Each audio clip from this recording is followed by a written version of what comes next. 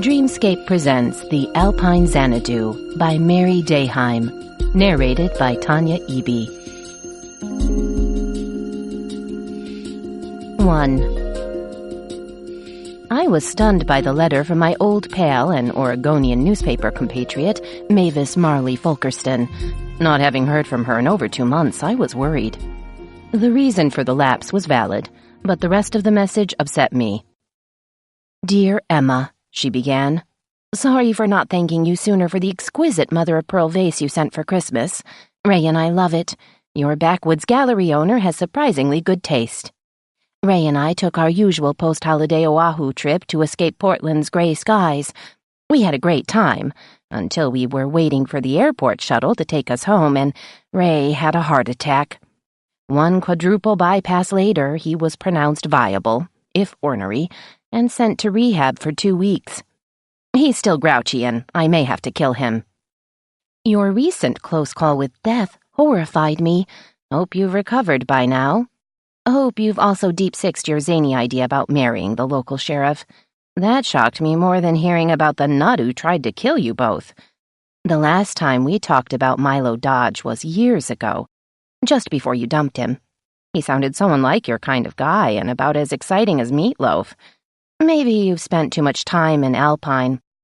What happened to the independent, culturally aware, free-thinking gal I knew on the Oregonian?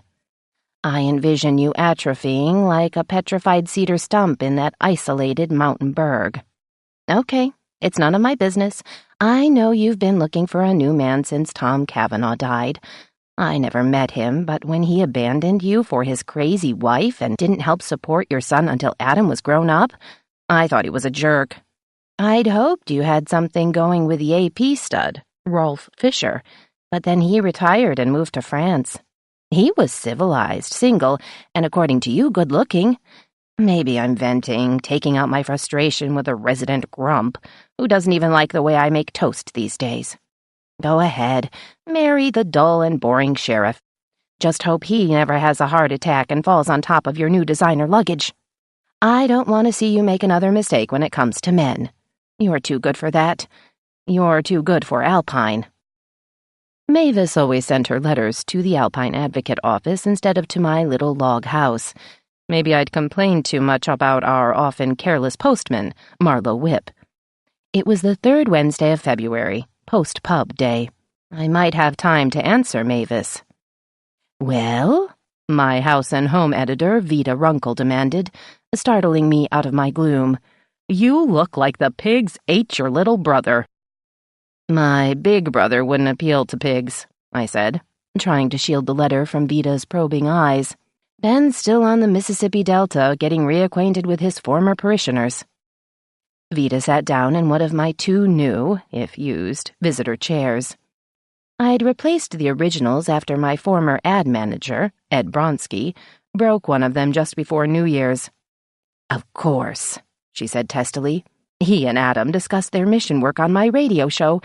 Such hardships, so cold for Adam in that Alaskan village, so hot for Ben in Arizona. Are you going to Delia Rafferty's funeral at the Lutheran church?" I grimaced. I forgot. It's at 1, right? "Yes. Despite the Irish name, the Raffertys aren't Catholic." "I went to Tim's service, remember?" Vida adjusted the green bow on her wide-brimmed purple hat. So sad when Tim was killed and their house burned down. Poor Delia had been gaga for some time. The baby's a year old now. Walking, according to Dot Parker. What kind of name is Ashley for a girl? It was better than Tank or Pewter, both of which had been given to recent local newborns. "Tiff's lucky her mom and grandmother babysit so she can work at the grocery basket," I said, aware of Vita's sharp gray eyes fixed on the letter I was trying to hide. "Dot and Durwood enjoy their great-grandchildren," she said wistfully, probably thinking about her spoiled grandson Roger, who'd finally disgraced himself. "Is that letter from an irate reader? It looks long." As the Advocate's editor and publisher, I'm the boss, but Vita is over 20 years my senior, and keeping secrets from her is futile. She sees and knows all, and God help anyone who doesn't tell all.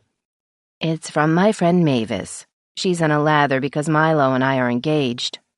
Vida harumphed. What does Mavis know? She lives in Portland. True, I said, accustomed to Vida's disdain for anyone who didn't call Alpine home. She was also a bit jealous of my other female friends. Maybe she's off her feed because her husband had a heart attack.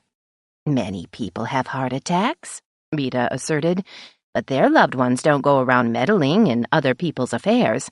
Really, I cannot understand why she thinks she should give you advice. Has she ever met Milo? To my knowledge, Mavis has never been near Alpine. True on both counts, I agreed. She thinks he's the wrong type of man for me. Face it, Vida, you used to feel the same way. She bristled a bit, her imposing bosom heaving under her black vest and purple blouse. That's because you had so little in common. Now it's obvious, too obvious sometimes, that you love each other. That trumps the rest. It would be nice, however, if you actually got married. You know we have to wait for an annulment of Milo's first marriage. Ben started the process with the Seattle Archdiocese. Yes. She pursed her lips and frowned. I still say that given your high profiles, you should have a civil ceremony first. It simply doesn't look proper for you to live together without being married. We aren't living together. Tanya's been staying with him for over 2 weeks. I've hardly seen Milo. His daughter still has nightmares. Vida grimaced. I thought the Hawaii trip would have cured her of that. It must have cost Milo the world to send her and her mother, Tricia. It wasn't cheap, I said, but I'm not unsympathetic to Tanya, or even Tricia. It was traumatic for them to be held hostage by her crazy fiancé and have Tanya get shot before watching the guy off himself. You and Milo had your own trauma. You don't have nightmares. I did for the first week or so, I admitted. I still dread the possibility of a trial. Maybe our perp won't be judged sane enough to be tried. It'll take 2 more months before he's evaluated at Northern State Hospital. Giving all those depositions was bad enough. Vida stood up. But you've come through it. As for Tricia, she may be manipulating Milo. She can't accept the idea he's marrying again, especially since her second husband betrayed her and they're divorcing. So foolish to think he wouldn't philander after cheating with her while they were both still married to other people. Which reminds me, I must work on my advice column. I still can't believe Pastor Purebeck ran off with Daisy McPhee. What will become of us Presbyterians? Straightening her hat, she walked away in her splay-footed manner. I decided to delay answering Mavis's letter. My sole reporter, Mitch Laskey, entered my office and put some hard copy on my desk. Here's the last of my Rest Haven series, he said, placing a foot on the chair Vida had vacated.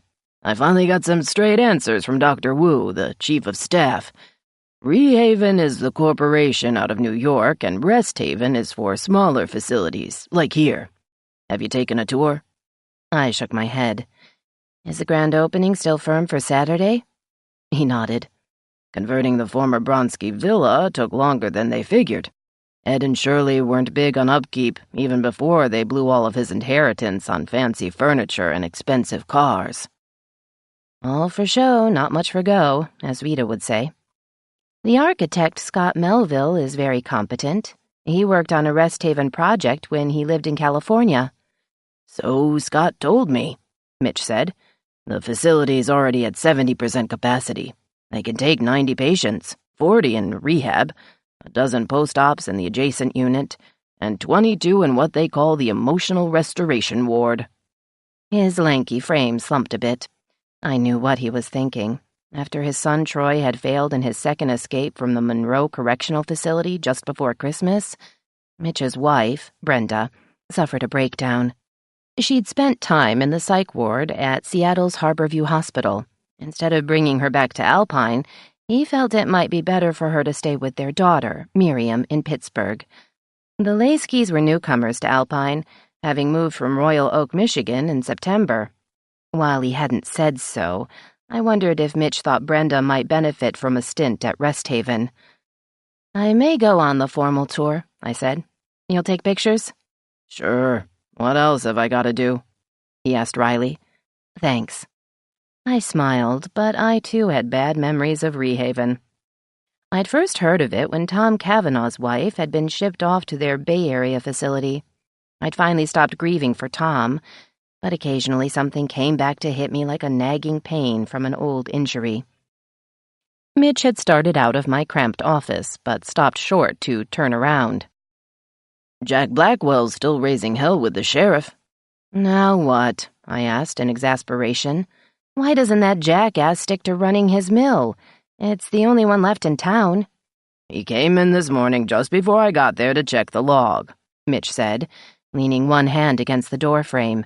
"His latest alleged brush with death was brake tampering on his SUV. Cal Vickers is checking it out at his Chevron station." "Did Jack get into it with Milo?" Mitch shook his head.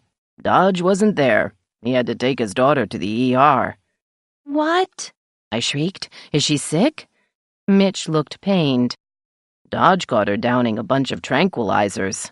"Oh, crap," I cried, falling back in my chair. "I guess she's okay, but he wanted to make sure," Mitch said. "Right." I realized my reporter looked puzzled. His absence from Alpine seemed to have left him out of the loop when it came to my relationship with Milo. This didn't seem like the right time to enlighten Mitch. "There are so many people with emotional problems," I said. "Your wife has had her share, and that's hard on you. Maybe we should all be in Rest Haven's psych unit." Mitch hung his head. "Maybe so." He shrugged and walked away. I was considering going to the hospital to check on Tanya when the phone rang. It was the city librarian, Edna Mae Dalrymple. "Emma, dear," she twittered in her chickadee-like voice. "I must congratulate you on standing up to Dixie Ridley last Thursday about the attempt to suppress Tom Sawyer from the high school curriculum. I meant to call you sooner, but I've been so busy. Did you write that editorial about it?" "I did, but naming no names," I said. "You'll see it when the paper comes out today." I reminded readers that Samuel Clemens was related to Carl Clemens, despite the difference in the spelling of their last names. "Oh, excellent. No one in Alpine will dare criticize the original mill owner or his kin. He's a legend here for being fair and generous. Dixie, as a football coach's wife, should be the last one to quibble. You should hear how some of those players talk on the sidelines." "Shocking, I'm sure," I said, wanting to get off the phone. "If you think that's shocking," Edna Mae rattled on, though she'd lowered her voice, "have you heard about the pornography that was found in 2 of the basketball players' lockers?" "No. When did that happen?" "Over the weekend when they played Granite Falls. Oh, dear, I shouldn't tell tales." I made a note. "I don't suppose you know any specifics?" "I wouldn't want to know," Edna Mae asserted. Of course not," I said. "Thanks for the heads up, though." "You're not putting it in the paper, are you?" I hedged my bets. "The paper's printed. Gotta go. Thanks again." I put on my jacket and grabbed my purse, but stopped at Mitch's desk to relay Edna Mae's porn rumor. "Check with Principal Freeman. He'll probably stonewall you, but you can deal with that. Keep track of Blackwell's latest attention-getting stunt. I've got to run an errand." Vita was on the phone, looking vexed. She stared at me as I rushed past her. Behind the reception desk, Amanda Hansen's eyes widened. "What's wrong?" she asked, her pert face alarmed. "Family emergency," I said, half stumbling out the front door. The rain was a mere drizzle, so I walked the 2 blocks uphill to the hospital. My response to Amanda had come unbidden. Tanya wasn't family. Not yet. But she would be when Milo and I got married. If we ever got married, I thought dismally. The new year had not treated us kindly. Not only had we narrowly escaped death, but trying to blow up a county sheriff and a newspaper publisher made regional news. We'd been pestered by the media, which had asked for everything from personal interviews to the possibility of a made-for-TV movie. Neither of us wanted our private lives invaded. We'd hunkered down in my snug little log cabin as much as our jobs would allow. Between KSKY's Spencer Fleetwood and my own media contacts, we'd discouraged most of the snoops without Milo resorting to the strong-arm tactics he swore he'd use if needed. I'd cringed at the thought of the sheriff decking a big-shot Seattle TV reporter or one of my former Oregonian colleagues. Mavis hadn't a clue about Skykomish County's sheriff, I thought, as I waited for a public utility district truck to go by at Pine Street. Behind that often laconic exterior, a volcanic personality lurked in his imposing 6'5" frame. My only regret was that it had taken me 15 years to realize how much I loved him. Mavis was right on one count.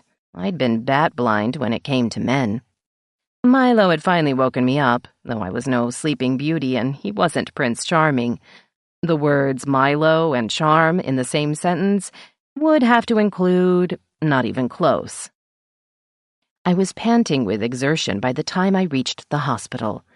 Jenny Bjortson sat behind the front desk. She and I had a bit of a history, but her father worked for Milo part-time as a handyman. "Ms. Lord," she cried, "are you here about the sheriff's daughter?" Unable to catch my breath, I nodded and leaned on the desk. "She's still in the ER," Jenny said, apparently not holding a grudge. "They got here about an hour ago." I took a deep breath. "Where's the sheriff?" Jenny made a face. "I'm not sure. I haven't seen him." Milo couldn't be in the ER. Maybe he was outside smoking. "Which doctor is on duty?" I asked. We only had 2 in Alpine. "Dr. Sung," Jenny replied. "He pulled night duty and was just leaving when the sheriff arrived. I think Doc Dewey is over at the clinic." "I'll check in at the ER nurse's station," I said. I'd gone into the corridor when I saw Milo exit the pharmacy. "Emma," he exclaimed, sounding relieved. I ran toward him and fell into his arms. "What's happening?" He didn't answer right away, but held me tight. I could feel his heartbeat close to my ear. "She'll be fine, the dumb shit." I craned my neck to look up at him. "Where can we talk?" "Maybe we could find an empty bed."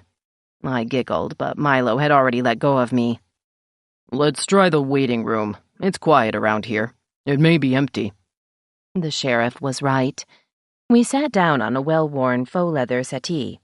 "Screw it," he said, taking out a pack of cigarettes. "Want one?"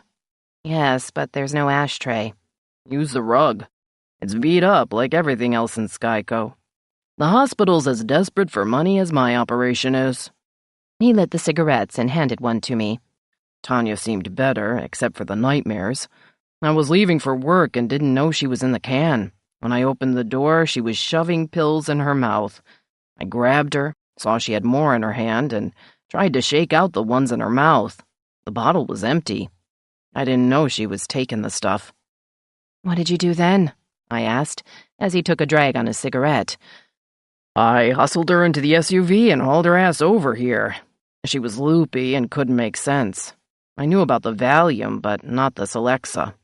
The pharmacist here says it's for depression." He sighed. "She'll be okay, but Sung's keeping her overnight. Can I come home?" I saw the wistful look in his hazel eyes. "Oh, please do," I said, leaning against him. "I've missed you so much it hurts."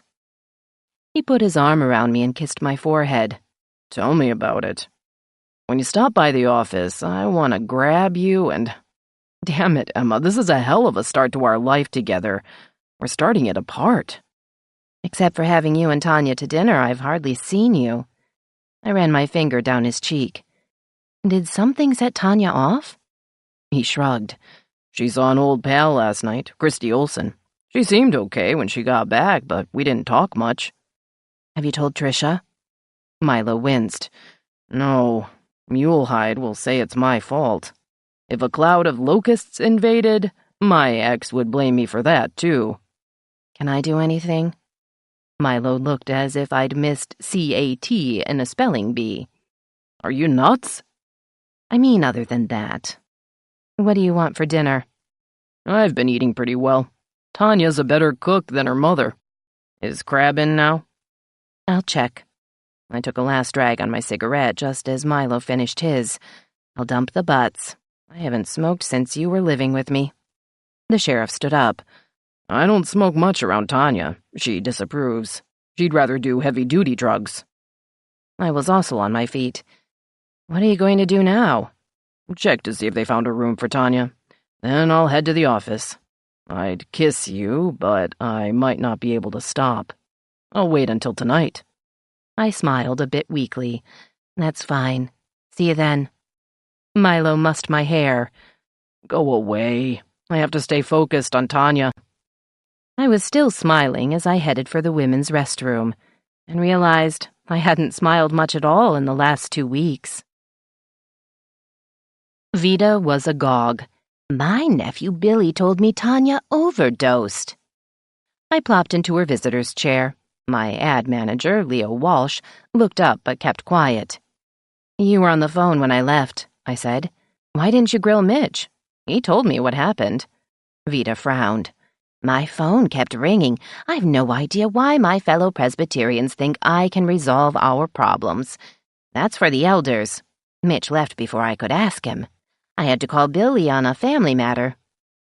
My evil self hoped that Roger had been arrested, again. But I shoved the thought aside and related what I knew about Tanya to Vida, Leo, and Kip, my backshop tech wizard.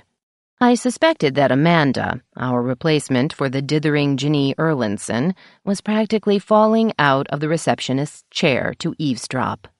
Kids, Leo remarked, they never stop needing parents, do they? Vida shot him a sharp glance. Are you reconsidering your retirement and a move to California? Leo shrank back in his chair, as if he expected Vida to pounce on him. Hey, Duchess, he said, using the nickname she claimed to hate. I don't know if Liza wants me back in the fold. She's leaning that way since she dumped the guy who filled in for me while I stepped out of the house for the past 16 years. Vida stiffened in her chair. Another divorce? Leo sighed. I didn't know until I went down to Santa Maria on Thanksgiving that they were never married. After we divorced years ago, she told me they'd tied the knot. But Liza's a good Catholic girl, and she wanted to keep up appearances of a legal union. Oh, how ridiculous, Vida exclaimed. Some Catholics, she went on, darting a look at me, don't care what people think. The conversation was going downhill fast. I stood up, shrugging out of my jacket. Did Bill mention Blackwell's latest allegations? No, Vida admitted. But if someone wants to kill him, it's Patty Marsh. I can't believe they parted after so many years of doing whatever they did together. There must be another woman. Jack was her meal ticket. They're no spring chickens. Milo probably hopes someone will shoot Blackwell. They've never gotten along. That's Jack's fault, I said, edging toward my office. Back when the sheriff was elected, Jack ran against Milo because he didn't like the way the murder investigation of Patty's former son-in-law was being handled. He got his rear end kicked at the ballot box. It goes further than that, Vida declared. Those two have gone head-to-head since Milo got back from Vietnam. I stopped backpedaling. How so? Vida lifted her chin. If Milo hasn't told you, it's not my place to talk about it. You know I don't gossip. And beavers don't build dams on Goblin Creek, I thought. Vida's attitude on this gloomy Wednesday was beginning to annoy me.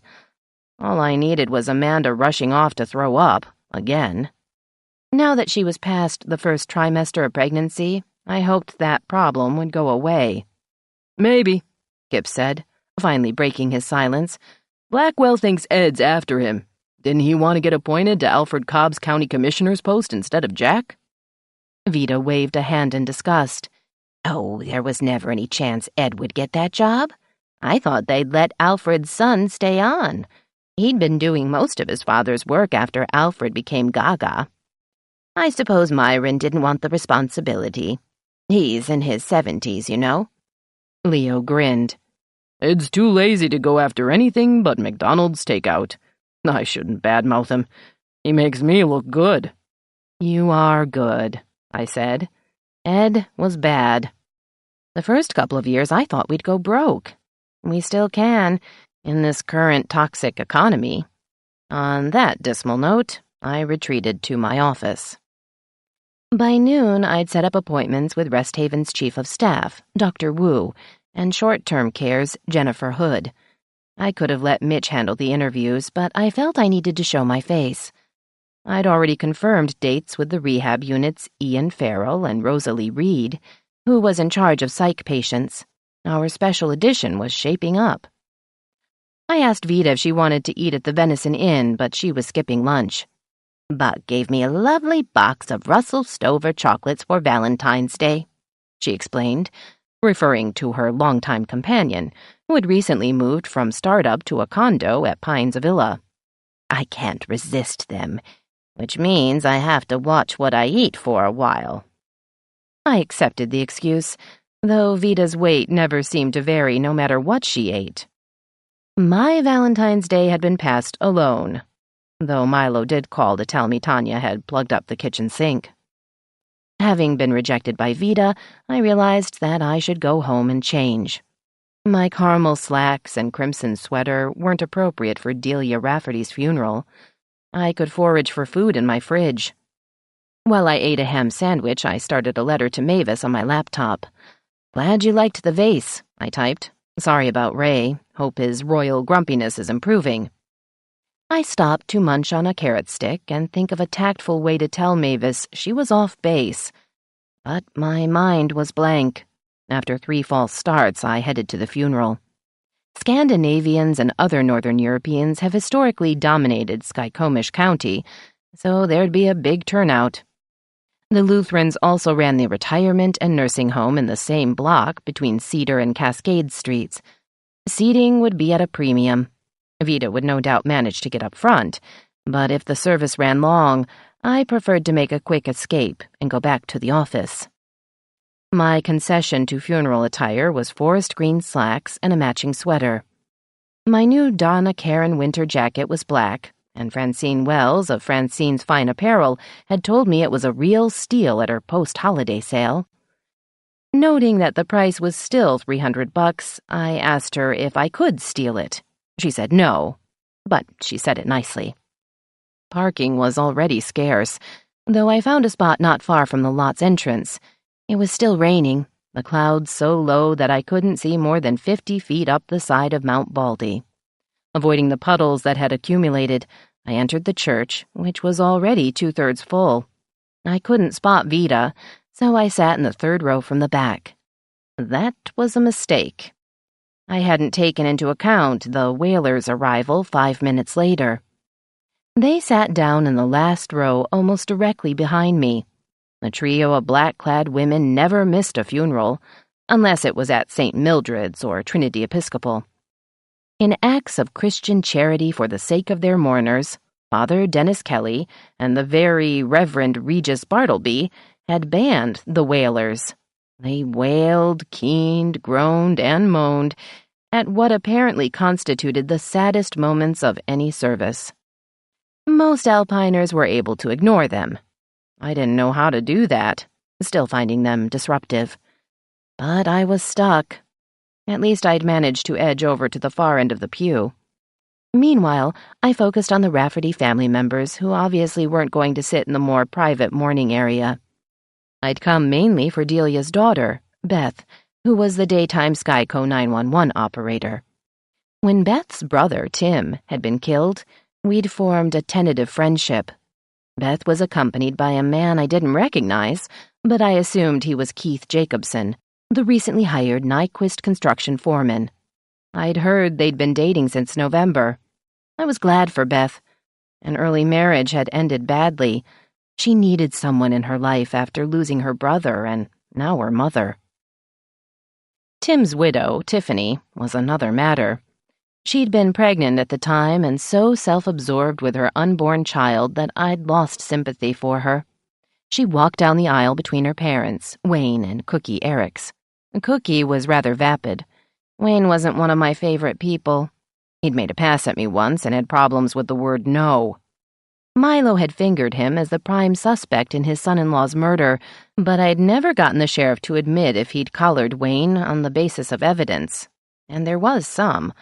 Or because the lecher had hit on me. I was so fixated on Wayne that at first I didn't notice the tall, saturnine man who was following the Eric's family. It was Jack Blackwell, who sat down with the rest of Delia's kinfolk. I was puzzled, unaware of a connection between Black Jack and the Rafferty or Eric's clan. My rubbernecking allowed me to catch Vida moving into the second row. I hadn't seen her come in. Maybe she'd entered through a rear door, or had descended from the ceiling like a prophet in the Bible. Pastor Nielsen conducted a dignified service. I drifted, only being jerked back into attention when the wailers wailed, or otherwise made some ungodly noise. Near what I hoped was the ceremony's conclusion, I noticed Milo standing across the way at the back. I decided that was my cue for making an exit. The sheriff noticed my departure. By the time I got out into the vestibule, he was waiting for me. He didn't look happy. "What's wrong?" I asked, craning my neck to stare up at him. The more than a foot difference in height between us always made me feel as if he were looming over me. He glanced around to make sure nobody was lurking in the alcoves or on the stairway. "Mulehide. She's driving up here later this afternoon. Did you buy the crab already?" "No," I said. "I haven't had time. Can you come later?" His big hands clutched at his regulation hat, as if he wanted to rip it to shreds. "No, she's staying at the house. Linda Grant hasn't got any heat. Her furnace went out last night." Linda was the high school PE teacher and an old chum of Trisha's. The last time Milo's ex had come to town, she'd spent the night with Linda. "Oh, damn, can't you—" I stopped. "No, you can't leave her there by herself. She's probably worried sick." Milo looked as disappointed as I felt. "Maybe she'll take Tanya back to Bellevue. If I walked out on Mulehide, it would only give her an excuse to make me miserable. She already figures I'm responsible for every one of our kids' problems, including chicken pox. Hell, I was lucky to see them once a month after she took off. I'll never know what god-awful bullshit she told them about me and why she left." He winced as the wailers let out an ear-splitting cry like a dying elephant. "Jesus," he said under his breath. "Can't I arrest those old bats for breaking an anti-noise statute?" "Do we have one? Do you want them wailing away in the jail?" "God, no. I'd ship them to Everett." We turned as Al Driggers, the funeral director, opened the double doors. I could hear the organ playing. Apparently the funeral was over. "Hello, Sheriff. Hello, Emma," Al said in his suitably mournful voice. "You can go downstairs to the reception hall now." "I stopped in for Beth," Milo said. "I have to get back to work." I told Al I had to do the same. Milo steered me outside. "I'm blocking the exit, so I'd better go." He gave me a quick squeeze. "Later." I watched him head for the Yukon SUV. I headed for my Honda. I knew life wasn't fair, but that didn't make me feel better. I'd never met Trisha. I trusted Milo, but the idea of him spending the night under the same roof with his ex irked me. My perverse nature goading me, I purposely stepped in a big puddle. Now I could bitch about ruining my good black shoes, along with everything else that had gone wrong lately. Amanda greeted me with a friendly smile. "I didn't think you'd get back so soon. Mayor Ball wants to meet with you Friday morning." "Why doesn't the old coot just wander in the way he always does?" "He said this was official business." Amanda shrugged. "Don't ask me, he sounded very formal. He forgot to use his Louisiana accent. Is he really from down there in the bayou?" "Yes," I said, wiggling my toes inside my damp shoes. "The Bows moved here 30 years ago. Their son married a girl whose family owned a dairy farm by Monroe. The senior Bows moved nearby, but later he and Irene split up. The farm was sold and his son's family moved to Edmonds. After Fuzzy and Irene reconciled, they came here and he ended up as mayor. He must be 80. Does he do anything as mayor?" It's mostly ceremonial. I removed my jacket. He does have a rare brainstorm. 11 is okay. If he's too windy, I'll say I have a lunch date. Will do, Amanda said, making a note. How was the funeral? Fine, except for the Whalers. And before you ask, I still haven't heard from Ginny. I sense she isn't coming back. With 3 kids, she's got her hands full. Maybe she should stay home and play mommy. I'm just glad you were freed up from your holiday duty at the post office. So am I, Amanda said. With Roy still recovering from going off his rocker over his missing mama, it was more chaotic than usual. I hear he's doing better. Doc Dewey prescribed some meds that work for him. The saga of Roy's mother, Myrtle Everson, had gone on for 16 years after she disappeared without a trace.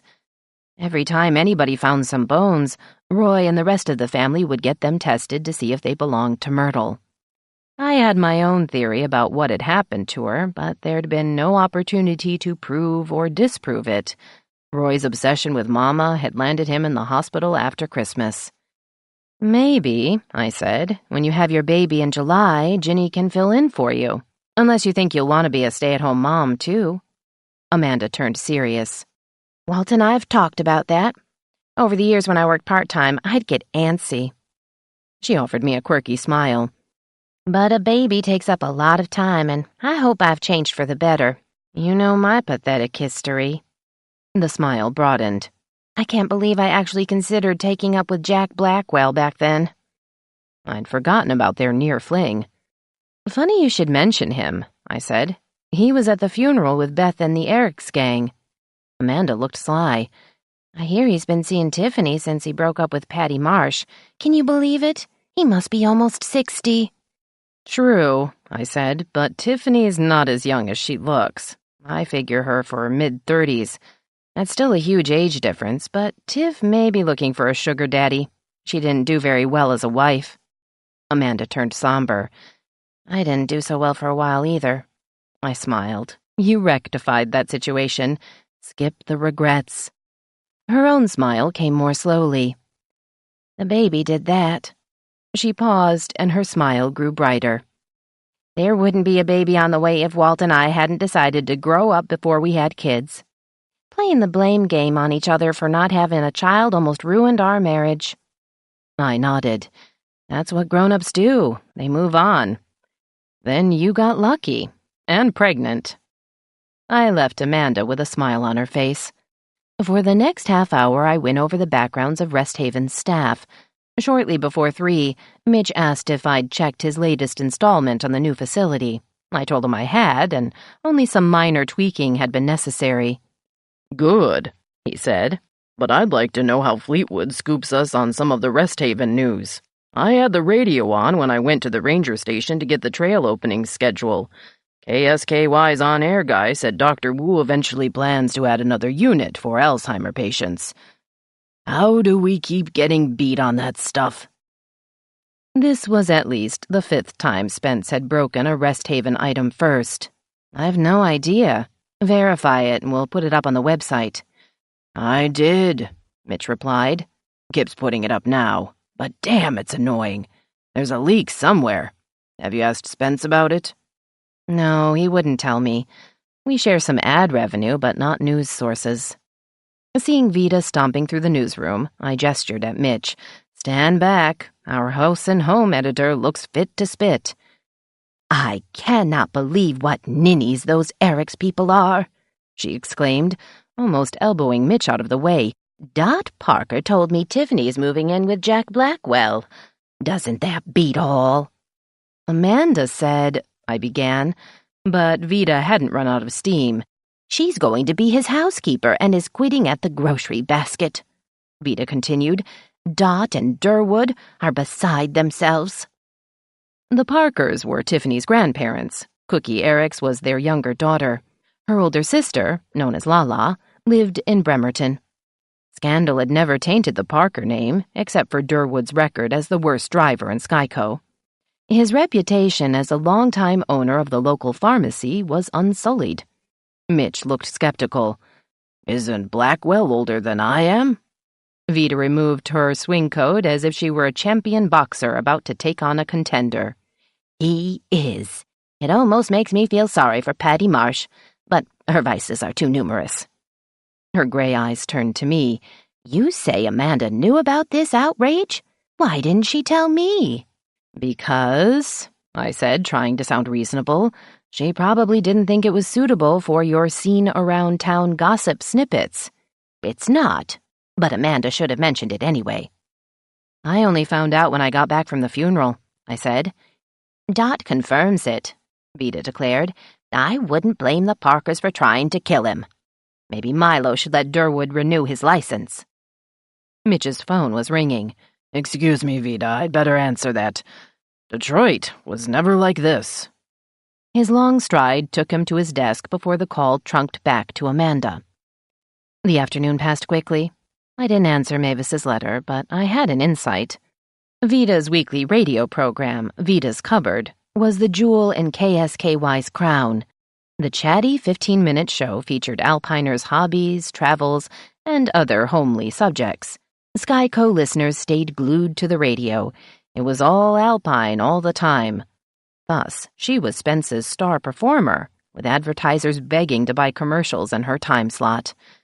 "I've got a question," I said, sitting in Vida's visitor's chair.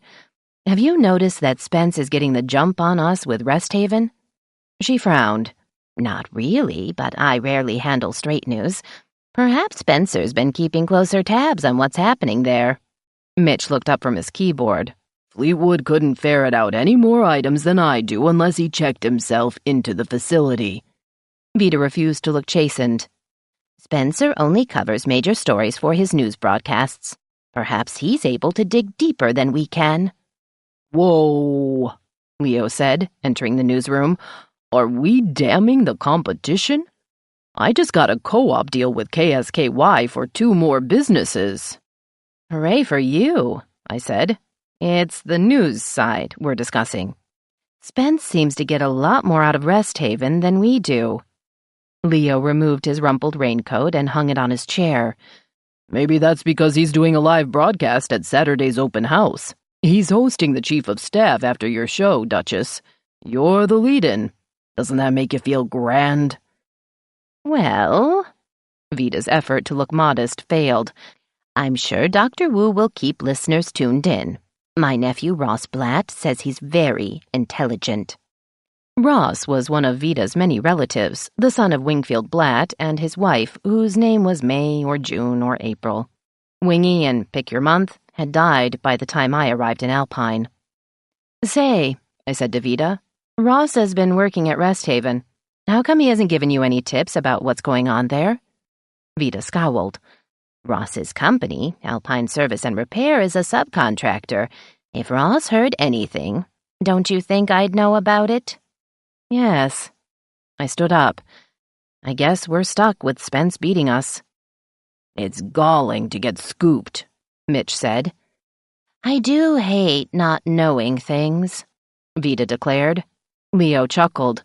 "It's not as if Rest Haven will make big headlines." "True," I admitted. "Before our next deadline, we'd discover I was wrong. Dead wrong." 2. I spent the evening alone, without even a phone call from Milo. I was only vaguely miffed, knowing that he was coping with both Tanya and Trisha. But I missed him. We'd had less than 3 weeks living together in my little log cabin, and half the time we'd been so worn out from our own ordeal that by evening we were dead tired. Milo hadn't had time to assemble the new king-sized bed I'd bought during the January sale from Lloyd Campbell's store. It had been delivered the day before Tanya arrived at his house in the Icicle Creek development. The standard-size bed I'd bought 30 years ago in Portland wasn't big enough to accommodate the sheriff. Even when we were a couple almost 10 years ago, Milo didn't stay over that often, and neither of us ever complained. But now it was different. He'd be living here all of the time, if he could ever lose his ex and their daughter. What was almost as frustrating for the sheriff was that he hadn't been able to go fishing. Unlike Trisha, who'd balked at his need for solitude to slough off the rigors of his job, I understood. Fishing is part sport and part spiritual experience. Milo had recently told me he often used the time for introspection, something I thought he rarely did. But there were depths to him that I'd never plumbed. The truth was I'd never wanted to, for fear that maybe there weren't any, or that if there were, I'd realize how much I'd always loved him and give up the dream that had been Tom Cavanaugh and the enigma that had been Rolf Fisher. Emma Lord, love dunce. I'd spent 30 years perfecting the role. It was still raining Thursday morning. The dark clouds hung over Alpine almost to the tree line at the rear of my house. As a native Pacific Northwesterner, I didn't mind. Gray, not green, should be Washington's official color, at least in the western half of the state. As I drove down the hill to Front Street, I glanced toward the sheriff's office. There was no sign of Milo's Yukon. Maybe he'd stopped at the hospital to see Tanya. Amanda had the bakery run that morning. When I arrived, she was setting out sugar donuts, maple bars, and cinnamon twists. After greeting her, I poured a mug of coffee and grabbed a donut. Vida and Leo were both on the phone. Kip apparently was in the back shop, and Mitch arrived just as I started to head for my office. "Hey, boss," Mitch called to me, almost on my heels by the time I reached my desk. "You free for lunch today?" "Yes," I said, wishing I sounded more enthusiastic. I hadn't given up hope that Milo might be free during the noon hour. My reporter tapped his fingers on the doorframe. "I've got some things I'd like to discuss with you, not related to work." "Okay," I said. "Unless things get hectic, that's fine." Mitch nodded and went to his desk. What to do with Brenda, I thought, sitting down. So many people had mental problems. Was the atmosphere full of emotional disturbance germs? I'd spent 30 years waiting for Tom's wife, Sandra, to drive him to divorce or run off with somebody else. She'd once done the latter, but her affair with a much younger man had ended abruptly. Eventually, she had died from an overdose of her funny bunny meds. Tom was finally free to make me his wife, but instead of marrying him, I ended up burying him. Now it was Tanya, and in between Roy Everson with his mama fixation and Mitch's wife, Brenda. I'd never really gotten to know her, though I blamed myself for lack of trying. She hadn't seemed very social. Given her recent breakdown, I wondered if she'd brought her mental problems with her from Royal Oak. Mitch left at 8:30 to check the sheriff's log. I had a 10:30 interview with Rosalie Reed, so I went over my notes. Dr. Reed was 49, a native of San Rafael, and had gotten her doctorate of psychology from UCLA. Married, one son. She'd moved to the Seattle area in 1997 and set up practice on the east side with offices in Bellevue. The glossy photo showed a serious patrician woman who exuded strength and purpose. She was no beauty, but she had a kind of mystique that I figured men would find attractive. Maybe if I could get her to smile, she'd turn radiant. I resolved not to resort to a pratfall. Being basically clumsy, I might do that without trying. Mitch returned just as Amanda was delivering the mail. "Not much in the log today," he said, poking his head into my office. "Nobody's taken a shot or tried to run down Blackwell in the last 24 hours. But Cal Vickers thought the brakes in Jack's car were iffy." I didn't give a hoot about Blackwell's brakes. "Was the sheriff in?" "He got there just as I was leaving," Mitch said. "He looked grim. Given that he ignored me, I didn't ask about his daughter." My watch said it was 9:30, giving me time enough to visit the sheriff's office for a first-hand report. The deputies didn't say anything? "Nothing. You know how they close ranks, especially if it's anything about their boss." Right. I smiled faintly at Mitch before he returned to his desk. Milo's attitude about the job had not changed after we became engaged. In fact, we'd agreed that neither of us could bend, even after we got married. The often adversarial but necessary conflict between law enforcement and the press remained in place. 5 minutes later, I greeted Lori Cobb at the reception desk. My first question was a personal one for Lori. "How's your grandma doing now that Grandpa Cobb's been dead for almost 2 months?" Lori's plain face drooped. "She's dating." I gaped. Mrs. Cobb was almost 90.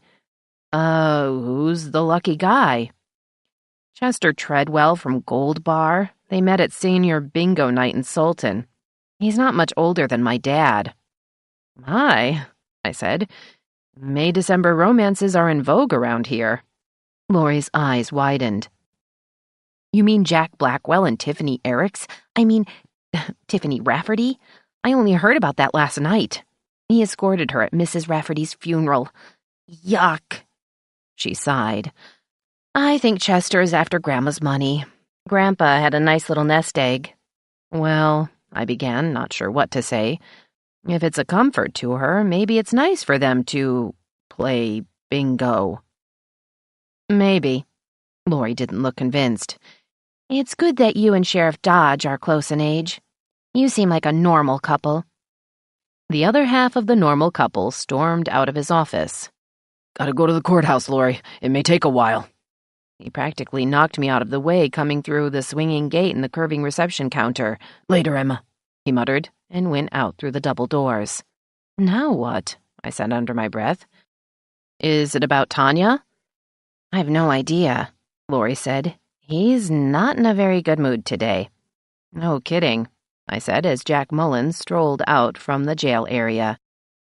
Hey, Jack said, his impish expression in place. I hear your love nest's empty lately.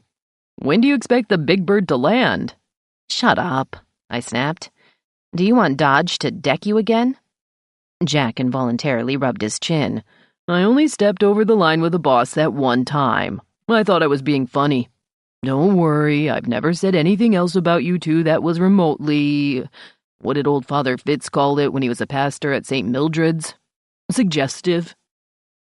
Laurie, who wasn't Catholic, looked puzzled. Suggestive of what? Good question, Jack said. It's an old-fashioned RC word for anything to do with sex. You know, like saying underpants or bosom. Laurie shook her head. And I thought Grandpa and Grandma's Baptist church was strange. Dwight Gould came through the door, looking like Dwight always did. Sour. It's only 10 o'clock and I've already cited 5 people for speeding, one of them right on Front Street. Those other idiots out on Highway 2 don't know how to drive in the rain, especially Californians. Why do those people come up here to cause trouble? Zip it, Jack said cheerfully. It's money for Skyco. God knows we need it. It's a wonder we've got streets for people to drive on. Damned budget, Dwight muttered, moving behind the counter on his way to the coffee urn. I haven't had a raise in 3 years. On that glum note, I decided to leave before Dwight turned his ire on me. He seemed to have trouble deciding if I was the best thing that had ever happened to Milo or the worst. Maybe I should ask him to write a letter to Mavis explaining how Herculean the sheriff appeared to his staff. Out on the sidewalk, I was tempted to walk to the courthouse to see if I could find Milo, but that was a bad idea. Would I have done that if we weren't engaged? Maybe. I was never good about boundaries. Breaking them is part of a journalist's job, but I refrained. All was well at the office. I went back to my Honda and drove toward River Road, site of the former Casa de Bronska. Turning off Front Street, I had to stop at Railroad Avenue for an eastbound Burlington Northern Santa Fe freight lumbering through town. After the barrier lifted, I was across the tracks on River Road, past Milo's house and the Icicle Creek development, over the Icicle Creek Bridge, beyond the golf course, and finally turning onto the drive leading to Rest Haven. Gone were Ed's gilded lions, which had always looked more like Bert Lahr in The Wizard of Oz than the kings of an African jungle. Gone, too, was much of the so-called Italian rose garden, which had succumbed to lack of care. The only recognizable thing about the Bronskys' ill-advised attempt at grandeur was the building's basic exterior, and even that was mercifully changed, the pink stucco having been replaced with a dull but less garish pale green. Despite the wait for the BNSF train, I was 3 minutes early. The young woman at the desk in what Ed had called the Attican informed me there'd be a short wait, as Dr. Reed was still with a patient. I took a seat in a comfortable armchair, admiring the changes that local architect Scott Melville had made in converting the ostentatious home into a usable yet attractive facility.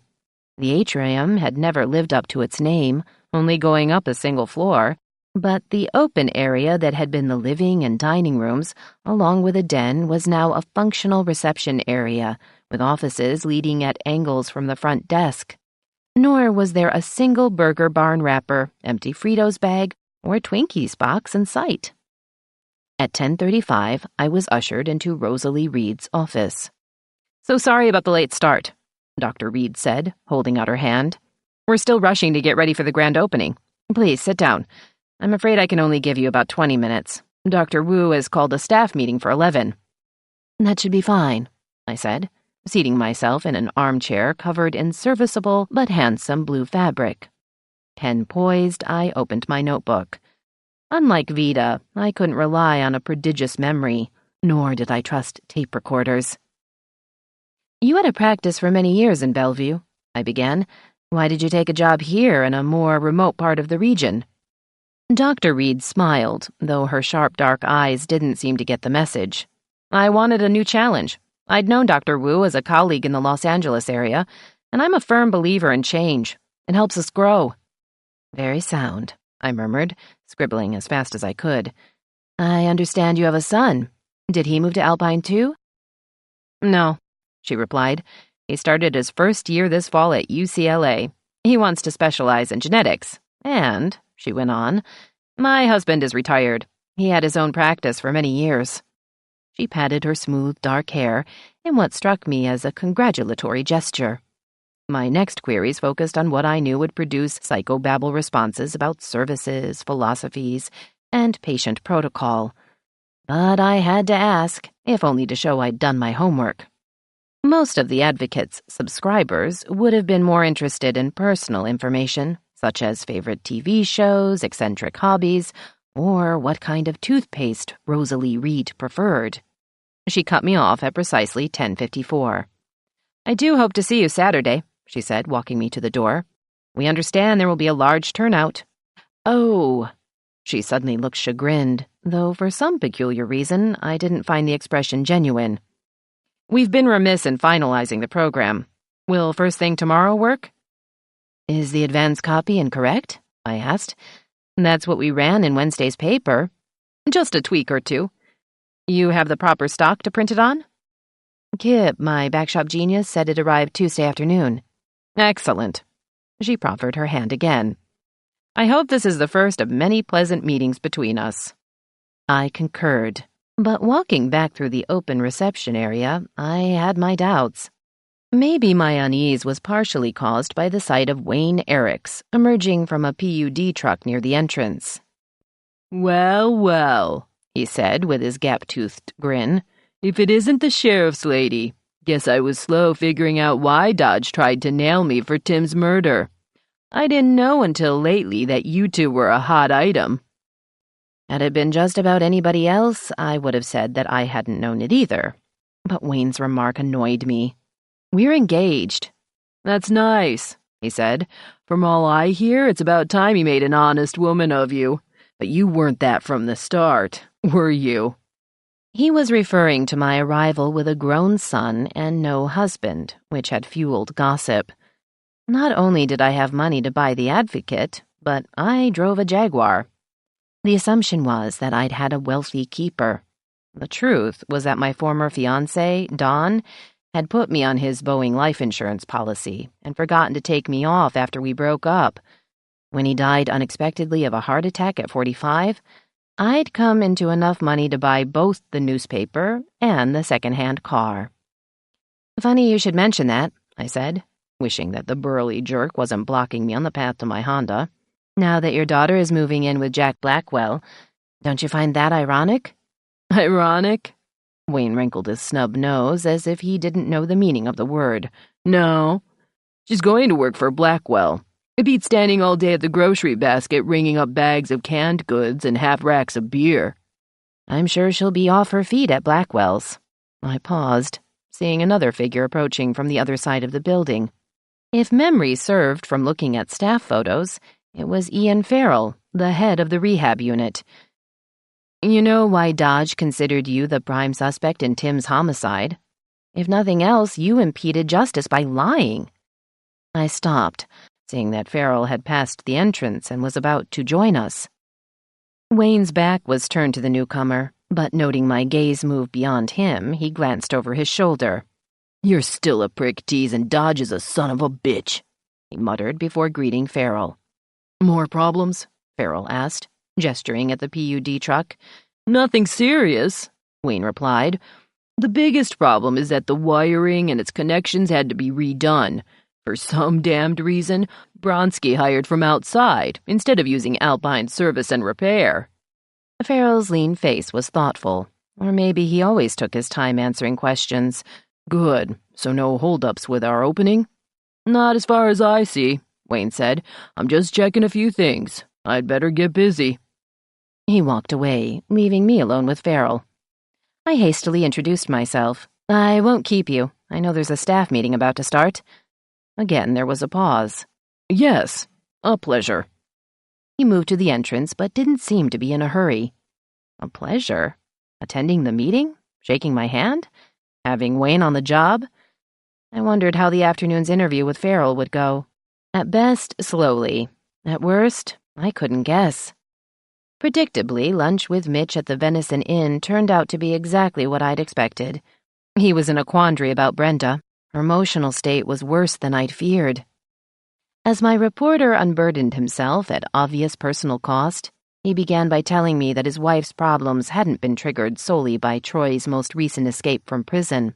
Her psyche had always been fragile, though it began to worsen after empty nest syndrome set in. "Brenda's first and foremost a mother," he explained after our salads had been delivered by Nicole, one of Vita's many relatives. "Not to say she hasn't been a good wife. She has. But Brenda worked on her weaving at home while our kids were growing up. Our older two stayed close by and graduated from Wayne State.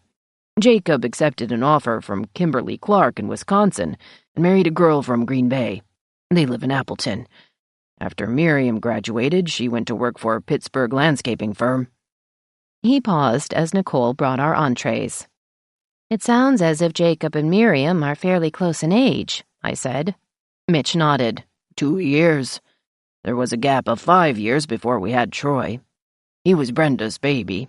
In fact," he continued with a rueful expression, "Brenda insisted on calling him Troy rather than an Old Testament Jewish name. It seemed as if she stamped him as her own from the day he was born." He stopped to take a bite of his pastrami on rye sandwich. "You know the rest of it," he continued. "Dropping out of school, following a girl to Spokane, getting dumped, and then into drugs. In the meantime, Brenda wasn't just frantic. She made herself sick. That's when I decided to move here, so we could be close to Troy. I thought it would save her sanity. It didn't." I swallowed some of my shrimp salad sandwich. "Can you attach a name to whatever is wrong with her?" "Clinical depression was the original diagnosis when we were in Detroit. Once she got here, she seemed better. Then Troy made his second escape, and that really threw her. At this point, I don't know what a professional would call it. The last few weeks before Troy broke out, she didn't want to leave the house. I can't keep her with Miriam. Our daughter has a job and can't play round-the-clock nursemaid. I can't either. I may put her in Rest Haven and hope for the best. From what I've seen of the place, it's first rate.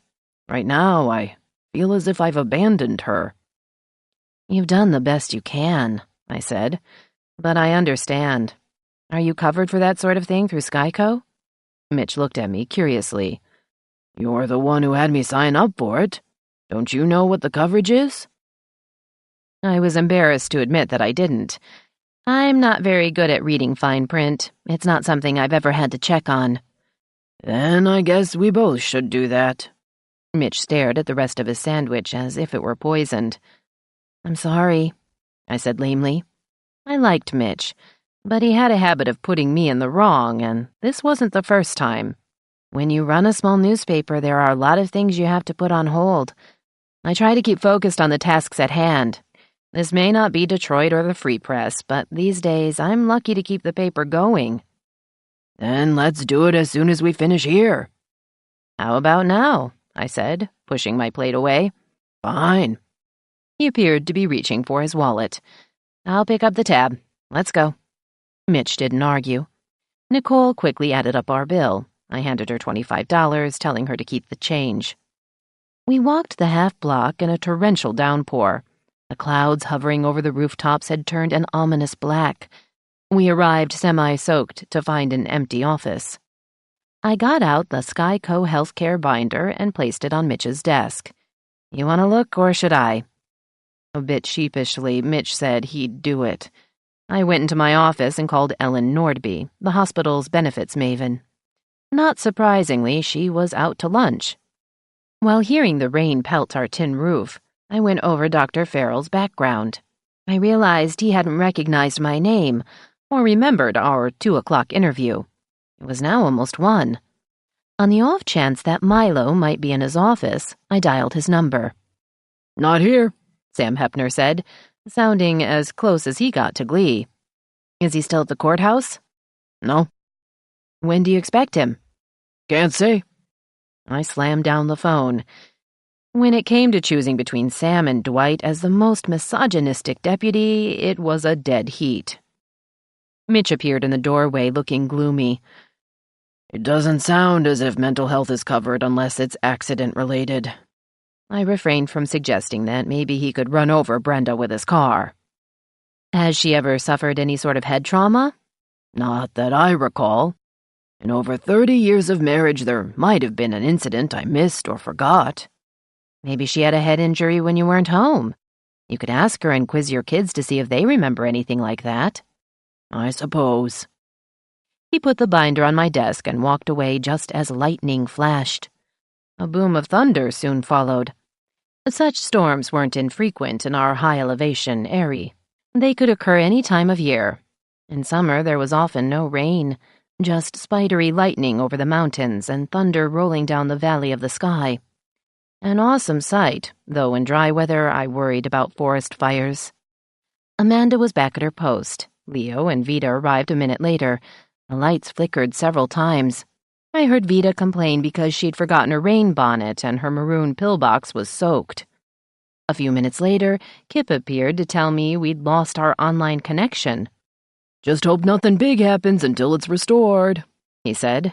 With any luck, I responded, lightning will hit KSKY's antenna. Vita had overheard. That's unkind. My program is on tonight. Sorry, I'm still miffed about Spence scooping us. I'd barely spoken when our lights dimmed. My first reaction was to check to see if the phones worked. Mine didn't, but I had my cell. A pole must have been hit, Leo said, raising his voice to be heard over the thunder. At least it's not dark enough to need candles. Coleman lanterns, Vita said. That's what they used in the old days in Alpine until the houses got electricity. Another 5 minutes passed before the storm moved on. I asked Mitch to check on the extent of damage. Heading to my office, I heard sirens. No surprise in severe weather. The storm passed just after 1:30. Through the window above Vita's desk, I could see that the rain had dwindled. There were no visible lights across the street. Before I got to my desk, my cell rang. Emma, Milo said. Wayne Eriks is dead. What? I shrieked. He either fell off a pole or got fried by a hot wire. Maybe both. Milo hung up. 3. My staff was mildly stunned by the news of Wayne Eriks's death. He always was the careless type, Vita asserted. I don't think I know him, Mitch murmured. The widow Rafferty's dad, right? Leo said. Dumb stunt if he was on a pole in this weather, Kip remarked. That creep hit on me once, Amanda declared. A bad habit of his, I noted, and wished I'd kept my mouth shut. Most of all, I wished I knew where the accident had happened. Milo hadn't given any details. Those sirens, I said. They probably were for Wayne. Did it sound as if they were headed to Rest Haven? Possibly, Vita replied. They were going east. It was 1:45. I'm heading up there to interview Dr. Farrell. Maybe I'll go now, just in case that's where it happened. Wayne was working on some glitch when I was there before noon. Vita nodded. I must call Dot Parker. She was never fond of her son-in-law, but she'll feel sorry for Cookie. The Erickses have had more than their share of problems. First, their son, Ringo, died in a rafting accident. Then Tiffany's husband, Tim, was murdered. And now Wayne is dead. Don't forget his brother, Mel's sister-in-law, Crystal. She came to a dreadful end. They do seem hexed. Hexed? Mitch echoed. They sound doomed.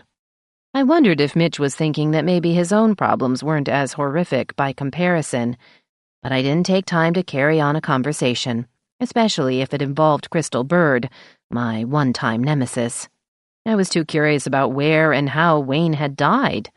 Telling Kip to stand by in case our power was restored, I headed out into what had subsided to our normal February rain. No freight trains held me up, but there were big puddles of water on Front Street and River Road. I was forced to drive slowly, and once I passed the golf course, I could see an ambulance blocking the entrance to Rest Haven's sloping driveway. I pulled onto the verge, trying to spot Milo's Yukon. Just as I was about to get out of my car, the fire engine pulled out. It was only then that I spotted the sheriff standing by the medic van and talking to Del Edmondson, one of the drivers. As I trudged to where they were talking, I saw Sam Hepner and the only female deputy, Doe Jameson, getting into a cruiser. This was the first time I'd assumed my editor's role, except for our own frightening story, since Milo and I became engaged. To my surprise, I felt awkward. Sam and Doe took off just as I reached Milo and the medic. Hi, Emma, the sheriff said. Your power's back on? I shook my head. Not yet. His hazel eyes turned wary. How'd you know where Eric's was? I'm here to interview Dr. Farrell, I said, my awkwardness overcome by annoyance. Besides, the last time I saw Wayne Ericks, he was here at Rest Haven. Milo nodded vaguely. It probably was an accident with a hot wire. The dumb shit had taken his gloves off. Doc Dewey can do his thing now. He gestured over his shoulder at the river, which was running high and off-color. Weird. Almost the same spot where Ursula O'Toole Randall was found face down in the sky. I thought back to the long-ago incident that had occurred while Milo and I had been a couple the first time around. I wondered if the site was jinxed. That's it, I said, nodding at Del, who'd given the sheriff a semi-salute before heading to the medic van. What did you expect? Somebody shot him and he fell off the pole? The ambulance is heading out. Milo continued as the vehicle descended the driveway. Eric's is on the way to the morgue. You want pictures? Del had pulled out and was making a U-turn on River Road. Milo and I both stepped out of the way. I didn't bring a camera. Good thing. You take lousy pictures. I waited until the van had passed us. You're in a lousy mood. Milo grabbed my arm. By those crabs. God damn it, Emma. I could cart you off now if I didn't have to fill out a bunch of paperwork. I stared up at him. You're free of Trisha and Tanya? You bet. He grinned and squeezed my arm. Now beat it before I ruin our staid new public image. Okay, I said meekly. What if they don't have Crab? The sheriff had let go of my arm and started to turn toward his SUV. I don't give a shit. I'll eat sawdust if that's all you've got. Smiling, I went back to my Honda, but waited for Milo to drive away first. He waved as he passed by.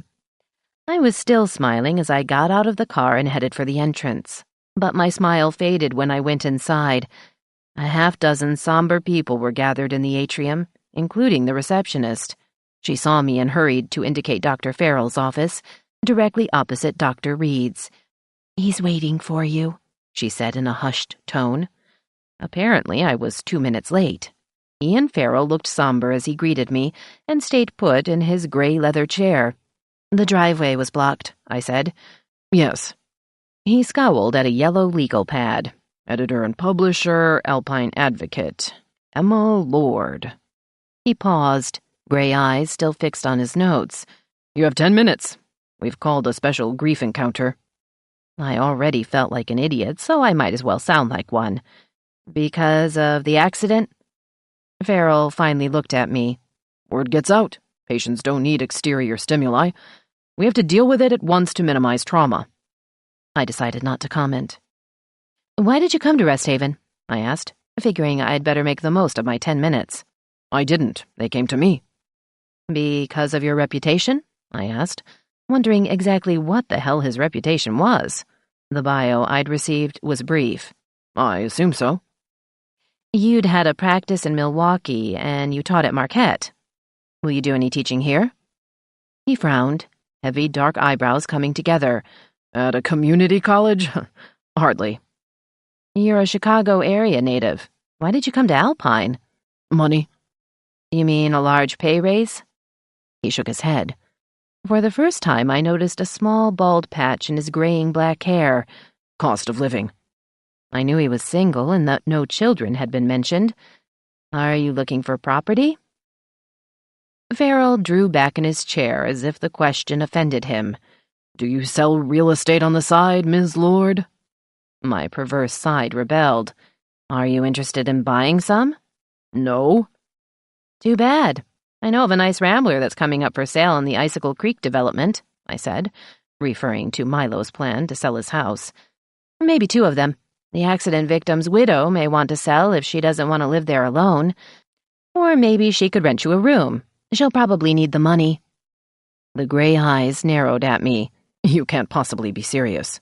Oh, but I am, I said, standing up. One final question. What kind of toothpaste do you use? Farrell didn't answer right away. I didn't think he would. By the time he uttered the single word Crest, I was halfway out the door. The power was on by the time I got back to the office. In fact, it might have gone on while I was en route to Rest Haven. Certainly there'd been no sign of outage or even dimmed lights at the facility. Whoa, Leo said as I stomped into the newsroom. You're pissed. I am, I admitted. I'm off to a crappy start with the Rest Haven people. What's worse is that when I drove away, Fleetwood was just arriving. Let's check the hour turn at 3 to see if he beats us again. Rest Haven does advertise with KSKY and us, Leo pointed out. I know, I said, taking off my jacket. I managed to blow it with Farrell, but the whole setup bothers me. Leo chuckled. Maybe Ed's aura lingers. There's not much of that left. They've done a good job of erasing the Bronsky imprint. I sank into Leo's visitor's chair. I'm going to pass the other interviews to Mitch. Where is he? Doing the story on Blue Sky Dairy's new equipment, Leo said after lighting a cigarette. Give him the job. He needs to stay busy. Vida entered from the back shop. Well, now, was Wayne drunk? I doubt it, I said.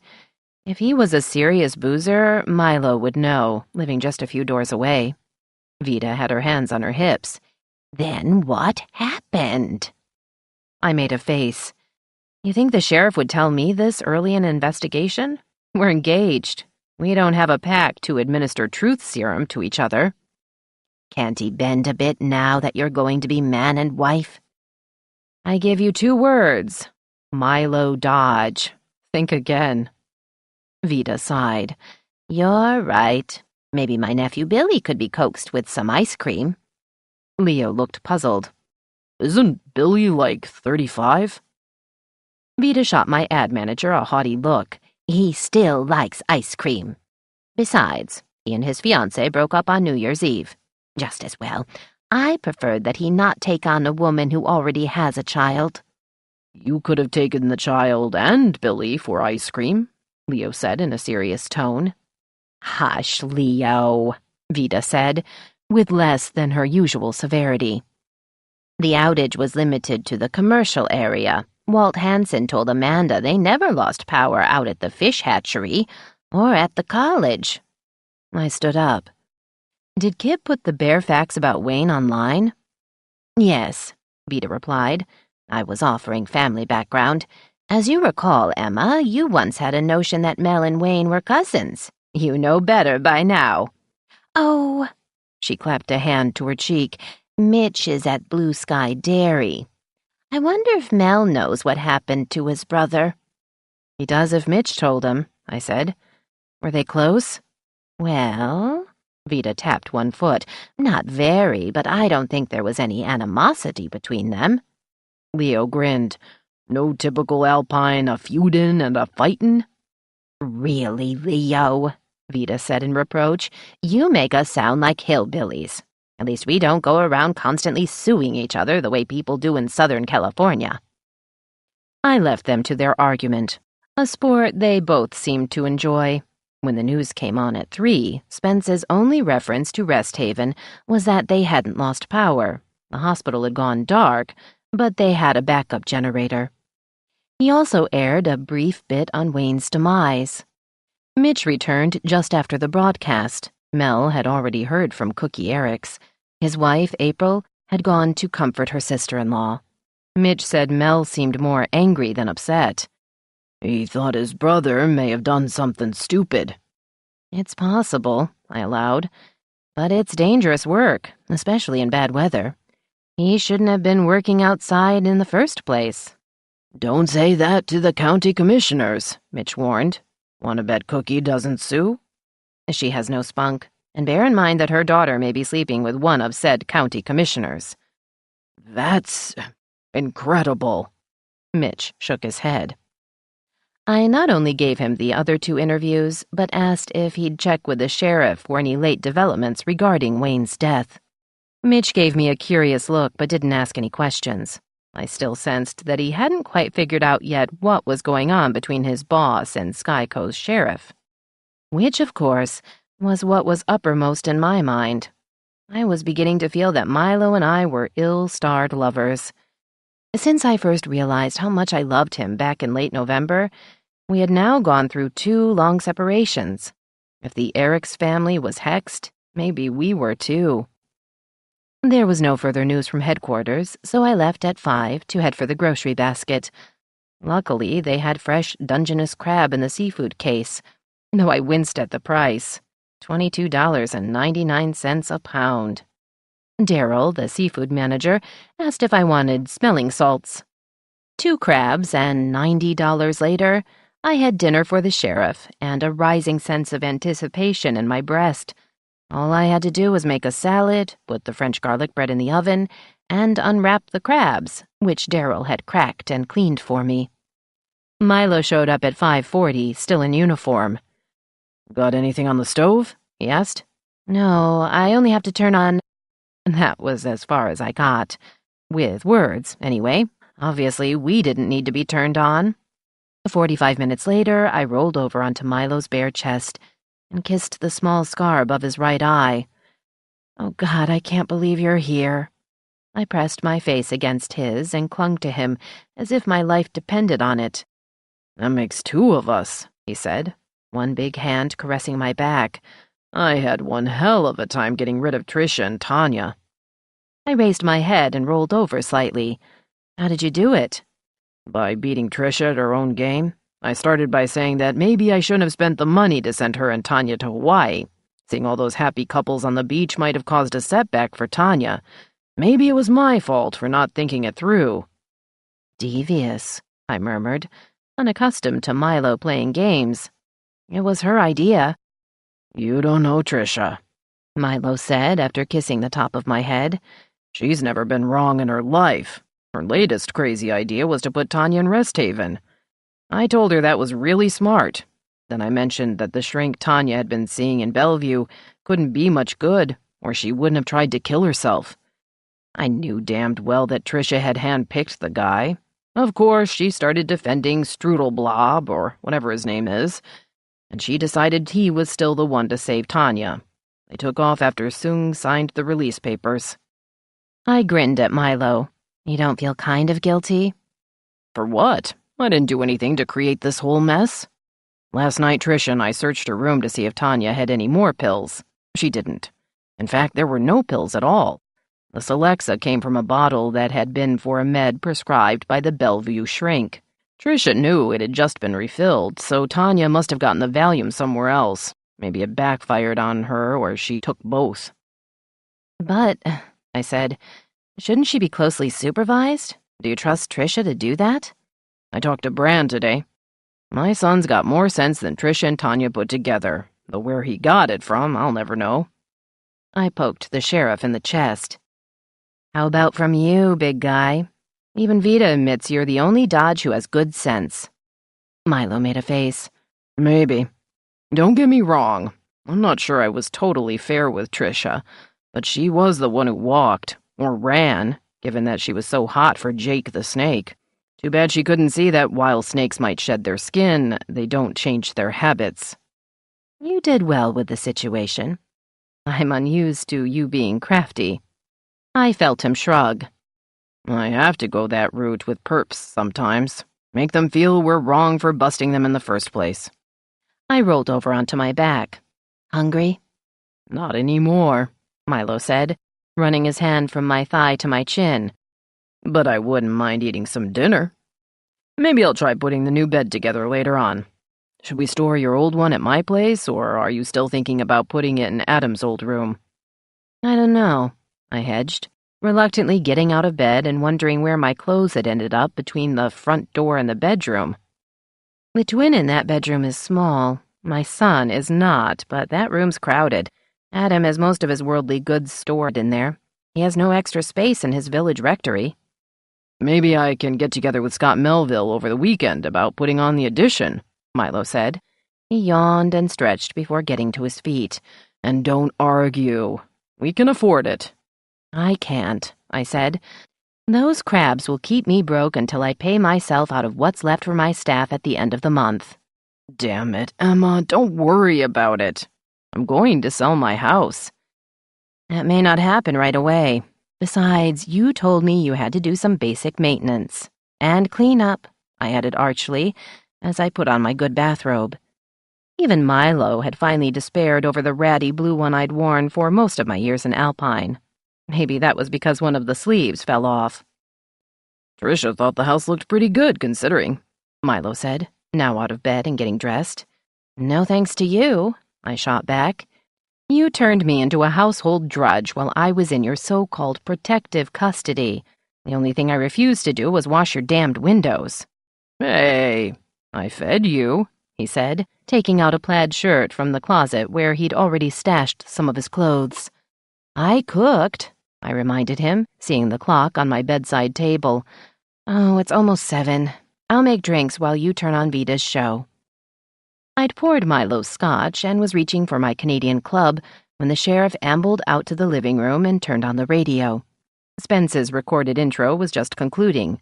Vita began with an apology. Dear friends and neighbors, I know some of you expected me to host my nephew, Ross Blatt, the owner of Alpine Appliance and Repair, but alas, poor Ross came down with the flu this afternoon. Instead, I have another nephew, Ross's brother, Ronnie Blatt, one of our fine volunteer firefighters, when he's not working his UPS job. Tell me, Ronnie, what's the most unusual parcel you've ever delivered on your route? A baby, Ronnie said. A 10-pound, 2-ounce boy to the Vanderberts on Second Hill. Good God, Mile muttered. That was 5 years ago. 7, I said, sitting on the sofa across from where Milo had parked himself in the easy chair. They moved not long after that. It must be fascinating, Vita went on, to bring other bundles of joy to our listeners. Do tell us some of your other happy memories. Well, Ronnie paused. Grace Grundle's always excited when I deliver new cat toys for her menagerie. Avril Fairbanks was pretty pumped when I brought his new UFO sighting glasses last month, though he complained about the cloudy weather. Oh, Coach Ridley was relieved when the new Bucker basketball uniforms arrived before the season started. Only problem was they were for girls, so we had to send them back. The high school doesn't have a girls' team except for PE. More's the pity, Vita said. I heard the boys' team did get theirs. I saw Milo holding his head and knew what was coming next. Right, Ronnie replied, but they were for 5th and 6th graders. Coach is still waiting. A manufacturer's problem, Vita said. Not buying locally, but that can't always be helped. We have so many fine merchants in Alpine, and we'll now let them tell you about their latest outstanding products. Holy crap, Milo said, shaking his head.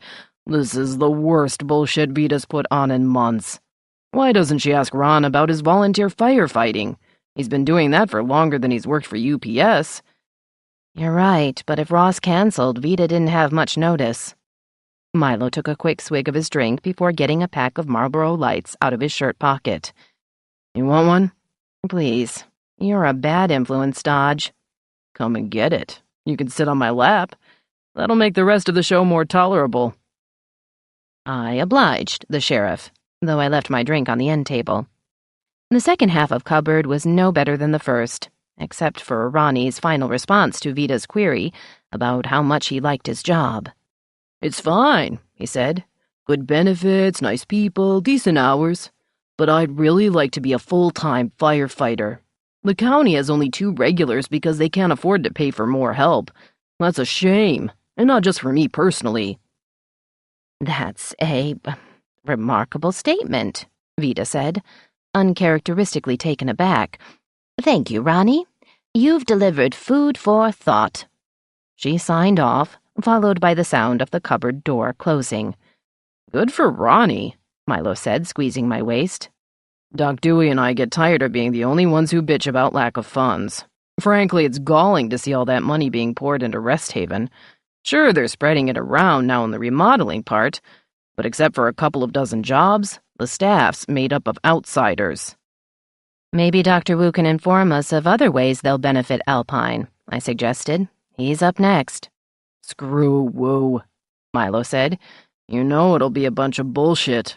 Let's eat. I just figured out that I'm starving. I scooted off his lap. I'd turned on the oven when the show had started. I'll put the bread in. Can you wait 15 minutes? Milo had gotten out of the easy chair to shut off the radio. Why can't we start in on the crab? He stopped. What the hell? That Bree What's-Her-Name announced 10 uninterrupted minutes of golden oldies. Bree Kendall, I said, referring to Spence's part-time DJ. Wu must have canceled. Milo turned the radio off. I don't like that. I thought you didn't want to listen to him. I don't, but why is he canceling? Has he got the flu, or... The sheriff never liked to speculate, which I realized was what he was doing before he caught himself. Downing the rest of his drink, he handed me the glass. Just a short shot. I'm calling Doc. To my annoyance, even if I understood the reason, Milo went out into the carport to make his call. Boundaries, Emma, I lectured myself. You have his heart and his body, but you don't have his badge and his job. I started putting the crab and the salad on the kitchen table. When Milo came back inside, he didn't look pleased. That flu thing's no joke. Doc's up to his ears. Why the hell can't those high-roller doctors up at Rest Haven pitch in? Wu and Farrell are the only MDs, I said, sitting down. Milo ripped a crab claw into pieces. What about the shrinks? Psychiatrists have medical degrees. True, and Jennifer Hood is an RN with a master's. It'd be a goodwill gesture on their part to volunteer when things get rough. They already are, Milo said. Doc and Soong have been trying to get somebody up here for a year. Nobody wants to be a GP. The money's not there. Jerry and Elvis can't pay big salaries. I can't either. I could use 2 more deputies. The county's grown since the college opened. Not a lot, but enough to stretch services across the board. Hey, I said, kicking him gently under the table. Nobody knows that better than I do. Don't you ever read my editorials? Milo feigned indignation. Sure. Usually. Sometimes. He nodded toward the stove. Smoke's coming out of your oven. Again. The bread, I cried, jumping up. Is it toast yet? Milo asked over his shoulder. No, the bread's fine. It's just some grease. Emma. The hazel eyes conveyed a reprimand. Okay, so I haven't turned on the oven since you were here. My appetite's been off. I switched subjects. Why did you go to the courthouse today? Or is it some Skyco state secret? Milo looked pained. It won't be in a day or so. Holly Gross is getting out of jail. I gasped, almost choking on a radish from the salad. No. Yes. He turned in his chair. Where's the potato salad? You usually have that with crab. I'm weaning you away from grease since your gallbladder surgery. It helps keep off the 10 pounds you lost after the Bellevue siege. You think I'm fat? No. It hardly showed, but it's better for you to stay leaner. Now, tell me about Holly before I take away your melted butter for the crab. You lost weight too, Milo said. You'll get so skinny that I'll have to shake the sheets to find you. I only lost 6 pounds. Come on, Dodge, let's hear it. He chewed on some bread before answering. She filed an appeal. That is, her attorney did. Our new judge, Diane Proxmire, is allowing her to post bond until the appeal can be heard, which can take at least 2 years. I met with Proxmire and Rosemary Burgett today. As the prosecuting attorney, Rosie will make the announcement tomorrow or Monday. I hoped you wouldn't ask. He took another big bite of bread. Vida will pitch a 5-star fit, I said and caught my breath. Or does she already know? Who always knows everything, Milo said glumly. When Roger was involved in that trailer park mess, Vida was a witness, a muddled one, to Holly shooting another customer. Second-degree manslaughter may not hold up on appeal if a jury decides it was self-defense. I was still shocked. Holly could get her kids back, including the one she had by Roger. No wonder Vita's been testy lately. Roger's parents have taken in that baby as their own. Let's hope they haven't bonded with... What's the kid's name? When Vida mentions him, and she rarely does, being embarrassed, she calls him Diddy. I think he must be going on 2. Duddy would fit Roger's kid better, Milo remarked. I cleaned out another crab leg and went back in time to October, when Roger had been busted for some DUIs. His relationship with the town hooker had resulted in Vida finally admitting her grandson wasn't the paragon of virtue that she'd claimed. The kid had been a spoiled brat from the time I met him, when he was 9. Milo had gone easy on Roger after he gave valuable information about a drug-running operation. Holly had played a minor role with a local dealer and had killed him while they were holding Vida hostage. The chaos and cramped quarters inside Holly's trailer had hampered even Vida's remarkable powers of observation. She'd also lost one of her favorite hats in the melee. What about the drug trafficking? I asked, suddenly realizing that Milo had eaten practically an entire crab by himself. Secondary to the Man 2 charge. The operation was shut down after Holly shot the main man. He started in on the other crab. We can still act on it, but Rosie advised holding off. Holly's role was minor. Vida hasn't said a word. Maybe she's hoping it won't happen. Could be. Milo paused in the act of grabbing a third piece of bread. Oh, I almost forgot. I picked up something at the courthouse. It's in my jacket. Let me get it before it slips my mind again. He went into the living room. I used his absence to snatch up the last claw. Here, he said, returning with a single sheet of paper and handing it to me. Knowing you, I figured you'd want to read this before you do anything about it. He ruffled my hair before he sat down again. My jaw dropped. It's a marriage license, thing. Right. Milo scratched at the graying sandy hair behind his ear. You want a ring, too? I was stupefied. You know it's going to take a long time to get the almanac, I gasped. I mean, and... Milo reached across the table and wiped my chin with his napkin. Stop. You've got butter on your face. He swabbed my cheek, too. Yeah, I know that, but we should get a justice of the peace to marry us first. I'd like to call you Mrs. Dodge. While Mulehide was here, I kept thinking how she trashed that title, and it made me want to puke. Besides, it'll put an end to some of her weird ideas. I'd regained my equilibrium. What weird ideas? He leaned back in the chair. She's been jabbering about how great it was to have me around while Tanya was recovering. How it was like being a family, and maybe after all this time, you get the picture. You never told me that. I didn't want to think about it. She and Jake the Snake are kaput. He's got somebody else, maybe whoever he was banging when Mulehide filed for divorce last fall. She started in on me again last night. She knows about us. Her chums here keep her informed, but she doesn't believe it's serious. It wasn't on our first go-around, as you may recall. I know. I smiled feebly. I was an idiot when I dumped you. Milo waved a big hand. No, the timing was wrong. As long as Kavanaugh was still around, you wouldn't have married anybody. It galled the hell out of me. But you're a stubborn little twit, and I couldn't do a damned thing about it. I looked again at the application. There's a waiting period, right? 3 days. Hey, I'm not rushing you, but sometimes you have a hell of a time making up your mind.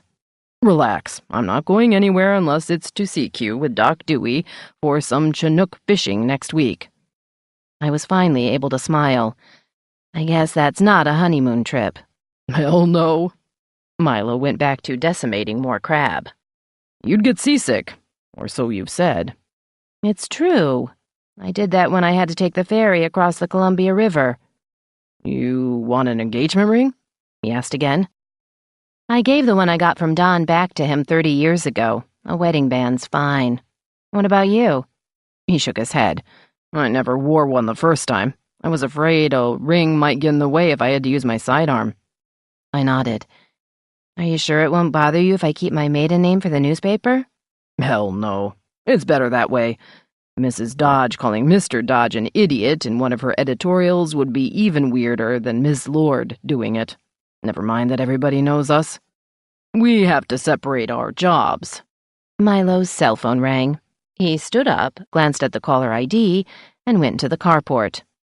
Assuming the sheriff had finished eating and wanting to save some crab for sandwiches, I began clearing the table. Dare I ask who that was? I ventured when he came back inside. Doc. Milo frowned as I loaded the dishwasher. We're done? Yes. Did Doc say anything of interest? He sighed. It's official. Eric's died from electrocution. Doc thought so, but he wanted to make sure there weren't other injuries. I stared at Milo. No chance he fell off the pole? No. He fingered his chin. That's why Doc looked for other signs of trauma. Nothing. Now I'm wondering if it was an accident. You mean? You got it. He grimaced. Murder. 4. Amid a lot of thumping, thudding, and cussing, the sheriff took down the double bed. I kept out of his way. It was only after he'd finished putting up the new one that I realized the sheets I'd ordered hadn't yet been delivered. What do you mean we don't have sheets? He bellowed. You've had 3 weeks to get the friggin' things. Is Adam sending them by dog sled from Alaska? Maybe I should have checked with Ronnie Blatt, I said humbly. I placed the order online from Penny's at the end of January. What year? Milo grumbled, kicking at a screwdriver on the floor. Damn it, I should have followed my instincts and gone back to the office. To do what? I inquired, still docile. He took out a blue and white handkerchief and wiped sweat from his forehead. I had Sam and Doe collect Wayne's gear from the site. I wanted Todd Wilson from the PUD to check for tampering or other safety flaws. It looked fine to me, but I wanted to be sure. Now I have to figure out how Eric's could have gotten fried. How long had he been dead? I asked, sounding less meek. You never told me who found him. Marlowe Whip, coming back from the end of his River Road mail route. Marlowe practically needed an ambulance ride, too. He swore he blacked out for a minute. He often does that on his route, I remarked. No doubt that's why he dropped so much mail along the way. What time was that? Around 1:30, Milo replied. Eric's hadn't been dead for more than a few minutes. He was still warm when we got there. Nobody else has come forward to say they saw anything, but the weather was bad. That's probably why Eric's wasn't up on the pole. But it doesn't explain why his body was on the ground and not inside the van. His PUD jacket wasn't on quite right either. Maybe he got hit while he was putting it on or taking it off. There's something not quite right about any of this. That does make electrocution suspicious, I murmured. Did you say he wasn't wearing gloves? The sheriff looked pained. Right. Eric's was the kind of macho guy who might not always wear them. I suppose there could be hot wires in the van. I'll ask the PUD about that. It could have been lightning. It'd help if a witness turned up. But once you get past Ed's old villa, there aren't a lot of houses. Those big Bonneville cross-state power lines go right through there, and somehow they discourage homeowners. The river narrows about 50 yards from there, too, I recalled. Flooding's another problem. True. Milo stuffed the handkerchief back in his pocket. You didn't put Doc's report online, did you? No. I wasn't sure what to say at this point. You hadn't made a formal statement, and Doc's conclusion is awkward. Good, Milo said, giving my rear a squeeze. Want to try this thing out? You didn't make dessert. I'll settle for seeing if the springs work. I hesitated, but saw the gleam in his hazel eyes. Didn't the man ever get tired? But that too long enforced separation made me forget that I'd been shortchanged in the sleep department without Milo lying beside me. Why not? I said, grabbing his shirt front. But we'll have to fake it with the short sheets. Fake it, hell. He unzipped my bathrobe. With you, it's the real thing. Took long enough, though.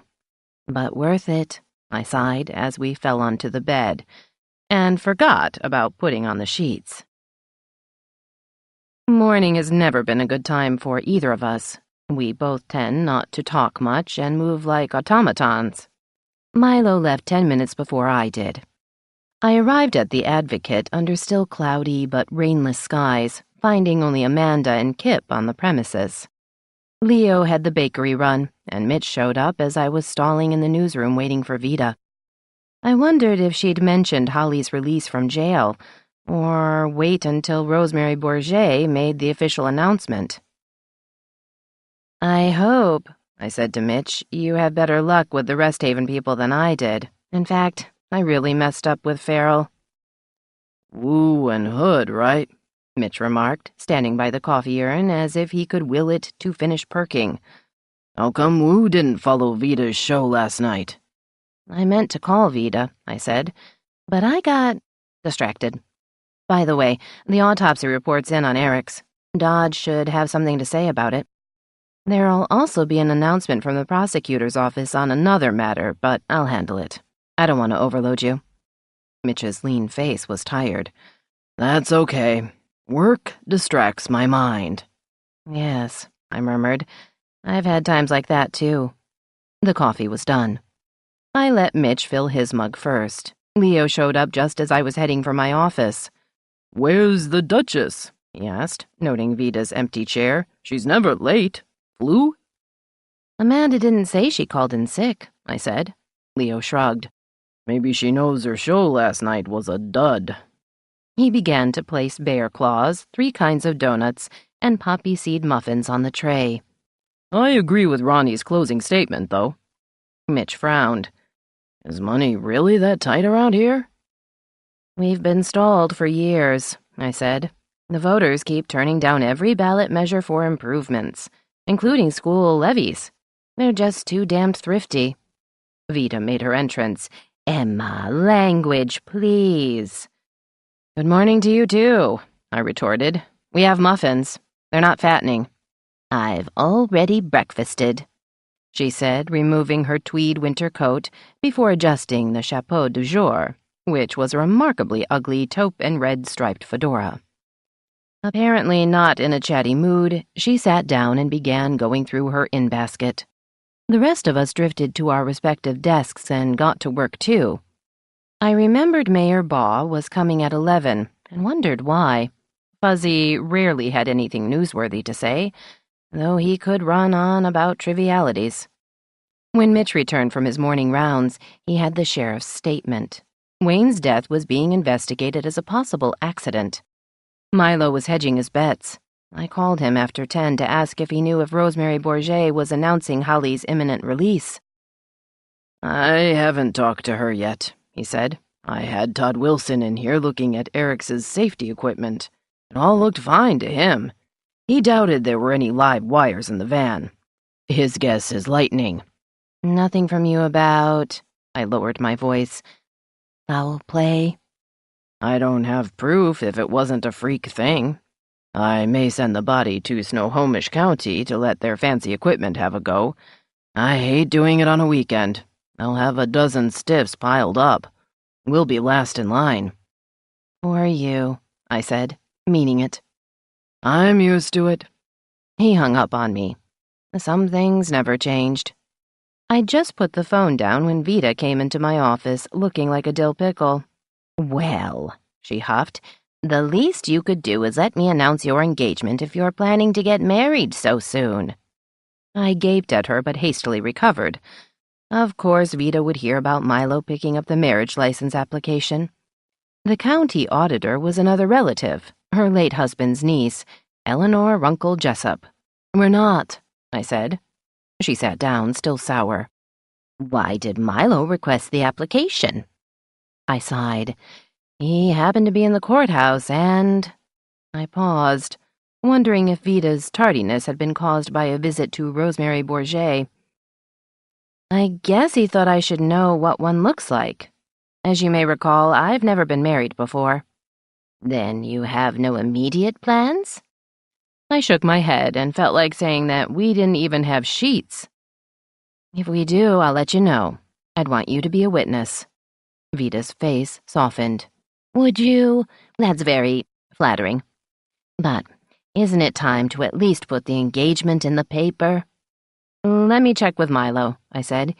You know, we didn't want it made public those first few weeks after we'd attracted so much attention by almost getting killed. We were going nuts coping with so much at once. True. But let me know, she said, standing up. It would be lovely to have a photo of you two for my page this week. Hey, I said, how come Dr. Wu wasn't on after your show? Oh, Vida adjusted her glasses. Spencer told me he felt it would be inappropriate with someone dying so close to the facility. He didn't want Wayne's death to detract from the grand opening. I was puzzled. That doesn't make sense. Wayne's still dead. Vida shrugged her broad shoulders. I gather it was more of an internal thing. Something about disturbing patients and staff. A distraction, perhaps. You know the Chinese are very superstitious. Dr. Wu was born in San Francisco, I pointed out. Oh, well, family traditions, you know. Very strong among the Chinese. Very admirable, in my opinion. I merely smiled, and called Milo again as soon as she left. What now? He barked. I relayed Vida's request, including the picture idea. I thought she'd already put it in the paper, Milo said. No, I told her to wait. Damn it, don't you ever read The Advocate?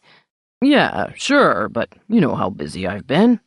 Sometimes I only get a chance to skim it. I gritted my teeth to keep the argument from escalating. Just answer the question, Sheriff. Hell, he said. She can run the announcement, but forget about the photo. That means spending a couple of hours and big bucks at Buddy Bayard's studio. Do you really want to do that right now? No. But if I didn't mention it to you, Vida would pitch a fit. She would. Hey, Scott Melville's due in about 5 minutes to talk about the addition to the house. We're going to add another bathroom. What? I shrieked. This isn't the Taj Mahal, you dolt. Stop fussing. Gotta check my notes for Melville. He hung up. I knew that Vida and Leo had heard me, but I didn't care. I held my head and wondered how in hell we were going to pay for a larger bedroom, a workshop, and now a second bathroom. A few minutes later, Leo strolled in. Ahem. Trouble in paradise? I looked up from the mail Amanda had dropped off. The sheriff's turning the once small attached workshop into a palace. Leo chuckled. Hey, as a veteran of the child support wars, I can testify that even my income rose perceptibly when our kids hit 18.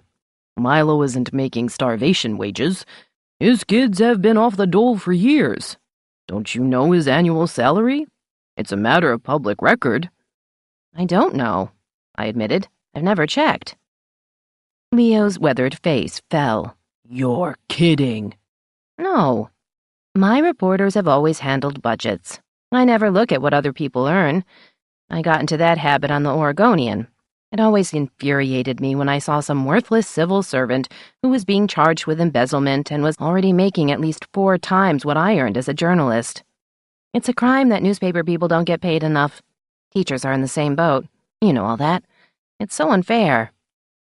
It's also useless to stew about it, Leo said, leaning on the back of one of my visitors' chairs. But if you asked your future husband, I'll bet he'd tell you he makes at least 3 times what you do. I stared at my ad manager. He does?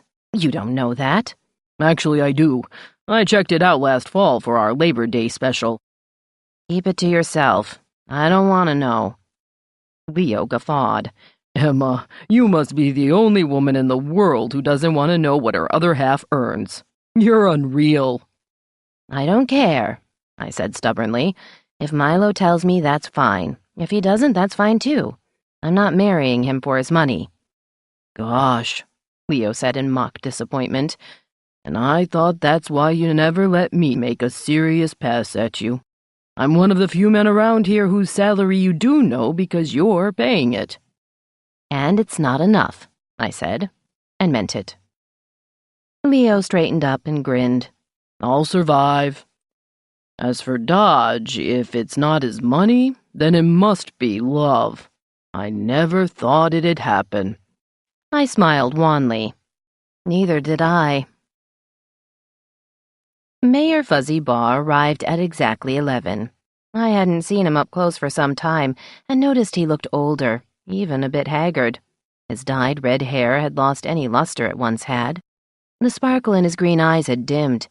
In fact, his eyes looked a trifle murky. Emma, darling, he said, the Louisiana accent in place before kissing my hand. Love becomes you. Thank you.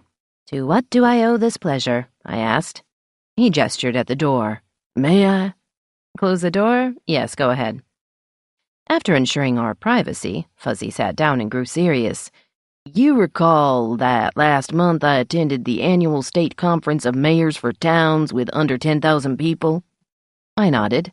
We did an article on it. It was a rather informal affair, more cronyism than politics. There was, however, some beneficial exchange of ideas, along with the backslapping. A fine article it was, sugar. But, he went on, one thing that rankled was our homicide rate. Now, I know some of the people who met their maker before their time weren't residents of this fine town or county. That brings up how we count heads. We've got just under 4,000 folks within what we unofficially call the city limits, and almost as many in the country. You know Alpine has never been incorporated. He paused, apparently waiting for me to say something. The commissioner's rule, I said, unsure of what I should say. The mayor nodded. I won't criticize those men who've given us long years of service, but Alf Cobb is dead, and Egbranson and Hollenberg are even older than I am. He uttered a self-deprecating chuckle. Maybe we should rethink our government. This isn't for publication, but Irene feels it's time for me to take it easy, travel some, go back to the bayou, and put our feet in that fertile black delta soil. Isn't your brother there now? Yes, in Mississippi. Then he'd understand. We don't need a mayor and 3 commissioners. We're strapped for funds. What this county and town needs is a professional manager. We'd save salaries and election costs. I was stunned at Fuzzy's perspicacity. It was possibly the best idea the mayor had ever had. It makes sense, I said. It should have been done years ago, back when the timber industry tanked in the 80s. Fuzzy shrugged. Change isn't easy here. Out of the mainstream. He narrowed his eyes slightly. That's where you come in. You have great power here. You should exert it more often. He smiled, and I caught a hint of his former sparkle. You also have a personal stake in this. Think what it would do for your much-respected future mate. Does Milo know about this? Fuzzy shook his head. Nobody knows except you and Irene. If you need facts and figures about places where this has been done, I can get them to you. Bainbridge Island is one example, though they incorporated only the island itself, but it's a mighty big chunk of property. Can I tell Milo about it? The mayor scratched at his temple. I'd rather meet with him and the commissioners first. I wanted to secure your support now. You're as smart as you are comely, darling, and I value your powers of persuasion. You overestimate my influence, I said frankly. When was the last time I used my so-called clout to get a levy or a bond issue passed? This is different. We're talking saving money, not spending it. But it's still a huge change. Our residents balk at change. That, Fuzzy said, standing up, though not as easily as he once did, is why I'm counting on you to change their minds before we change our government. Naturally, Vita wanted to know why Fuzzy and I had held a private meeting. For once, I kept my counsel. She was annoyed, but I tried to soothe her by telling her to write up the engagement announcement. The vetoed photo, however, set her off again. What's wrong with you two? You're both rather nice-looking. Milo's aged well. He looks better now than when he was young. You've held up nicely, too. Thanks, Vita, but I think most people know what we look like. As I recall, when you thought Milo and I were acting like lovesick teenagers in public, you were quick to point out that we had very high profiles. All the more reason for readers to want to see what you look like when you're not groping each other in the middle of Front Street. We never... Mercifully, her phone rang. I fled to the front office to see if Amanda had made out the mid-month paychecks. She had just finished. Did I gather, she said, looking somewhat embarrassed, that Wayne Eriks tried to come on to you, too? I sighed. Yes, about 1.5 years ago. He didn't get very far. How about you? Amanda made a face. It was just before I started working here last fall. He was doing something with the transformer box on a pole across the street. I'd been watching Oprah and the TV went out, so I saw the truck and went outside to ask if he'd screwed up the reception. I'd seen him around before, but never really talked to him. He said he didn't think so, but maybe he should check his computer in the truck. He went inside the van, then asked me to come take a look. He couldn't tell which cable went to which house. I started to get in and realized we don't have cable. We've got a dish like everybody else around here. He grabbed me, saying I was the only dish he cared about. It started to get ugly. He was a strong guy, until Marlowe Whip pulled up in his mail truck. I ran like a deer. Marlowe thought I was chasing him to get our mail. She laughed. It was all so dumb, and I almost reported Eriks to the PUD, but then I remembered his son-in-law's murder and thought maybe it'd unhinged him. That dish bit was the same line he pulled on me, I said. I suppose it worked in bars and restaurants, too. Amanda shrugged. I'm sorry he's dead, but there was something creepy about him. The van, too. At least it felt creepy. Maybe I'm nuts. I wonder, I said, if Wayne used the van with women who were more willing. I lucked out. It happened to me on a Saturday in my office, right after Tim was killed. That seemed crass. Amanda frowned. Makes you wonder about Tiff, doesn't it? Why would she want to move in with Jack Blackwell? In fact, why would Jack want a toddler in his house? Or is she leaving the child with her mother? Maybe Cookie would like the company now that Wayne's dead. I don't know what's going on, or even when the funeral will be. I nodded in Vita's direction. But we'll be brought up to speed as soon as the real source of news puts her ear to the ground. Oh, yes, Amanda agreed. How does she do it? Sources, most of whom are related to her in oh so many ways, I replied, seeing Spencer Fleetwood in the doorway. Mr. Radio, I said in greeting. But he put a finger to his lips and motioned for me to join him. After exchanging puzzled looks with Amanda, I stepped to the threshold. Are you the new James Bond? No, Spence said, keeping his mellifluous voice down. Is Vita around? I don't want her to see me. She was on the phone. What's going on? I'll tell you over lunch at the Ski Lodge coffee shop. Can you meet me there in 15 minutes? I checked my watch. It was 11:45. Okay, Why didn't you just call? He gestured at the bank of Alpine across the street. I had to make a deposit, so it was easier to come in person. I didn't see Vita's Buick. I thought she was out. She's not, but she got here late and probably lost her regular spot. A few passers-by were beginning to stare at this improbable sight for a meeting of the media. See you there. I closed the door and wondered what was on Spence's sometimes devious mind.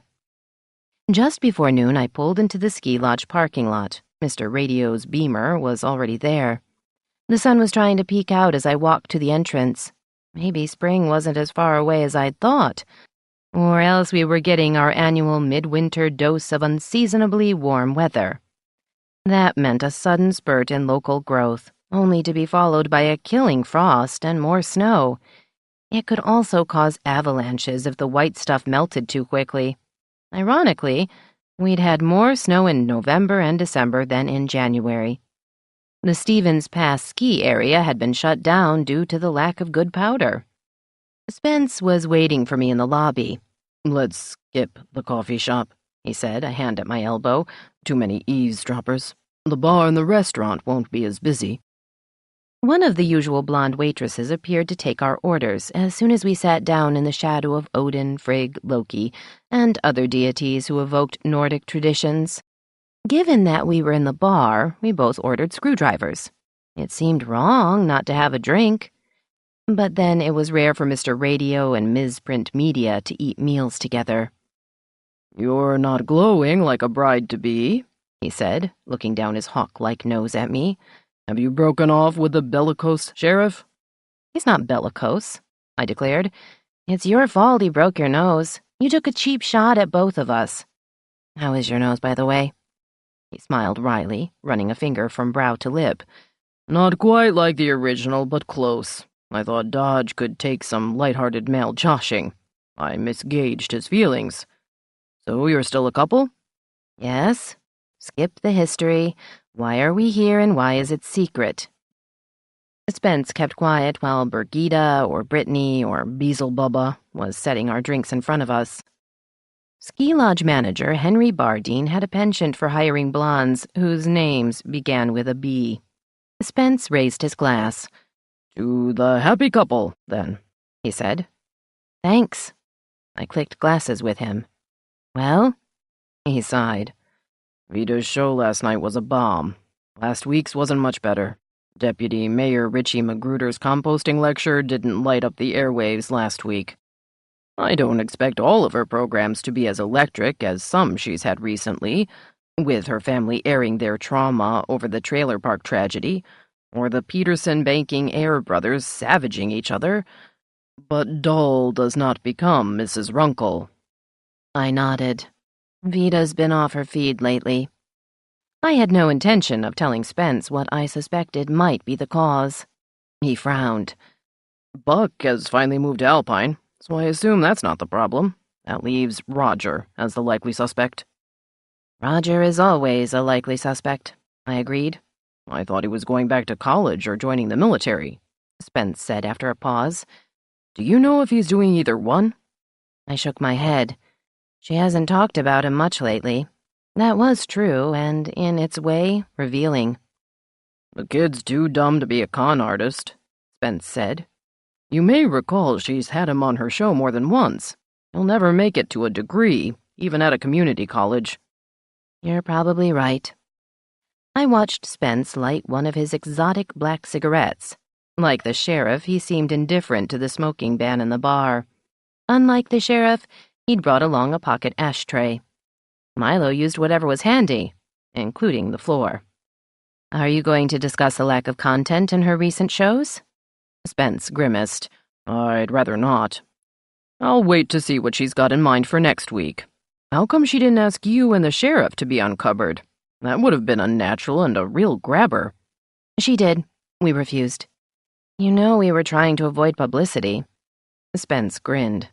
I'd never consider either of you shrinking violets. We try to guard our private life, I said primly. He laughed, a cultivated yet somehow pleasant sound. Please. You were the talk of the town back in December. Stop. I shot him a warning look.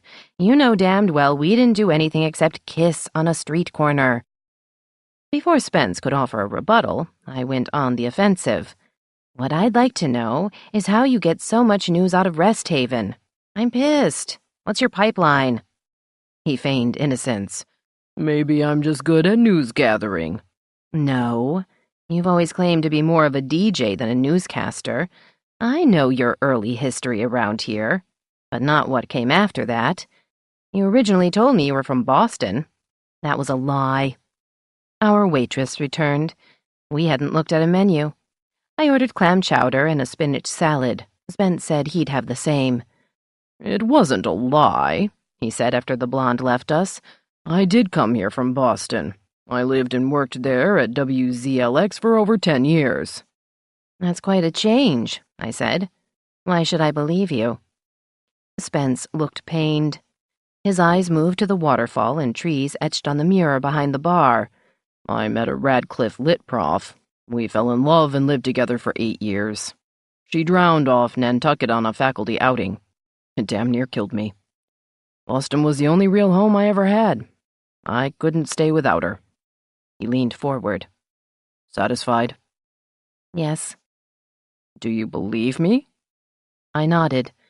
His eyes spoke the truth. I don't know what to say. Then don't. You know what it's like to lose someone you love. It all came back to me when Kavanaugh was killed. I recalled Spence's kindness. He'd told me Tom was dead. Milo had already taken off to catch the killer. You were very compassionate. Spence sat back in his chair.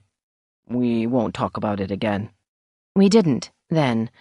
But sooner, rather than later, we would have to. 5. The rest of lunch passed without discussing topics that incited either of us. Spence and I could agree on many things, including the growing tendencies of reporters and writers to make the story about them rather than the event. Ego was not a quality that good journalists displayed in their work. We parted amicably just before 1. I had not learned how he kept beating us with Rest Haven news. He, of course, did not know about Mayor Baugh's big idea. I figured we were even. The newsroom was empty when I returned. Amanda informed me that Vida had gone to see the Parkers during her lunch hour and might be late getting back. She had made them a lovely casserole the previous night to offer as comfort food.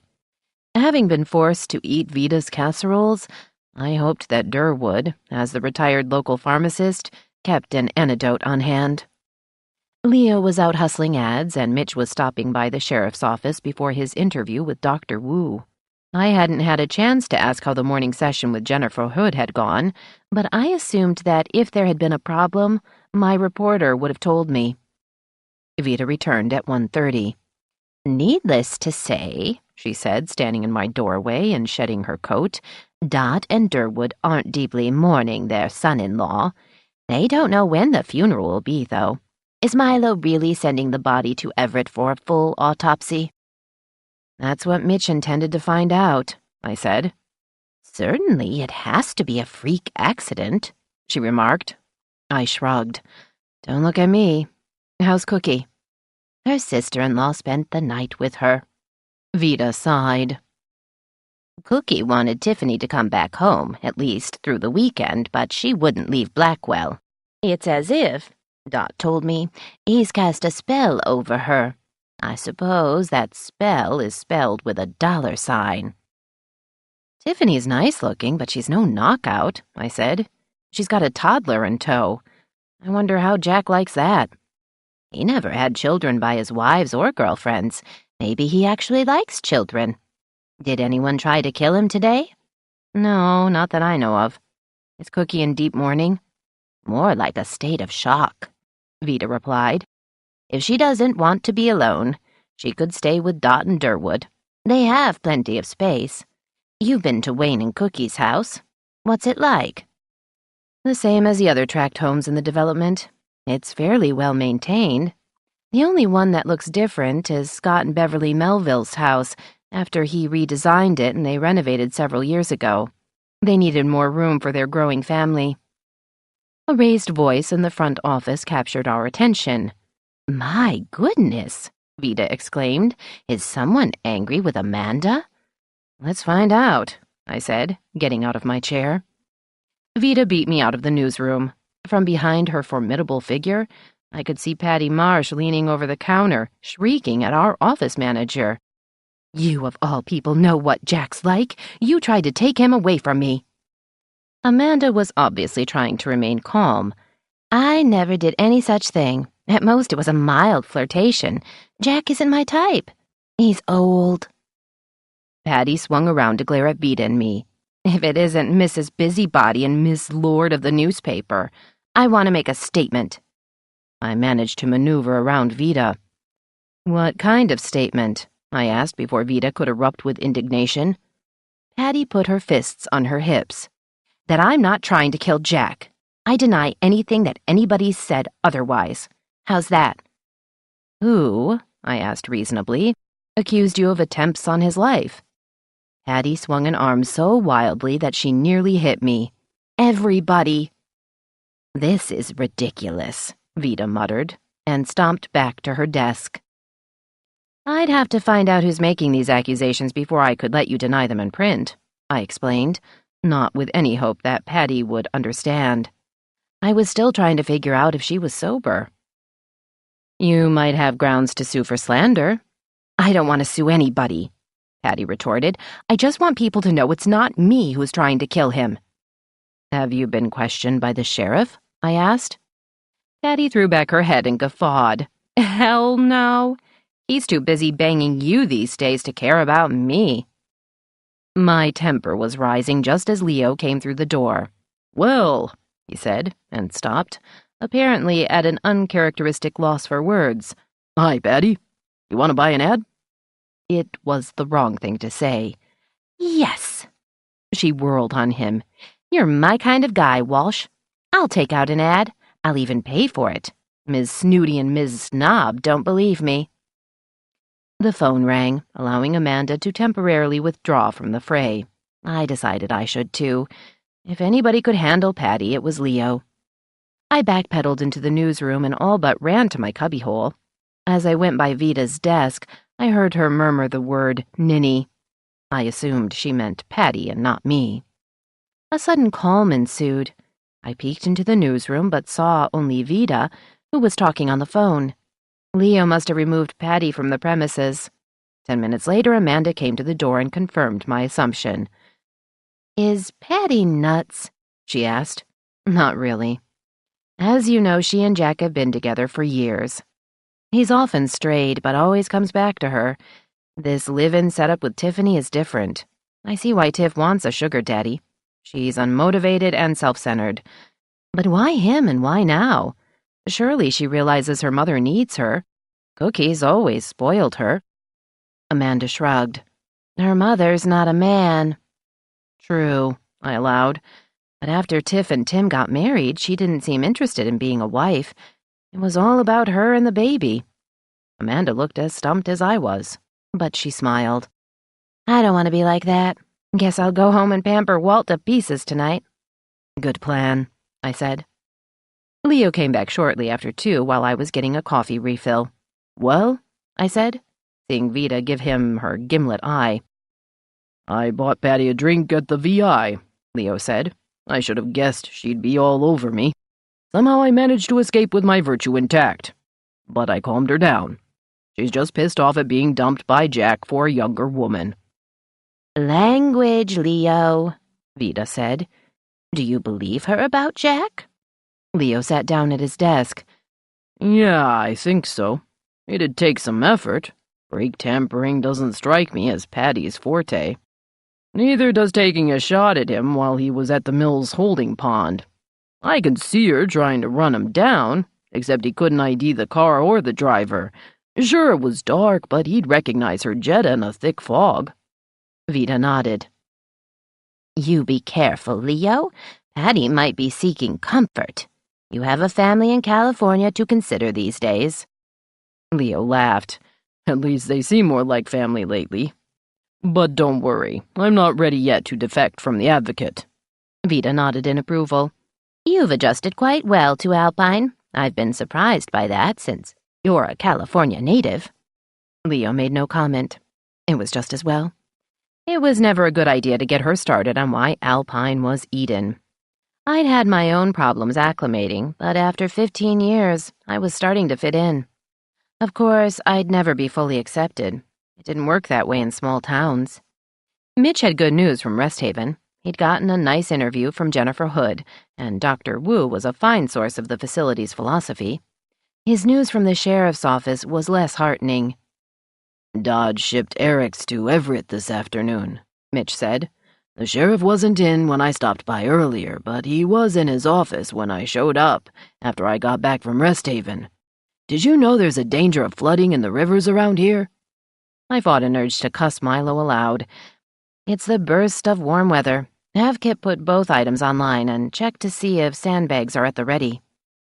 As Mitch went off to the back shop, I all but had to put my hands behind my back to keep from calling the sheriff and giving him hell. Being engaged made no difference when it came to Milo or his staff recognizing what was news. Granted, we'd agreed to keep our personal feelings separated from our professional dealings. But even before we'd ever slept together, neither he nor his employees seemed able to tell a news item from a hat rack. I'd written my interviews with Reed and Farrell as best I could, given the little amount of information I'd gleaned from them. We'd have to run bigger mug shots to take up space in the special edition. By 5 o'clock, I was tired and ready to head for the grocery basket to pick up something for dinner. Leo, Vita, and Kip had already left. The last thing I needed was Jack Blackwell charging through the newsroom just as I turned off my monitor. "What the hell are you doing?" Jack demanded, leaning on my desk and glaring at me with narrowed, dark eyes. "Has Patty been here bad-mouthing me and telling tales?" "One question at a time," I said, forcing myself to stay calm. "Patty was here briefly. She didn't badmouth you." Jack looked as if smoke should be coming out of his nostrils. His saturnine features may have seduced a lot of women, but I was immune. "Bull," he snarled, standing up and folding his arms across his chest. "Why else would she come here? You're not exactly best pals." I hesitated, wondering if I would violate confidentiality. I wasn't going public with Patty's outburst, so I opted for candor. "She wants everyone to know she's not making the alleged attempts on your life." Jack scowled. "I never thought she was. She'd hire somebody to do that." He paused for a second. "What do you mean, alleged?" "It's a newspaper term for something that's not yet proven." Jack waved a hand in protest. "Hell, that dumb bastard of a sheriff couldn't prove it was February. How he's kept his job all these years beats the crap out of me. He must be paying somebody off." "If that were true," I said through taut lips, "then you would know. He's responsible only to the county commissioners, and you are one." "That doesn't mean those other two goofy old farts would tell me." "May I quote you?" For a moment, I thought he might vault across the desk and slug me. But except for turning red, Jack stayed put. "You wouldn't dare." "Don't push me, Blackwell." He took a deep breath. "You're right. Dodge hasn't done squat to investigate my complaints. Sure, I can't stand the SOB, and the feeling is mutual, but can't he do his damned job?" It occurred to me that Jack, even more so than the oblivious Mitch, wasn't aware of my relationship with the sheriff. It was no surprise, given his self-absorption with all things Blackwell. "He had Cal check your brakes. Were you notified of the results?" "Cal." Jack looked disgusted. "He's in Dodge's pocket. Vickers told me it was an amateur job, and they wouldn't have failed completely." "You ought to know," I said. "Count your blessings. There were no witnesses to whoever tried to run you down in the country club parking lot that night, and the bullet was never found." "The damned bullet went into the holding pond," Jack retorted. "As for whoever tried to hit me, I had a rip in my slacks to prove it." Torn pants won't ID anybody. Sorry, Jack. I may not be a cop, but I know that without solid evidence, the sheriff's hands are tied. "Bullshit." A sneer formed on his thin lips, making him look as if he should be twirling a long, dark mustache. Dodge has you fooled, too. I shrugged. I think he does a good job. You're still mad because you ran against him and lost your ass at the ballot box. To hell with you, he said, turning on his heel to bolt out of my office. I heard Mitch say something to Jack, but there was no response. Putting on my jacket and grabbing my purse, I went into the newsroom. What's with him? Mitch asked. I only interviewed Jack once when the mill was testing new uses for sawdust. He seemed okay then. As long as Blackwell sticks to business, he's fine. Otherwise, he's a jerk. What do you make of the so-called attempts on his life? Mitch turned thoughtful. Didn't he can your neighbor recently? Doyle Nelson, the tree poacher? Yes, not long before the incident with the maples in November. But he and his eldest son are in jail. The two younger kids are in juvenile detention awaiting sentencing for setting fire to my carport. I have no idea where the wife, Laverne, is. Their house is vacant. Maybe she's with her relatives in Index. Vita would know. My reporter looked vague. I missed all of that. I didn't get back to Alpine until things quieted down. It sounds as if you had a rough time. I tried not to look taken aback. Granted, Mitch's main concerns at the time had been his wife and their son. He'd spent most of his career on the Detroit Free Press in a city where crime was more rampant and the coverage of violence was a daily ritual. A small town must seem tame to him. He'd been in Alpine for less than 6 months. It had taken me close to a year just to get all of the town's major players sorted out. And I still could get lost in the money branches on Vita's family tree. It was upsetting, I allowed, having no desire to recount the horrendous experience. If Mitch really gave a rat's ass, he could read about it in back issues of The Advocate. Anyway, he went on, I'd guess that whoever is harassing Blackwell could be a disgruntled employee. Your Nelson neighbor can't be the only one he's ever canned. True, I said, though I was unable to recall any other recent firings. I'll see you tomorrow at Rest Haven. Hey, he called after me. I'm afraid I spoiled our lunch today. Any chance you'd let me buy dinner for you? Controlling my emotions was beginning to strain what little patience I had left. Thanks, but I can't tonight. Some other time, okay? Mitch looked faintly wounded, but forced a smile. Sure. Next week, maybe. It was after 5:30 when I got to the grocery basket. I hoped Milo wasn't home yet, or he'd wonder what was taking me so long. Darryl called to me from the seafood section. Wild sockeye salmon fillets had just come in that afternoon. I bought $16 worth and a boysenberry pie, allowing me to go through the express lane. My luck ran out. Ginny Erlinson was arriving as I was leaving. "Oh, Emma," she said, assuming her most doleful expression, "are you still mad at me?" "I was never mad at you," I responded. "I don't blame you for wanting to stay home with your kids. I was in a bind when you dithered about whether or not you'd return after your maternity leave was over. How's the family?" "Good." Ginny paused. Nothing was ever completely good with Ginny and Rick. "Well, the older boys had the flu earlier this week. I had to take Bondo to Donna's daycare for 3 days. Now he has sniffles. Rick still thinks things are unsettled at the bank. He's sure Andy Cedarberg is only the temporary president until an outsider is found to fill the job. That Peterson family ruined everything with so many of them dying." "That'll spoil things," I said, leaning into the door. "Oh, I just picked up the Valentine pictures of the boys from Buddy Bayard's studio. Want to see them?"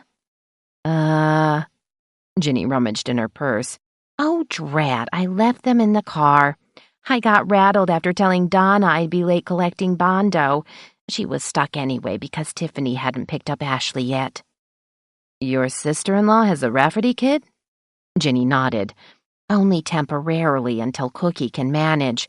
Probably after Wayne's funeral." "I don't get it.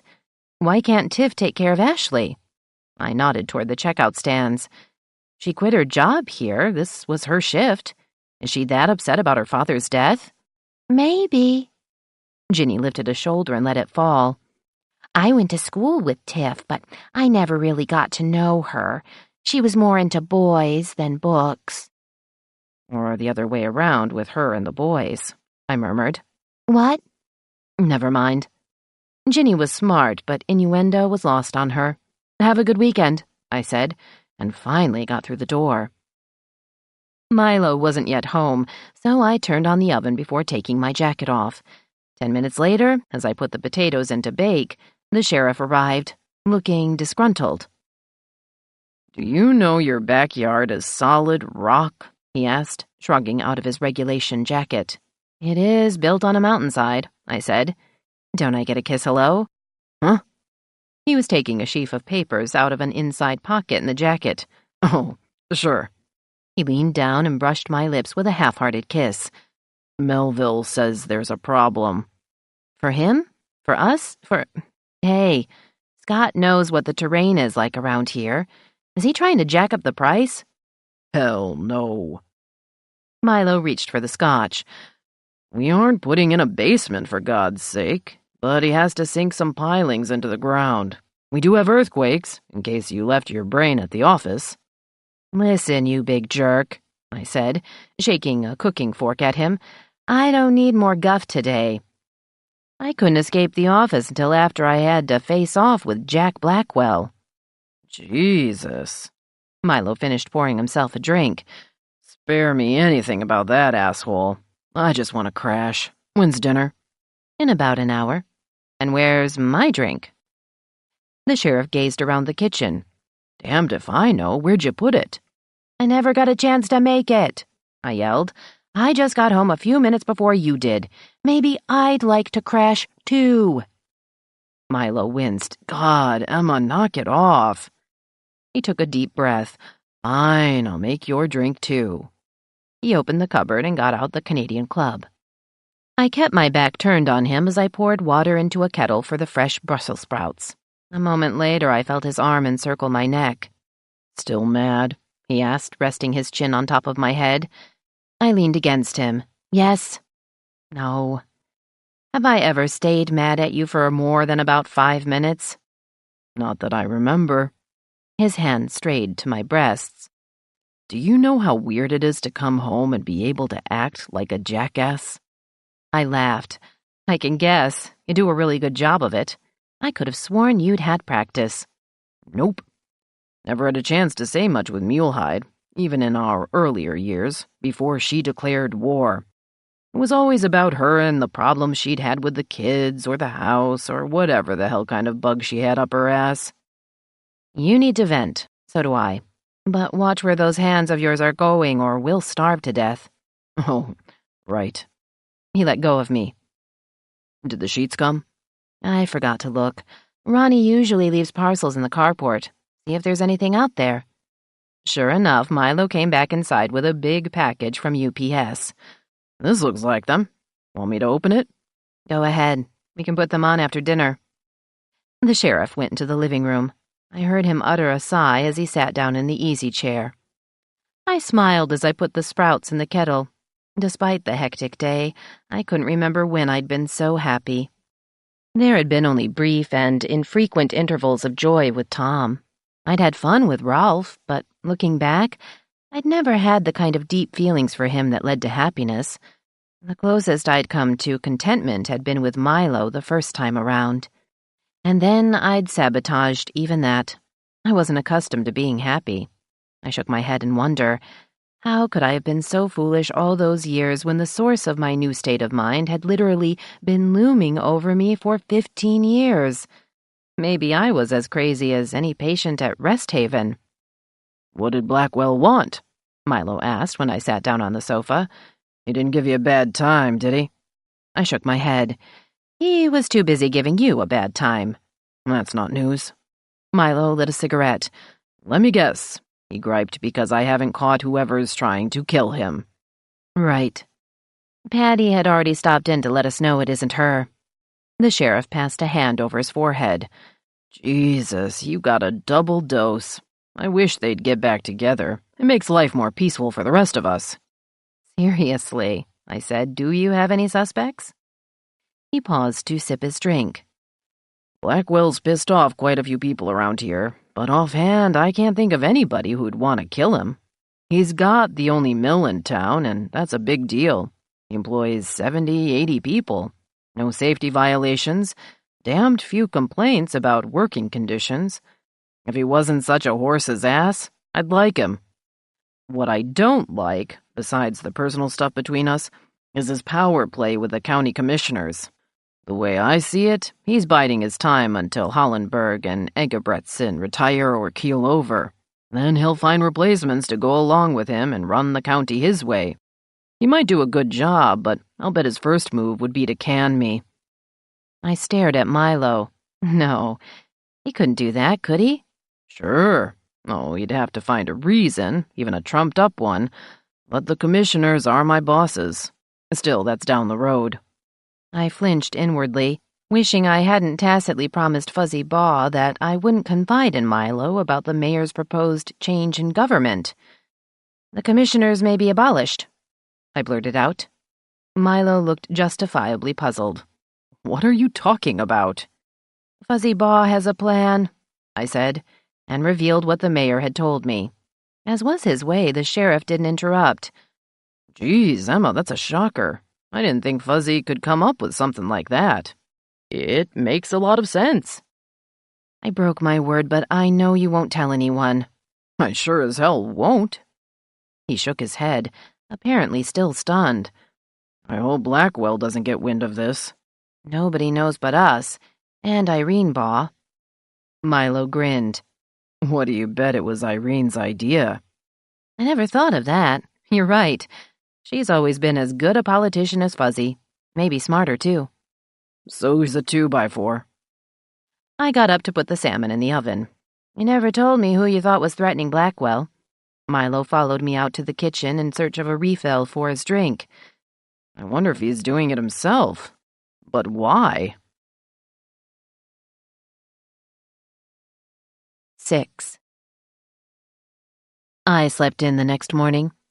When I woke up around 9:30, I didn't see any sign of Milo, but the Yukon was in the driveway blocking my Honda. So was a third vehicle, a silver SUV that looked familiar, but I couldn't place it. After showering and getting dressed, I went into the carport, where the sheriff was talking to Scott Melville. Hey, Milo called to me. Scott's got an idea on how to enlarge the carport and find some easier ground for the addition. Hi, Scott. I haven't had coffee. Come in, and I'll find my brain. Both men followed me into the kitchen.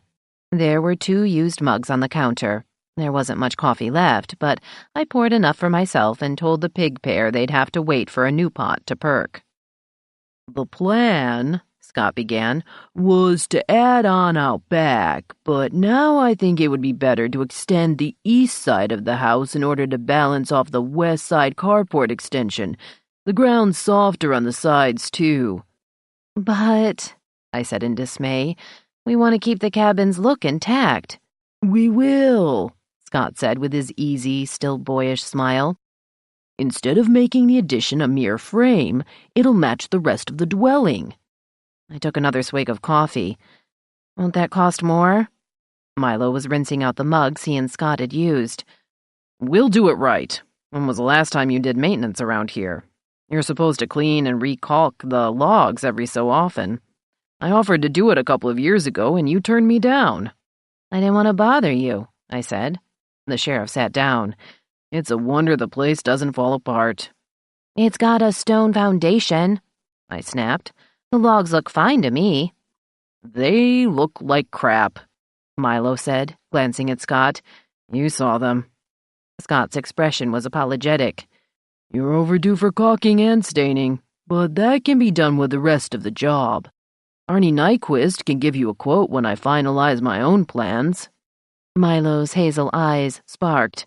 No, he can't. I won't let that bastard near here. Hire somebody else. From out of town, if necessary.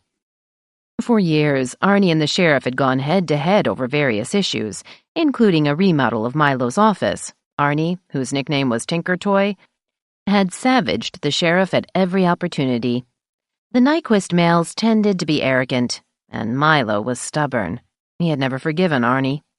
Maybe I'd acquired a small-town mentality, too. I couldn't stand him either. But I had a more valid reason. Years ago, Arnie built 30 houses in Ptarmigan Tract. 3 fell down and many of the others had problems. That's when he began focusing on commercial properties. Scott nodded. That's okay. I've worked with other contractors. Nyquist made a mint off of Rest Haven, so he's not hurting. The coffee was ready. Milo did the honors and sat down again. Better explain how this side addition will work, he said to Scott. Emma doesn't want to screw with the bathroom if we can help it. No problem, Scott said. The new bathroom will be next to the present one with a wall between them. Access will be via Milo's work area and the spare bedroom, which will extend, as it's quite small. But, I protested, that means removing all the logs on the side of the house instead of just some at the back. Scott nodded. As long as they're still in good shape, we can use those and add a few more. How much is this going to cost? I asked in a weak voice. Emma, Milo intervened, Scott hasn't added up all the numbers. We just came up with the plan this morning. But, he put a finger to my lips. Stop fussing, you're driving me nuts. I failed to bite his finger as he withdrew it. I'll shut up. I haven't eaten. I'll go out and graze in the yard. I doubt we can afford food. Before you do that, Milo said, sign off on the release for Scott to put the quote together. You own this place, including the grazing land. I took a pen from Scott and scribbled my name. Milo set his mug aside. I have to head for the office, Scott. 2 of my deputies are working security for the Rest Haven opening, so I have to hold down the fort at headquarters. If I can get away, maybe I'll see you at the facility. The men shook hands. I'd turned away from the fridge to glare at the sheriff. Hey, big guy, you didn't tell me you had to work today. I didn't. Milo looked faintly sheepish. Well, now you know. Gotta change into my uniform. He left the kitchen. I'd better go, Scott said, getting up. My SUV's blocking Dodge's Yukon. He paused at the kitchen door. He's right, Emma. You won't go broke. I did his headquarters remodel, and he was satisfied with the final cost. I've gotten to know him as a neighbor. I still remember how kind you both were to us when Bev's brother was killed. He smiled. That was 10 years ago. We thought you made a good couple even then. You did? I mean, we weren't a couple. I needed food to clear my fuzzy brain. We started going together later, but... My voice trailed off. Scott laughed. Don't try to explain. You and Dodge have always provided a lot of buzz. It livens up the community. Coming from L.A., Bev and I prefer it to gang warfare and other unsavory aspects of city life. The Grapevine is local entertainment. Now that you're engaged, people may lose interest. Maybe the Rest Haven newcomers will provide some gossip. You expect them to do that? Scott shrugged. They've already had a dead body virtually in their front yard. It's a start. He suddenly broke into a trot. Here comes Dodge. I better move my SUV. The sheriff waved at Scott, but kept heading for the carport. Don't I get a kiss goodbye? He asked, approaching the carport steps. Honestly, Milo, I said in exasperation, you're too used to living alone. You should tell me what your plans are before you spring them on me. I didn't know you had to work today. I forgot. He looked a trifle abject. It does take getting used to, doesn't it? I said softly. Yeah. He lifted me off the top step and kissed me. But I like it. I had not forgotten that Milo's birthday was coming up the 1st of March. We had never given each other presents, not even when we'd been a couple a decade earlier. Maybe that was because he never remembered my November birthday. I'd often treated him to drinks or dinner over the years, and if I did remind him about my birthday, it was only after the fact, and then he'd apologize and forget again. But this year I was going to buy him a present. The sheriff's wardrobe needed refurbishing. A new men's shop had opened recently in a vacant space next to Francine's fine apparel. It was owned by Francine's husband, Warren, a couple with a track record as rocky as our own. After the Wells remarried, he'd worked at Harvey's Hardware. It was assumed that when Harvey Adcock retired, Warren would take over the store. But over time, the college had created a need for a better selection of men's clothing than Alpine inner and outerwear could provide. I was finishing breakfast when the phone rang. I hurried into the living room before it trunked over to voicemail. "Where were you?" my brother asked in his crackling voice. "Not at St. Mildred's helping Father Den with his Lenten soup kitchen, I gather." "You know Father Den doesn't have a soup kitchen," I said. "The Lutherans do because there are so many of them. God prevent the Presbyterians from having one. Vita might donate a casserole." "Stop. As you may recall, Adam and I were forced to eat one of those things. I didn't know you could bake Elmer's glue." "It was that good? I'm shocked. Where are you?" "Still in Biloxi, helping the local Redemptorist with his flock. I'm moving on at the end of the month. The home missions finally caught up with me, and I'm needed in El Paso to help with the influx from Mexico." "That's a long way from here," I said. Ben chuckled. "You and Dodge don't need me to chaperone. Any chance you're going to make it legal? I'd think he'd want to, being an officer of the law." He would. He does. We've talked about it." Ben sighed audibly. "Damn the Lord family curse of not being able to make up your mind. Don't say it. I suffer from the same disease. That's why I'm glad I have a job where I have to take orders, holy and otherwise. Just do it. By the way, Dodge should be getting a bunch of forms soon from the Archdiocese. He'll pitch a 5-star fit. But try to keep him from throwing something, like you, through your picture window." "He hates paperwork." "He'll really hate this. It involves having his ex fill out a bunch of stuff, too. Have you ever met her?" "No." Ben paused. "Maybe you should." "No." "Slugly," my brother said, reverting to his childhood nickname for me. "Swallow your pride. You're the other woman. What's her name besides Mulehide?" "Trisha." "Show Trisha that you're a good person. Fake it, if you have to. Let her see you realize why her marriage to Dodge failed without making her look like a villainess. Play on her sympathy. Do what it takes. But win her over, or there won't be an annulment until you're too old to care." "Oh, Ben, I'm not sure Milo wants me to meet her." "You're not playing by his rules, you're playing by the church's. Here comes my fellow priest. Gotta save souls or something. Peace." A face-off with Trisha daunted me, if only because she'd speak ill of Milo. I'd get upset and defensive. I couldn't think about it. I preferred taking the woman's way out. I'd go shopping instead. Wardrobe by Wells was the name of Warren's shop. I recognized one of the college profs I knew only by sight, and of all people, Ian Farrell, who was apparently having trouble choosing between a dozen subdued ties. I avoided him by hiding behind the sport coat sale rack. Unfortunately, none of the items was large enough to fit Milo. Farrell made his choice and his exit. Warren spotted me and came out from behind the counter. "Hi, Emma," he said, sounding surprised to see me. "Are you sure you're in the right Wells Emporium?" "Your wife already fleeced me," I said, and told him what I wanted. Warren frowned. "I only have a couple of longs in his size. Not many locals are as tall or broad-shouldered as Milo. You'd never believe he used to be a skinny, gawky kid."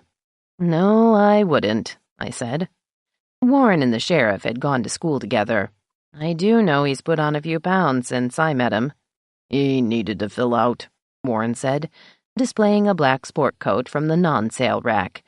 "Here's a Hugo Boss. Or were you thinking a brighter color?" I doubt Milo would go beyond black, brown, or navy. Warren's eyes slid to the college prof, who was holding a couple of dress shirts. "Hang on, Emma. Let me take care of Bovardi. Check out that navy Versace. It'd fit Dodge." I looked at the price tag on the Hugo Boss first, and almost had a fit.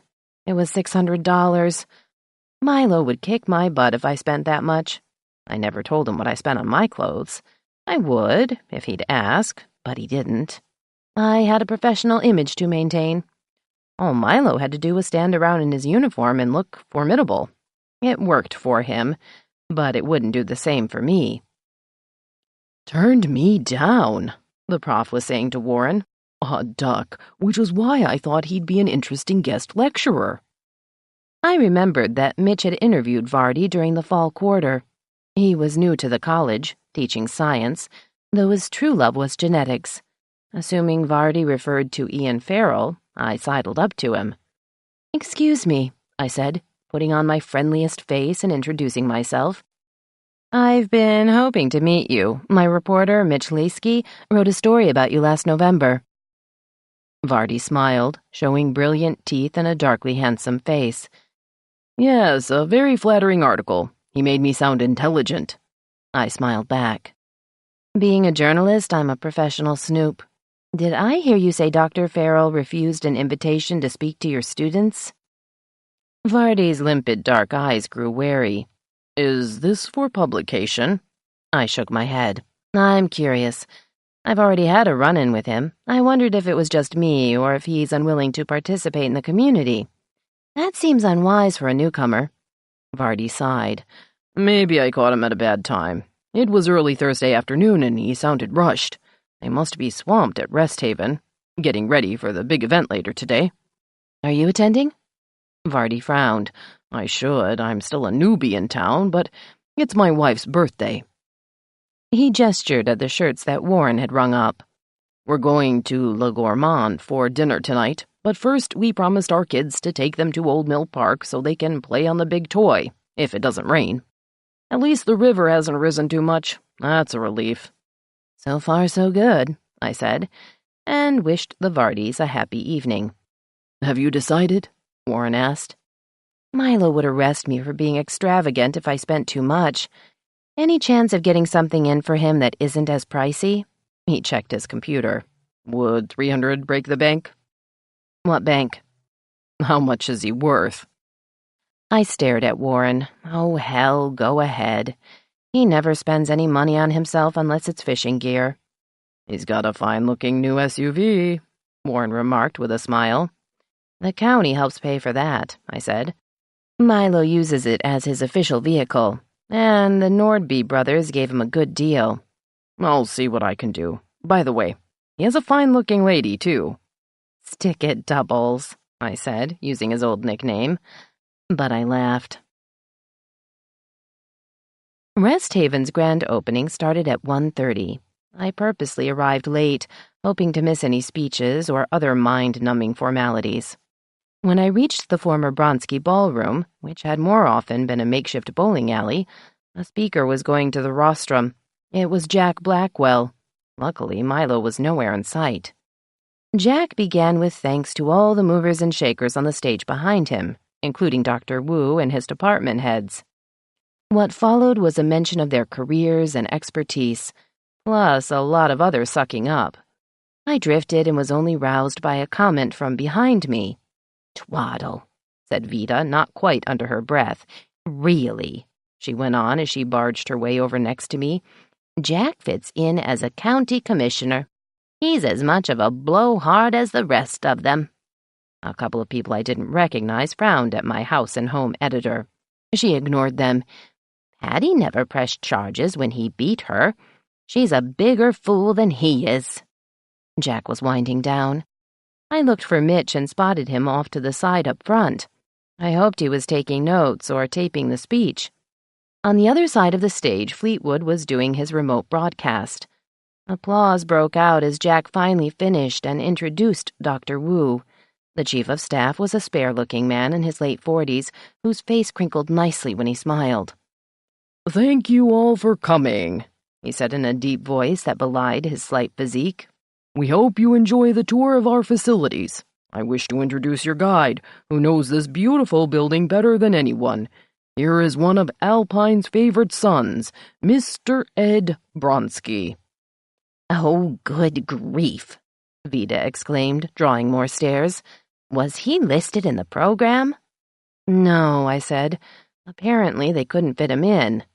"Literally," Vida said, alluding to Ed's girth.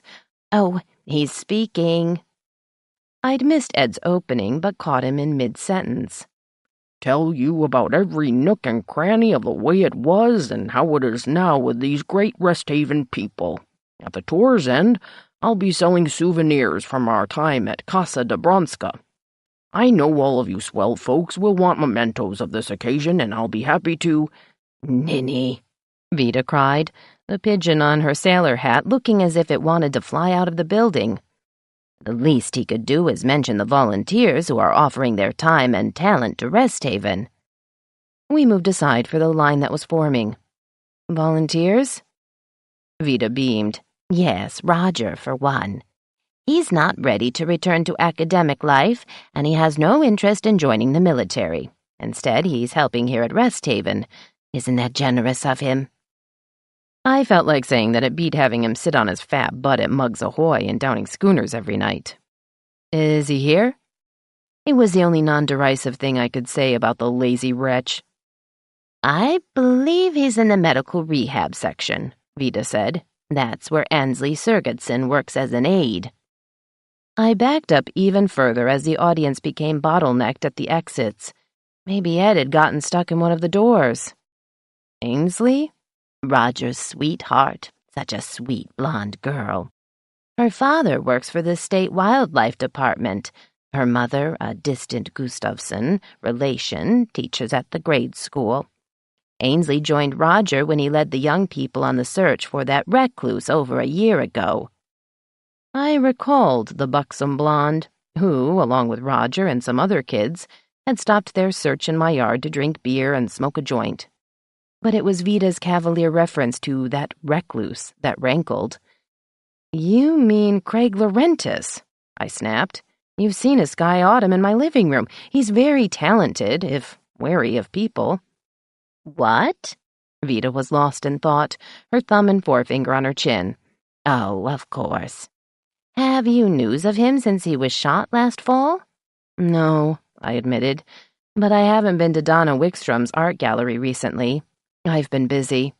"True," Vida allowed. "Here comes Dr. Wu. Have you met him?" "Not yet," I said. "I'll introduce you. Yoo-hoo, Dr. Wu." Vida sounded like an owl. Dr. Wu detoured around a couple of people who were still in the auditorium. "Mrs. Runkle, how nice to see you so soon after our meeting at Parker's Pharmacy this morning. I'm glad you could join us." "I wouldn't dream of missing it," Vida said with her cheesiest smile. "You must meet Emma Lord from the newspaper." Dr. Wu's expression altered slightly. "Of course. Weren't we originally scheduled to meet earlier?" "Yes," I said, shaking hands. I had to turn the interview over to Mitch Laskey at the last minute. Dr. Wu nodded. "Mr. Laskey did a fine job." He looked at Vida. "It must be hectic running a newspaper, even in a small town, Mrs. Runkle." "We're online," Vida said, "so we must keep up to the minute." For the umpteenth time, I endured an outsider's assumption that Vida was the boss. It was natural, given her long tenure and take-charge air, which extended not just to the Advocate, but to all of Alpine. I was seeking a tactful way to correct Dr. Wu's impression when I spotted Milo leaning in the doorway. "Excuse me," I said. "I must talk to the sheriff."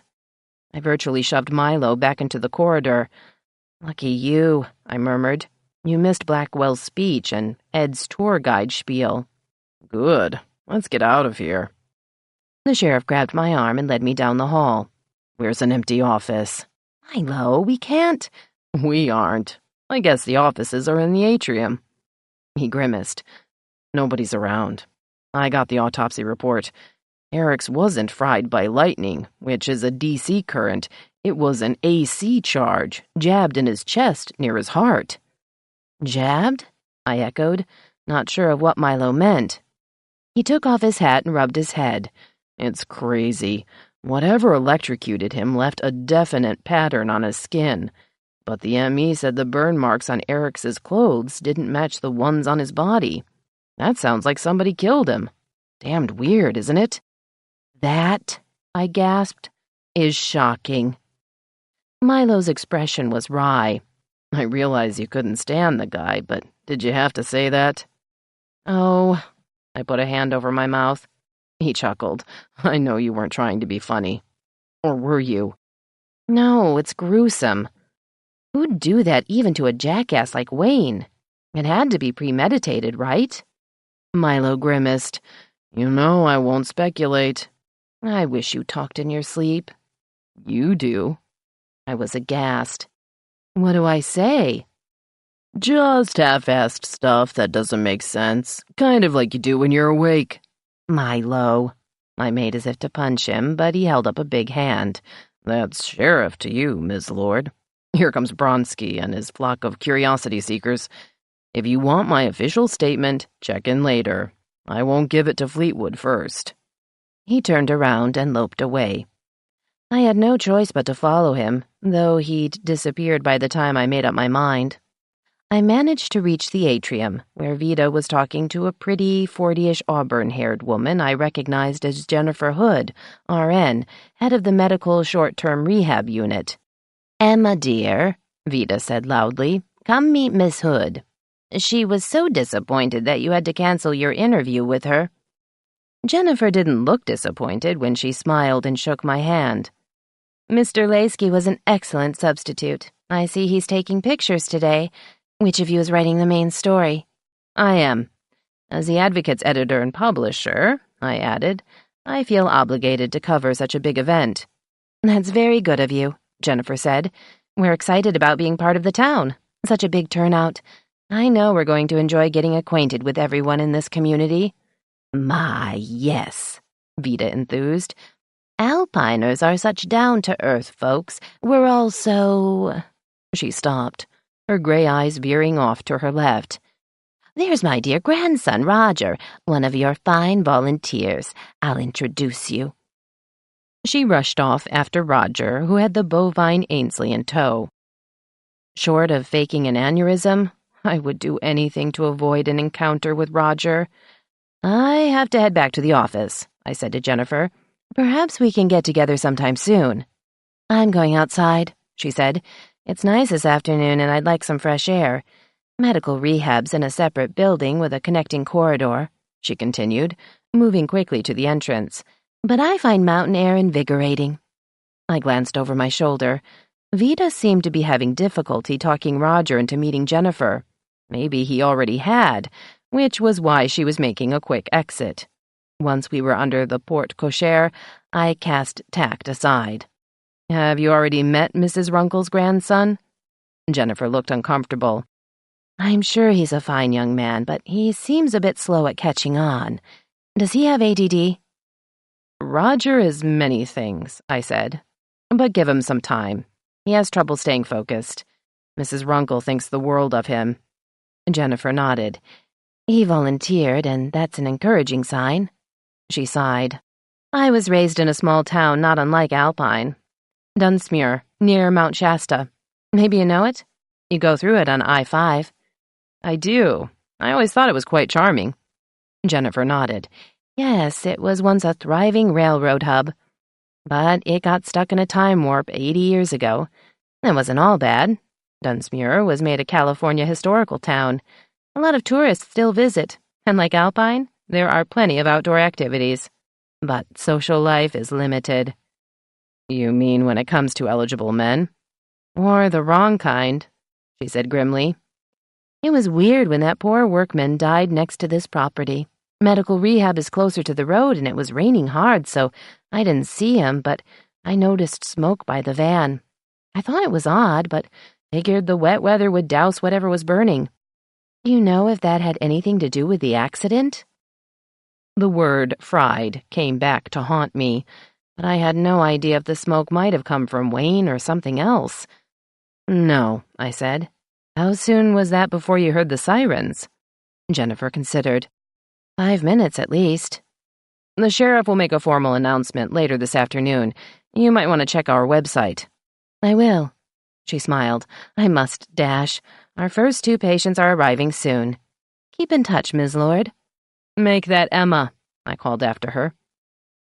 I heard a familiar laugh not far behind me.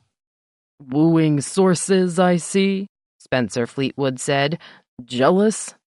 I turned around to face Mr. Radio. Then you admit you have a special contact here. Spence shook his head. I thought we dropped that subject. You brought it up. Alas, I did. He sighed. If anybody should be jealous, it ought to be me. I'm not sleeping with the sheriff.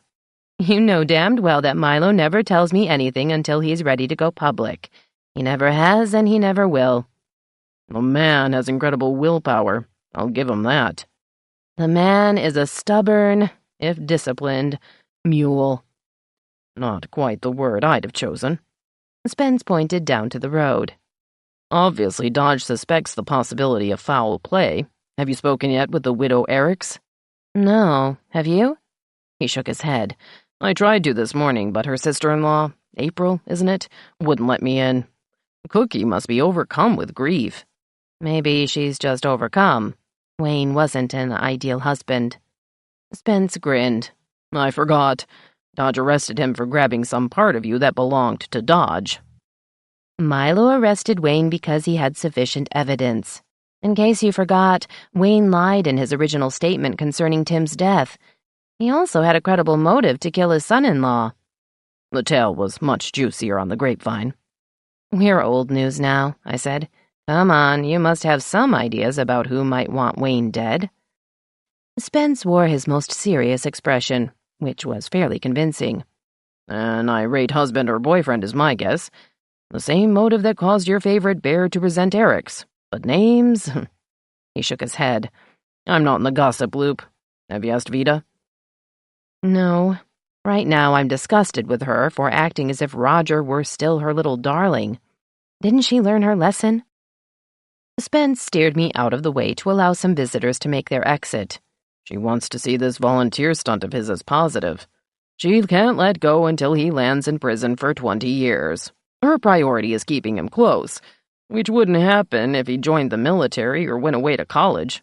My latest nightmare is that she'll invite him to be on her show to talk about his altruistic volunteer duties at Rest Haven. You're right, I agreed. I wish she'd listen to Buck. Speaking of listening, I've got to head for the studio, Spence said. Have you ever tried withholding your charms to see if that'll make Dodge open up about his investigations? No. Spence stared at me, grinned, and shook his head. God, Emma, you are one strange woman. He sauntered off to his BMW. I waited until he drove away before going to my car. Driving down to River Road, I had a whim to pull onto the verge where Wayne's body had been found. The sky was running high, but not yet near flood stage. Clouds flirted with the sun as they lowered over Mount Baldy. Depending on the temperature, I didn't know if that was good or bad. I parked 20 yards away from the pole where Wayne had been working. I knew Milo and his deputies had scoured the area, but my curiosity was piqued by Jennifer's remark about something burning near the van. There was no sign of ash. The rain would have erased any traces. I moved to the drop-off between the verge and the riverbank, treading carefully in case the ground was undermined. The water ran fast and off-color, coursing past a half-dozen houses at the base of First Hill. Windy Mountain was now obscured at the 3,000-foot level. We'd have more rain before sunset. Why, I asked myself, would someone try to burn anything during a downpour? Why not throw it in the river? Because, I realized, there were snags, branches, even trees where items could get hung up, no matter how swift the current. I looked around the near bank, where exposed roots stuck out like grasping fingers. A candy wrapper dangled from one, a scrap of newsprint from another. I moved back to the pole, where I saw a white rag hanging on a branch above the river. The cloth was wet, perhaps from the rain. There was no path nearby, and I doubted that I could reach it. I wondered if I should mention it to Milo. He'd probably scoff. I went back to my car. As I started down River Road, I recalled Spence's comment about calling on Cookie Eriks. April had probably rebuffed him because he'd gone there as a news hound.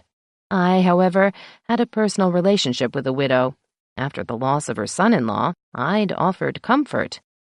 Following Wayne's arrest, I'd consoled Cookie, and managed to scoop Spence in the process.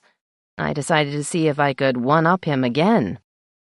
I turned into the Icicle Creek development, driving by Milo's split level and the Melvilles' remodeled house, both of which were almost adjacent to the golf course. The Erickses lived several doors north, closer to the railroad tracks, where property was cheaper. Maybe it was just the circumstances, but the house's exterior looked bleaker than I remembered it. The cream-colored paint was faded and chipped in places. The chimney was missing a couple of bricks. The small front lawn was patchy, and the roof, which had needed replacing on my last visit, was still deteriorating. I put on my most sympathetic face before I rang the doorbell. April Ericks came to the door after, I assumed, she'd peered through the peephole. "Emma," she said with a wary look in her big brown eyes, "are you here to interview Cookie?" "No," I replied. "I wanted to offer my condolences. Cookie has been through some awful things the past couple of years. I understand how she must feel. A lot of us have had some bad luck." Flipping her prematurely gray hair over one ear, April stepped aside to let me pass into the small foyer. "Isn't that the truth? You certainly had a scare a few weeks ago. Cookie's baking scones. Let me see how soon they'll be done. I'll put on the tea kettle." Indicating I should sit in a rocking chair by the empty fireplace, April went out to the kitchen. The interior looked as well maintained as I remembered it. Basically, the house was similar to Milo's, if somewhat smaller. There was no TV in sight, so I guessed there was a family room, probably downstairs. April and Cookie entered the living room together. Though not related by blood, both were slim, almost wraith-like women. Given that the Ericks brothers were burly, I figured they shared a penchant for waifs. I stood up to hug Cookie, something I rarely do with people I know only slightly, but I had devious motives. Journalists are born with them. "So kind of you to stop by," Cookie said, sitting on the leather sofa as April excused herself. "How are you? I haven't seen you since the explosion at your house. You're looking very well." "I am," I said, surprised at Cookie's concern, though I couldn't say the same for her. Not only was she haggard, but she appeared older since our last meeting. Yet it was her manner that had changed most. During the crisis following Tim's death, Cookie had seemed unhinged. I'd compared her spates of jerky speech and mannerisms to a wind-up toy. Maybe she'd been on drugs, or she was on them now. Losing a husband must be harder than losing a son-in-law. "I'm glad April's here," I said. Cookie smiled. "We've always been more like sisters than sisters-in-law. Like the rest of us, she's had her own trials." "You seem to be coping," I remarked. Cookie shrugged. "What can I do? Wayne shouldn't have been working in that storm. He always said weather never stopped him." I heard a tea kettle whistle in the distance. Cookie got up. "I must check my scones. I'll make some tea, too." Just as she went out to the kitchen, Tiffany wandered into the room carrying a small child. "Oh, hi," she said vaguely. "Ashley just woke up. You want to hold her while I get some juice?" I could hardly refuse. "Will I scare her?" Tiffany shrugged. "She doesn't mind strangers. We're taking off soon anyway." She handed over Ashley before exiting the living room. Ashley stuck a finger in her mouth and regarded me with big blue eyes. Sure enough, she didn't seem to care that I was a mere visitor. At a little over a year, she was a cute, plump little creature, more intrigued with looking over my shoulder out the window than with me. Tiffany returned, glass in hand, but didn't offer to retrieve Ashley. "How come you're here?" she asked, slouching in an armchair and flipping limp strands of blonde hair over her shoulder. In her faded jeans and shabby boucle sweater, she didn't look like a kept woman. "I wanted to tell your mom how sorry I am about your dad," I said. "Oh, right, Mom's okay. Aunt April's solid." "And you?"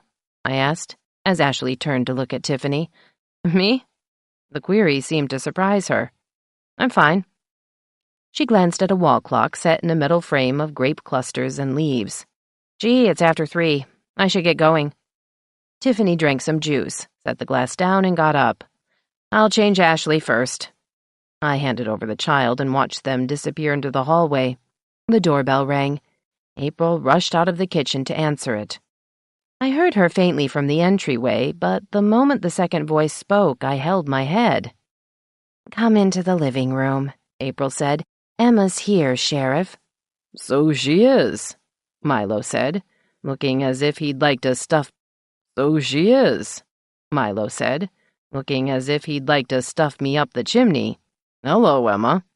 Hi, I said with a fixed smile as he loomed over me. I'll tell Cookie you're here, April said, scurrying to the kitchen. Beat it, Milo murmured to me. I'm delivering the bad news. But... Milo grabbed my arm and hauled me to my feet. I mean it. This is official and ugly business. Go home, clean the damned oven. I left the sheriff to make excuses for my hasty exit, but I only drove as far as the development entrance. If Milo's announcement was official, I wanted to hear it before Fleetwood did. 10 minutes later, it started to rain, and I was still waiting. Milo didn't like tea, and I'd never seen him eat a scone. What was worse, I realized I was hungry. I'd skipped lunch because of my late breakfast. I wondered what the Rest Haven staff had served at the reception following Ed's tour. Visions of salmon sandwiches were dancing in my head when I saw the Yukon coming toward me. In a fit of pique, I turned the ignition key and blocked the sheriff's exit. God damn it, Emma, Milo roared as he got out of the SUV. Why'd you pull a stupid stunt like that? I'd rolled down my window. Because I want to know what you told Cookie, and I want to hear it before Spence does. Well? The sheriff heaved an exasperated sigh. Follow me to my office. No, lead me there, you ornery little pain in the ass. I smiled sweetly. Okay. After giving my future husband an obscene gesture, I rolled up the window and pulled back onto the Icicle Creek Road. I was sorely tempted to take Milo's reserved parking place just to see how he'd react. But this was business, both mine and his, so I parked 2 spaces down, next to Jack Mullins's pickup. Mullins is back from security duty at Rest Haven, Milo said as I joined him on the sidewalk. He better not be screwing off. Jack looked up from whatever he was doing at the reception counter. Hey, it's my favorite pair of... Shut the hell up, Mullins, Milo growled. Are you AWOL, or are they finished with the big bash at Rest Haven? Just got here, Jack replied, patting down his red hair, which had a tendency to stick up in various places. All's quiet on the nut shop front. Where's Doe? The sheriff asked. She was officially off duty, Jack said. I'm about to go on patrol. No, you're not, Milo countered. Hebner's on patrol. You're staying here so I can go home after I put together the statement about Eric's. Ms. Lord and Fleetwood have a need to know. He turned to me. Stay here until I'm finished. Gee, I said. Guess you don't need anybody with writing skills to help you, Sheriff. No, I don't. He headed for his office and slammed the door. Is he always so nice to you? Jack asked with a mischievous grin.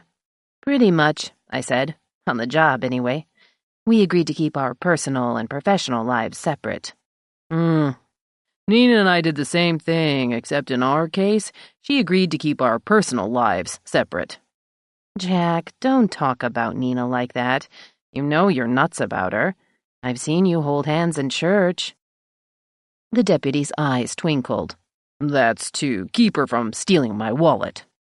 Say, he said, lowering his voice, what are the odds you can get the boss man to go to church with you? I haven't seen him there yet. About as good as the chances of the Mariners winning the World Series. The sheriff is not a church-going kind of guy. I know, but... Jack shrugged. Seriously, he's marrying into a family with 2 priests. Don't you think that makes a difference? Not to Dodge. They're just a couple of guys who have a different job than he does. Jack's puckish grin returned. He'll have to go inside a church if he gets his marriage annulled. The real question is, how are you going to get him to wear a suit? I laughed. That thought has occurred to me. In fact, this morning I went to look for... I stopped as Milo reappeared. Come and get it, he said, motioning to me. I sat down in a visitor's chair while he remained standing in front of his Skyco wall map. To my critical eye, the statement looked fine. The bottom line was that Eric's had died from a lethal 110-volt charge to the chest, and that his death was under investigation. "You don't mention ruling out an accident or foul play," I said. "Is that because you and Colin Knapp can't be sure?" "That's right," Milo replied, turning around. "Those burn holes in his clothes not being a match makes me suspicious. Knapp, too, but there's always the possibility of something weird in terms of the entry from a hot wire. And where did anybody get one in the first place?" "The truck?" "That's the most likely. But why would a live hot wire be there in the first place?" Milo took out a pack of cigarettes. "You want one?" I shook my head. "I'm on the job. I want to avoid temptation." He ruffled my hair. "Me too. Go away so I can give Fleetwood the news. You'll put it online, right?" "I'll have Kip do it," I said. "I'll call from home." "See you there," he said after lighting the cigarette and picking up the phone. "I wouldn't mind a steak for dinner." I'd gotten up and was in the doorway. "I'm working. Go shoot a cow." I made my exit.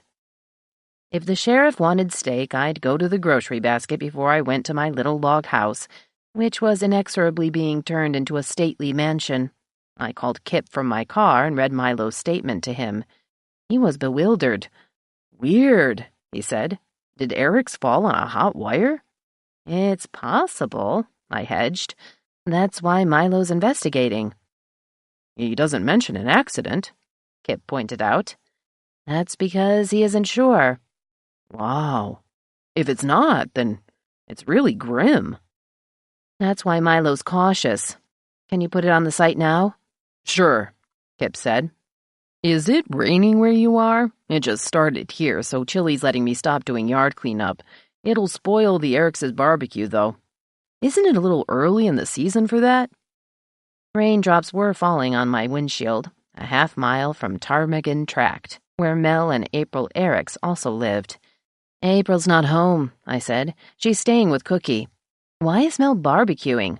That's odd." "Maybe their kids are here for Wayne's funeral. They both work in Seattle. Heck, I don't know. I can't see over the fence. It could have been a brush fire. I didn't think of doing that with the dead stuff I hauled out of the yard. Now it's raining." "Enjoy your leisure," I said, before disconnecting. Driving up Alpine Way, I wondered what Mel was really doing outside. Small fires seemed to be a leitmotif in connection with the Eric's family. My musings were diverted by the store's reader board, where a help wanted sign was posted. The O'Tooles had to replace Tiffany. After picking up 2 T-bones, I saw Betsy facing out deli shelves. "Looking for a second job?" she asked with a smile. "I should, given our remodeling project. Any applicants yet?" "2," she replied. "College students, no experience. Not that Tiff was the sharpest cutter on the cheese wheel." "Were you surprised when she quit?" "Yes." Betsy rubbed Lubriderm on her hands. "No notice either. Jake and I were irate, but what could we do? I wrote a check for the money she'd earned this month, and that was that." I shrugged. "She got a free ride and a man to lean on." Betsy stepped aside to let an elderly couple pass. "Oh, I wonder." "What do you mean?" Betsy made a face. "She seemed scared, which was odd. When Jake or I had to chew her out, which we sometimes did, she'd get sullen. This was different, but I don't know why." I didn't either, but as with all bad things, we'd find out. 7. Milo wasn't home by 4, so I reread Mavis's letter, trying to figure out how to tell her she was wrong about my marriage plans. Maybe I should call her. I was still mulling when I heard the sheriff arrive, cussing his head off. "Now what?" I asked from the kitchen doorway as he came inside. "You put the garbage can lid on half-assed and raccoons got in it. There was stuff all over the place. Didn't you see it when you came in?" "No, I was carrying the groceries. This morning I was rushed when I took out the garbage. Guess what? You could do that instead of me." "I do," Milo said, brushing raindrops off of his jacket. "The can under the sink wasn't full last night." "It was this morning." Fuming, I started for the carport, but Milo stopped me.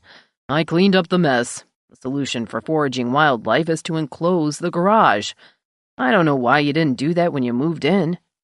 Because there wasn't even a carport then, and I couldn't afford a full garage. That's why, you big jackass. Milo took off his jacket. It's the best way to go now. With our weather, it's the only way. It's a damned nuisance when one of our cars is blocking the other one. As long as we extend the addition, an enclosed double garage will balance off the whole thing. I put my hands over my ears and screamed. Milo walked past me into the living room. I followed him with fire in my eyes. Why not add a couple of stories? Maybe an elevator, a rec room with a movie theater. The sheriff hung up his hat and jacket on a peg by the front door. He put a big hand over my mouth, and his other arm went around my waist. Why don't you shut the hell up? Don't you want to do this thing right? Just nod, and then I'll let you jabber. I refused to budge. Milo simply stood there and waited. Finally, I leaned my head against his chest, forcing him to take away his hand. "How much will this cost?" I asked weakly, though I didn't want to know. "With the garage, about $120,000. My head jerked up. "You're serious?" "It's an estimate, but close. Melville stopped by headquarters on his way back from Rest Haven. I asked him about the garage then." "Where do we get that kind of money until you sell your house?" Milo lifted my chin with his free hand. "Emma, I've got that much saved up. More if you want to know. I don't throw my money around. I started investing what I'd been shelling out to my kids a long time ago. If I can't spend it on us, what's the point?" "Oh, Milo." I buried my face against his chest. "Hey," he said, chuckling softly. "Did you really think I'd go into debt over this? I know you don't have a lot of your own money. I never intended for you to be out a dime on this edition. I've always felt more at home here than I ever did at my place after Mulehide and the kids walked out. But the only way this can be our house and not just yours is for me to put money into it. It's only fair, right?" I nodded and finally looked up. "You really are wonderful." "I guess so." He kissed my forehead.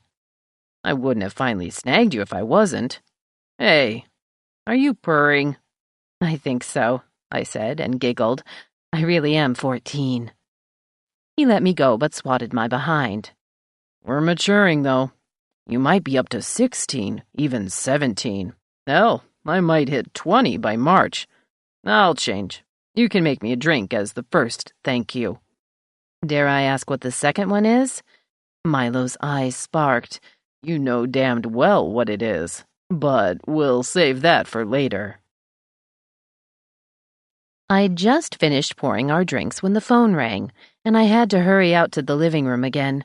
Snatching up the receiver, I heard Vida assault my ears. "Wherever did you disappear to this afternoon? You and Jennifer left like thieves in the night. I so wanted her to meet Roger." "She had to go to the rehab medical unit," I said. "Patients were due to arrive. Didn't Roger tell you he'd already met her?" "He had? Well, no, he didn't. He was so caught up in explaining his new duties. He wants to make Grams proud of him." I was glad that Vida couldn't see my expression. "I hope he can do that," I said a bit stiltedly. "He will," Vida declared. "He's so eager to do his best, which is more than I can say for Ed. He made less than $20 from his so-called memorabilia. He had to lower prices to get that. Can you imagine anyone who'd want napkin rings engraved with Mr. Pig?" "He did sell his self-published life story to Japanese TV." "As a cartoon? Did anyone in this country see it? For that matter, did anyone in Japan see it? I heard it was canceled after a few episodes. Surprising in a way for people who sleep in bureau drawers." "They're a sort of pull-out bed for travelers." "Very odd," Vida said, as Milo went through the living room into the kitchen. "They're short, so I suppose they'd fit into drawers." "They're not as short as they used to be," I said. "Besides, they—" "Oh," Vida interrupted, apparently not in the mood to listen to reason. "I must give Cupcake a bath. He's quite fractious today, hopping about in his cage and not singing." "A dirty canary is a temperamental bird," I said, as Milo returned to the living room and put my drink on the end table. "Bye." Milo sat down and picked up the Seattle Times from the magazine rack next to the easy chair. "Spring training's started. Is there any hope for the Mariners?" He didn't wait for an answer. "Why do I ask? The front office dumbasses will trade anyone who's decent. Damn. I'd like to see a couple of games, but they'll want an arm and a leg for a decent seat." "You've got lots of money," I said cheerfully. Milo glowered at me. "Watching a bunch of bums who make 100 times as much as I do and don't work half as hard is why I have money saved up. Parking costs too much. The concessions cost too much. Screw 'em. We'll catch the games on TV." "Gee, you sound like a husband." He shrugged, and all but the top of his head disappeared behind the sports section. I got up to go out to the kitchen, but detoured to the easy chair and kissed the top of Milo's head. "Guess what? I like it." He uttered a short laugh. "Good thing. Well, according to the first Mrs. Dodge, I flunked the job." The phone rang again before I could reach the kitchen, but I realized it was Milo's phone, so I kept going. Dinner was simple: baked potatoes, fresh broccoli, and the T-bones. Or so I thought, until I realized I still hadn't cleaned the oven. I was scrubbing it with a Brillo pad and Comet when I caught some of what Milo was saying. "Didn't the damned fools lock their doors? With a herd of people going through the place?" "Right, they think they're safe here in the woods." He lowered his voice again, but my curiosity was piqued. I hurriedly cleared away the worst of the grease and went into the living room just as Milo put his cell back in his shirt pocket. "What's wrong?" I asked. Milo lit a cigarette before he responded.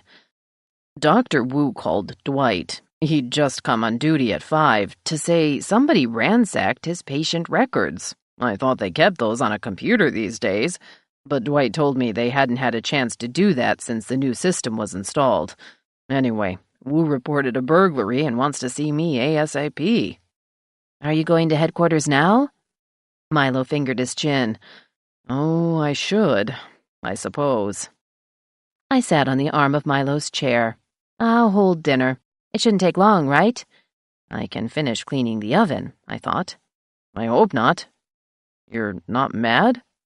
He looked faintly surprised. "Why would I be? When have I ever been mad at you for doing your job? You're a news source, big guy. I need to fill space." Milo grinned. "I asked because you don't sound like a wife." "Maybe," I said. "It's because I've never been one." By the time I'd finished cleaning the oven and started the potatoes, my curiosity kicked back into gear. Why would anyone want to look at Wu's files? As far as I knew, all the patients had been transferred from outside of the area. It didn't make much sense. Milo returned shortly after 6:30. I put his steak in the skillet and started water to boil so I could steam the broccoli. "Well?"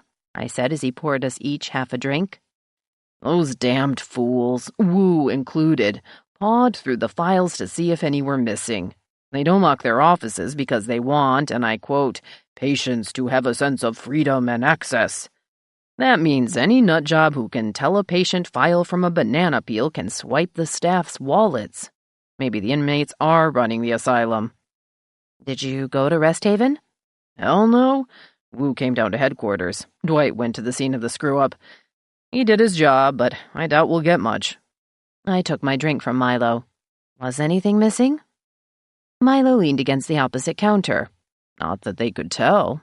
If they wanted patient information, Wu's printer has a copier, so they wouldn't have to take anything out of the office. But that woman, Doc Reed, told Dwight he didn't understand. They all felt violated. I didn't want to know how Dwight handled that remark." I laughed. "I don't either.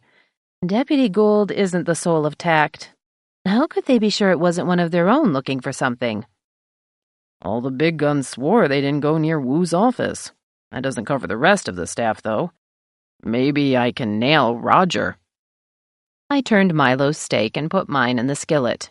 He doesn't have that much imagination or curiosity. Did you soothe Dr. Wu? Milo shrugged. I told him never to mess with what he called a crime scene. Reporting a burglary when nothing's been taken isn't smart either. You can't even call it a break-in if the door's not locked. Sure, we'll check for prints, but we won't find much after they rummaged through everything but the ceiling. The fingerprint lab in Marysville might be worth a shot, but I hate to bother them. He paused.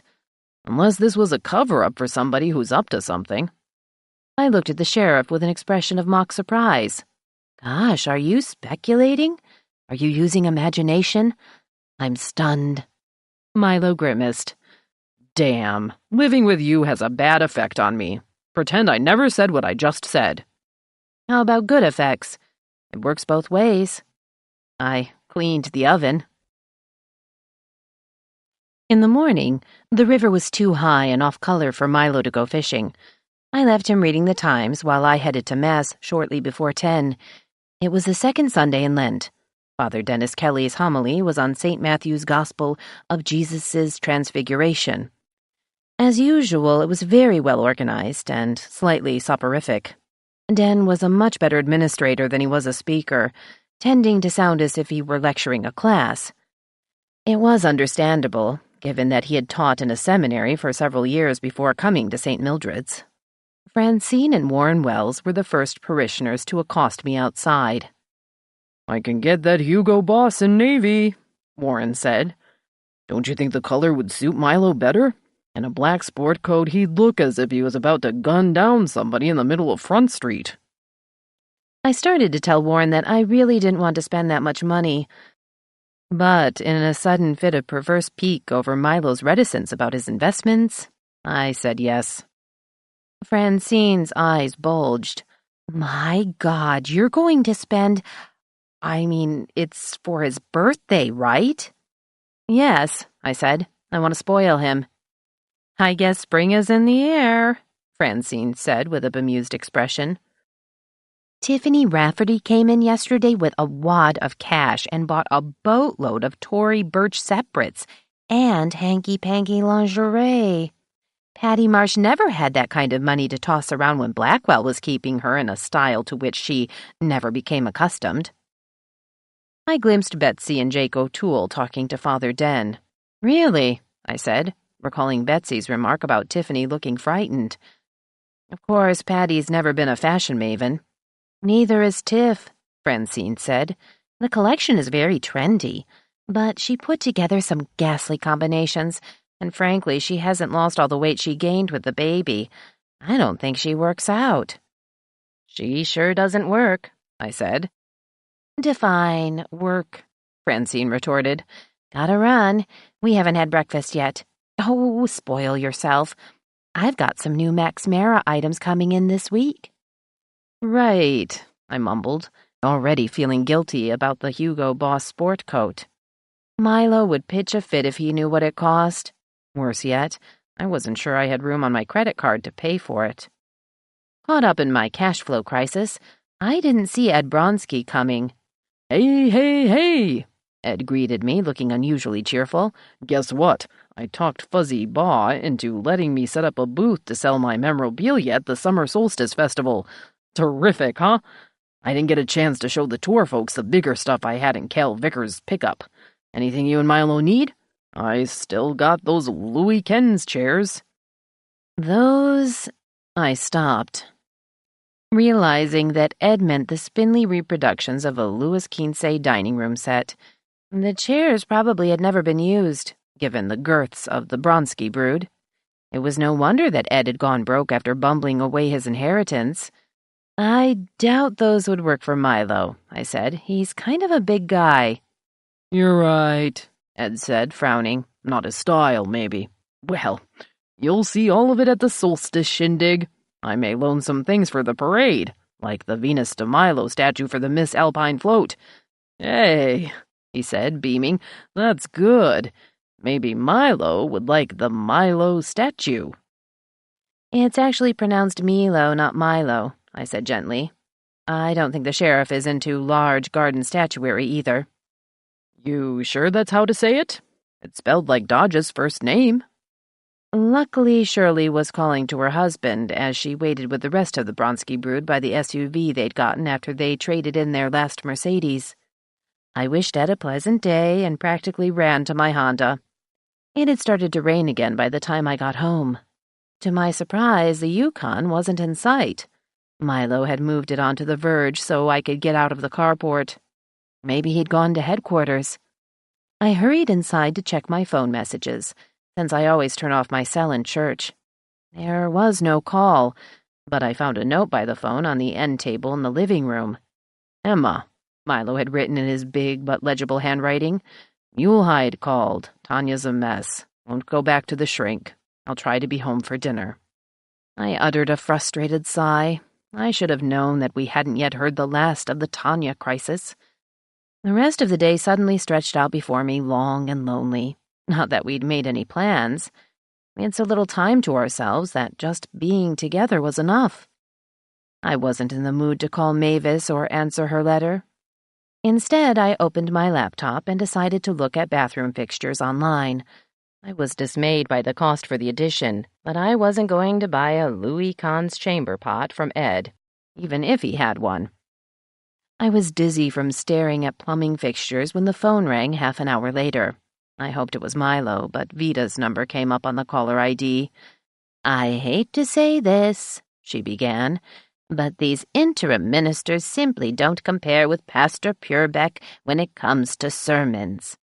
For all of his foolishness in running off with Daisy McPhee, who, I might add, had lived in Alpine for less than 2 years. No wonder they moved to Mukilteo. But he knew how to preach. These fill-ins are quite young, and they talk more Bible interpretation instead of sin. With Pastor Purebeck, you knew what sins were being committed, and sometimes by whom, if you were alert to what was going on. And poor Selena hasn't been able to show her face at church since her husband left town." "That's a shame," I said after Vita ran out of breath. "I forget, are their children still in town? Frankly, I wasn't sure they had children." "You mean their daughter and her family? No, Martha married an engineer who works in one of those dreadful Emirates. Something to do with oil, I believe. Imagine bringing up 2 children in a place like that. All that sand. How do you keep your house clean? If they have houses." I gathered Vita had never seen pictures of some of the Emirates, except maybe for the beaches. Selena must have family somewhere. "She's from South Dakota," Vita said. "Most of her relatives are still there. Goodness, people live in such peculiar places. Black Hills, indeed. I can't imagine Selena moving there after so long in Alpine. Speaking of relatives, I saw my niece Marge at church. Do you remember Clarence Munn?" I thought for a moment. I don't think I do. Clarence owned one of the smallest mills Jack Blackwell bought out several years ago. The Munns moved away a year later to Anacortes, I think. His wife died just before Thanksgiving. His niece is Julie Canby, who's working full-time at the hospital. Oh, you know that. I had it on my page right after New Year's. Julie had Clarence put in Rest Haven. Marge found that out from Doc Dewey. Clarence's mind hasn't been quite right for some time, and he couldn't live alone anymore. I barely recalled Vita's short piece, having been too overwhelmed with my own problems at the time. "That's kind of Julie. Is she paying for Clarence's care?" "I don't know, but Jack paid him a goodly sum for the mill. Clarence is a skinflint, which is probably why the Munns had no children. They can be an expense.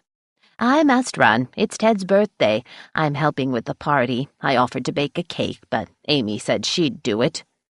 "Very kind of your daughter," I remarked, wondering if Vita had actually baked a cake in the last 20 years. I hoped not. "Have fun." "I will. Roger is bringing Ainsley. Young love is so sweet." On that note, Vita signed off. I wondered if this would be the last family gathering that included Diddy at Amy and Ted Hibbert's house in the Pines.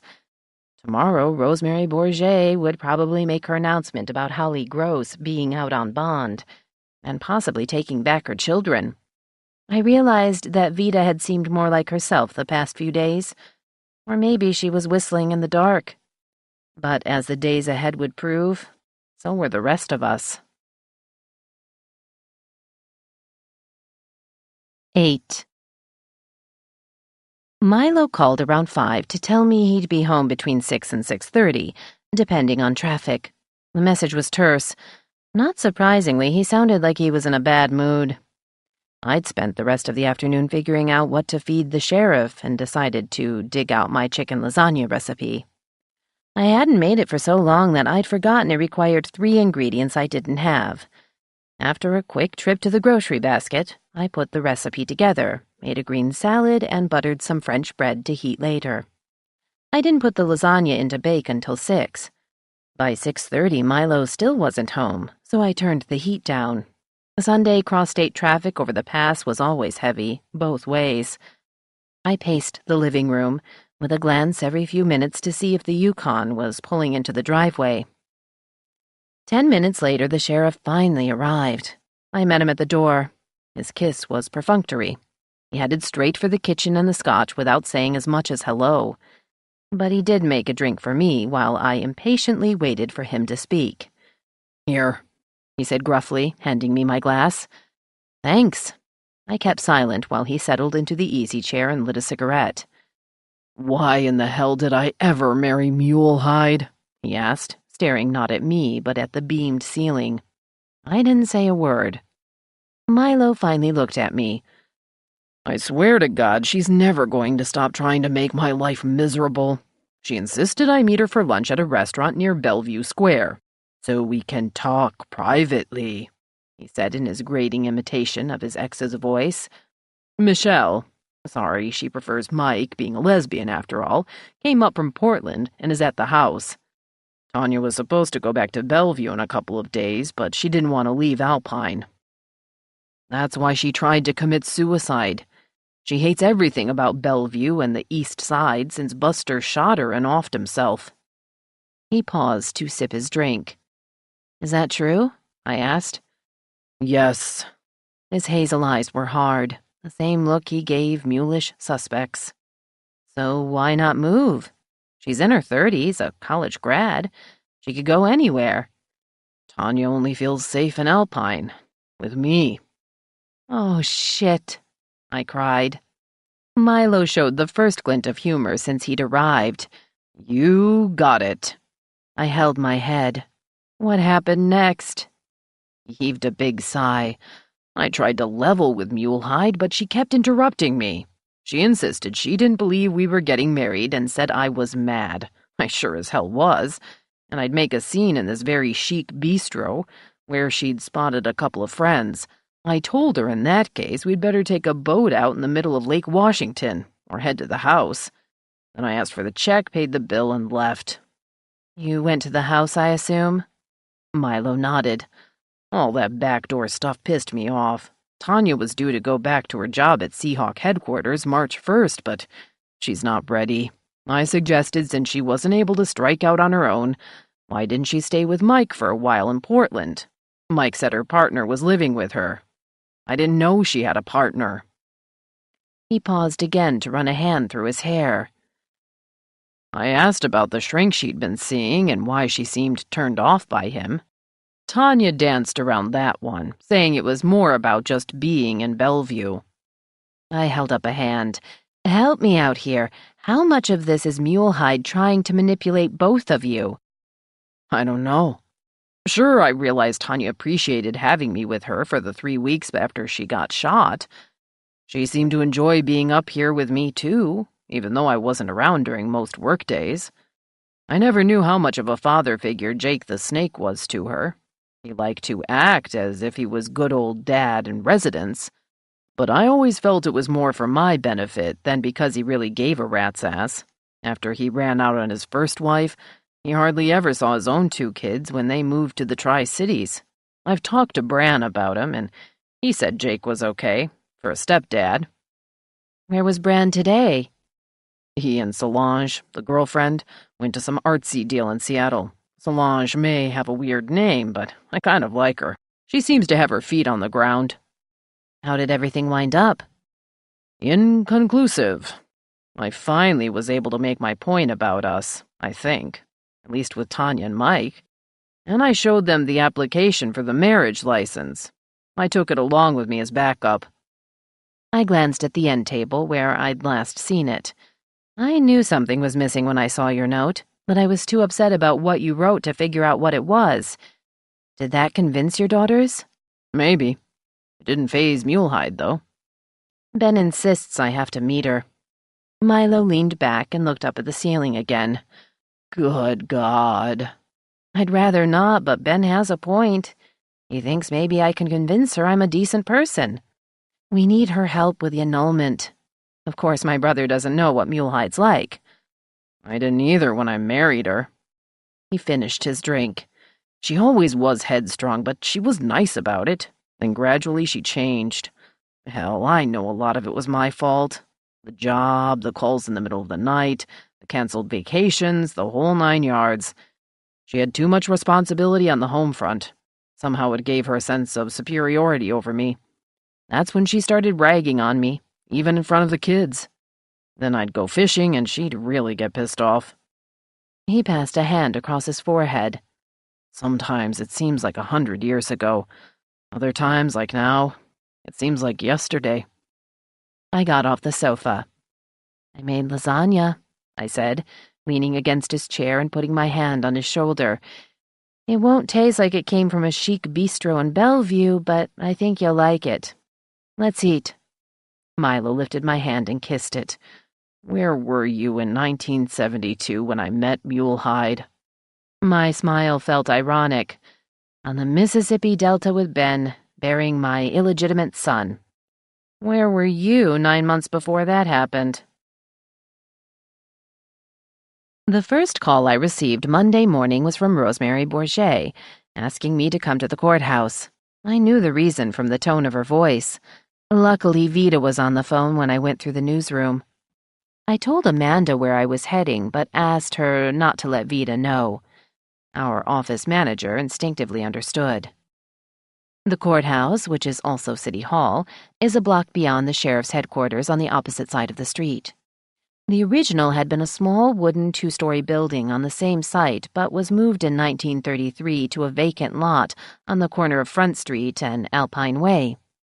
The Great Depression had caused construction to grind to a series of halts. Completion of the new building with its brick facade and dome hadn't taken place until 1939. 75 years later, the courthouse was still the most imposing edifice in town, though the harsh winters had dulled the red bricks to a dun brown, and earthquakes had shaken the dome, so it listed slightly to the west. Rosemary's office was on the second floor. I smiled, nodded, and greeted a half-dozen people who were gathered in the rotunda. At least that's what Fuzzy Bow called it, though technically the building itself is not round. His point of reference was the old Louisiana State Capitol in Baton Rouge, with its neo-Gothic architecture and many turrets. The mayor was practically beside himself with joy when I told him that Ben and I had visited the historic edifice while I was staying on the Delta. I didn't tell him that we thought the revivalist architecture was right up there with Mad Ludwig's castle in Bavaria.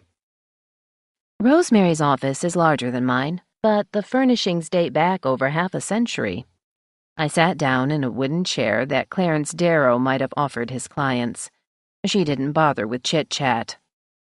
"Holly gets out today," she said, her pretty face disgusted. "Is it my fault for not presenting a solid case against her?" Her tone seemed rhetorical, so I didn't answer directly. Milo knew from the start she could plead self-defense. Rosemary flipped a strand of dark brown hair behind one ear.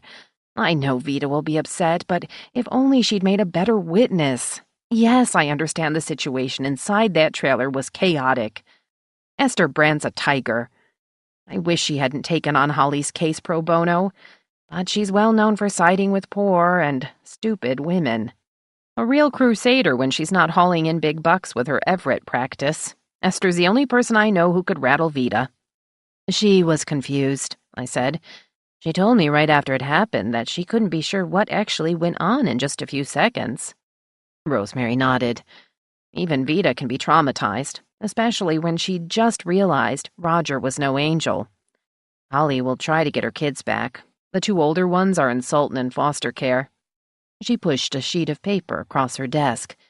This is my formal statement. Do you want editorial comment?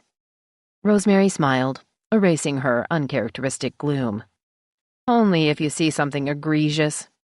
I have to stick to the basic legalities while making it understandable to the public. I scanned the 3 graphs and made 2 minor suggestions, which she accepted. Is this your version of a press conference? Right. I know the paper won't come out until Wednesday, but I have to do it now or I'll be in dereliction of my duties. As a favor to a fellow Catholic, I won't alert Spencer Fleetwood until this afternoon. I held back until today because I didn't want to ruin Vita's weekend. That's kind of you, I said.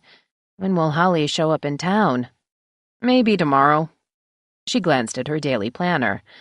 Today is her official release date, but there's a lot of paperwork involved at her end.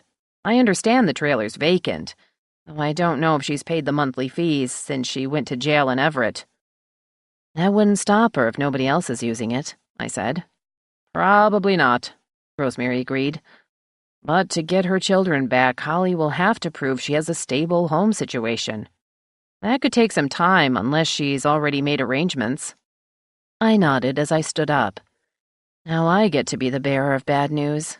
Maybe I'll take Vida to lunch. As soon as the words were out of my mouth, I realized that was a bad idea. A public venue was no place to discuss such a volatile matter. No, I've got leftover lasagna at home. I always make too much, even for the sheriff. Rosemary had also gotten to her feet. Speaking of Dodge, what's going on with Eric's death? You may think this sounds crazy, but I don't know. Rosemary smiled half-heartedly. Cookie Eric's is my next appointment. She wants to have the funeral on Wednesday. She needs a lawyer to help her make the arrangements? No, she grimaced. It's a different matter. I can't say, of course. Just like Milo, I murmured, and took my leave. It had started to rain again when I met Mitch coming out of the sheriff's headquarters. Dodge is in a bad mood, he said. Sam Hepner thinks it's because he's frustrated over the PUD guy's death. He probably is, I responded, wondering if Mitch would ever figure out the relationship between Milo and me. No leads, no witnesses? Hepner says nobody's come forward as a witness, Mitch replied as we ducked around rain dripping from the canopy over the entrance to Parker's pharmacy. If they have any leads, they aren't telling. They're going to interview Rest Haven staff and residents in the area today. Not many homeowners have a good view of the accident site. Anything of interest in the log? I asked, passing the hobby shop. A couple of accidents on Highway 2, 3 DUIs, 1 possible break-in, a prowler on First Hill. He shrugged. The usual. Where was the alleged break-in? I'm not sure. I only have the address on River Road, he said as we entered the Advocate. I figured that was Rest Haven, but kept mum, for now. Vida looked up when we came into the newsroom. Well, early coffee clatch for you two? We met by chance, I said with a smile. Where's Leo? Off to check the special edition ads, Vida replied, standing up. He got 4 color inserts from the grocery basket and Safeway. Great, I enthused, realizing that Vida was following me into my office. I guess Leo was right to do the Spring Fling section last week and hold off the Rest Haven edition until it officially opened. We might make some real money this week. Very nice, Vida said through lips that barely moved. She leaned on my desk. Well? I know when to surrender. Not only does Vida have eyes in the back of her head, but she seems to possess X-ray vision. I hauled my handbag onto the desk and took out Rosemary's statement. See for yourself. We both sat down. She adjusted her glasses before removing the single sheet of paper from the manila envelope. Without any expression, she quickly read the 3 paragraphs before wordlessly handing the statement back to me. I'm sorry, Vida, I said. So was Rosemary. She still didn't say anything for a long, uncomfortable moment, and when she did, I wished she hadn't. Rosemary, Milo, the new judge, and everybody else should be ashamed of themselves. They are all incompetent fools. I shall never speak to any of them again. Stunned, I forced myself to keep from lashing out at her. Fine. I turned away, poised at the keyboard of my computer. Vida hesitated briefly, stood up, and made her majestic way out of my office. I sat frozen in place, trying to calm down. Had it not been for Roger, this whole mess would never have occurred. Yes, there would have been the inevitable falling out among thieves, but Vida wouldn't have been there when it happened. If the stupid kid hadn't gotten involved with Holly and knocked her up, there wouldn't be an innocent child caught in a trap between mother and father. And Vida wouldn't have had her heart broken. I might have wept if the whole situation hadn't made me so angry. There would be no warmed-over lasagna for lunch at my house. In fact, if Vida kept to her word about not speaking to Milo, she might never cross the threshold of my little log cabin again. I took a deep breath and went to work. The frost between Vida and me didn't melt during the rest of the morning, but I was busy. Leo sensed that something was amiss. He came into my cubbyhole shortly before 11:30. "What's going on, babe?" he inquired, keeping his voice down. "Want to go to lunch at the diner?" I asked. "Sure. It'll be a lot better than being in the morgue that used to be the newsroom. Even Mitch is noticing that Vida's really off her feed. Kip and Amanda sense it too. I've been hiding out in the back shop." I shook my head. "We'll talk at lunch, okay?" Leo nodded. "Meet you outside at 11:45. 10 minutes later, Kip appeared in my doorway, his face flushed. "You talked to Dodge in the last hour or so?" "No, why?" Kip brushed back his wavy red hair. "I had the radio on in the back shop. Fleetwood broke in with a special bulletin about a witness in the Eric's death." My mouth fell open. "No, who is it?" "Unidentified. That's why I wondered if Dodge knows. Do they listen to KSKY at headquarters?" "Not if they want to keep their jobs," I snapped. "You know there's no love lost between Dodge and Spence." Kip grinned. "I kind of like the way the sheriff rearranged Fleetwood's nose." He sobered quickly. "Where do you suppose he got wind of this witness?" "I already had my hand on the phone. I'll ask Milo if he knows about it. Thanks, Kip." He leaned further into the doorway, gesturing discreetly at Vida. "What's going on with Mrs. R?" I pointed to the manila envelope. "Sneak in here after I go to lunch and see for yourself. I haven't written it up yet, but you'll be putting it online this afternoon. As for the paper, I stopped. I didn't want to run Rosemary's statement on the front page. Maybe I could slip it in at the bottom of page 4. "I'll keep you posted," I said lamely. I dialed Milo's number as soon as Kip left. "He's not here," Sam Hepner said, always glad to give me negative news, or no news at all. "I don't suppose there's anything I can do for you." "Yes, there is. Who's Fleetwood's eyewitness to Wayne's demise?" Silence. "I have to check with the boss before I can release that information," Sam finally said in his most formal tones. "Thanks, Sam, you're a sweetie." I banged down the phone. The doofus was clueless. Milo probably was too. I fought off the temptation to call Spence and harangue him, but that would only make him happy. I wasn't happy, especially after looking into the newsroom, where Vida sat staring at a news release. I hadn't seen anything that sour since I left a quart of milk in the back of my fridge for 6 weeks the previous summer. Vida had already left by the time Leo and I rendezvoused to head over to the Heartbreak Hotel off of Alpine Way. 2 of Rosemary's brothers had founded the 50s-style diner some 7 years ago. It seemed like an appropriate place to deliver their sister's bad news. We took Leo's aging Toyota to the restaurant. During the short drive, I filled him in with the brief version of Holly's release. He took the news with a sad shake of his head. "Damn that useless Roger." Arriving just a few minutes before noon, we beat the rush. Terry Bourget, another of Rosemary's siblings, greeted us with her usual cheerful countenance.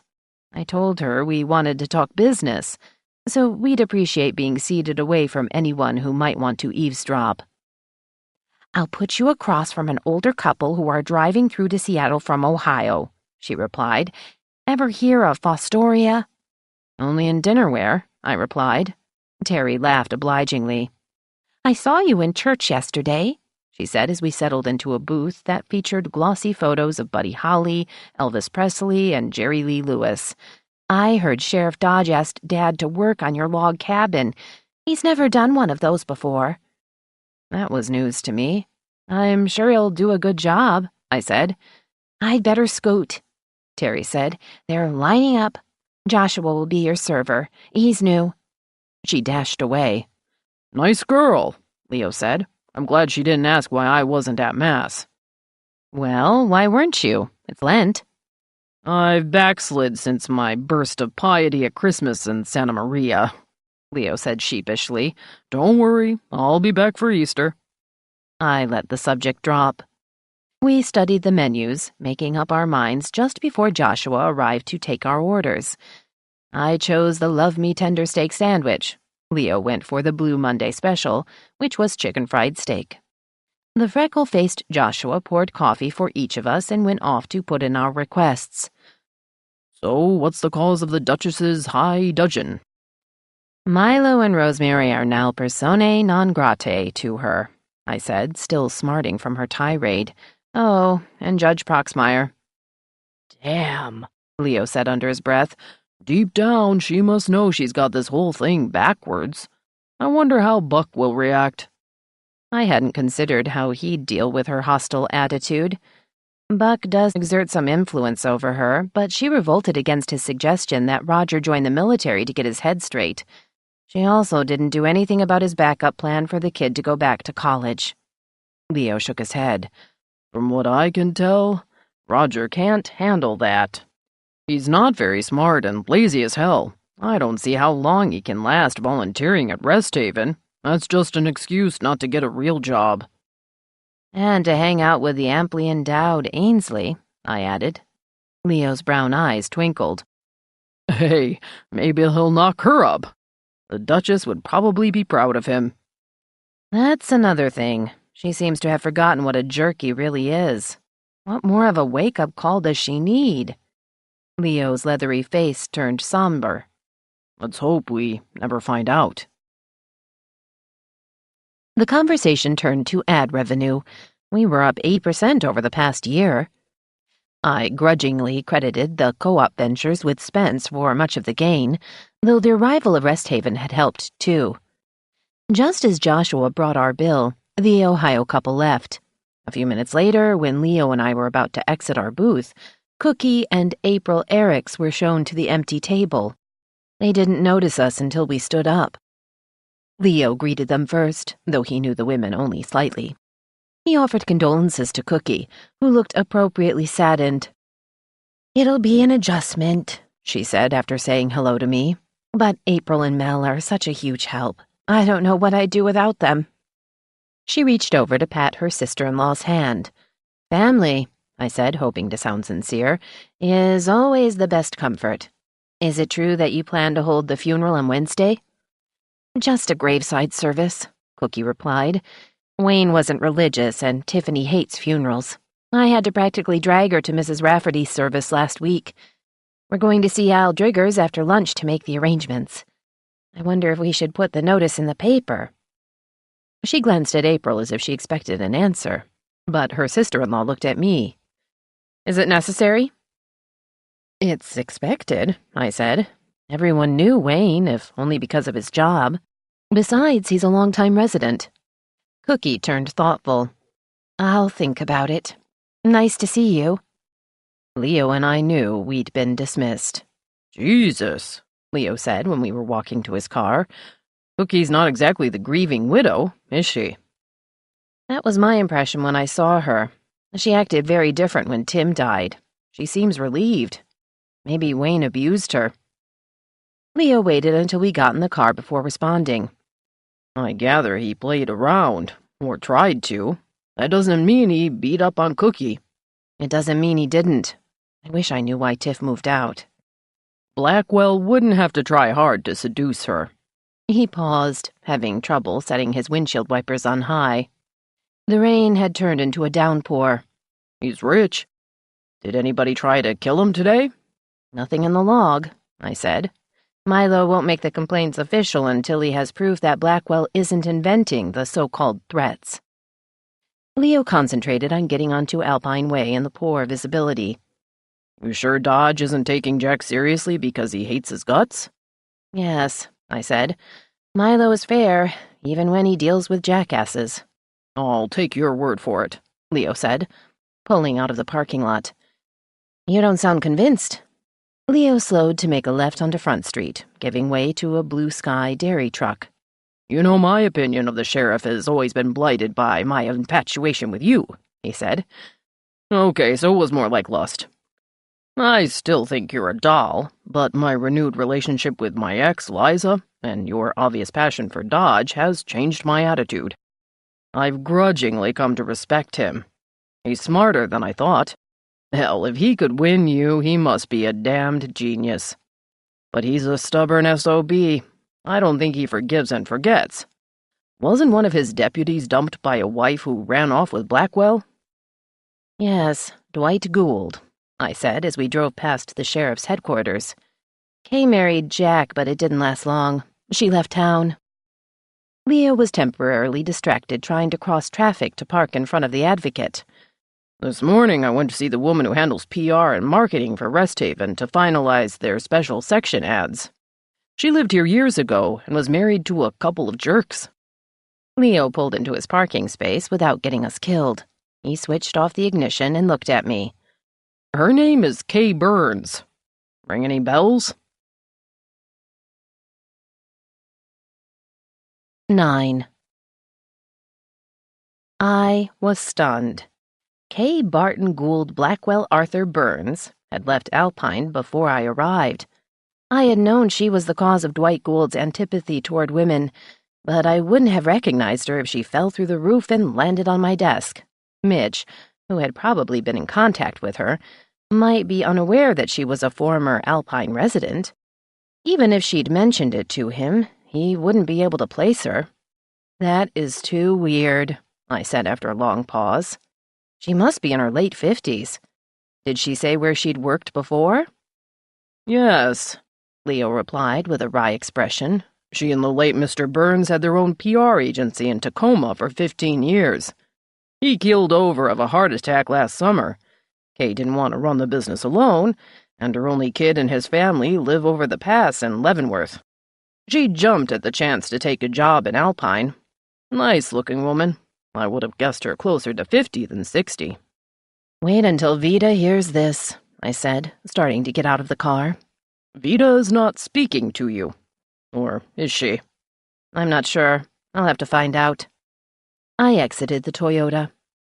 Vida wasn't back from lunch. I could temporarily avoid an awkward scene if she still was, as she'd put it, on the peck. I grabbed Rosemary's statement and found Kip in the back shop. I gather you saw this already, I said. You might as well put it online now, before Spence broadcasts it on the 2 o'clock hour turn.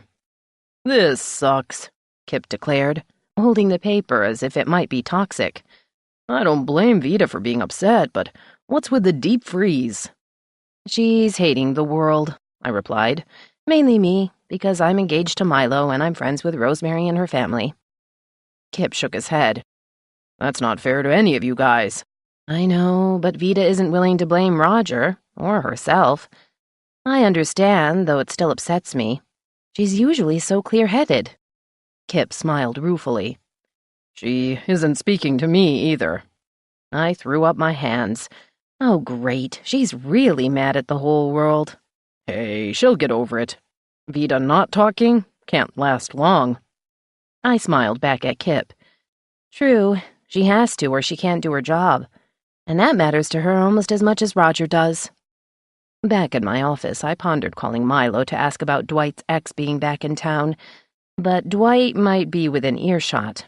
I'd save it for when we got home. I wondered if there were any new developments in the investigation of Wayne's death. As ridiculous as it seemed, I couldn't get over being self-conscious about checking in with the sheriff now that we were engaged. In the past, I'd have marched to his office and done my journalist's in-your-face act. But though we weren't married yet, I felt like a nagging wife instead of a news-hungry editor. Oh, hell, I thought. Do your damned job, Ms. Lord. The sheriff is doing his. At least Sam Hepner didn't answer the phone. The receptionist, Lori Cobb, took the call in her pleasant manner, saying that the boss was on the phone, but would I mind waiting? I said I wouldn't, and sat for almost 5 minutes until Milo came on the line. "I missed lunch," he said. "What's for dinner?" "I don't know," I shot back. "Ask the cook when she gets home from work." "If you missed lunch, might it be because you were investigating a possible homicide?" "It might," he said without inflection. "Well, have you got any news?" "Nope. Early days, as we say in law enforcement. Go away, Emma." "Come on, big guy, throw me a crumb." I heard him sigh. "Don't use this. Marlowe Whip stopped in today when he brought the mail. He remembered that when he began his River Road route, he'd seen Fleetwood's BMW parked near Wayne's PUD van. He didn't see Spence or Eric's. The car was gone when he finished the route and found Wayne's body, but he spotted Blackwell's Range Rover going away from Rest Haven. Work all that out." Milo hung up. I glanced into the newsroom. Mitch and Leo were both at their desks, but there was still no sign of Vida. Maybe she was at Ted and Amy's house, consoling them over the probable loss of Diddy. I didn't blame her. But she was my sounding board when it came to tricky stories. Never mind that it was assigned to Mitch.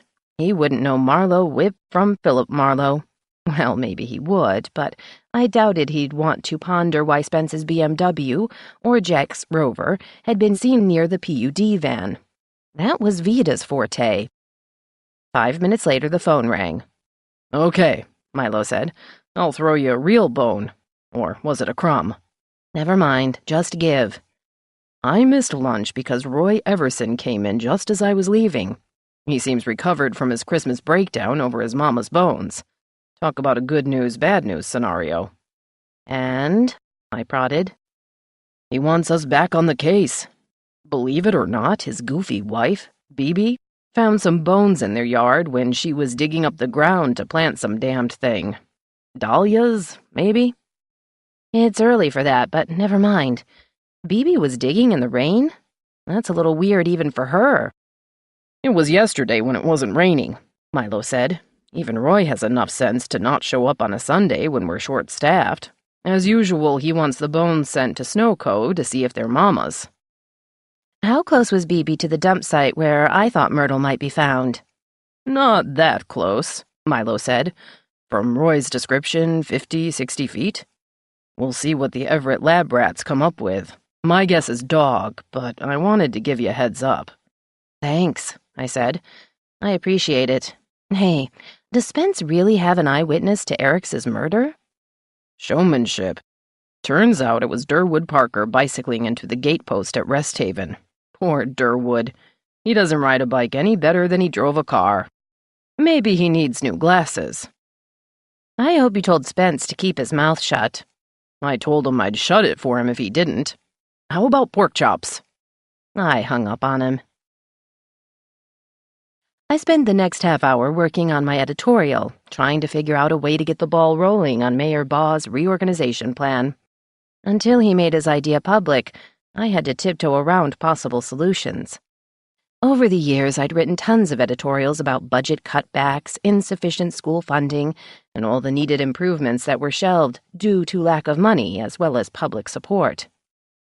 I decided to use Rest Haven's opening as the hook for the editorial. A new enterprise in town, new people, new ideas, but old problems, such as decaying streets, threats to cut school classes, shortages of law enforcement and medical personnel.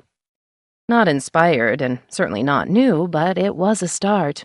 I suggested we needed to change our approach to problem solving so that the town and the county could meet the demands of the 21st century. I hoped Fuzzy would be pleased. By 3 o'clock, Vida still wasn't back. I went out to the front office to ask Amanda if she'd called. No, Amanda said, looking worried.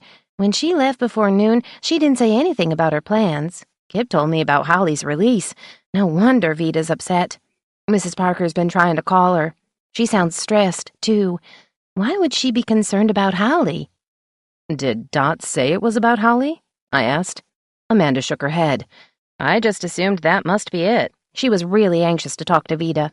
I asked if she'd tried to call her cell, but Mrs. Parker had already done that.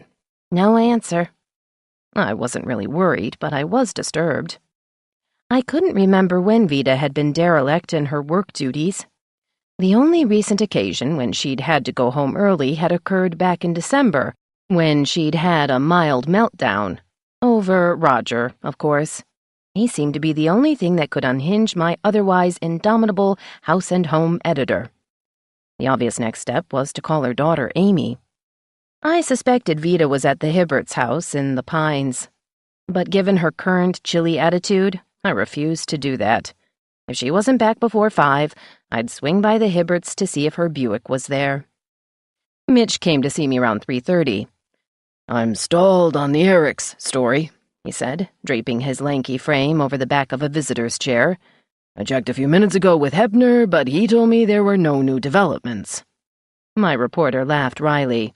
What makes Hepner and that other deputy Gould such a pair of hard asses? I shrugged. Hepner's always been that way. I don't know much about him except that he doesn't like women. And before you ask, no, I don't think he's gay. As for Dwight, he got burned by his first and only wife. By the way, I went on, wanting to see how tuned in Mitch was to small-town life. Have you met Kay Burns at Rest Haven? Sure, Mitch replied. She's been my main contact. Nice woman. Seems to know what she's doing. He suddenly grinned. I think she's got a thing for Fleetwood. I figured that out when I went up to Rest Haven this afternoon to run some copy by her for accuracy. I'll bet she's the leak who's given Fleetwood the news before we get it.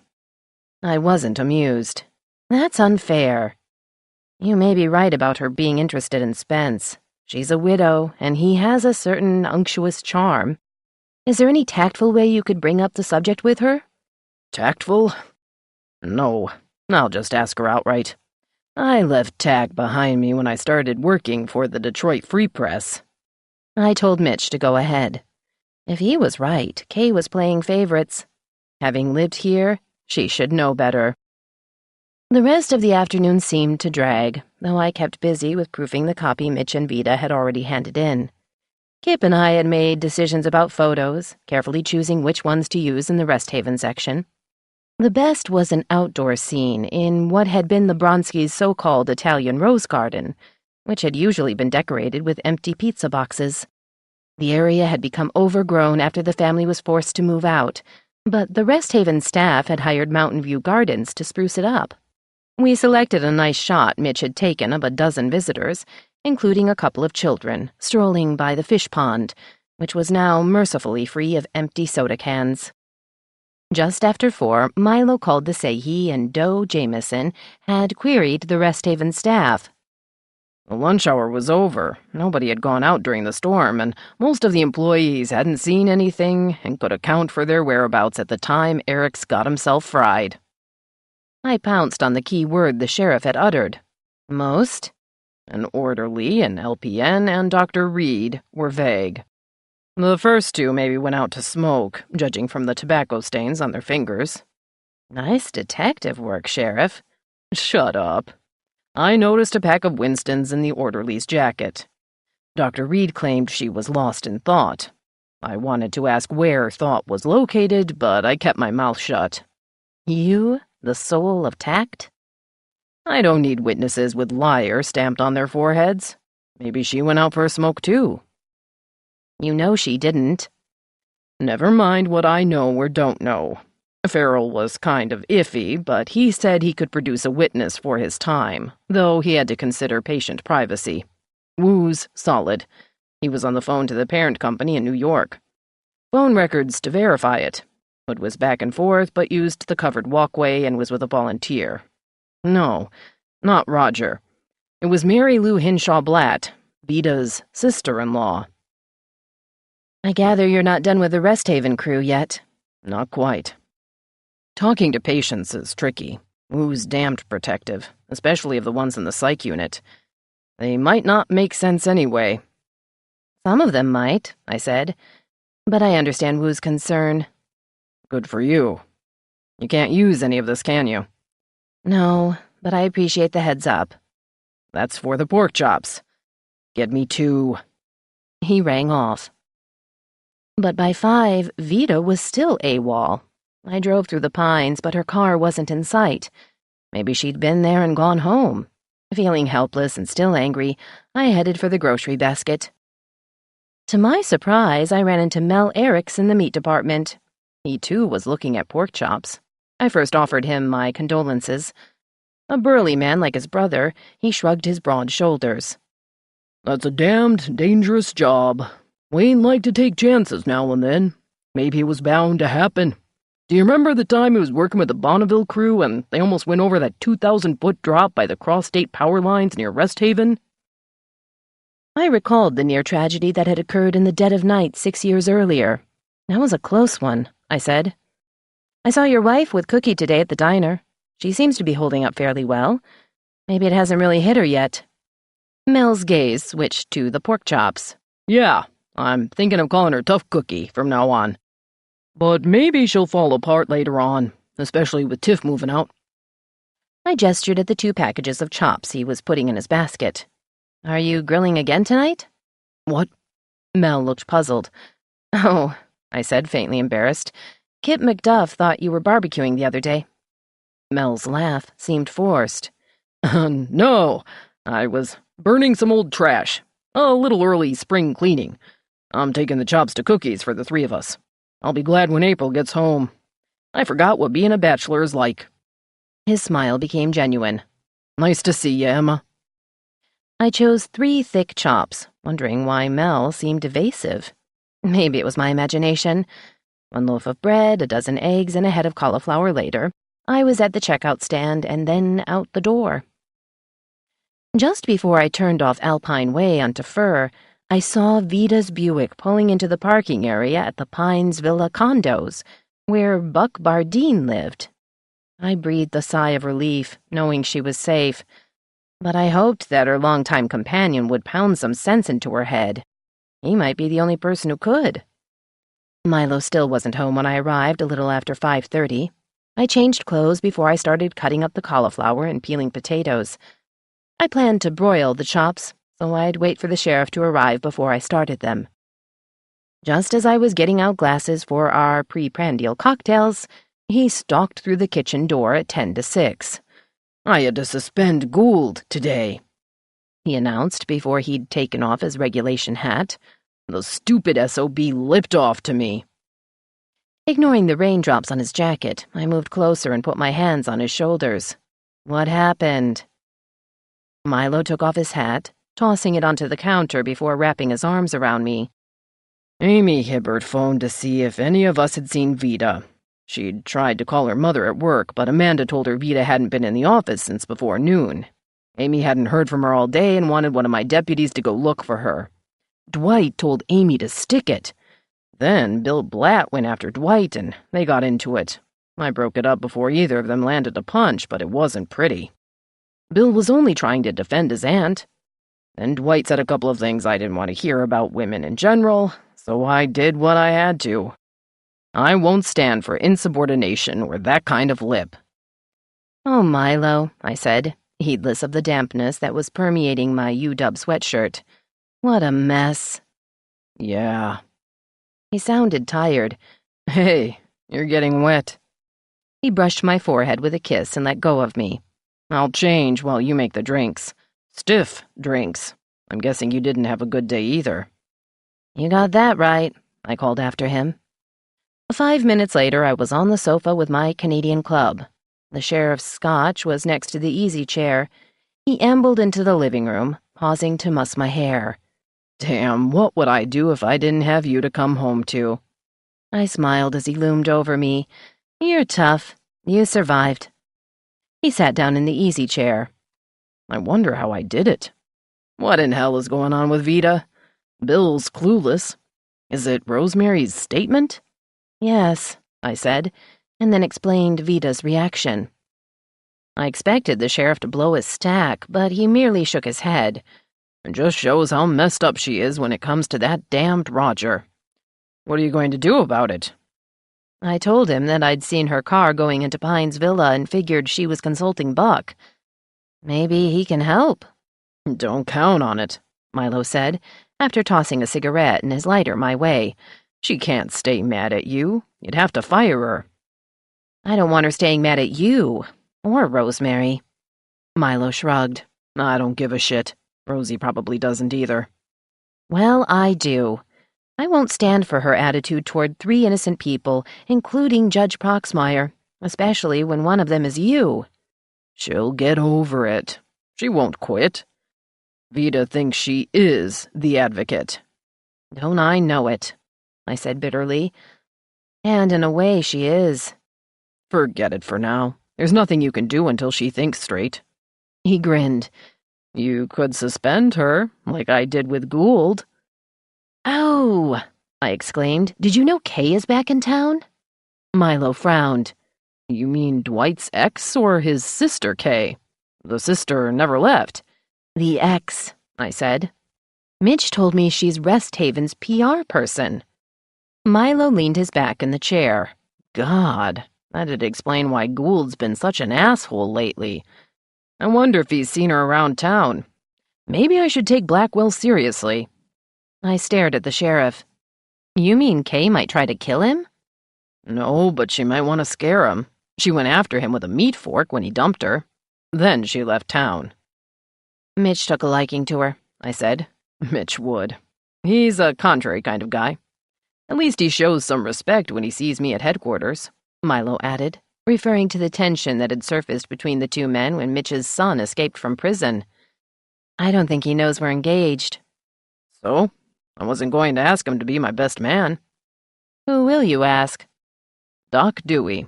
I feel closer to him than I do to my snooty brother. I haven't seen Clint in 10 years. He likes it in Dallas. Good place for him. I'd like to see him in a cowboy hat. If he wore boots, he might be as tall as I am. He never forgave me for turning out to be taller than he is.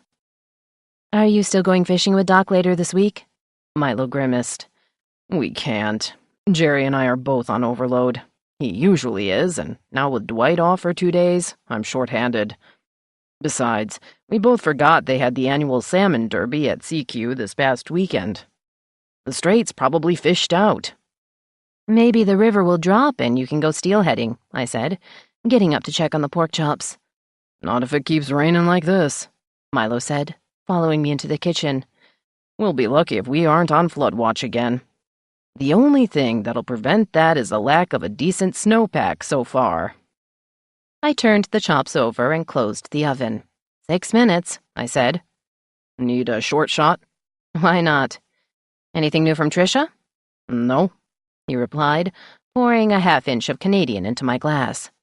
Mulehide likes to leave me hanging. She keeps hoping I'll get an ulcer. We went back into the living room and resumed our places.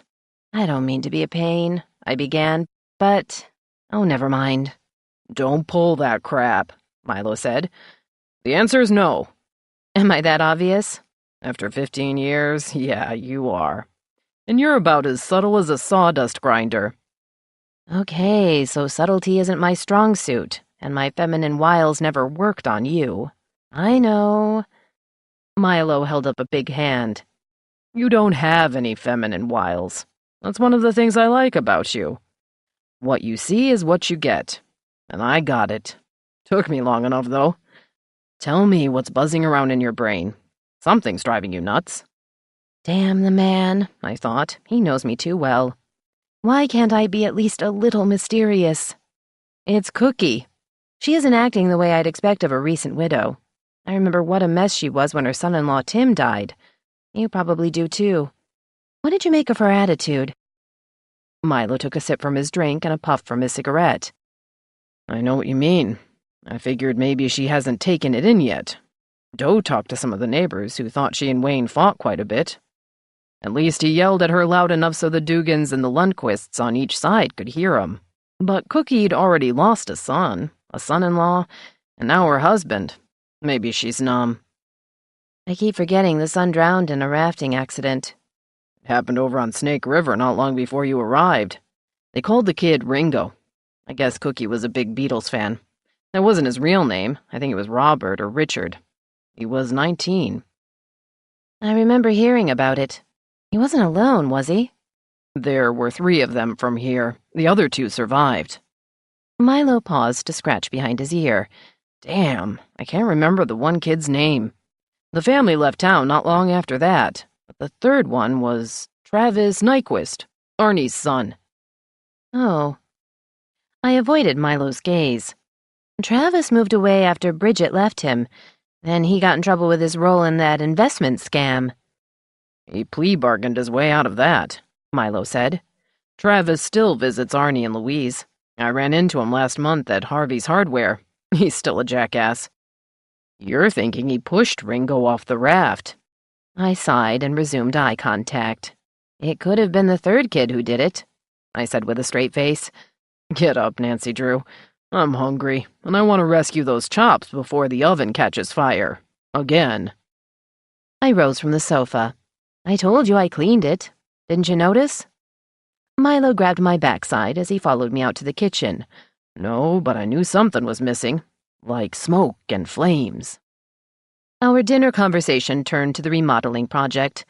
I had to admit that Milo seemed to know what he was doing, or at least he knew what Scott Melville was doing. It wasn't until we were snuggling on the sofa at halftime of a college basketball game that I asked Milo how Wayne could die from a live wire through his chest.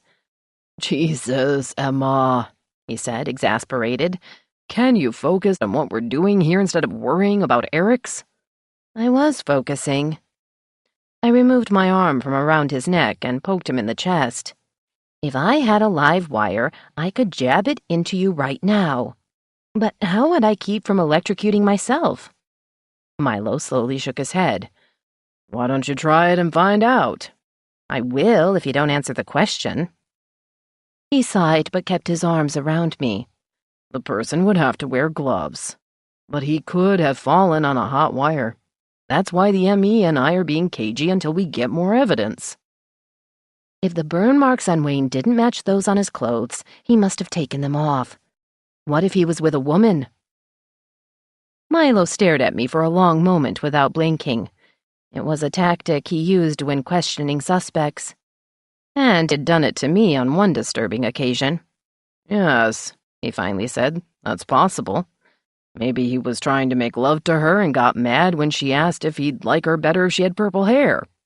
Then she got pissed off, put on his safety gloves, grabbed a hot oven coil, and ran him through. About now, I can believe that scenario. Abruptly, he pulled me closer.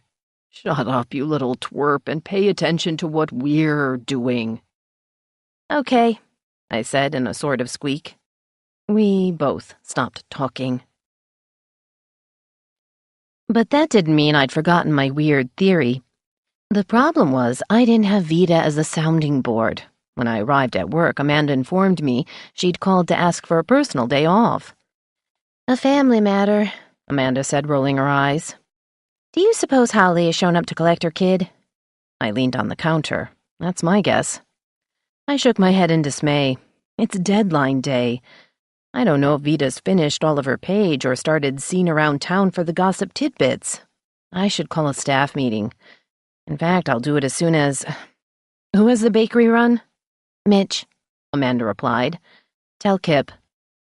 I glanced in the newsroom and saw Leo sitting down at his desk. As soon as Mitch gets here, we'll start. You too, Amanda, okay?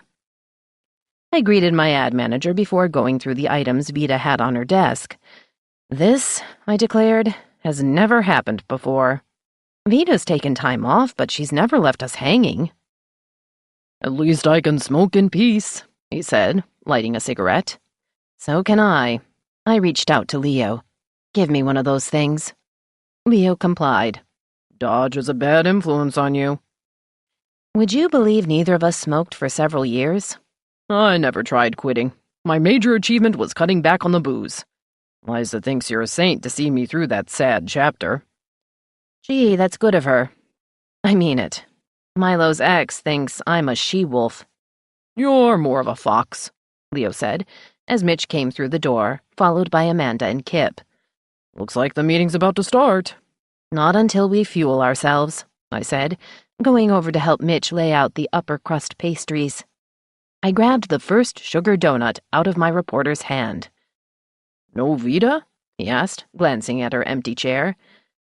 Personal day off, I said, pouring out my coffee. That's all we know. I sat down at the missing person's desk and kept quiet until my staff had gotten their own goodies and filled their coffee mugs.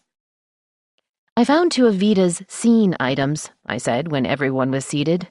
Mimi Barton caring for Scythia into St. Mildred's Rectory, and Harvey Adcock washing his hardware display windows, egging vandalism courtesy of teenagers, as noted in last week's police log. Who's got something? Who's Mimi Barton? Mitch asked. Father Kelly's secretary, I said, recalling that she was also Kay Burns's sister. I had forgotten the family connection. Come on, guys, think. Kip winced. Chili took our dog to the vet Friday. Dr. Medved said the Dithers sister put down one of their horses. Is that too grim? Yes, I said. It's a wonder they didn't send us an obit. I'll hear all about it at the next Bridge Club meeting. Leo grimaced. Can we stand an Ed Bronsky sighting? I saw him driving Cal Vickers' pickup full of villa items from Rest Haven Saturday. Let's not, I said. Got anything else? Leo grimaced. How about giving that out-of-town guy a boost for taking out the ad about buying sports memorabilia? I had to bury the ad a bit because of all the Rest Haven-related stuff. That's fine, I said, making a note. Mitch, you got anything from the open house? The kids in that garden photo? Just after I took it, they went wading in the fish pond. Sorry, I don't know their names. That's okay, I said, making another note. Probably just as well not to ID them. Their parents might get upset. Amanda raised her hand. I hate to tell on Walt, but he tripped over a hose at the hatchery Friday and almost fell in one of the ponds. I considered the item. 2 pond incidents? Why not? Thanks, Amanda said, smiling. Walt has a sense of humor. What about you, boss lady? Leo asked with a playful grin. I'll think of something. When I do, that's all we'll need. Amanda, could you go through Vita's inbox and mail to make sure we aren't missing any late-breaking news? I'm thinking engagements. It's only been a week since Valentine's Day. Sure, Amanda said, apparently glad to vary her daily routine. Dismissed, I said. And thanks. This feels so weird without Vita. I'll peruse her advice column letters. I found the copy she'd turned in. There were 3 letters, always anonymous per Vita's instructions, even though she usually knew the writer's identity. 2 were about St. Valentine's Day disappointments. The 3rd was from an irate First Hill resident whose neighbors owned a dog that barked all day. Vita had given sensible advice to all of them. I wished she could write to herself and ask for help. A few minutes later, Amanda brought me 2 unopened letters she'd found in Vita's inbox. Both were postmarked from last Thursday, indicating that Vita had already been too distracted by the possible loss of Diddy to open all of her mail. The first was from a teenager whose mother criticized her wardrobe as too revealing. The girl tried to explain that she wore the same kind of clothes her friends did, and that they weren't hassled by their parents. Vita could answer that in short order. The second letter, signed Disturbed Wife, concerned her mate's reading of provocative men's magazines, which made her feel inadequate. I am a willing partner, but I'm afraid I'll lose my husband to even more depraved and stimulating reading material. I am not fat, being 5'3" and weighing 118 pounds. It might be true, but Vita could also handle that one with dispatch. Unfortunately, neither letter would make it into this week's edition. The teen's clothing problem inspired a scene item. I typed up the sightings of Professor Bo Vardy and Dr. Ian Farrell making purchases at Warren Wells's store. I sensed Farrell wouldn't like the mention, but he had to get used to small-town ways. If he complained, I'd tell him it fit with the Rest Haven edition. Finally, I turned to my editorial. Deciding that it was ready to go public, I zapped it to Kip just as Mitch poked his head in. "Nothing new on Eric's," he said. "I asked Jack Mullins for a quote from Dodge, but he was on the phone. Should I wait for him to call me?" "Wait," I said. "If the sheriff doesn't call you, call him. Don't let him off the hook." I made a face as I had a sudden thought. "Mrs. Ericks wants to have the service tomorrow. I'll ask Al Driggers at the funeral home if it's set. I just realized I don't have an obit from Vida on Eric's. Damn. I'll see if I can get some information from Al. If so, could you write it up?" "Sure. I gather he didn't lead a hugely eventful life?" "Not that I know of. The only unusual thing is how he died." "That's the real story," Mitch remarked before heading to his desk. Al's wife, Janet, answered the phone. "Yes, I'm doing the dead thing today," she said in her husky voice. "Burying people is better business this time of year than sending them off on vacation at Sky Travel. How's cohabitation with the sheriff going? You sure you're not bored and would like Al and me to join you for a foursome?" I was used to Janet's bawdy tongue. "We're planning our addition." "Dodge knocked you up? I thought you were past that." "I am," I said wearily. "I'm talking about my house. Hey, I'm up against deadline. Has the date been set for Wayne Ericks' funeral?" "No funeral," Janet replied, sounding unnaturally glum. "Private graveside service Thursday. Talk about cheap." "Cookie told me, but I thought maybe Al could twist her arm." "Cookie," Janet cried in disgust. "When did that meek little twit get a spine? Think she's got a guy on the side?" "Which side? Get real. Did Cookie provide obit information?" "He was born, he lived, and he died. Oh, he screwed. Tiff and poor Ringo. Good-looking until he smacked into some boulders. Closed casket." "That's it? I mean about Wayne?" "He's being cremated. In his case, we call it refried." "Stop, please, you're—" "Killing me," Janet said. "Sorry about that, but we could use the money. Wait, don't die. You've got a lot to screw for. I mean, live for." "Goodbye, Janet." I went to the newsroom and asked Mitch to call Cookie about Wayne's obit. My phone rang as I got back to my desk. "Hold the Ericks announcement," Janet said. "Dodge just called. He's not releasing the body." "What?" I practically shrieked. "Are you serious?" "When was I ever not?" Jane asked in mock indignation. "Don't you two ever stop doing it long enough to actually talk?" "He'd better talk now," I said grimly. "Did he give you a reason?" "No. Someday you're going to talk about what it's like in the sack with that guy. I have to wonder how he—" "Shut up!" I snapped. "I have to call Milo. I've got work to do." "You call that work with Dodge? If I were you—" I hung up and dialed the sheriff. Lori said her boss was on the phone. I realized Mitch should stay with the Ericks story, but he too was on the phone. It sounded as if he was talking to Cookie. Amanda brought my mail and Vita's. I was getting more coffee when Mitch hung up. "The widow does natter," he said, looking a little dazed. "We don't run baby pictures of the deceased, do we?" "Only if it's for Ed Bronsky. It'd be the only way we'd get one of him weighing under 100. I stopped as Milo entered the newsroom. "You wanted to see me?" he asked gruffly. "Yes, but you should really talk to—" "Stop." He paused to pour coffee and grab a maple bar before stalking into my office. I shrugged at Mitch and followed the sheriff. Milo sat down. "Close the door." I obeyed and took my place behind the desk. "What's wrong?" "No wonder we couldn't figure out how Ericks was electrocuted. He wasn't. What do you make of that, my little smart-assed newspaper sleuth?"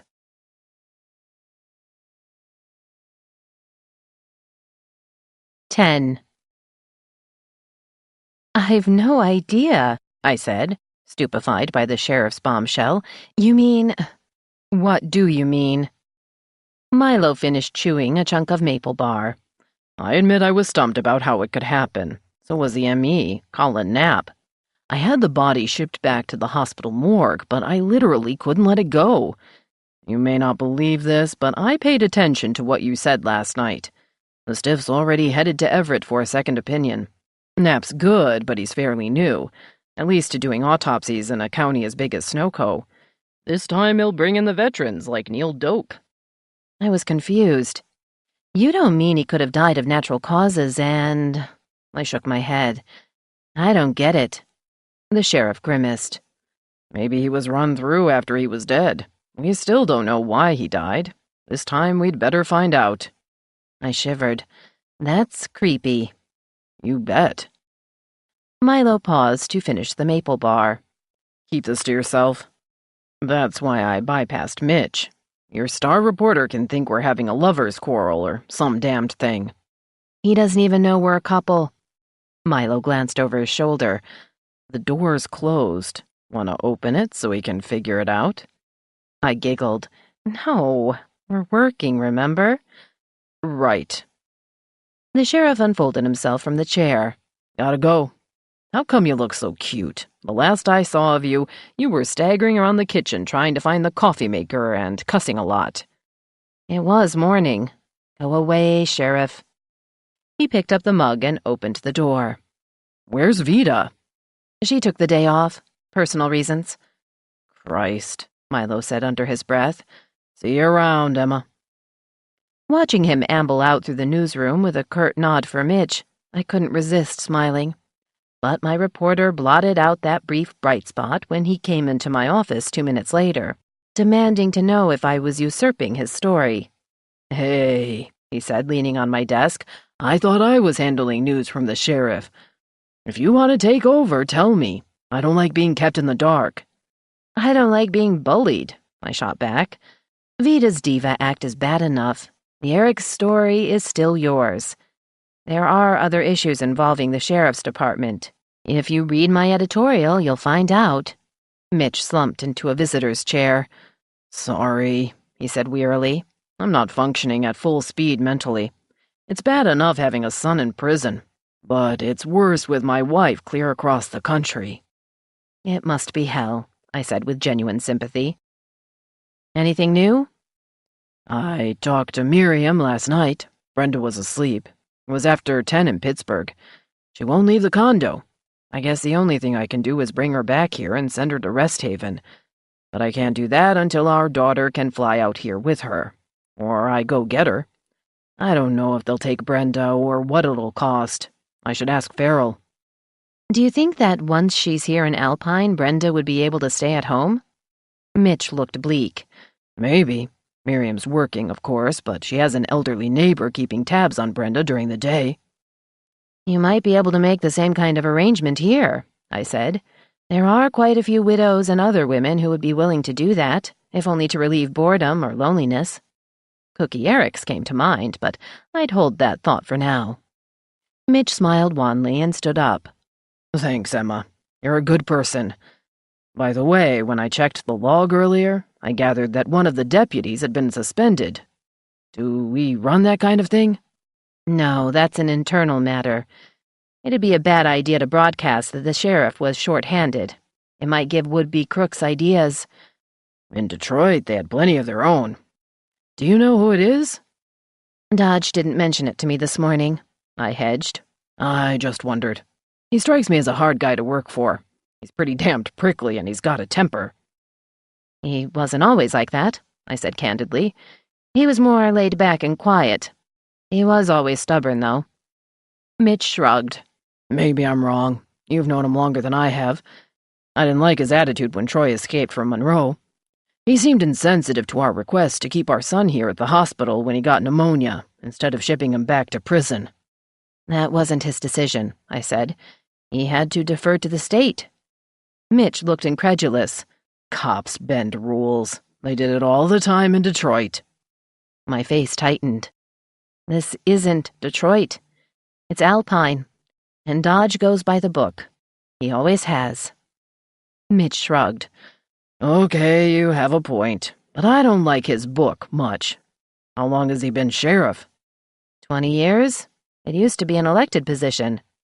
Maybe we should do that again. Why was the process changed? It doesn't make sense. Several counties appoint their sheriffs. I wrote editorials about it. Campaigning for a law enforcement official is a waste of time and money. It interferes with the sheriff's duties.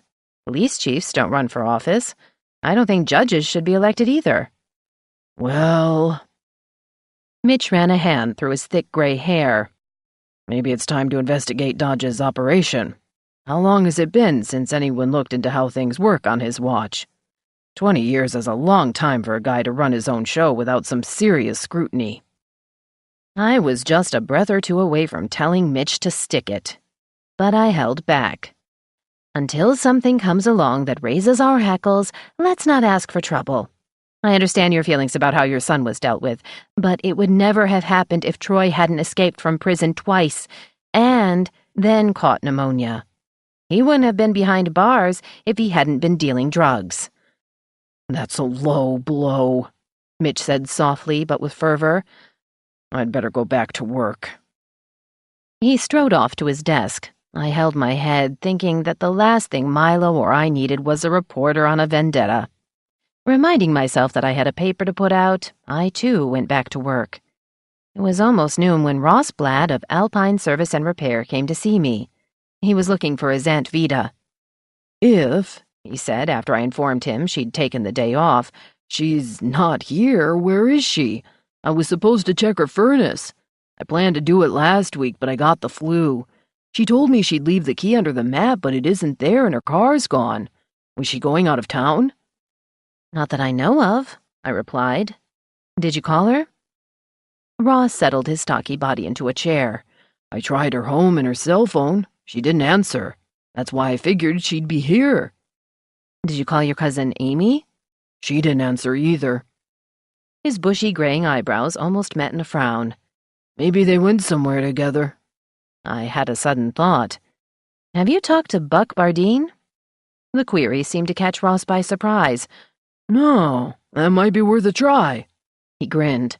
Somehow I can never quite take in that Aunt Vida has a boyfriend. I've met him a few times, but I always think of her as sort of old-fashioned. I mean... His broad face reddened slightly. I know what you mean, I said, to save Ross embarrassment. But believe it or not, your aunt's human. He chuckled. Yeah, sure. Sometimes the rest of the family forgets that. Thanks, he added, getting up. I'll call the colonel right away. I was tempted to ask Ross to let me know if he found out where Vida was, but I didn't want to sound like a snoopy boss. Instead, I changed the subject. Is your part of the work done now at Rest Haven? It is, unless something breaks. Hey, do you remember Clarence Munn, the guy who owned Bucker Logging? I recall the name, I said. In fact, your aunt mentioned him just recently. She told me he's at Rest Haven. Ross nodded. I had a long talk with him last week. He's got that problem where he forgets what happened 5 minutes ago, but boy, has he got a memory that goes way back. I told him he should write a book about the Jippo loggers he bought his timber from. That kind of logging is almost gone around here. He's got stories to tell if you're interested. I might be, I said. I'll make a note. Ross thanked me for my time and left as my phone rang. Are you free for lunch? Rosemary Bourget asked. Yes, do you want to join me? Is the Ski Lodge coffee shop okay? Sure. My watch showed 1:45. I can leave now. Meet you there, she said, and rang off. Rosemary had just pulled into the parking lot when I arrived. We exchanged chit-chat until we were seated in the busy coffee shop. Good, she said after the hostess left us. I don't recognize anybody who might overhear us. They're hosting a gardening conference. Yes, Vida wrote it up. Is she the subject of our get-together? Wait until we order, Rosemary said, as the typical blonde ski lodge waitress came toward us. Rosemary opted for the Caesar with extra anchovies. I decided to have the same. Holly has landed, Rosemary announced after the waitress left. She has an older sister in Centralia who's offered to take on her and the kids.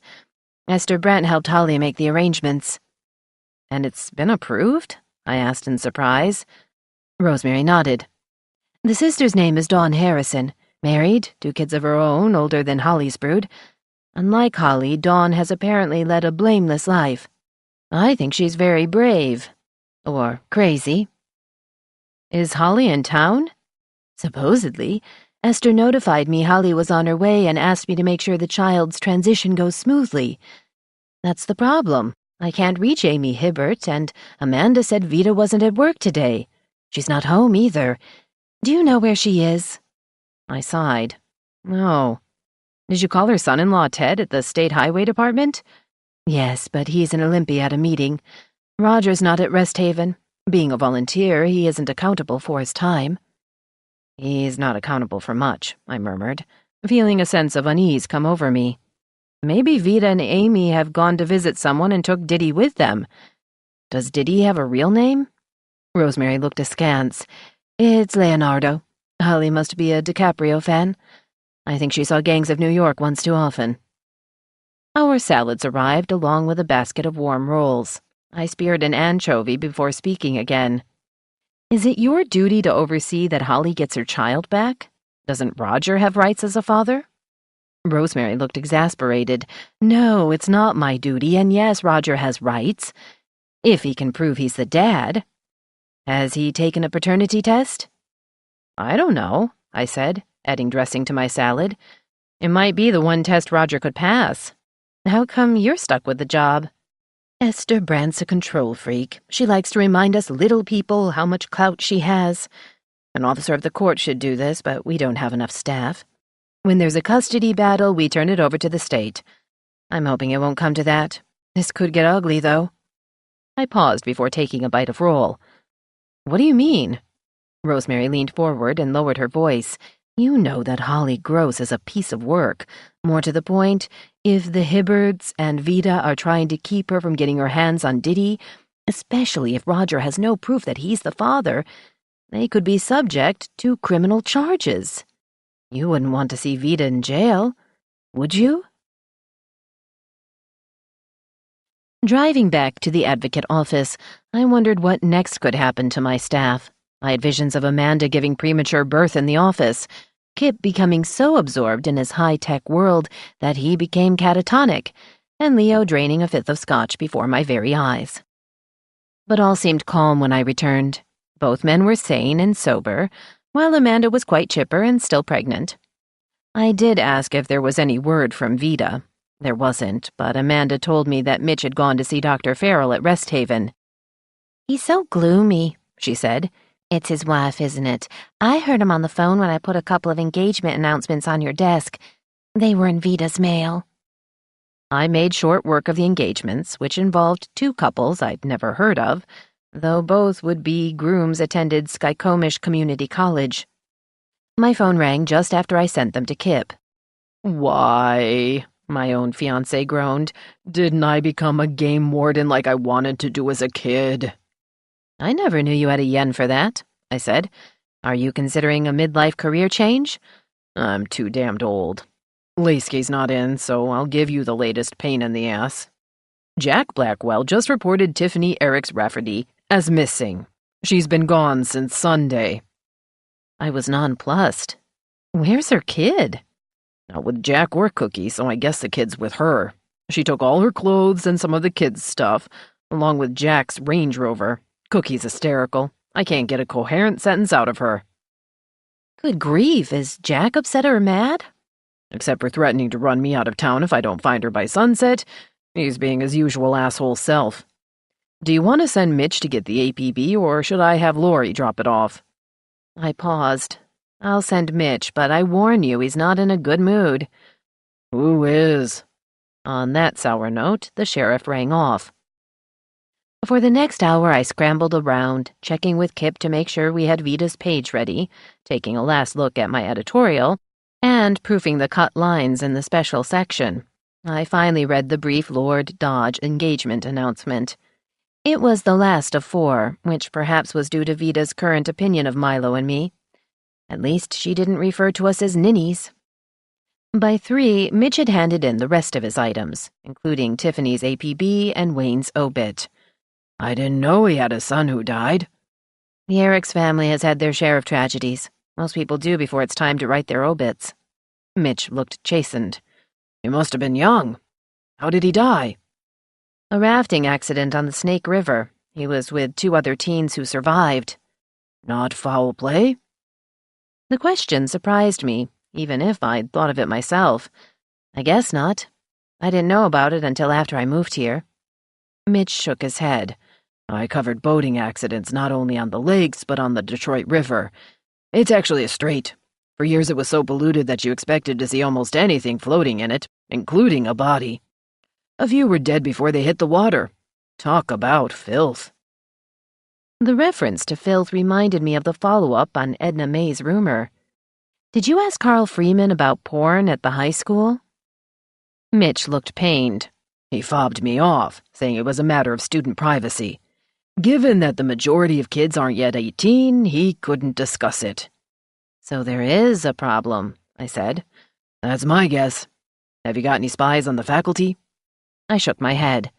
I play bridge with Molly Freeman, Coach Ridley's wife, Dixie, and Linda Grant, but they've never joined my fan club. When do you play bridge again? Not for a couple of weeks. An idea landed on my brain. I have one ally in the group, Janet Driggers. Maybe I'll get her to broach the subject. She's a gamer with a bawdy mouth. Mitch nodded once and made his exit. Shortly after 4, I called Vida, but she didn't pick up. I dialed Amy's number next, with the same futile result. I was about to bite the bullet and call Buck when I heard raised voices in the front office. I went through the empty newsroom to find Holly Gross shaking her fist at Amanda. To my office manager's credit, she didn't flinch. "Go ahead," Amanda said. "I'm not lying. Ask the boss."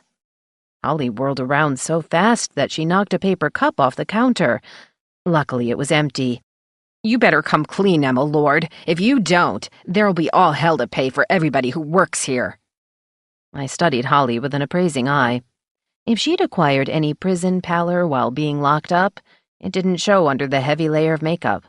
As I recalled, her skin was naturally pale. The dishwater blonde hair trailed over her narrow shoulders, and her pewter gray eyes seemed sharper than when I'd seen her in October at the Icicle Creek Tavern. "What do you want?" I asked calmly. "That old bat of a Runkle woman. Where is she?" "I don't know," I said. "I just tried to call her, but she isn't home." "Bullshit," Holly snapped. "If you don't know, who does?" "Good question," I said, still calm. "Why don't you call her daughter Amy Hibbert?" "I've already been there," Holly replied, losing a bit of steam. "Nobody's home. I can't get Raj either." I'd never heard anyone call Roger Raj before. At first I thought she said Raj and was referring to somebody from India. "He might be working at Rest Haven," I suggested. Holly scowled. "What's Rest Haven?" "The rehab facility on River Road. Don't you remember that they were remodeling the Bronsky place before you went out of town?" "Who gives a shit?" Holly retorted. "I want my Dippy." "Dippy?" I echoed. "I thought his name was Diddy."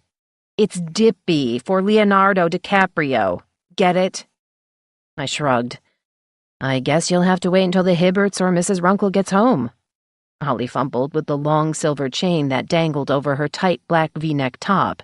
"They won't get away with it," she finally said. "I'm going to see the sheriff." Before I could say anything, she hurtled through the door.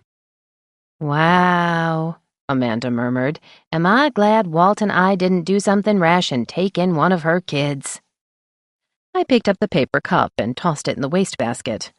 "I'd better warn Milo," I said, heading back to my office. The sheriff answered on the second ring. "What's for dinner?" he asked, obviously having seen my number on the caller ID. "Never mind. Holly Gross is on her way to see you. She can't find any of the Runkle gang." "Shit." Milo was silent for so long that I wondered if he'd gotten up and made for the rear exit. "Okay," he finally said in a tired voice. "I take it you don't know where Vida is?" "She's not answering either of her phones. No response at the Hibberts' house. Ted's in Olympia. Holly came here and pitched a 5-star fit." "I'll let Doe handle it. She's good at that sort of thing. She can play good cop and bad cop all at once when she's dealing with women." He paused. "How about fried chicken? You haven't made that for a while." "How about you picking some up at the Grocery Basket's deli? I've got a paper to put out." For once, I hung up on the sheriff.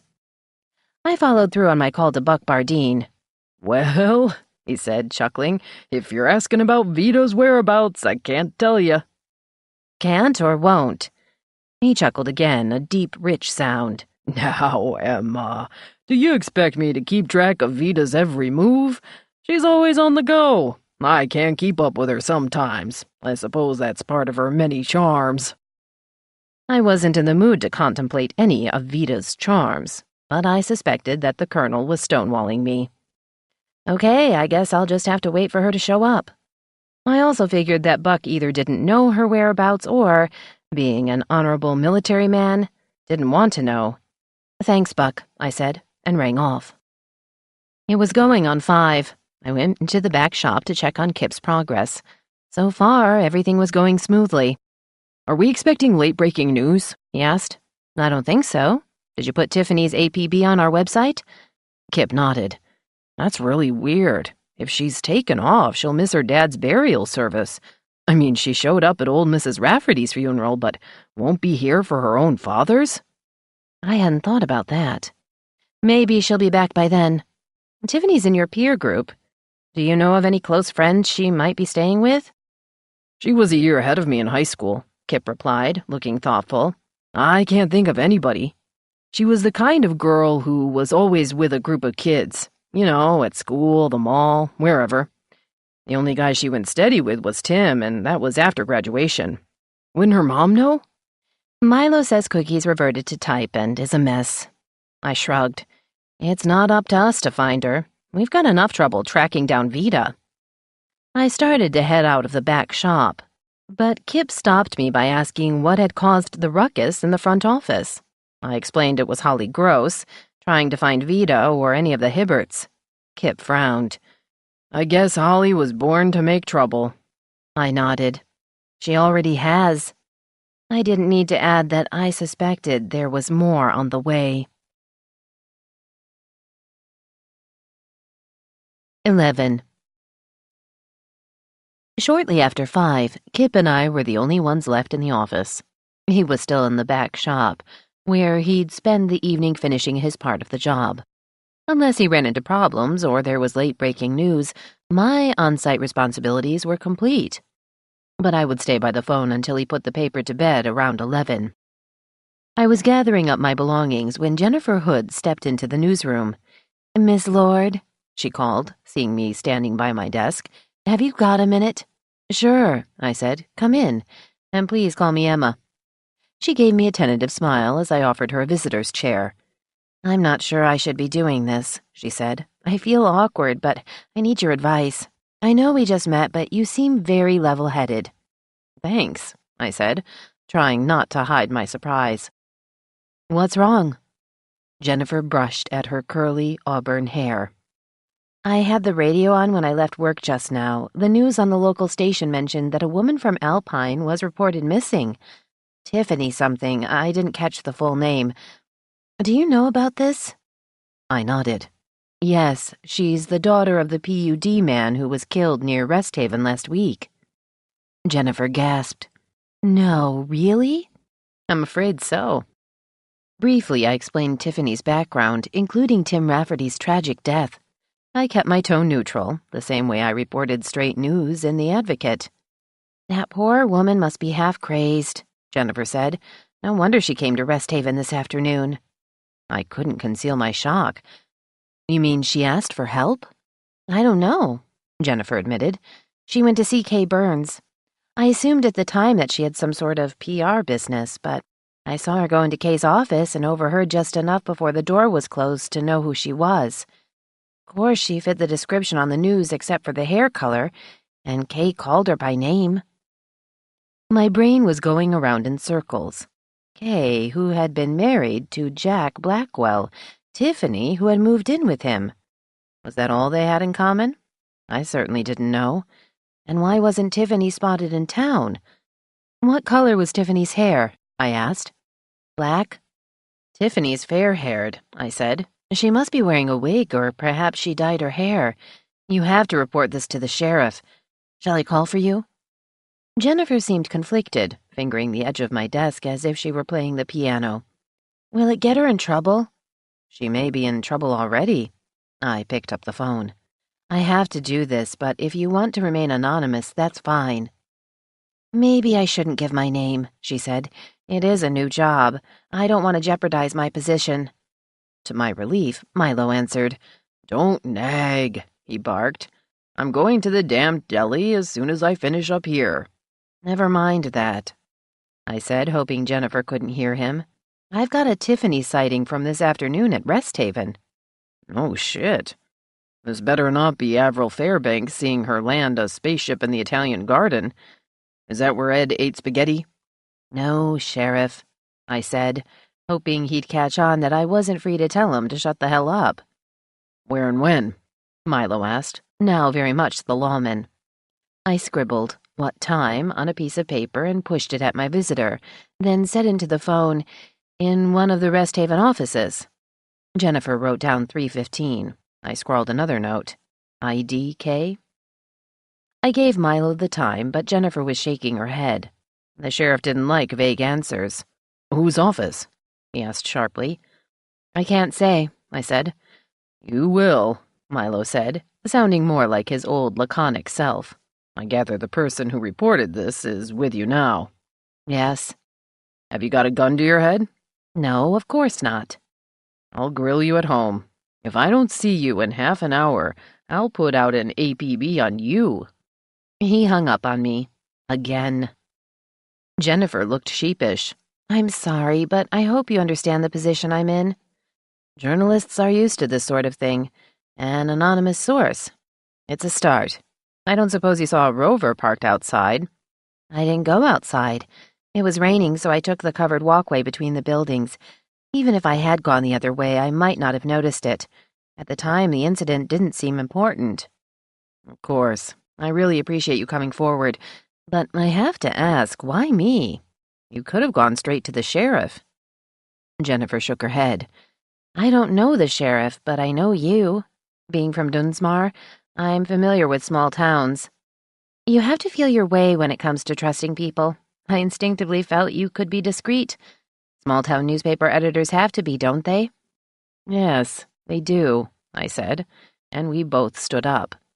Though I assure you, Sheriff Dodge is very trustworthy. She smiled. He wouldn't be picking up dinner if he wasn't. I laughed. He's also kind of loud. Her smile faded. All the same, I hope you can keep me out of this. Don't worry, I said as we walked out of my office together. I wasn't about to make a promise I couldn't keep. Milo arrived home 15 minutes later than he'd indicated on the phone. Your ice is probably melting, I said, nodding at the fridge. He wrapped an arm around my neck and kissed me. I got waylaid by Jake O'Toole at the grocery basket. He's filing a complaint tomorrow about shoplifters. There's an epidemic, according to him. Not kids, he figures. The big-ticket item is wine. Why not kids if they're broke and underage? Because the thieves only steal the good stuff. Kids don't know the difference. Where do you want me to put the fried chicken? Leave it on the counter. Go change, I'll rescue your drink. I'm making potato salad because you wanted it the other night. Good, he said, swatting my rear before leaving the kitchen. 10 minutes later, he returned as I was setting the oven to heat the chicken. It took me another 5 minutes before I finished explaining about Dwight and Jack's ex-wife, Jennifer, and Tiffany. By that time, we'd migrated to our usual places in the living room, drinks in hand. If I'd known about Kay, Milo said, looking faintly remorseful, I wouldn't have been so rough on Gould. Nobody knows better than I do what a pain in X can be. Still, that's no excuse for his going after Bill Blatt. Damn, I wish people could leave their private lives at home. I could say the same about Mitch, but we all do. You were a real beast after we broke up. So was I. It's a wonder my staff didn't mutiny. Milo looked surprised. You were? I didn't think you cared. I didn't think so either, I admitted ruefully. But obviously I did. That's how I ended up on sleeping pills and Paxil. Milo grinned at me. God, Emma, didn't that tell you something? No, I was still in my dopey phase, as you call it. I blamed it on menopause, and maybe it was, but I couldn't get along without you. Same here. I tried to avoid you, but with our jobs being so close, it was tough. Maybe you should have worn a disguise. Milo sipped his drink. Why is Tiff skulking around in a black wig? Why was she seeing Kay? They have one thing in common. Blackwell. If Kay's PR, she knew he was speaking at the opening. I nodded. But nobody else has seen Tiffany? No. It doesn't mean they haven't or that she didn't leave town for a day or two. This Jennifer didn't say Tiff had the kid with her, right? I'd imagine she'd have mentioned it. I guess I'll have to tell Blackwell, Milo said. I don't like doing that. If he can find Tiff, he might beat the crap out of her. He used to do that with Patty Marsh. Not that she ever had the guts to file a complaint. I saw the bruises. She always lied about how she got them. Classic case of abuse. I wonder if Patty's seen Tiffany. I don't get it, I said. Tiffany moved in with Jack a week ago. How did she get disillusioned so fast? He gave her money to buy clothes from Francine Wells. It makes no sense. Maybe, Milo suggested, he didn't give her the money. She might have swiped it from him. That could have started a row when she walked. I nodded half-heartedly. Tiff's not the quick-thinking type. You figure she's making the rounds of Blackwell's ex-squeezes? Could be. Milo drummed his fingers on the arm of the easy chair. I'll talk to Patty tomorrow. She's a lousy liar. Good idea, I said, standing up. Maybe by that time my usual font of all knowledge will be back to work. Vida can't stay away forever. Rosemary's pissed, Milo said, following me into the kitchen to top off our drinks. She figures the Hibberts are pulling a fast one. I hope not, but I'm worried, I said, putting the chicken into the oven before turning to Milo. Should I report the Tiffany sighting in the paper? I don't want to set off Blackwell if they've had a big fight. Milo gave me a wry look. You're asking me for newspaper advice? I put my hands on his shoulders. Maybe I do sound like a wife. He leaned down to kiss me. I like that. I won't tell you what to do, but as a husband, I'd say news of the sighting could cause big trouble. You're right, I said, and kissed him back. There were no back-shop crises or urgent calls for the sheriff that evening.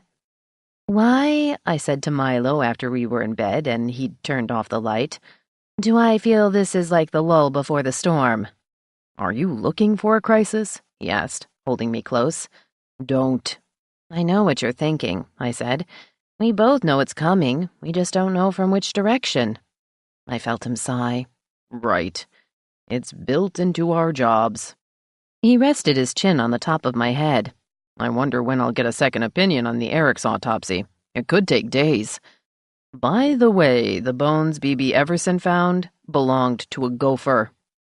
Poor Roy. What do they expect to find with Eric's? If I knew, why would I need a second opinion? Maybe you don't. I turned just enough to try to look at him. You could be holding out on me, big guy. Milo didn't say anything. I shut up and went to sleep in the sanctuary of his arms. To my relief, Vida was at her desk when I arrived the next morning. She looked tired, an unusual state for her. But she greeted me in a pleasant fashion. You managed without me, she said. I'll do the advice letters first. Did I miss anything vital? You did, I said, pouring a mug of coffee. Amanda hadn't yet arrived from the bakery run. Or have you already heard about Tiff?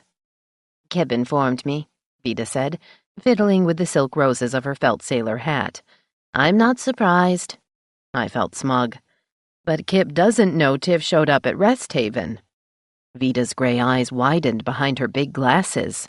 Well, now, as a patient or seeking a job? I don't know, I said. I thought Roger might have seen her there. Roger took the day off. He felt a cold coming on. She paused as Mitch made his entrance, mumbling a subdued greeting to both of us. Vida shot me a curious glance. I shrugged. Is there anything else I should know? She asked, fists on hips. Oh, Kay Barton Burns is doing PR at Rest Haven. It was rare that I could surprise Vida. No. She fingered her chin and scowled. My, she's been gone for 25 years. Why would she come back to Alpine after so long? It's very smart of her. She is a native. The tug of her hometown must have done it. Of course, Roger wouldn't realize who she is. He was just a wee lad when she left.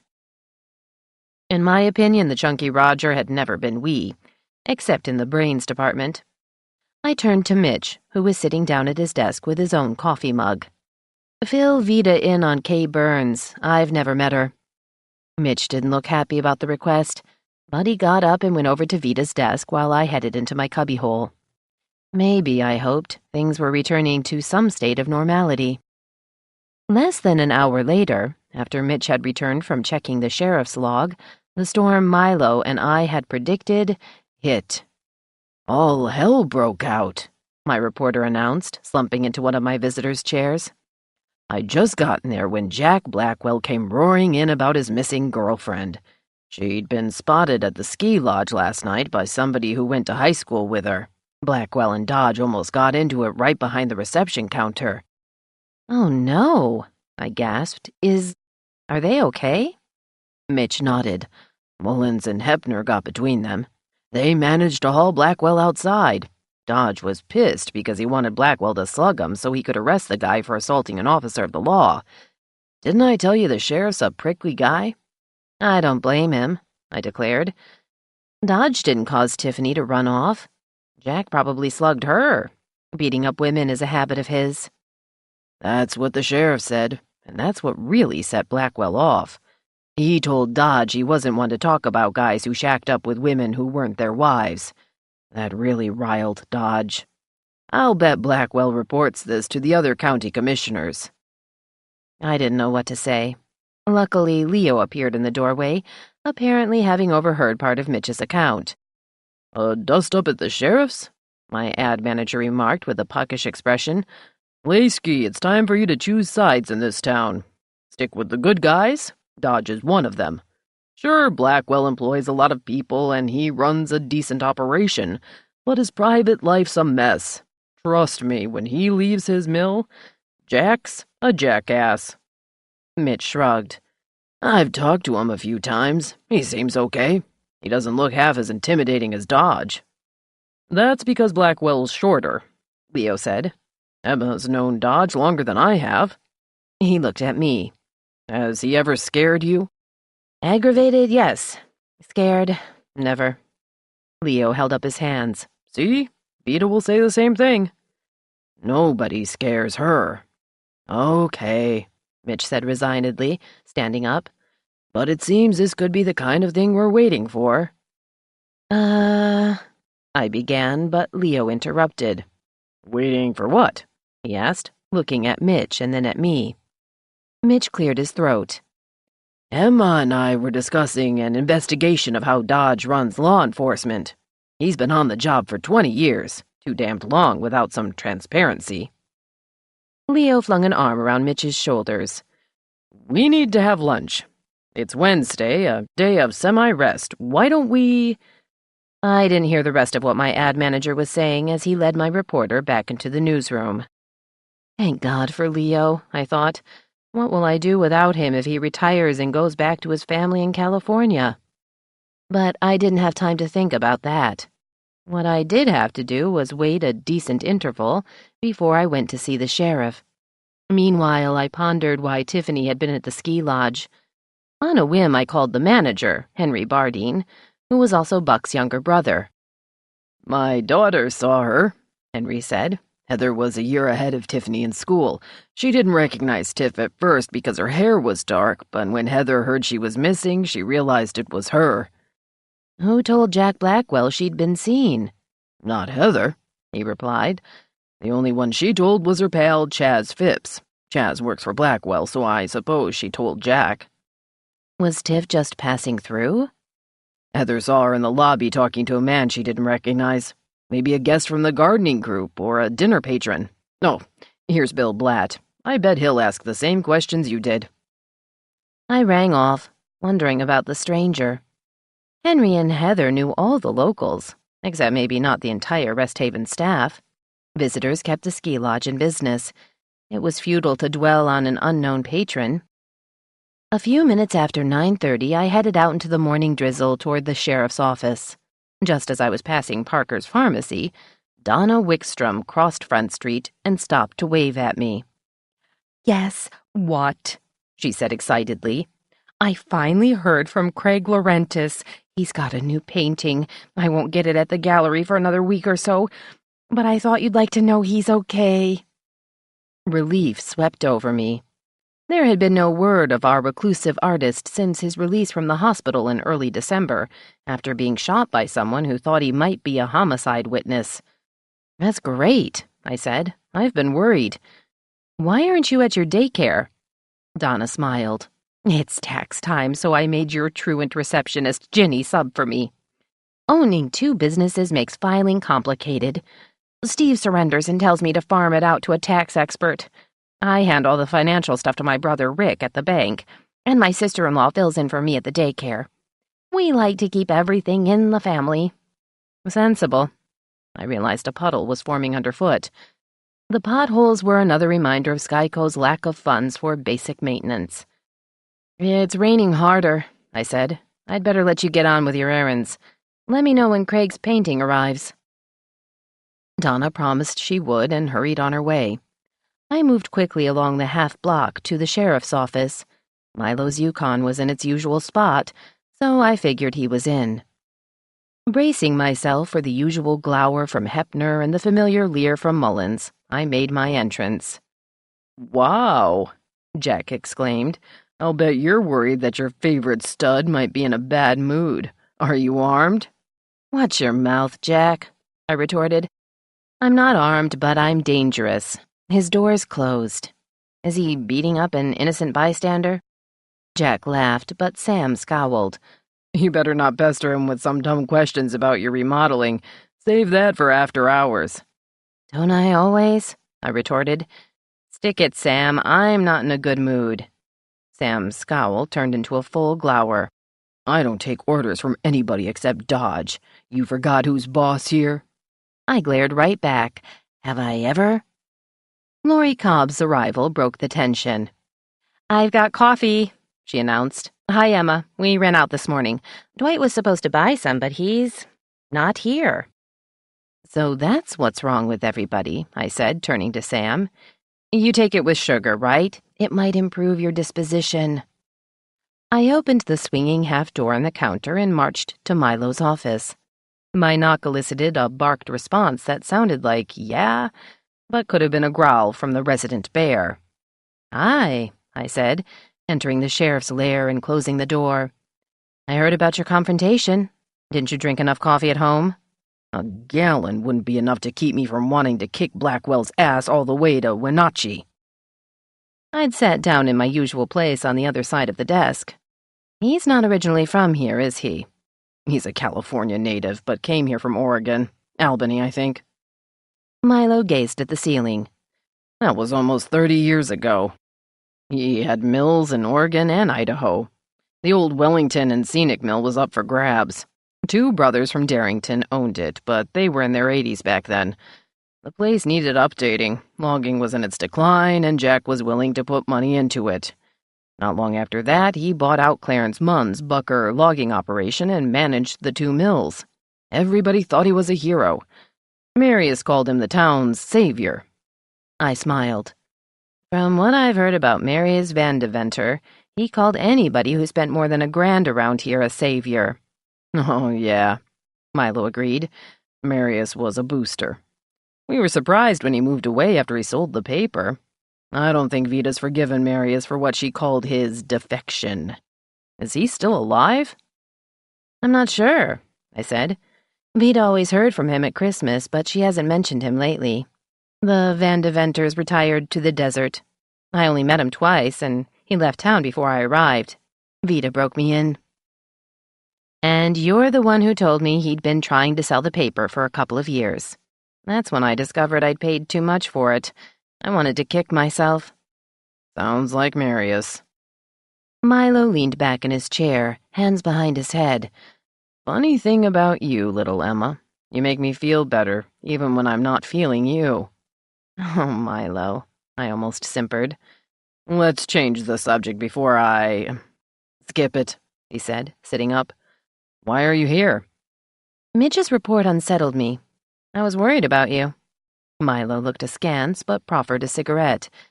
Is the coffee on?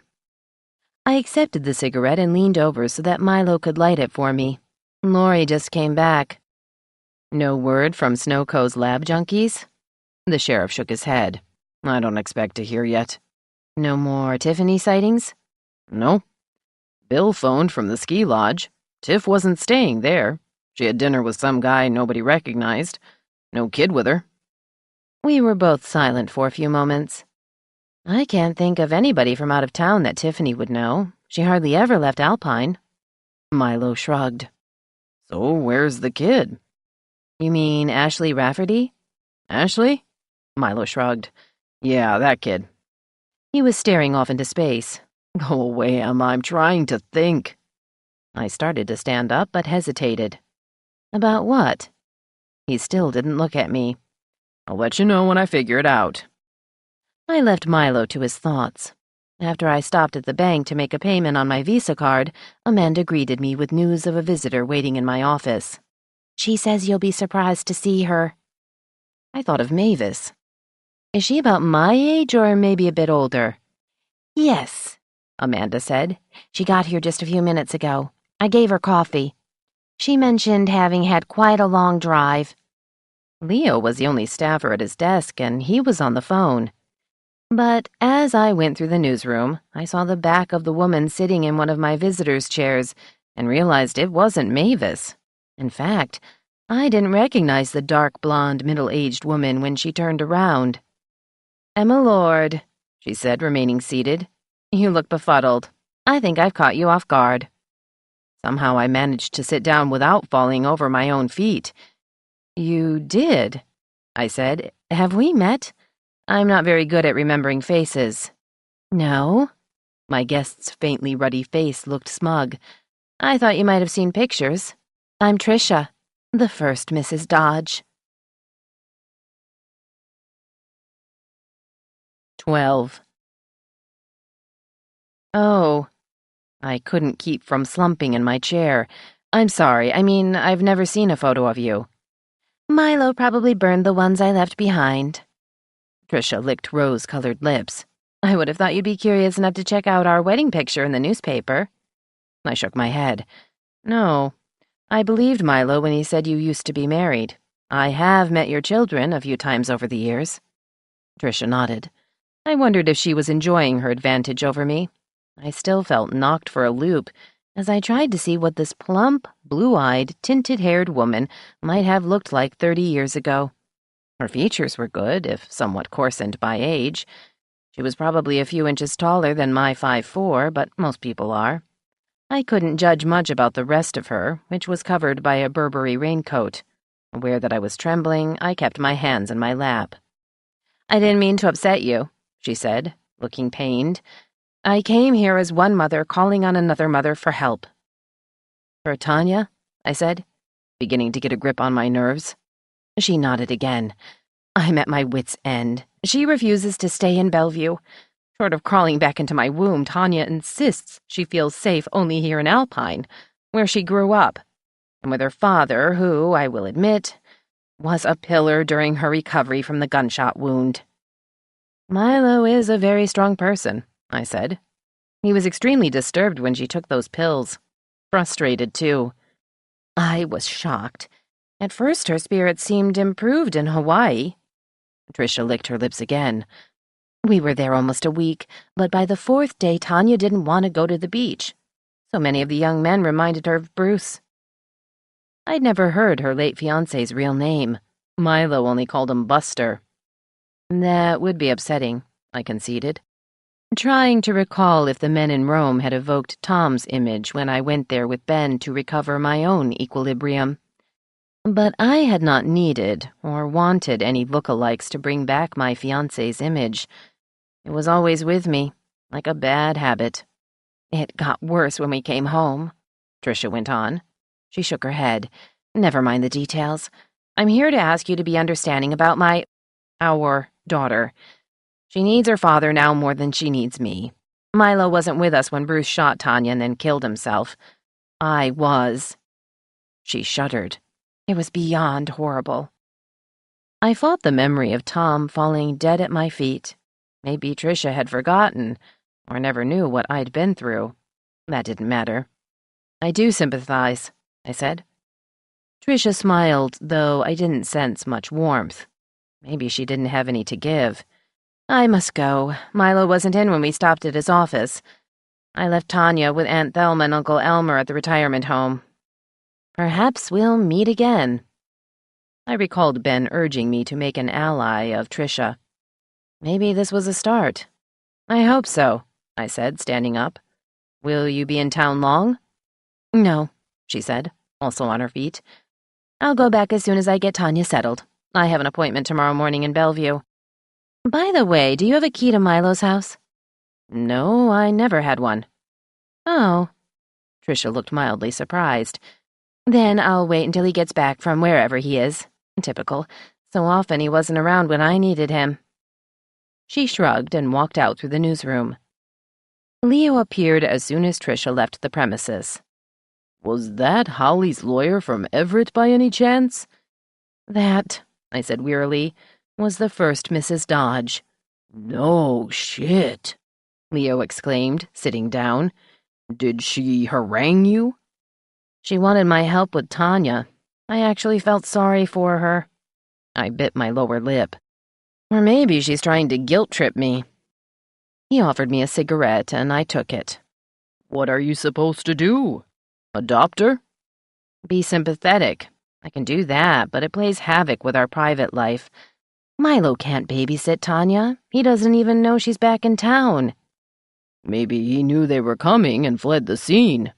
Milo wouldn't do that. Vida will be sorry she missed Tricia. Or did she like her? No, Tricia was from Sultan. That's where they got married. Vida never got over the affront to Alpine. Where is Vida, by the way? Still off on her appointed rounds, Leo said after a glance into the newsroom. She was going to see Dot Parker. Vida thought maybe Tiffany left her kid with Grandma and Grandpa. Good guess. Nothing about a Holly Gross encounter? Not a peep. Leo stood up. I'm taking Mitch to lunch to try to get his head straight about Dodge. Do you want me to mention your not-so-professional involvement with the sheriff? I grimaced. No, I'll do it myself. I'm waiting for the right moment. Fine. Hey, babe, Tanya can't hang around with Dodge forever. She's what, in her 30s? She'll settle down and want a life of her own. Right now, maybe she's just a pawn in some game of Tricia's. I hope it's not a game, I said. The timing stinks. I don't mean to be nosy, he said, flicking off his cigarette ash, but you two never lived together when you were dating before? No. He wanted a more permanent arrangement. I didn't. I gave Leo a sheepish look. I was still clinging to the Tom Cavanaugh dream. Well, Leo's expression was wry. Tom was as screwed up as the rest of us. It was just less obvious.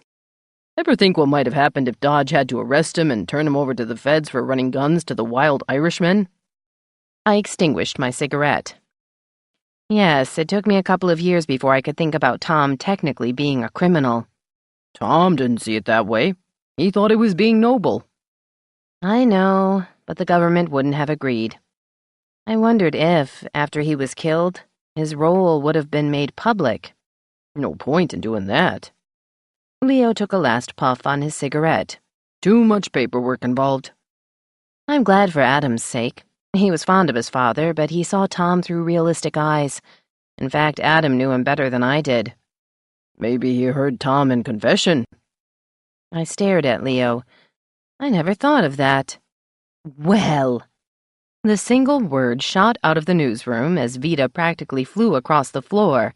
If that doesn't beat all, I just ran into Tricia Dodge. Tricia.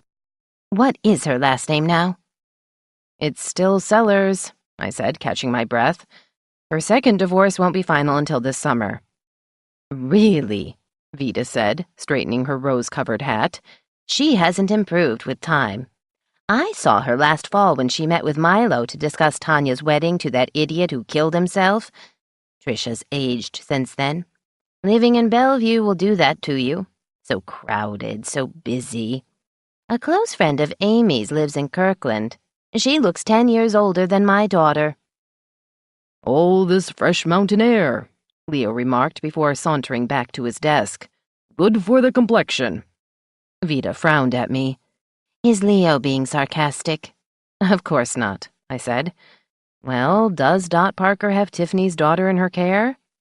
No. Vida leaned both hands on my desk. She claims to know nothing about Tiffany or her child. She paused, scrutinizing me. You look a bit piqued. She wagged a finger at me. Trisha was here. Yes. Vida pursed her lips.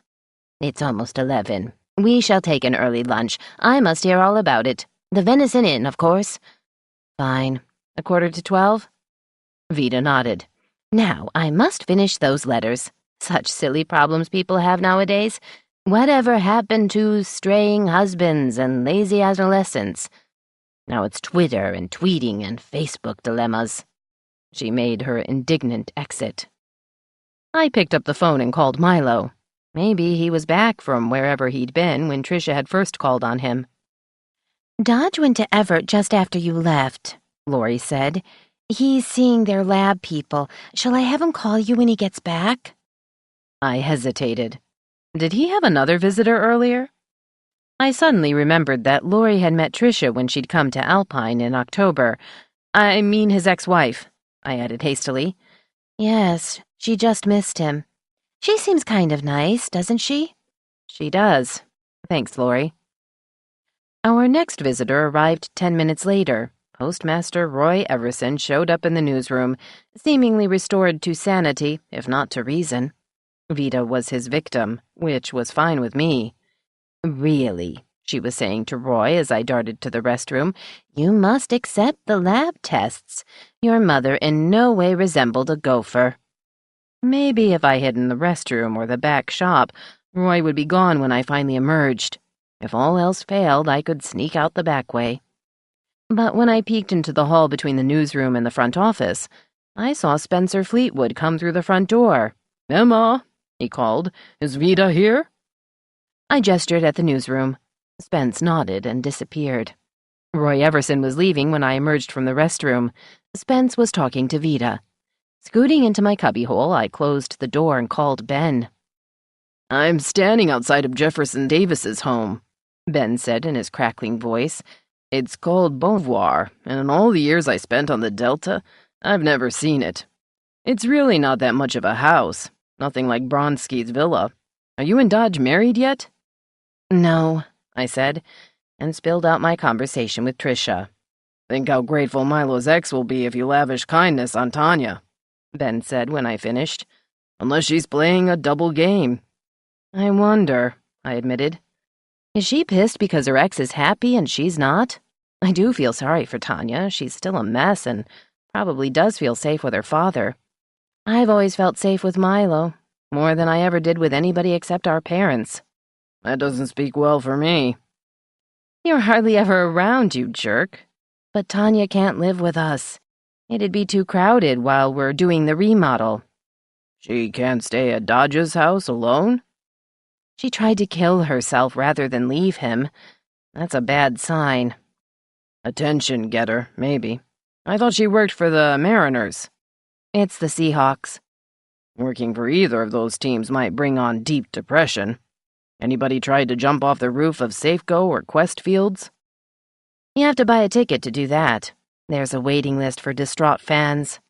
I suppose she's still on leave. It's not as if there are a lot of jobs around here for somebody with a college degree." "Dodge bitches he's short-handed. Why not put her to work?" "That wasn't Ben's dumbest idea. She still has to live someplace." "Work it out. I've got a dozen people to herd back to the mission church outside of Pascagoula. Some of them don't have homes either." Ben did have a way of putting things in perspective. By the time I'd finished a phone call from Fuzzy Baugh thanking me for my discreet yet provocative editorial about changing public opinion, Vida was ready for lunch. "We'll find a cozy booth to chat," she said, leading the way into a mere drizzle. I was peckish the other day, so much to do in the house and garden this time of year.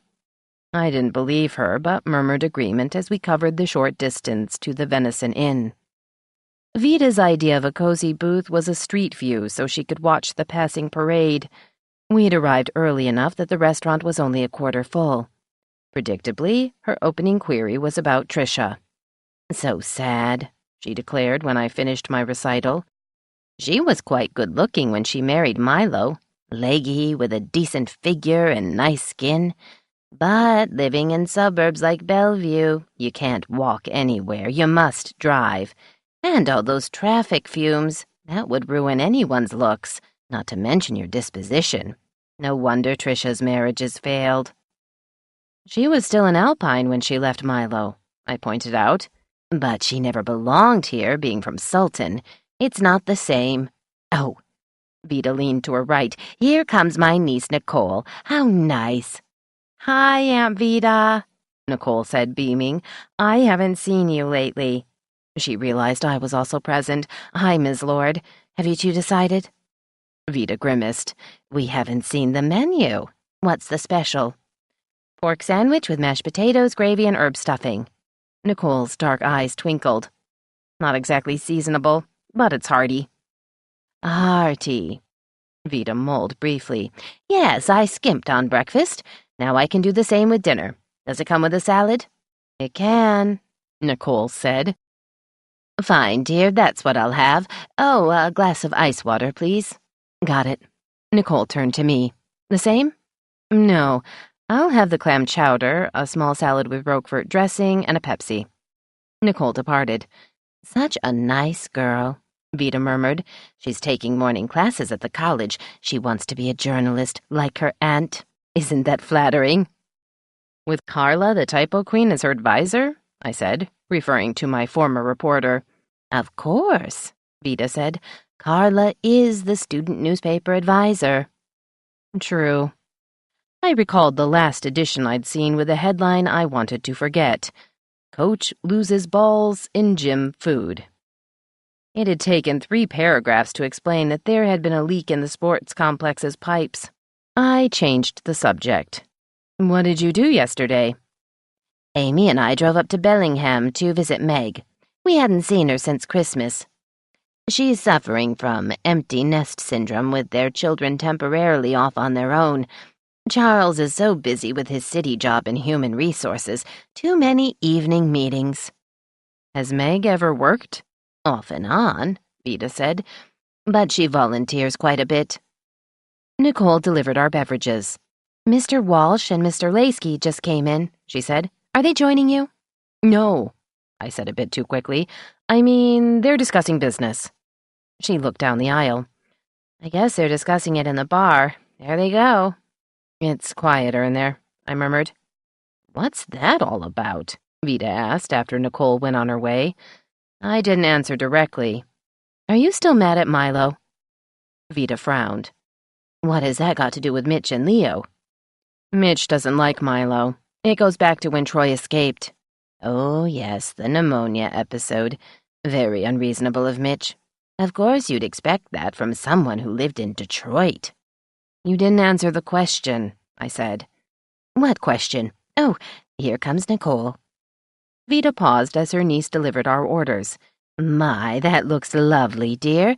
But they skimped a bit on the gravy, don't you think? Of course, I am trying to lose a few pounds.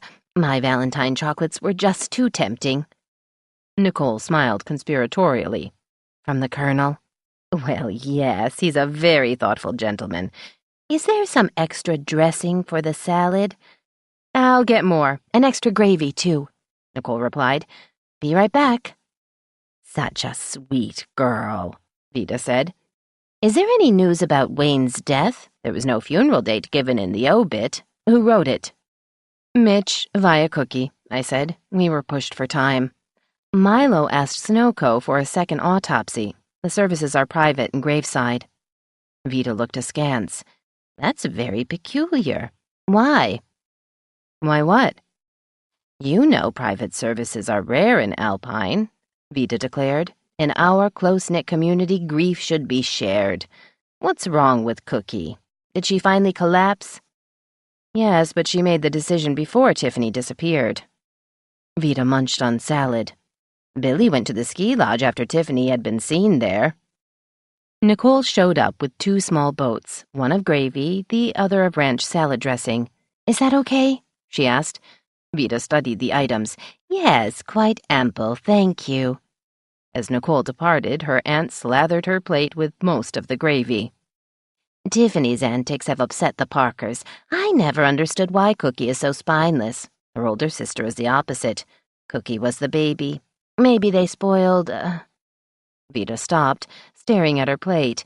"Oh, I see. There's more stuffing between the pork layers. I wondered." I sensed that what she really saw was an image of Roger. "I wish you weren't mad at Milo," I said after tasting my chowder and finding it a bit watery. "You make it very awkward for me." "Why? You weren't part of how he handled the trailer park case." "Milo did what he had to do. If he hadn't considered your feelings, he might not have let Roger off so easily. Your grandson could be in jail." Vida glared at me. "Nonsense. Roger had valuable knowledge about the drug ring. In a way, it's almost as if he'd been working undercover." "I know when to hold and when to fold. Vida might believe Roger had been working undercover, but the only cover he'd been under was on Holly Gross's bed. Want to do a piece on Clarence Munn?" I seemed to have surprised Vida. She relaxed and speared a slice of pork before answering. "I plan to visit him, even if he's a bit gaga." "He recalls the past clearly. You know the history and Clarence." "Yes." Vida stared into space. "He and Marius were close. Clarence was young enough to be his son, but the Vandenventers were childless. I suppose Clarence was like a son to him." "Is Marius still alive?" Vida shook her head. "He died in March of '01. He was in his 90s. His wife had passed away the previous year." We were back on safe ground. Talking about the former Advocate owner couldn't cause any friction between us. As it turned out, the ground beneath us was already shaking.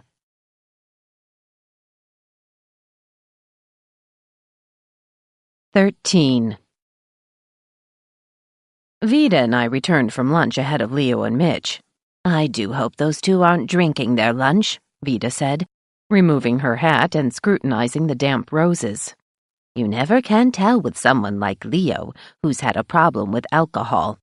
For all we know, Mitch is a secret drinker. They're the worst." "Leo's attempting to straighten Mitch out on how small towns operate," I said, flipping through the not-so-urgent phone messages Amanda had left for me. "Mitch is still adapting." "It's a pity Brenda couldn't have managed to do that. Imagine being in Pittsburgh with all those steel mills."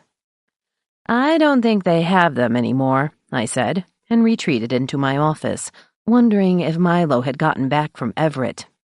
I'd been at my desk for only 5 minutes when Vida rushed into my office. "My niece Marge called to tell me Patty Marsh is in the ER. She claims to have fallen down her front steps. I don't believe it, do you?" "I don't know what to believe," I admitted. "It seems that half the town is accident-prone lately. You think Patty was shoved by Blackwell?" Vida sank into a visitor's chair, removed her glasses, and began rubbing her eyes in that gesture of frustration that made me wince. "Ooh, I'd say so," she said, at last mercifully folding her hands. "But Jack's been on his best behavior since being named a county commissioner." "You believe the so-called attempts on his life are real?" Vida put her glasses back on. "I don't know. You must admit that Milo will doubt his word." "Neither Jack nor Milo has any proof." "Is Milo waiting to find Jack's corpse on his doorstep?" I thought that would probably suit the sheriff just fine, but ignored the remark. "How badly was Patty hurt?" "I don't know yet. Doc was having x-rays taken. She might have broken some ribs. Marge will let me know." "Maybe Patty was drunk," I said. "She likes her liquor. Speaking of which, here come Leo and Mitch. They look sober to me. You can't tell by looking, Vida murmured. I'll see for myself. I watched Vida approach Leo, who was going to his desk. Mitch had already sat down. My phone rang, distracting me from whatever was about to happen in the newsroom. At first, I couldn't hear the caller except that it was a female voice. I'm sorry, I said. Can you speak up? We may have a poor connection. A pause followed. If I hadn't heard voices in the background, I would have thought the person had hung up. It's me, Lori Cobb said, still hushed but audible. Mrs. Sellers is here. She tried to take Tanya to Sheriff Dodge's house, but she doesn't have a key. Could Mrs. Sellers drop Tanya off at your house? She has to get back to Bellevue. I hesitated. No, I finally said. I can't take the responsibility. Mrs. Sellers and her daughter have friends here. Why can't Tanya stay with one of them until the sheriff gets back from Everett? I guess I'll ask her. Sorry to bother you. Lori hung up. I felt like an evil stepmother, a role it seemed like I was assuming. I hardly knew Tanya. When I'd hosted her for dinner, she'd been pleasant if quiet. It was the first time I'd seen her in years, but my real concern was that I didn't want Tanya alone at my house. If anything happened, I'd be responsible, and I couldn't leave work to hold her hand. Surely Tricia could leave Tanya with a friend or wait to go back to Bellevue. Leo and Mitch passed muster. Vida finished her advice letters and announced she'd call on Clarence Munn while she had some spare time. Still feeling guilty about Tanya, I called Lori to ask if Milo had returned. No, she virtually whispered. Mrs. Sellers asked Bill Blatt for a master key to get into the house, but Bill couldn't do that without the boss's permission. They're going to try getting in through a window. Oh, swell, I groaned.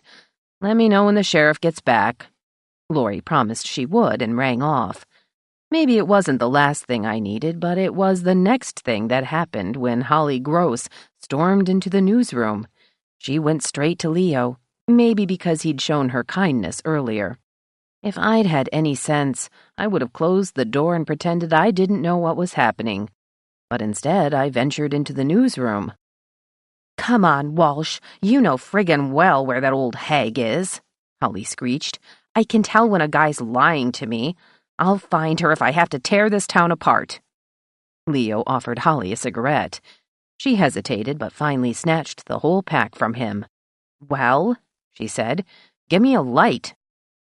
He leaned across his desk and lighted the cigarette. I told you she's on an assignment. Why do you want to see Mrs. Runkle? Holly exhaled. You know damned well why I want to see her. She swerved around to look at me. So do you. She darted a glance at Mitch for good measure. You all do. I want my kid. I've never seen your kid, I said. Why don't you ask Roger? Holly deliberately blew smoke in my direction. Because I can't find the fat bastard, that's why. I'll bet he's left town and taken Dippy with him. I went to the sheriff's office yesterday and warned that squaw who works for him that if they didn't find Dippy for me, I'd raise hell. What squaw? I asked. Holly shot me a disgusted look. The Indian who works for Dodge. Or does he call you his squaw? Doe Jameson is part Muckleshoot. She's not anybody's squaw. She's a deputy, and you better show her some respect. She's your best ally right now. Leave Mrs. Runkle alone. You should be dealing with Roger, unless, I added, you're not sure if he is Dippy's father. Hey, Holly yelled before taking the cigarette out of her mouth. It fell to the floor and bounced off one of her faux leather cowboy boots. Watch it. You're the one who shacked up with the sheriff. Leo stood up. I glimpsed Mitch out of the corner of my eye. He looked puzzled. I started to speak, but my ad manager beat me to it. Take it easy, Holly. You're all worked up. Come on, I'll walk you to the sheriff's office so you can talk to Deputy Jameson. You need to sort through this in a way that doesn't involve pissing off a lot of blameless people. Unless, he added, pausing as he started to put his jacket on, you'd rather just raise hell and never see your kid again. As was her way, Holly lost steam in the face of rational behavior. Okay, Walsh, she said, retrieving the cigarette before it burned a hole in the floor. "I almost forgot you're one of the good guys. There are damned few around here. Let's hit it." Mitch and I watched as they exited the newsroom. I didn't hear anything out of Amanda and guessed she'd retreated to the back shop with Kip. My reporter spoke first. Is she nuts or just messed up? I sat down by Mitch's desk. Both. Leo's right. We don't know anything about Holly's kid. Roger is the only one who can sort this out. I never met him, Mitch said. I remember the trailer park mess, though. Roger was lucky to get off so cheap. Troy didn't. The situations were different. Roger provided solid information about the drug dealers and the trucker connection. From what you told me, Troy was operating on his own. Mitch nodded faintly. Holly shouldn't spread rumors about you and Dodge. That's bad for your reputation. I saw way too much of that hand-in-glove backdoor stuff between the press and law enforcement in Detroit. I never went for that. It violated my ethics. Mitch had a copy of The Advocate on his desk. I picked it up and turned to page 3. "Read this," I said, pointing to the engagements. Good God! Mitch stared at me. Why didn't you say so? I made a helpless gesture. Milo and I have been close since I moved here. He wanted to marry me 10 years ago. I said no because of Tom Cavanaugh. You know that sad story. Except for a fling with Ralph Fisher from the AP, there has never been any other man in my life except Milo. We've always loved each other. I was just slow figuring it all out. Mitch hung his head. You must hate me. No. I did wonder why you never realized we were a couple. We got engaged just after Christmas, while you were gone. I had Vita hold back the announcement until all the snoops stopped pestering us. Milo and I both needed time to recover. Mitch was staring into space. I should have guessed. No wonder Leo told me I should pull back on investigating Dodge. I thought maybe he and the sheriff were fishing buddies or something. Leo doesn't fish, I said. In fact, it took him a long time to realize that Milo is very good at what he does. The sheriff prefers that people don't notice how he works. He's very close-mouthed when he's investigating a homicide case. I had to learn that the hard way, too. Amanda appeared in the doorway. Thank goodness Holly is gone. Did you throw her out? Leo escorted her, I said. Dodge is on hold for you, she informed me. Okay, I told her, then patted Mitch's shoulder. Don't be upset. I'm glad you finally know I am shacked up with the sheriff. I hurried to my phone. Where the hell were you? Milo asked. In the can? Never mind. Has Holly arrived? Yeah, with Leo. I'm barricaded in my office. Never mind that. Doe can handle it. I got the autopsy report. It's what I thought. Pay attention and write this down. It's SUXAMETHONIUM. Call it SUCKS for short. It's a relatively new poison that can be missed if you're not looking for it. Wayne was poisoned? You got it. Keep it to yourself for now. The full report won't be in until tomorrow. I'm telling you because if I don't spell it a few times, I won't be able to say it out loud. Besides, you're cuter than Fleetwood. How in the world did you get onto that? Because the electrocution thing didn't make sense. You know I don't like things that don't fit. I'd seen something on TV about this stuff and it made me wonder. It's administered where it can't be noticed, like a mole. Eric's had one on his left shoulder. Now think about that and come up with one of your weird ideas about who done it. What's going on with Tanya? I heard Milo sigh. I don't know what the hell to do, but I've got to do it now. I can't abandon her. We'll talk later. He hung up. I couldn't pass the poisoning news on to Mitch until it was official. I hoped that would be by the time he checked the Thursday log. I asked him to call the clinic to see if Patty Marsh had been hospitalized. Who exactly is she? My reporter asked. I sighed. Blackwell's longtime squeeze. I suspect he beat her up just for the hell of it. Tiffany's not around to take his abuse. If, in fact, he doled some out to her just to show he isn't playing favorites. Mitch frowned. You don't like Blackwell either, do you? No, and it's not because of Milo. I've always been wary of that guy. He may run a respectable mill, but he's way too oily for my taste. Okay, Mitch shrugged. I'll withhold judgment for now. That's fine, but check on Patty. She's kind of pathetic. Half an hour later, Vida returned from Rest Haven with Rosalie Reed in tow. Dr. Reed and I have had a most pleasant visit, she said as the two women stood in my office. She's on her way to a dental appointment with Dr. Starr and thought she'd come by to say hello. I was on guard. The visit struck me as suspect. But I offered Dr. Reed a chair. Vida beamed at us before heading to her desk. Rosalie seemed composed, but her eyes darted this way and that before she spoke. I hope I'm not intruding. Mrs. Runkle was so kind to offer to let me see how a small-town newspaper operates. I'm still adapting to life away from an urban environment. She insisted that Wednesdays are a downtime after your weekly publication. Kip McDuff, my backshop manager, can give you the tour, I said. I couldn't remember anyone except the 6th grade class from Alpine Elementary coming to see what went on at the Advocate. Most of them had been bored and fidgety, except for a couple of boys who asked how Kip had gotten an autographed baseball from Ken Griffey, Jr. Was somebody in your family involved in newspaper work? My uncle was a reporter for the Spokesman Review, Rosalie replied. He covered business and agriculture in the Spokane area. Oh, the Inland Empire beat, I noted. A very important beat on that side of the mountains, Rosalie said. It must be exciting. No, that's a regrettable word. She grimaced. I should say a break in routine to have a puzzling death to write about. I haven't had time to see today's edition, but I had to answer some questions the sheriff posed. Fascinating, in a way. The questions or the answers? She laughed, sort of.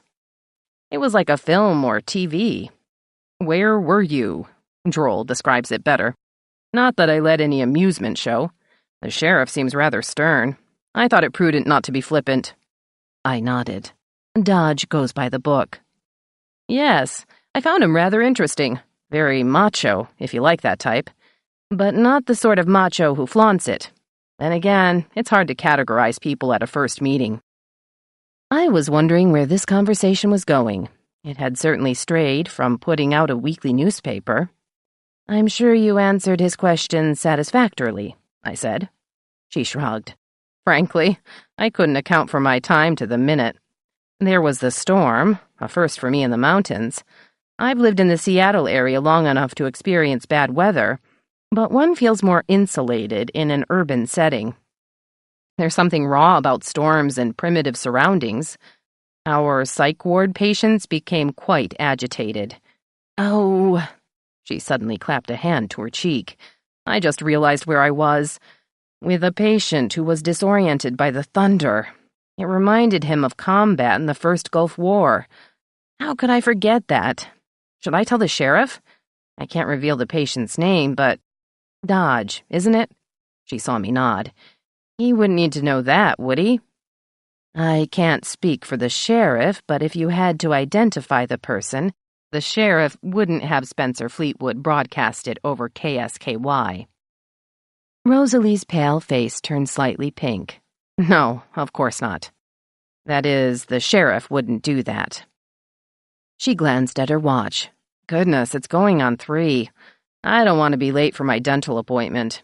Then I have to make rounds. How late is the sheriff's office open? Dodge is usually there until at least 5, I said. Rosalie stood up. I can't believe how the afternoon has flown. Thanks so much for your time. I must take the tour another day.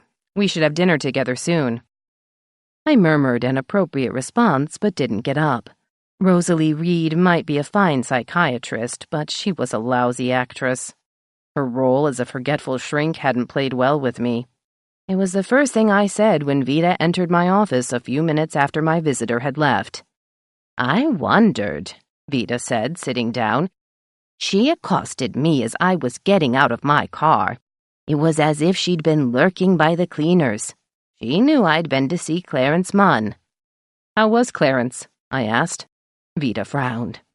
He rambled. Oh, he talked about his mill, but he mentioned so much else. Logging was still the mainstay in Skyco then. I was in my teens when Clarence came here. He was young, mid-20s, but his father owned a mill near Forks on the Olympic Peninsula and one by Port Townsend. Clarence wanted to strike out on his own. It was right after World War II, and Clarence had just gotten out of the Coast Guard. She paused. Dear me, I'm rattling along, just like Clarence. That's okay, I said. Even after all these years, I don't know as much as I should about Alpine's history. I wasn't born until just after Carl Clemens closed the original mill, Vida continued. Mr. Clemens was an exemplary owner. He ran his business like a gentleman. But some of the owners who followed him in later years were of another sort. So were many of the loggers and mill workers. The Great Depression, you know. Men desperate for work and not always able to bring their families with them, if they had families. I was a child in those days, but I heard some wild and woolly tales. I could imagine a pint-sized version of Vida, a cowgirl hat or a sombrero on her head, listening at keyholes and outside open windows, soaking up every bit of information that came her way. It was more than likely that she retained all of it to the present day. I assume you're referring to liquor and women and maybe other vices? Vida grimaced. Yes, the worst, however, were the accidents. There was carelessness and a lack of safety precautions. The workers were often risk-takers, but the timber industry has always attracted the bold and the reckless. That's what Clarence alluded to. Even after the war, some of the vices remained, not in the town, but around the edges. Would this have been while Eni Maroney was sheriff? Eni, the old fool, wasn't sheriff until the 50s, though he'd worked as a deputy after he got out of the army. He erased some of the corruption, which was how he kept getting re-elected for 30-odd years. But according to Clarence, Eni turned a blind eye to some illicit doings and was on the take. Has Milo mentioned anything like that to you? Never, I replied. Up until Eni got into trouble a year or so after I came to town, Milo always had nothing but respect for his predecessor. Vida nodded. I was never taken with Eni. He was so full of himself, but I didn't think he was a crook. Clarence feels otherwise. He insists Eni took money to ignore a brothel on First Hill. Nini Dukas, Eni's close friend, was involved too. There may have been gambling at the old Alpine Hotel, and not everything that went on at the ski lodge was above reproach. That would have been after my father-in-law passed away, of course. Rufus Runkle wouldn't have put up with such shenanigans. He virtually saved the town by promoting the new skiing fad early on. How was all this resolved? I've never heard anything about it. The curtailment of logging put an end to it. I suppose that's why Milo never knew about it. He didn't start at the sheriff's office until after he returned from Vietnam and finished his criminal justice degree. I leaned back in my chair. Somehow it seems so long ago. Is there any point in dredging up all this for an article? Vida's gray eyes sparked as she stared at me. If what Clarence has told me is true, the answer is yes. Oh, Eni died in prison several years ago, and Nini is in a nursing home. But it's the third person who was involved that the public needs to know about. She took a deep breath. You haven't asked the obvious question, Emma. I stared right back, puzzled. Which is? Why didn't the press expose this corruption? She sat up straight again. The answer is because the person running the whole sorry show was Marius Vandeventer. I gaped at Vida. Marius was a crook? She nodded. He was, if I can believe Clarence. I never guessed, not even when I worked for him. That's why I wonder if Clarence is fanciful. But he insisted it's true. He is, after all, a fellow Presbyterian. No wonder Marius was anxious to get out of town, I murmured. Oddly enough, Milo and I were just talking about my predecessor, but I still have to ask what good it would do. Marius is dead, too. You'd prefer that Clarence tell his story to someone else? He and Marius were very close, almost like father and son. I have to think on it, I said. There are descendants to consider, and one of them is a lawyer, Simon Ducas. I don't want to get sued, especially by that guy. He was the first one in town to call me a whore. Hypocrite, Vida murmured. Wasn't he having an affair with Heather Bardeen at the time? Yes, she's young enough to be his daughter. At least Heather finally settled into married life. Losing her mother so young sent Heather briefly off the rails, Vida remarked absently. Buck is very fond of his niece. She stood up. I assume I didn't miss anything here while I was at Rest Haven. Well, there was no point in evasion. Bill Blatt would tell his aunt about Holly Gross's demands. We had a visitor. Holly came back looking for you. Leo took her to talk to Doe Jameson. Vida's eyes were like gooseberries behind her big glasses. And? I shrugged. I don't know anything else. We suggested Holly talk to Roger. Maybe that's what she's doing now. No, she isn't, Vida declared. Roger is in Bellingham with Meg. He's rethinking the resumption of his college education and wanted to spend some time on the Western Washington University campus. His old chum, Davin Rhodes, is still there finishing his degree. That's good, I said. Yes, he's still considering a career in theater.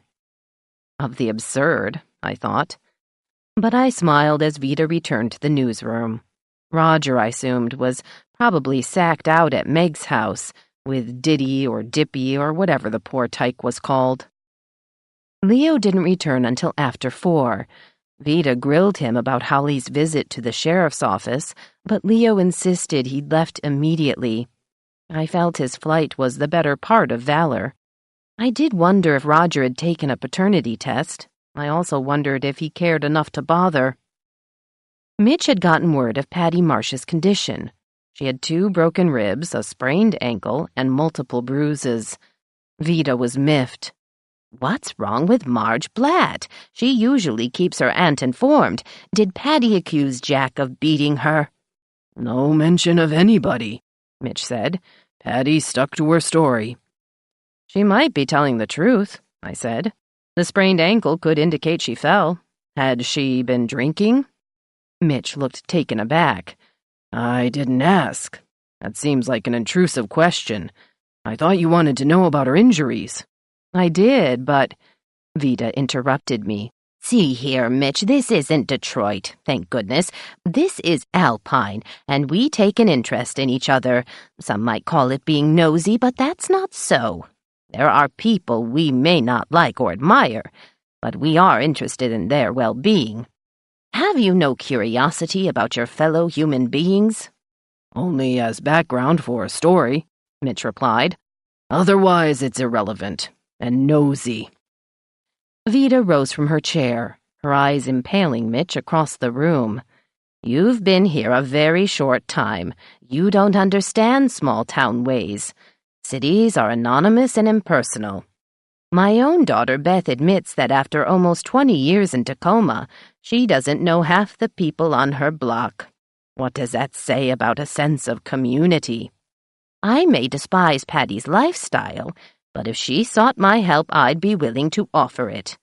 And I'd be able to help her because I know her.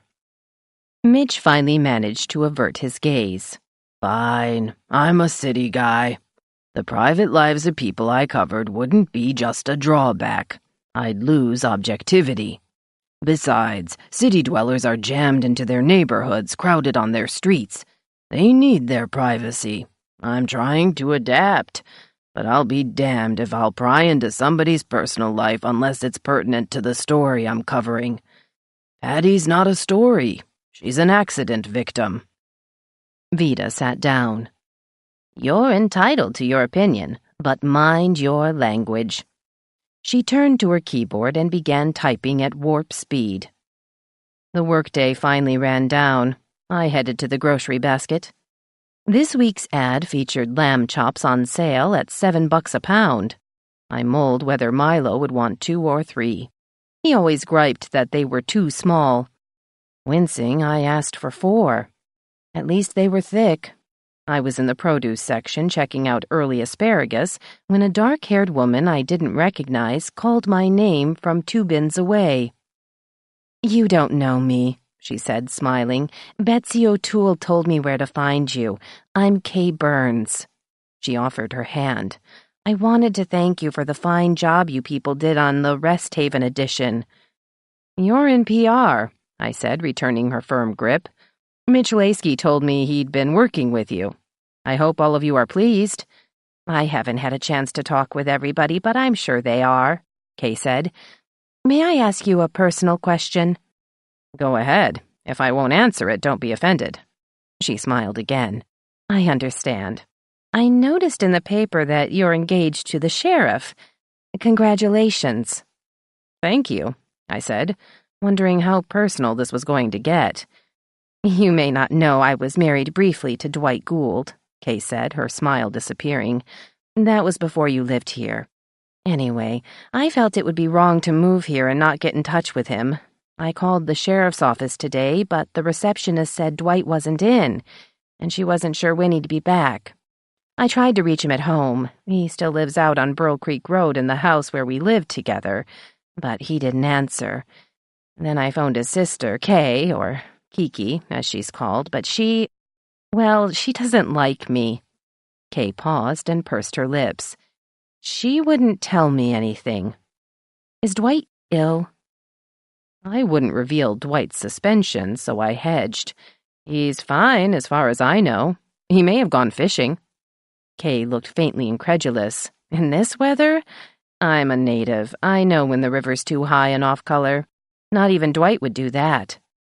She paused again, this time to let a young couple with 2 children get by us. "This may sound silly, but I'm worried about him. Could you ask the sheriff if he's all right?" "Sure," I said. "But I've seen Dwight recently, and he seemed fine." Kay nodded once. "Good, but I'm still concerned. People can have health problems that aren't caused by disease." "You mean an accident?" She avoided my gaze. "Maybe. I should finish my shopping. It was nice meeting you."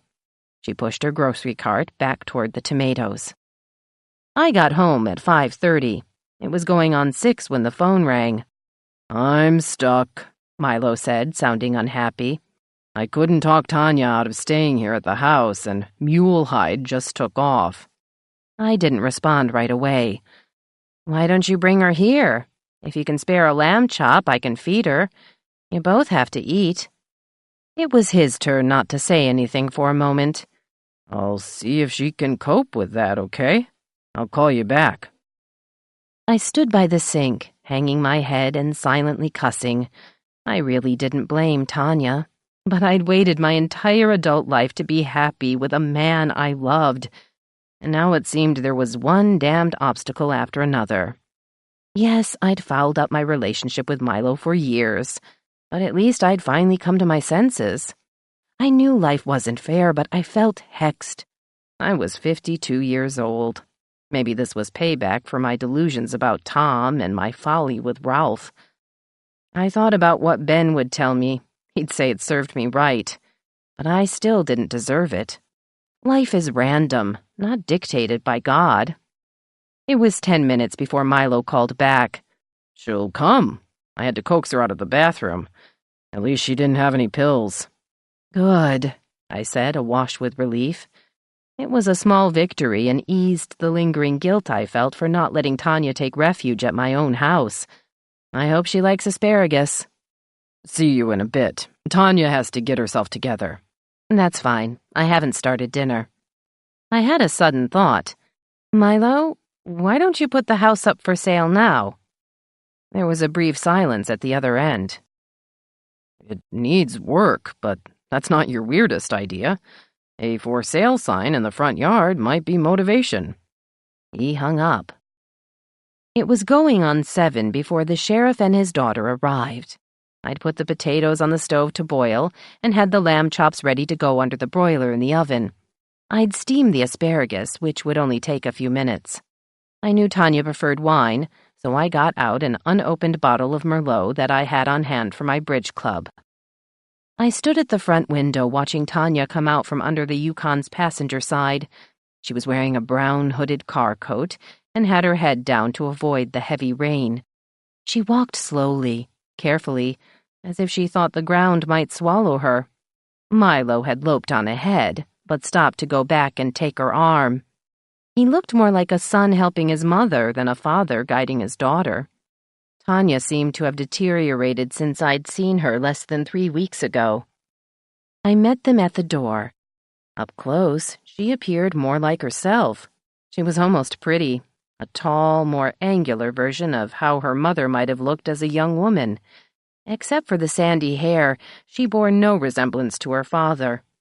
Of the 3 children, only Brandon took after Milo. He wasn't as tall or as broad as Milo, and though he had hazel eyes, they didn't have the intensity of his father's. The sheriff's gaze revealed his every emotion, unless he didn't want a witness or suspect to know what he was thinking. Even I couldn't read him then. Milo leaned down and brushed my lips with a quick kiss. "Tanya says she isn't hungry. I told her you could change her mind." "I'll try," I said, smiling. "Here, Tanya, I'll help you with your coat." Tanya mutely submitted to my assistance. Milo took the coat and hung it next to his. "Lamb chops, right?" he said to break the silence. "Yes." I turned to Tanya.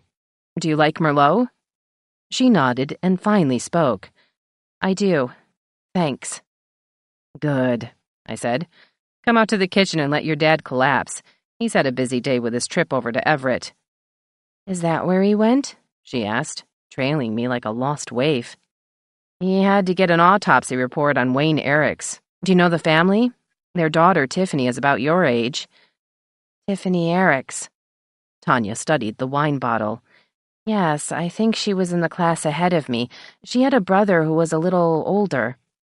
"He was killed in a rafting accident. Maybe that happened after you moved to Bellevue." Tanya looked mildly surprised. "I guess so. I don't remember it." I got out a wine goblet and 2 cocktail glasses. "The corkscrew's in that drawer to your right. You want to do the honors?" "Okay." She opened the drawer but seemed to have trouble finding the corkscrew. Not that I blamed her.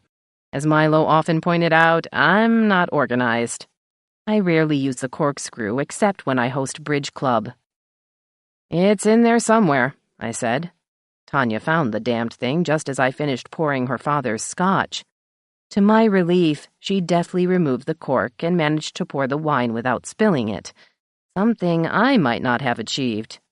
I made my own drink and lifted my glass to her. "To better days, for all of us. I'm glad you're here, Tanya." To my astonishment, I meant it. "Thanks," she said as we clicked glasses. For a second, our eyes met. A glint of tears shone in hers. I put my arm around her.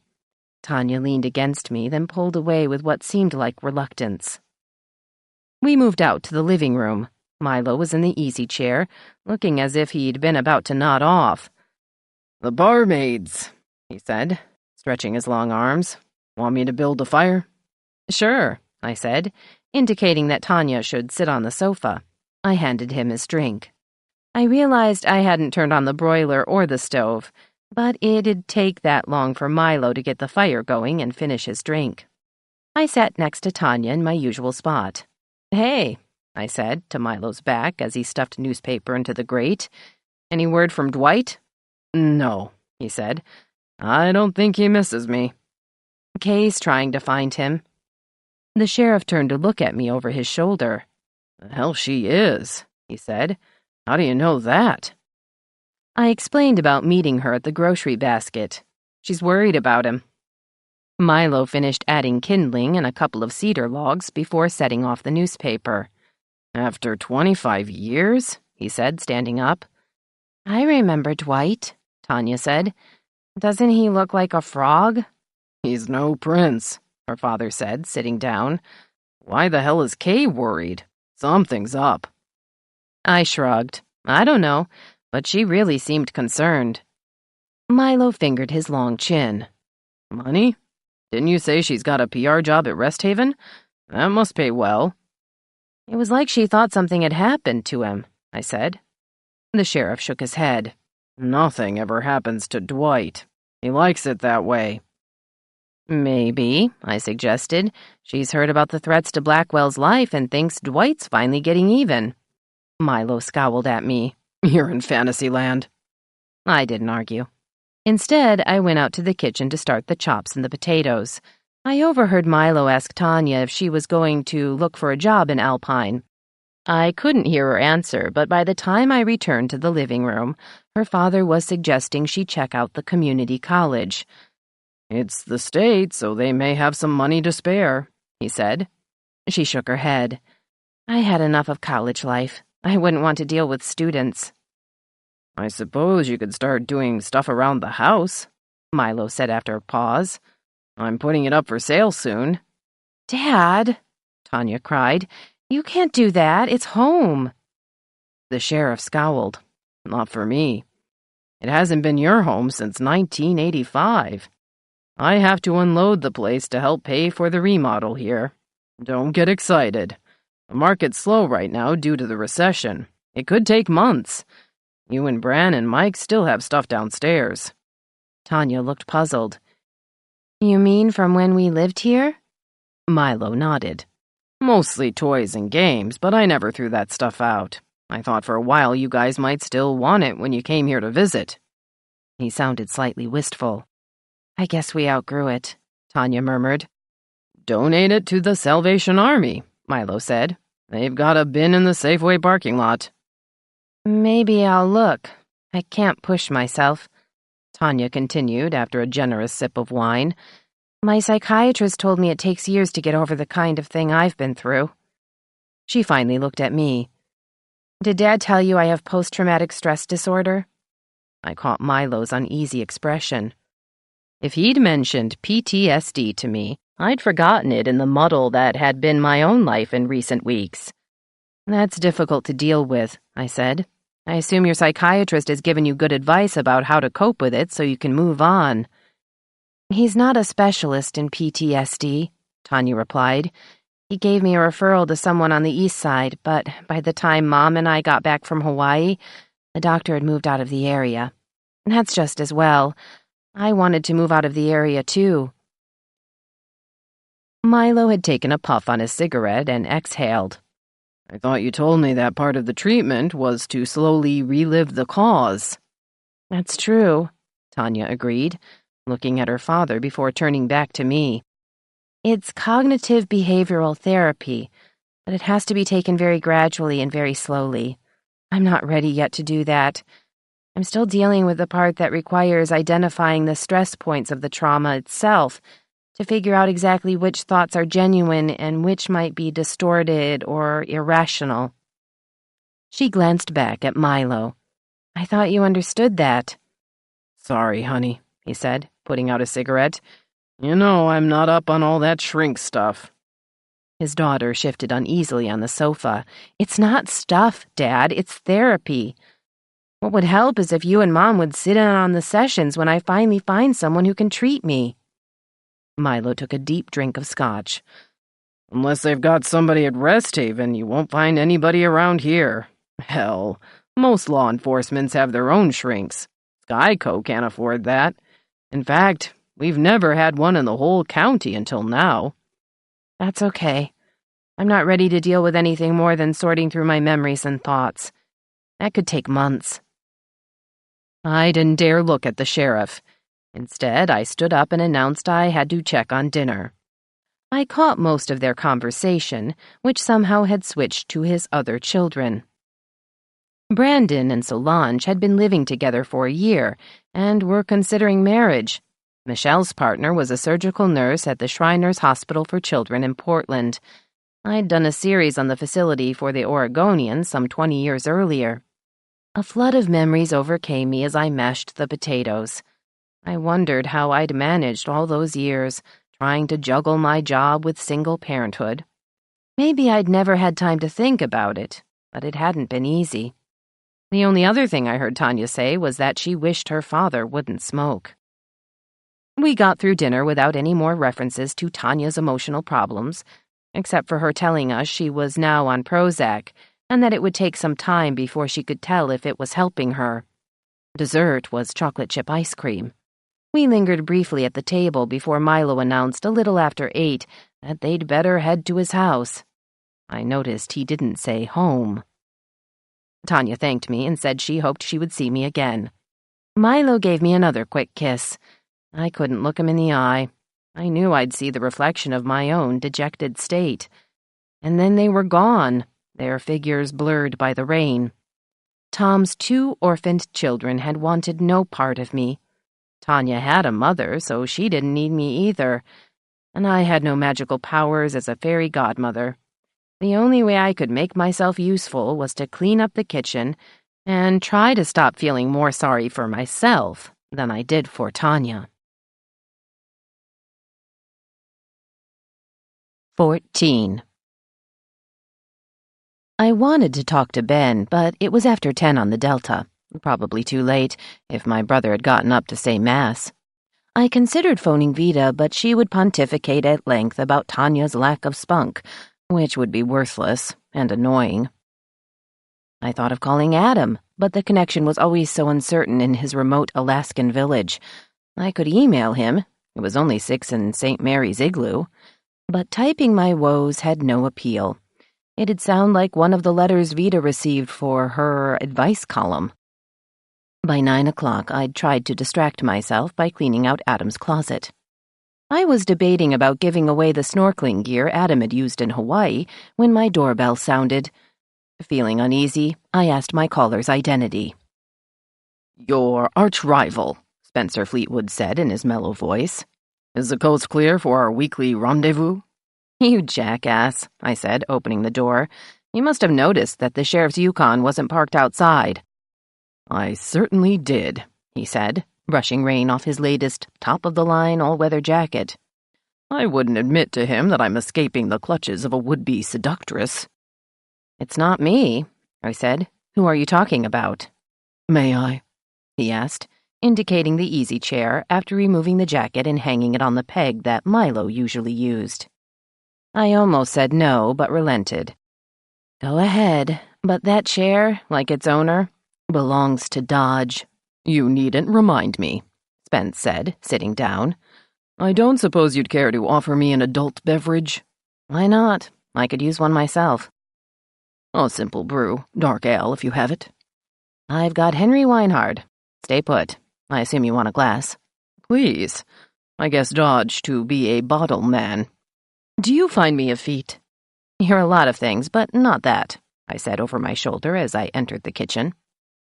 It didn't take long to pour my Canadian whiskey into a clean glass and add a couple of ice cubes.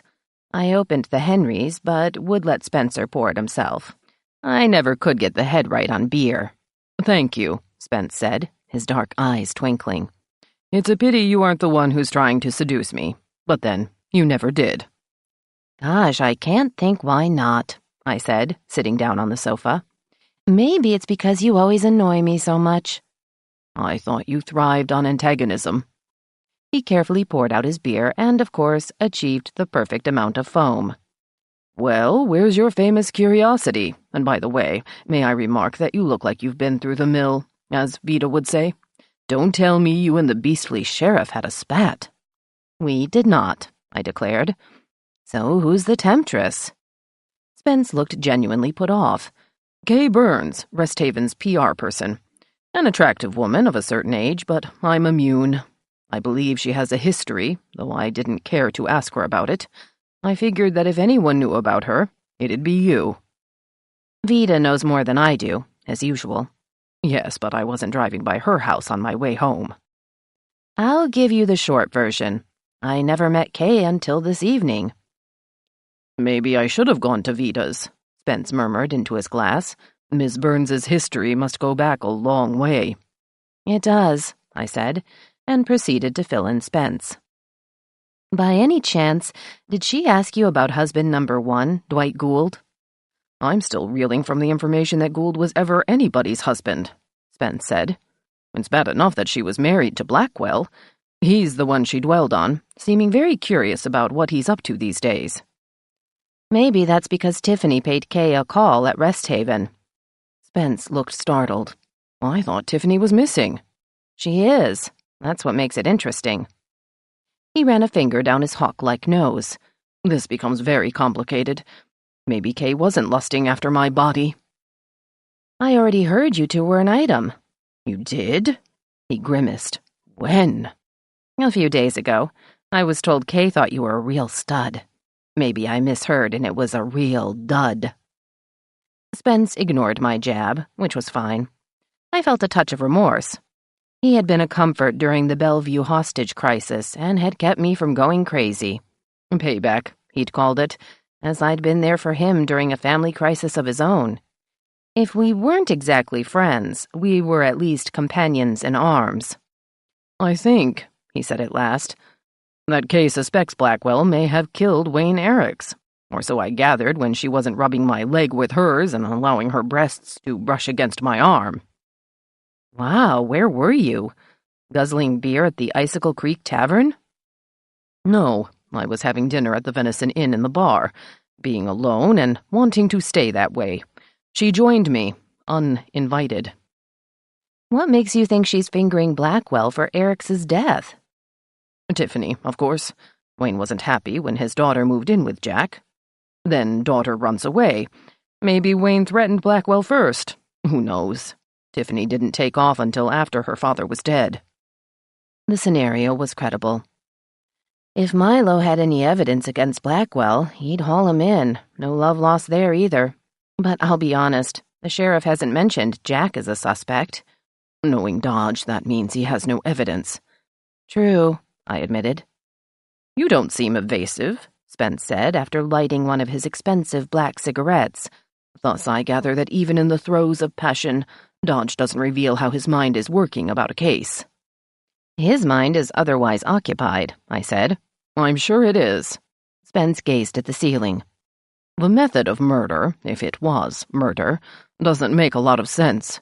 I know, I said, but I wouldn't reveal that Milo had discovered otherwise. I refused to get scooped in my own living room. Mr. Radio and I would have to wait for the formal announcement. But of course, Spence didn't know that was going to happen. Where is the sheriff? Spence asked, or dare I inquire? Coping with his daughter, Tanya. That was no secret on the grapevine. She says she has PTSD. Good Lord, Spence said. And you don't after what you and Dodge went through? Guess not, I said, unless it's contagious. You're both made of sterner stuff. So are you. Spence smiled. His expression seemed genuine. I hope so. I wasn't in very good shape at the time, though. But you got through it. I did. You helped. He took a deep drink from his glass. Kay's version about who killed Eriks, assuming he was murdered, has merit. Blackwell's an easy villain, I said. You were at Rest Haven about the time Wayne died. Did you see anything? If the veiled query about his presence near the murder scene jarred Spence, he did a good job of concealing it. I was checking the sound setup for the remote broadcast. When I left, Eriks must have still been there. I saw his PUD van. It was raining like hell, and I didn't linger. He grimaced. Damn, if my timing had been better, I might have been an eyewitness. Wouldn't you have been green with envy? I'd have hoped you'd been struck by lightning, I said. Then I could have gotten a double scoop. You are crass, Spence declared. I like it. It makes me feel better about myself. He finished his beer and put out his cigarette. As enchanting as I always find your company, I must go. I shall remain on guard against any further attempts on my virtue by Miss Burns. Frankly, her taste in men is otherwise deplorable. I'd stood up, too. Maybe the other husbands weren't as awful. Spence put on his all-weather jacket. I hope so. You look frazzled, he said seriously. Are you having doubts about Dodge? My head jerked up. No. Spence grinned. I guess that answers the question. Therefore, I must conjecture that he's not worrying you, but the daughter's worrying him. Has she returned to Dad's nest for the duration? Go away, Spence. Okay. He opened the door. God, I'm glad I never had children. He exited into the rain, which had made small rivulets in my driveway. I was almost sorry to see him go. If nothing else, despite being a phony most of the time, he was basically real. That might not make sense to anybody else, but it did to me. Maybe it was because we were both in the same business, earning a living off other people's miseries. It made our own seem more bearable. I went to bed around 11, but I couldn't sleep. I stopped glancing at the digital clock shortly before 1. I must have drifted off not long after that, given that I was awakened by the alarm at 6:45, the time that Milo got up on workdays while I lingered in bed, waiting for him to get out of the bathroom. I went through my routine like a zombie. Never alert until after I reached the office, it took me twice as long to do even the simplest of tasks. In the shower, I'd turned on the cold water and forgotten to turn on the hot tap. That should have woken me up, but it only made me mad. I got a piece of bread stuck in the toaster and had to upend the blasted thing to get it out. By the time I went to my car, I wondered if I could drive without running over somebody. At least the rain had stopped, though the gray clouds matched my mood. "Good morning," Amanda said in her chipper voice when I somehow arrived at the Advocate without a mishap. "Or maybe it's not," she amended, seeing my sour face. "It's not," I said, trying to smile, "but I'll live." Leo apparently had gotten to work just ahead of me. He was taking off his jacket when I entered the newsroom. "Hey, babe, what's wrong?" "Everything," I said, but paused at his desk. "Tanya's back at Milo's house, so he's not at mine. Maybe I'm a selfish, horrible person." He lit a cigarette and offered me one. I took it, not seeing any sign of Vida. "No, you're not," Leo said. "You're frustrated. Does Dodge feel guilty about this? I mean," he went on, "I did. Not lately, but my kids were still in their teens when Liza tossed me out. They had problems at school, did minor drugs, shoplifted, got in with bad company. I was here, not there. They never went to jail or went nuts, but I blamed myself." "You never told me about any of that." Leo shrugged. "Neither did Liza until after the fact. I still felt guilty. Turns out she did too." Mitch entered and stopped short before actually stepping into the newsroom. "Hi," he said. "What's up?" I shook my head. "You don't want to know. Boss brings family troubles to work." I glanced at Vida's vacant chair. "It's contagious." Mitch proceeded to his desk and nodded. "I know. I've got a case of it, too. I have to leave early tomorrow to catch a flight to Pittsburgh. I'm bringing Brenda home with me.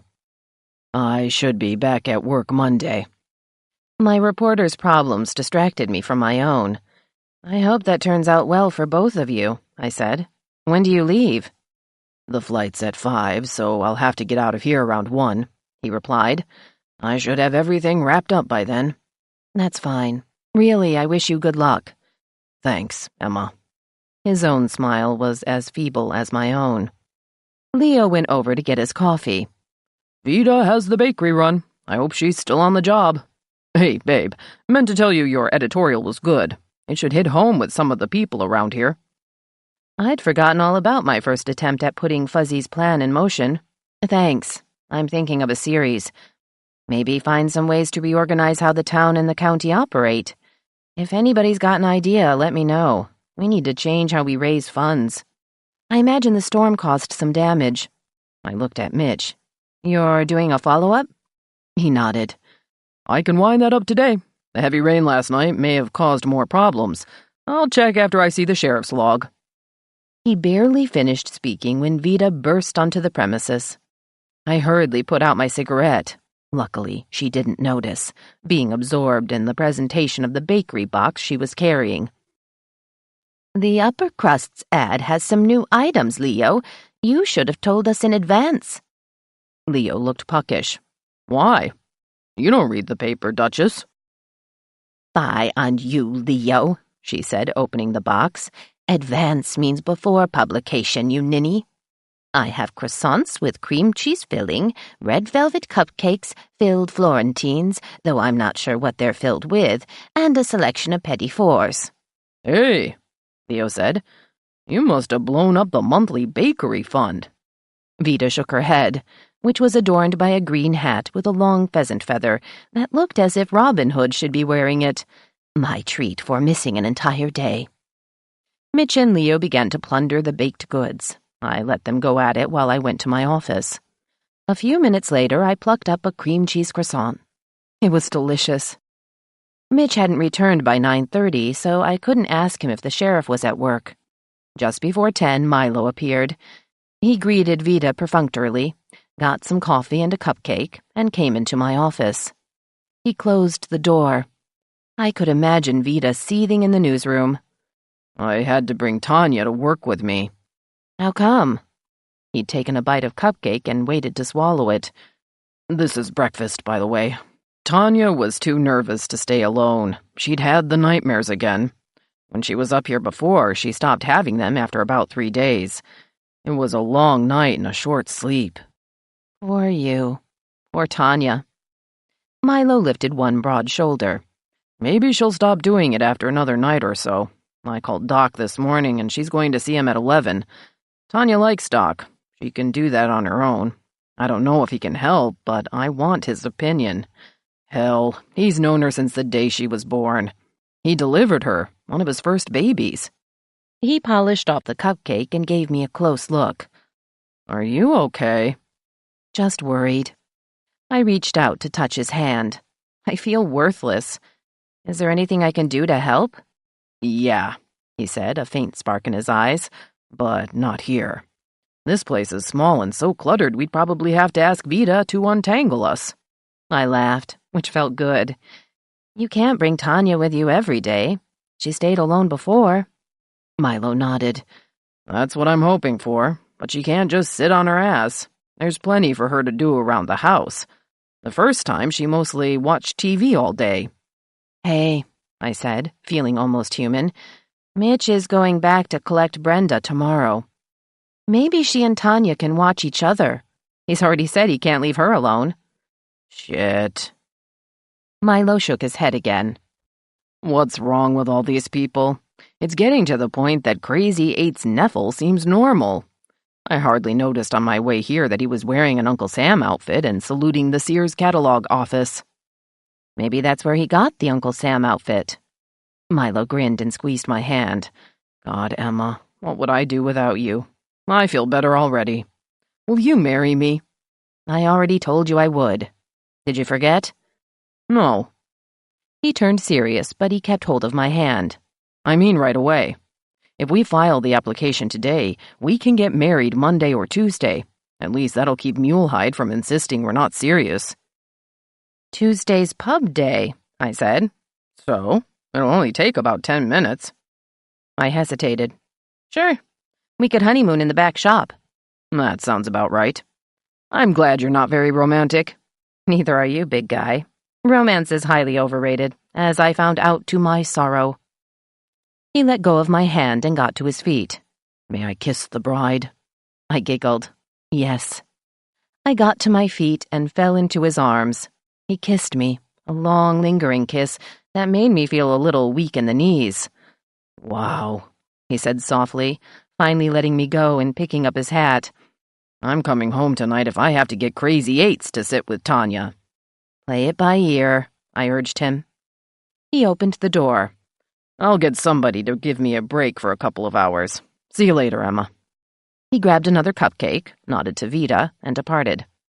I was about to see if there were any croissants left, but Vida rocketed out of her chair, heading toward me like a running back sniffing the end zone. "Well, what was that all about? And but you look much improved. You should, however, put on some lipstick. You're very pale." "Would you mind if I get something to eat? Then I'll unload, okay?" Vida stalked me over to the pastry tray. Luckily, one croissant remained. I filled my coffee mug while she nudged me out of the way. "Those are very tasty," Vida remarked. I don't suppose it'd hurt my diet if I sampled the petit fours. They are, after all, petite. Go for it, I said. She took the last two and followed me back to my office. After a bite of croissant, I gave her the brief version of Tanya's emotional status. As expected, Vida had little sympathy. No spunk, she declared. Trisha probably had some very modern and very silly theories about child-rearing. I can't imagine that her philandering second husband was an adequate stepfather. I know Milo wasn't around his children as much as he might have been, but that was because of his job. Goodness, you couldn't expect him to keep going to Bellevue. All those people in traffic would have made him very grumpy. Why, even Bellingham is getting too big. It's hard to find a parking place, especially in the section they call Fairfield, or Fairfax, or Fairhaven, I put in. It's a nice historic part of town, though. No more so than Alpine, Vida asserted. I was in Pioneer Square once in Seattle.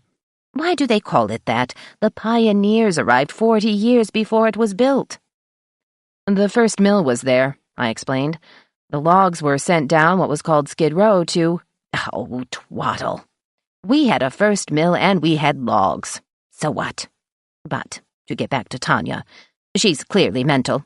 She needs to go back to work. I don't think she can do that right now. As I told you, Doc's going to talk to her this morning. I hold Jerry in high regard, but he is, after all, a man. She paused. I'll pay Tanya a call to see for myself what's going on with her.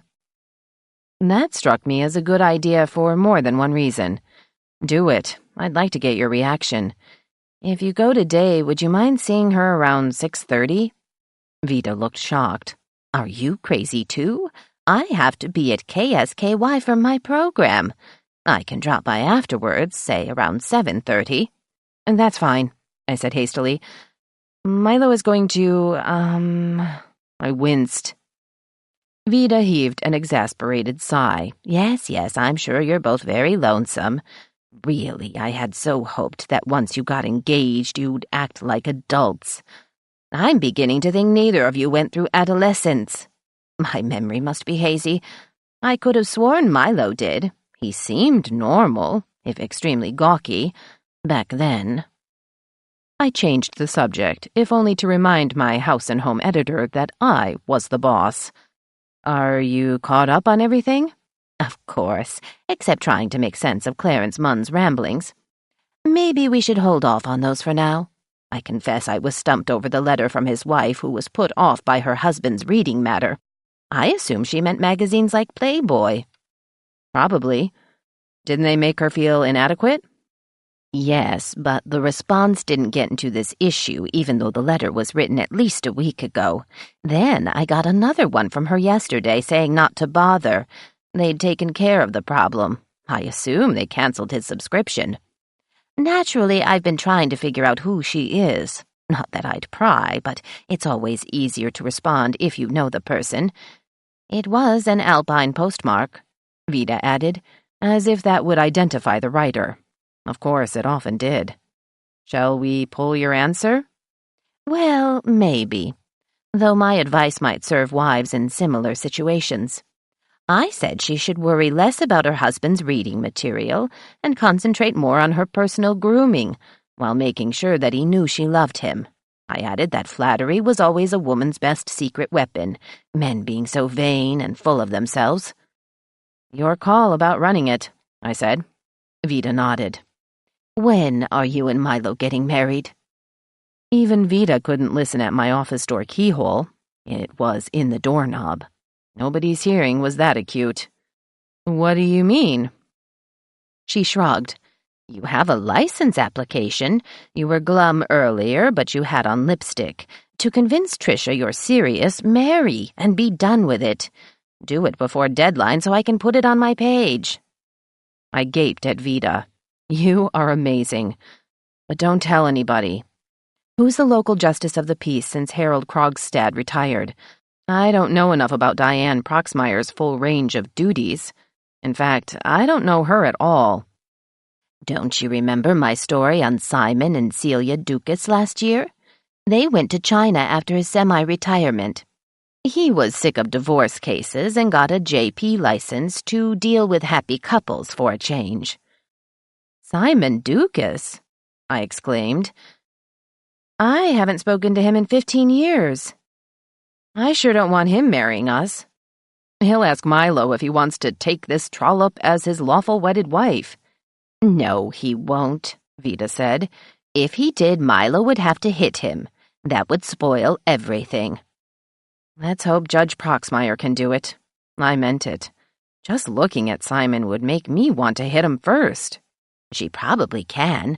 If not, you could go to Sultan or Monroe, unless it's pub day, of course. She rose from the chair. Now, don't forget my program tonight. I'm hosting Jennifer Hood from Rest Haven. We'll discuss their volunteer program. I'm sure Roger's name will come up. I asked Rosalie Reed first, but she demurred. So busy, she said. My show is after hours. Dr. Reed has a great deal to learn about life in Alpine. I understand she's from the Bellevue area, too.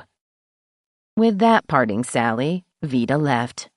Only later would I remember a passing remark she'd made that would help finger a killer.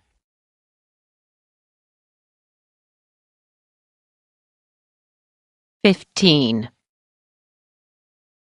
The rest of the morning moved along briskly. Fuzzy called to tell me that several of our fine citizens agreed with my editorial. I told him I was pleased, but didn't add that I'd gotten 2 letters, 3 phone calls, and 4 emails from irate readers stating they didn't want any taxes or levies or bond issues that would cost them money. 2 called me an idiot, 3 said I was stupid, and 1 addressed me as Irma. Mitch handed in his storm article before lunch. Except for the power outage, a minor washout on Highway 187 near the ranger station, and Carroll Creek sweeping away a chicken coop, there were no injuries or loss of life, not even for the chickens. They'd flown the coop years ago. By the way, I asked Mitch after telling him his copy looked fine, was Deputy Gould back on the job today? I didn't see him, Mitch replied. And I didn't ask. He looked sheepish. Now that I know about you and the sheriff, I assumed you'd hear that sort of thing before I did. Guess again, I said. Milo and I try to keep our jobs separate. Smart, Mitch said. I smiled half-heartedly before going back to my office. If it hadn't been for Kay's concern about Dwight, I wouldn't have been curious. I dialed the sheriff's office. Lori Cobb answered. Dwight is back, she said. Do you want to talk to him? No, I replied. I'd heard somebody say he might be sick. A small fib, but I couldn't reveal my source. He's fine, Lori said, for Dwight. He's not here right now, though. He took a call about something on Second Hill. I thanked her and hung up. I assumed Milo would be lunching with Tanya to hear how her appointment with Doc Dewey had turned out. I realized it was 10 after 12. The newsroom was empty. I contemplated getting a sandwich from Pie in the Sky, but the croissants had spoiled my appetite. Maybe I could use the time to research other forms of local government, or go back through old copies of The Advocate to find articles about Sheriff Maroney closing dens of iniquity. I was still mulling when Kip came in from the back shop. Don't get mad at me, he began, but I turned on KSKY to see if the weather was really going to clear up. Chili and I want to drive over to Leavenworth for dinner tomorrow night.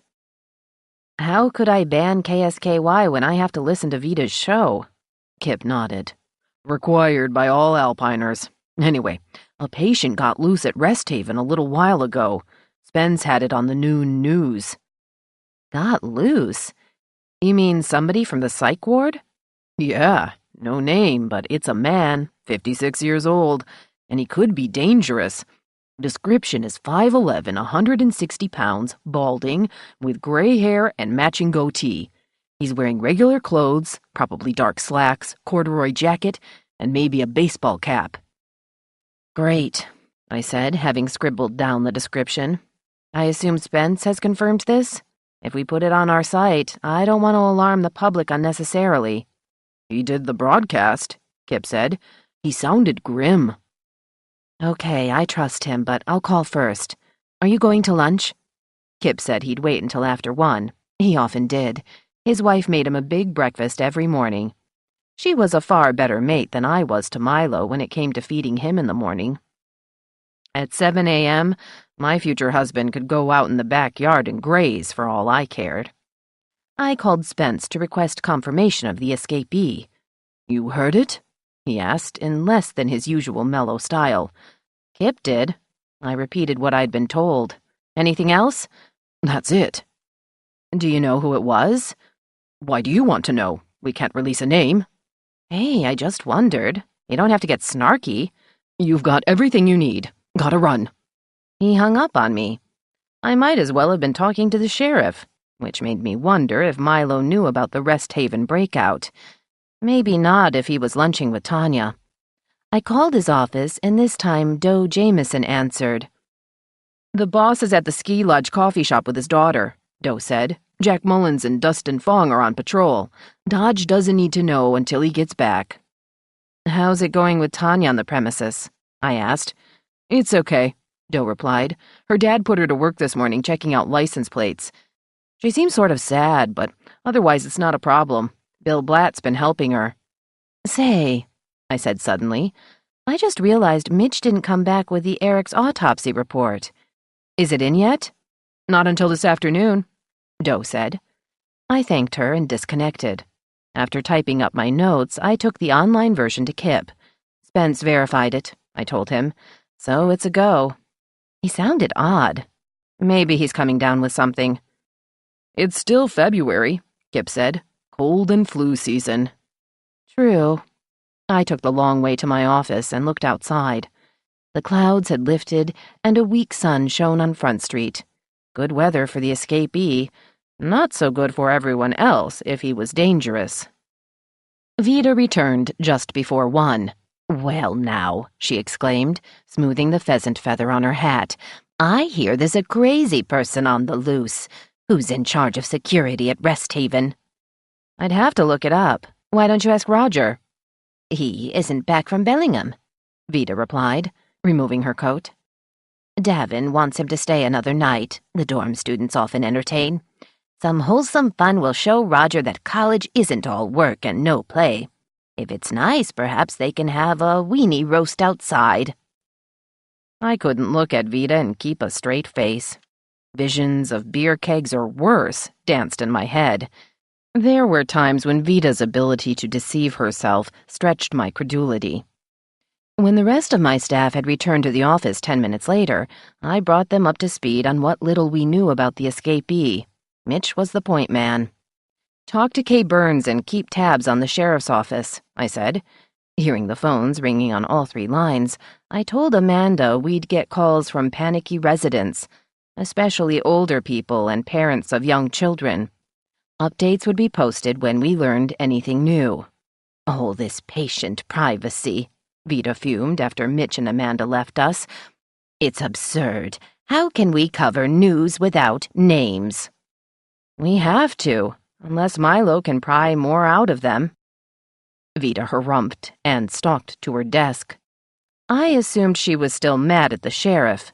She hadn't asked about witnessing our marriage with whatever JP I could find who wasn't Simon Dukas.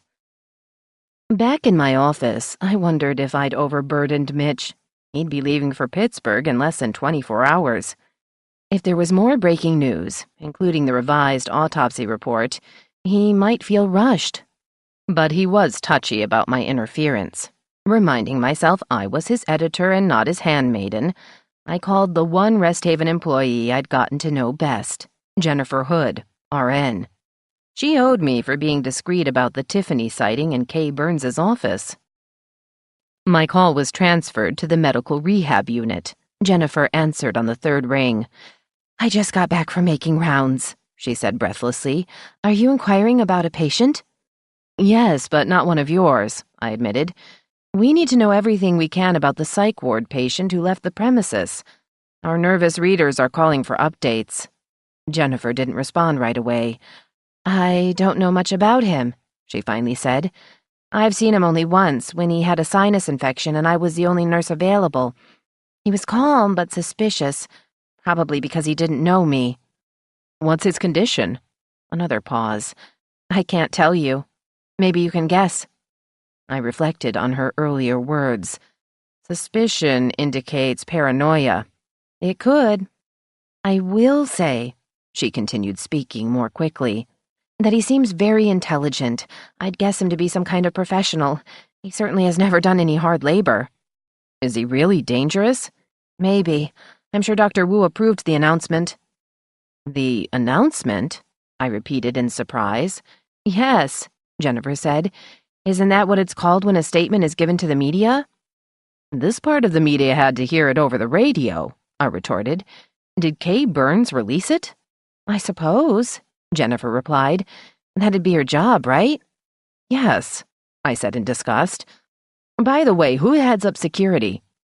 That position hasn't been filled. They've been interviewing, but the two most qualified candidates decided they wanted to move to a more metropolitan area. Dr. Farrell has assumed the role until an applicant is found to fill the job. Some people don't want to live in a small town. It was like that in Dunsmuir. Jennifer sounded as if she was trying to appease me. True. I'm sorry to press you, but it's my job. I know, Jennifer said. I wish I could be more help. We rang off on that conciliatory note. I wanted to throttle Spence and Kay Burns. This wasn't just a leak, but a major insult. I closed my door and dialed my rival's number to give him hell. When he answered, the first words out of my mouth were a threat. I'm ordering Vida to cancel her show tonight, I said. You and Miss Burns have gone too damned far. It's one thing to get beat on some pissant information out of Rest Haven, but this nutcase breakout is big news involving the whole damned county. If Vida doesn't agree with me, I'll can her ass. God, Emma, are you crazy? It's not my fault you weren't notified. Then whose freaking fault was it? I demanded. Spence didn't answer right away. The Rest Haven people panicked. This guy's paranoid, and having this happen so soon after the grand opening is terrible PR. If he does something reprehensible, they're liable, and their reputation is trashed before the first month of operation is over. Cut them some slack. No. Reacting with panic doesn't befit pros who deal with the mentally ill. I'll inform Vida while you fill your empty airtime. I just talked to Jennifer Hood. Now you can tell her the interview's off. Wait, you mean you already told her she wasn't going to be on? I banged down the phone. Spence could deal with Jennifer. I stormed out of my office and stopped. The newsroom was empty. Vida's coat wasn't there either. I asked Amanda where Vida had gone. She's taken pictures of a triple birthday party at the retirement home, Amanda said. She also mentioned seeing Mrs. Parker. Maybe there's news about Tiffany. Let's hope it's good news, I said as the phone rang. I started for my office, but Amanda called out that Rosemary was on line 1. Don't tell me, I said after hurrying to take the call at my desk.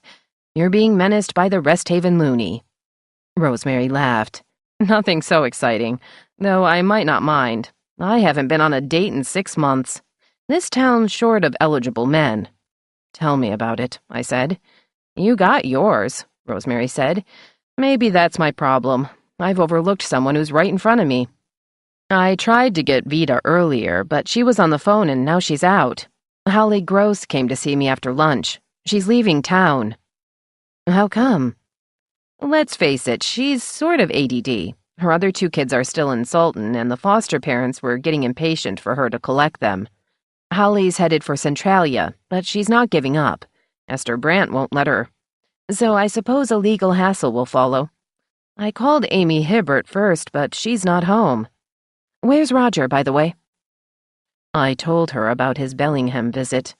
Rosemary speculated, as I did, that Diddy, or Dippy, or maybe the poor tyke was using an alias by now, was probably stashed with Roger's aunt and uncle. Can you tell Vida, Rosemary asked, impress upon her that Roger has to prove paternity, or they'll never see Dippy again? I will. Oh, you're on Vida's evil list with Milo and Proxmire. Holy Mother, Rosemary said softly. Why can't Vida admit... Forget it. I don't mind, but she's basically so sensible. I'd hoped she'd put her rose-colored glasses in the back of the drawer. It's her blind spot, I said. Say, is Proxmire a JP? I'm sure she is, Rosemary said. I can check. Why do you... Are you going to make it legal before you get the annulment? We might, I hedged. It's probably the thing to do. We wouldn't want to set a bad example for the younger set, like Roger. Right, Rosemary said dryly. I'll double-check on the judge. I thanked her and rang off just as Mitch appeared in the doorway. No autopsy report yet, and Dr. Reed isn't seeing anybody. In fact, neither are Wu and Farrell. They've gone to ground. It figures, I said, and recounted my exchange with Fleetwood. Mitch looked surprised. You really won't let Vida do her show? That's right. Spence should have given us a heads up, and Kay Burns has to learn she can't play favorites. My reporter frowned. It wasn't Kay. She called in sick today. I was flummoxed. Do you know who it was? No. Wu, maybe. He might not know the protocol. Damn. Spence still should have told us. Mitch grimaced. Do you really want Vida to have another snit? I began to weaken. I'll think on it. Did the sheriff's office have anything new about the escapee? They're looking for him. So are the park rangers and the state patrol. No reports of stolen vehicles, so he's either on foot or hitchhiking. He might have hopped a freight. Put an update online. It'll reassure people that something's being done. Is there a photo or a sketch? Fong said there's no photo and they don't want a sketch. More patient privacy. That's wrong in this situation. I agreed. Vida arrived half an hour later, but immediately began returning calls that had piled up in her absence. She came into my office around 3 and declared that she was wild. Jennifer Hood cancelled. Doesn't that beat all? I didn't intend to ask about the runaway lunatic, but to focus on her move here. Still, she refused, saying that Dr. Wu felt it was in poor taste given the situation. Now what does the situation have to do with making a new life in Alpine? I relented about Vida staying off the air. What will you do now? It's short notice, she said, plucking at her yellow blouse's pussycat bow. I'll find someone. She started to walk away, but paused. What about Edna May Dalrymple? She was very nervous last year when I interviewed her and made a jumble of things, but literacy is in crisis. Give her a call. I just talked to her recently about my censorship editorial regarding Tom Sawyer. You could tie that in, too. Indeed. I'll bring her at once. Mitch reappeared with his notebook in hand. I had Kip post the sheriff's update about the escapee search, but something's odd. Besides the escapee? I asked. Mitch shook his head. Fong was the only deputy there. He said they were on full alert. Jameson, Mullins, Hepner, Blatt. Dodge, too. He took his daughter with him. No Gould. I thought he was back to work. Dwight was there earlier, I said. He was on a call. Mitch shrugged. Maybe he's still on it. I didn't want to pass along Kay's alleged concern about her ex. Dwight's probably on highway duty. 10 minutes later, Tanya showed up. Hi, Emma, she said, still wearing her waif-like air. Dad thought you might need some help. Can't he use you at his office? I blurted out. I mean, he must be short-handed with just Lori and Dustin there. She slumped into a chair. Sam Hepner made some crack about me tagging along on the search. Dad didn't hear it, but it upset me. I'd just as soon not go back there right now. Sam's a jerk, I said. I've got a project for both of us. Let's get some old copies of The Advocate. We're on a mission dating back to the era of your father's predecessor. Did you know Eni Maroney? Tanya followed me to the newsroom. Sort of. Wasn't he a crook? He turned out to be later. I pulled 4 bound volumes from the mid-1950s and gave half of them to Tanya. I cleared my desk enough to give Tanya some space and explained the seamy background Clarence Munn had related to Vida. We only need to look at the front page and the editorials. Just be thankful the Advocate's always been a weekly. Dad never mentioned hookers or other vice around here, Tanya said, beginning to flip through the 1958 editions. He hasn't told me either. But remember, he was a little kid during Maroney's early years as sheriff. Tanya smiled slightly. It's hard to think of Dad as a little kid. I laughed. It is for me, too. We worked in silence for the next 10 minutes. Finally, I found something in a September 1960 issue. Here's an article about the county auditor being investigated for embezzlement. Hector Thorson allegedly stole 20 grand from Skyco's road fund. There must be a follow-up. The first Advocate in October had a big headline. Auditor indicted on graft charges. I read the story aloud. Thorson not only had used county money for gambling, but had taken payoffs from Rupert Grimsby, Tyee Cafe owner. Roop, as he was known, had action beyond the kitchen, a high-stakes poker room, and illegal betting. The cafe had been located on the site now occupied by Francine's Fine Apparel. Interesting timing, I murmured. The story broke just before the 1960 presidential election. I scanned the rest of the page below the fold. Sure enough, a young and almost unrecognizable Eni Maroney was glad-handing Kiwanis members at a breakfast meeting. My, Vida said, coming up behind Tanya and giving her a start. Look who's here. How nice. She patted the young woman's shoulder and sat down beside her. You're doing research. Oh, she gasped, pointing to the 2-column photo of the late sheriff. There's that idiot in his first election after being appointed to replace Seth Meyers. We thought Eni was an improvement.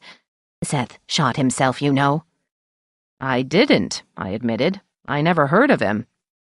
Really, Emma, you should have done more history homework. Tanya appeared to be trying not to smile. When I went to work in Portland, I said, I never researched the Oregon Territory's history. Knowing about Lewis and Clark was enough. That's different, Vida declared. The Oregon Territory was so big. Why, it included what would become Alpine. Amanda was heading our way. Mrs. Runkle, she said, Spencer Fleetwood's been trying to reach you. I was in the restroom when you arrived. Oh, yes, Vida said. He called on my cell, but I didn't want to interrupt my visit with Dot Parker. She turned away, but I stopped her. Wait, I practically shouted. Let me talk to him first. Vida peered at me. Why? The call's for me. Please, I said. Then I'll have Amanda transfer him. Bother, Vida muttered, but trudged off to her desk. I changed my mind, I said, after Amanda put Spence on my line. I was wrong, okay? But I'm still mad. I thought you might, so I haven't notified her sponsors. I expected she might put up a fight. She doesn't know about my threat. Can you keep your mellifluous mouth shut for once? For the sake of media peace, I'll try, Spence conceded. You are often a very difficult woman. It's a wonder Dodge hasn't strangled you. If nothing else, he's indulgent. He's not unethical, like you, I said, and rang off. Tanya was looking bemused. I had no idea about how a newspaper operates. Is this typical? Yes. No, it depends. I ran my fingers through my unruly hair, which should have been cut back in January. Let's see if there's anything else in this bunch of issues. Then we'll move into the rest of the 60s. The only other item of interest was Marius's editorial applauding Maroney's rout of his opponent, a long-gone Gustavusson, whose first name I didn't recognize.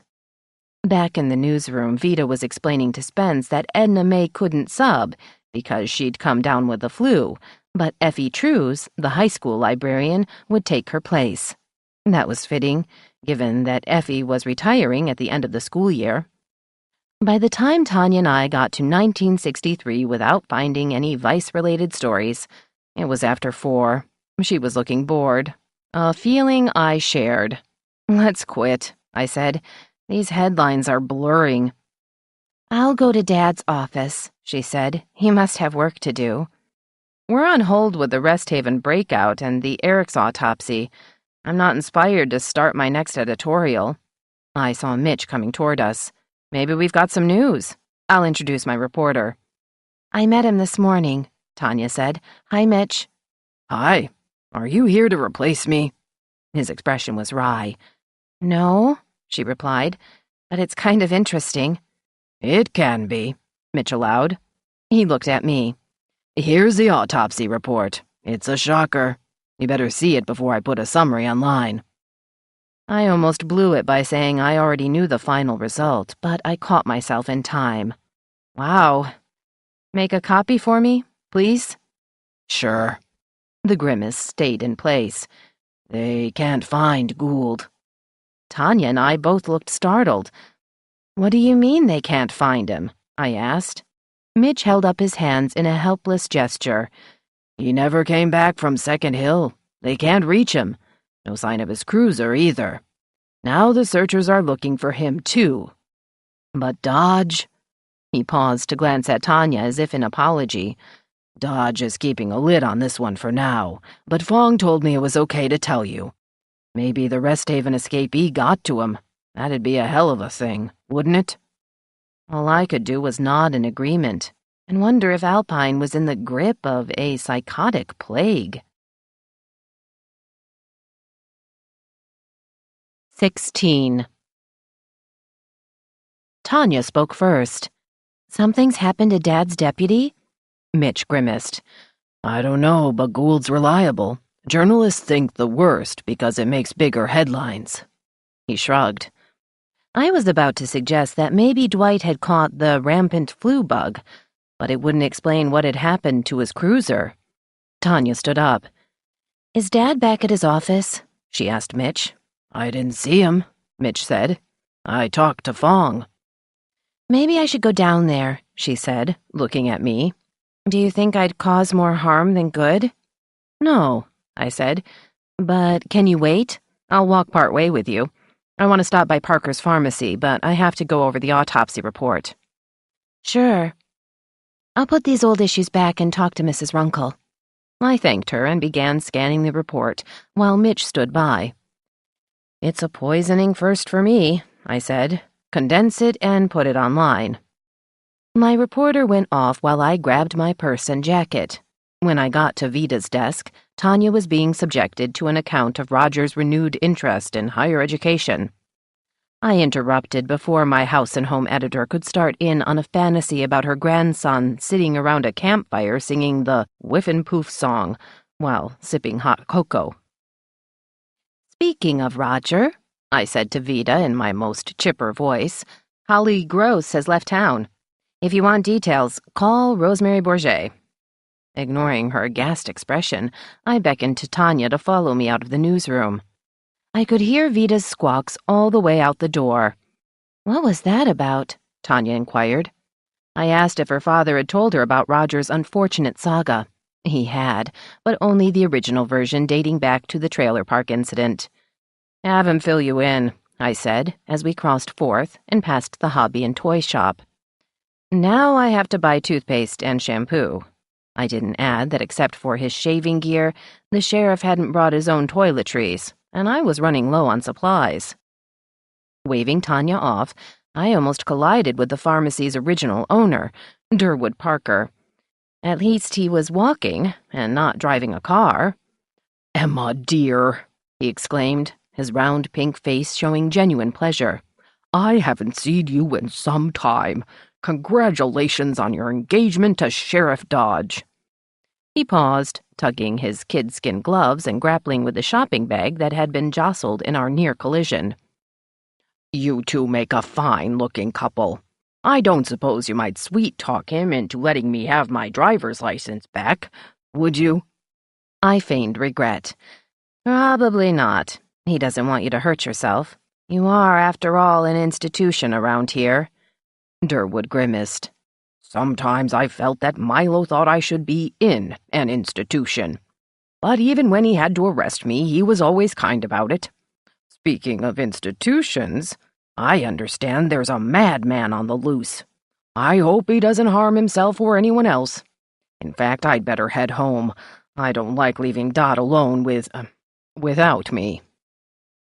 He gestured at a bicycle secured to a small rack by the hobby shop. "That's what I'm driving these days. Take care, Emma."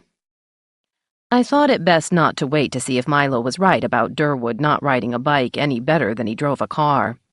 But I did wonder why he'd stumbled over his words about Dot. I was even more curious why he had Pampers in his shopping bag.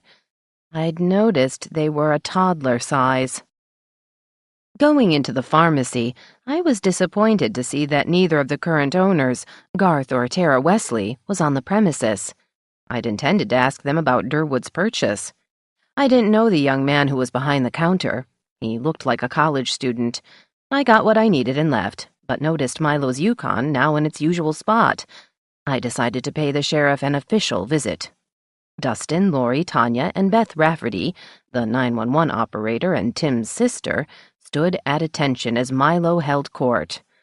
"I don't give a rat's ass if somebody stabbed Blackwell," he bellowed, ignoring my arrival. "The priority is Gould. The nut job is secondary. Y'all got that?" They nodded, including Tanya. Beth was holding her earpiece in place. Maybe she was afraid Milo's voice had shaken it loose. Lori seemed dazed, and even Dustin wasn't quite his usual stolid self. The sheriff wheeled around and headed for his office. "Hi," I said to nobody in particular. "I guess I won't bother your boss right now. Dare I ask what happened to Blackwell?" Dustin rallied first. "It's weird. You know about Patty Marsh's accident, right?" He saw me nod. "She didn't have to stay in the hospital, so she went home. Last night Blackwell came to see her. He was sick, so Patty thought he had the flu and told him she'd take care of him. By this afternoon, he was delirious, so she called Doc Dewey and said that if she could manage it, she'd put him in her car to bring him to the clinic. Doc told her he'd have an ambulance sent, but no siren, because it might scare people who thought it had to do with the Rest Haven escapee. They got to the hospital an hour ago, and it turned out Jack had been stabbed. The wound festered because he hadn't had it treated. Strange, huh?" By the time Dustin finished, I'd leaned both elbows on the counter. "He didn't stab himself to file another complaint." "In the back?" Dustin said. "That'd be hard to do." "Did he say who did it?" I asked. The deputy shook his head. "He's still out of it. He never mentioned it to Patty. She didn't find out until Doc checked Jack." "Has your boss any ideas, or is he too upset about Dwight to care?" Before Dustin could answer, Beth Rafferty spoke up. "It'd be a help if somebody could find Tiff. I've taken a half-dozen calls from fools who think they've spotted my lame-brained sister-in-law. They were all duds. What's wrong with people?" "Good question," I murmured, before gesturing at Milo's closed door. "Dare I?" "I wouldn't," Beth said, heading back to her 911 inner sanctum. "He's pretty grumpy," Lori murmured. "I think he's on the phone," Dustin said in his usual polite manner. "Do it," Tanya said, much to my surprise. I smiled at her and opened the swinging door in the counter. "I will." Marching to the door, I didn't bother to knock. Milo was hanging up the phone. "Beat it, Emma." I closed the door behind me. "I will not. This is my business, too." I plopped down in a chair and set my drugstore purchases on the floor. Mitch is on overload because he's leaving for Pittsburgh tomorrow. I need some updates before I go home. Jesus. Milo put a hand to his forehead. "I don't know any more than what you probably heard from that bunch out front. No sign of Gould, no sign of the lunatic, no idea how Blackwell got stabbed. That's it. Go ahead, tell your readers the sheriff is baffled. I don't give a damn." "Yes, you do." Milo's hazel eyes finally met mine. He leaned back in the chair and sighed. "I was on the phone with Doc. Blackwell's wound isn't deep, but the dumb shit didn't have it checked and it got infected. He'll be fine." "Is he lucid?" "Was he ever?" "He's always been lucid, for an asshole." I could always tell when the sheriff relaxed even slightly. "It's Dwight that worries me," he said. "You know him. Dependable as snow on Baldy. It's possible that he went after somebody on one of the old logging roads and had a wreck. The State Patrol is bringing a helicopter to look for him in the nut. He doesn't answer from the cruiser or his cell." Milo glanced at his watch. "They should be overhead just after 5. "Maybe I should stick around," I said. "I mean, at my office." The sheriff shrugged. "You do your job, I'll do mine." I stood up. "Then I'll go away and stop bothering you." Milo was staring at his wall map of Skykomish County, as if he were trying to figure out where Dwight might be found. "Okay," he said. I picked up the Parker's pharmacy bag and left, closing the door behind me. "I survived," I announced, going through the reception area. There were no injuries. I headed back to my office. I'd gone only about 10 feet when a Skyco cruiser pulled up. I gasped when Dwight Gould got out. He saw me, mumbled something, and walked calmly into the headquarters. I froze in place, wondering if I should go back to see what kind of welcome he'd get. Deciding that was the worst idea I'd had since I'd let Ed Bronsky talk me into editing his autobiography, I kept on going to the Advocate. It was 10 to 5 when I reached the newsroom. Amanda was on the phone, Leo was coming from the back shop, and Mitch was at his desk. Vita was putting on her coat. "I didn't realize you'd gone shopping," she said, looking at my Parker's pharmacy bag. "I'm leaving a bit early so I can prepare for the interview with Effie Trews. I haven't chatted with her in some time." "Fine," I said. "The prodigal deputy has returned." Vita's jaw dropped. Mitch looked up from his monitor, and Leo stopped in mid-step before reaching his desk. They all responded in some way, but it was my house and home editor's voice that dominated. "Where on earth has that ninny been?" she shrieked. I admitted I didn't know. He arrived in his cruiser and in uniform. I decided to skip the fireworks. The sheriff was already steamed. I held up a hand to ward off a barrage from Vita. Meanwhile, somebody stabbed Blackwell in the back. He's in the hospital. More shrieks ensued from Vita, along with shocked expressions from my staff, which now included Kip and Amanda. I waited for everybody to shut up, though Vita was dialing her phone. I should have known that Marge called me about something other than my eye exam reminder. She's still at the clinic. It doesn't close. Marge, dear, I'm so sorry I was on the other line when... I backed away in order to be heard. Mitch, go home. You've got to get ready for your trip. Leo, Amanda, feel free to do whatever, including leave for the day. I turned to Kip. I'm not sure what we can put online, but we should do something.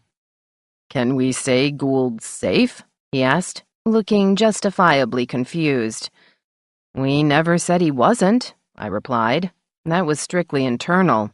Milo would explode if we reveal a lost deputy while a head case is loose. As for Jack, let's wait. He was too loopy to say anything coherent."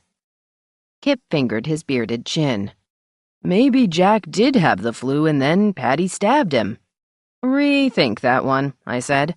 "Though with that pair, anything's possible. We'll hold off until Doc reports to Milo and we get a formal statement. That could take time if they wait for Jack to make sense." Amanda had already left. Mitch and Leo departed together.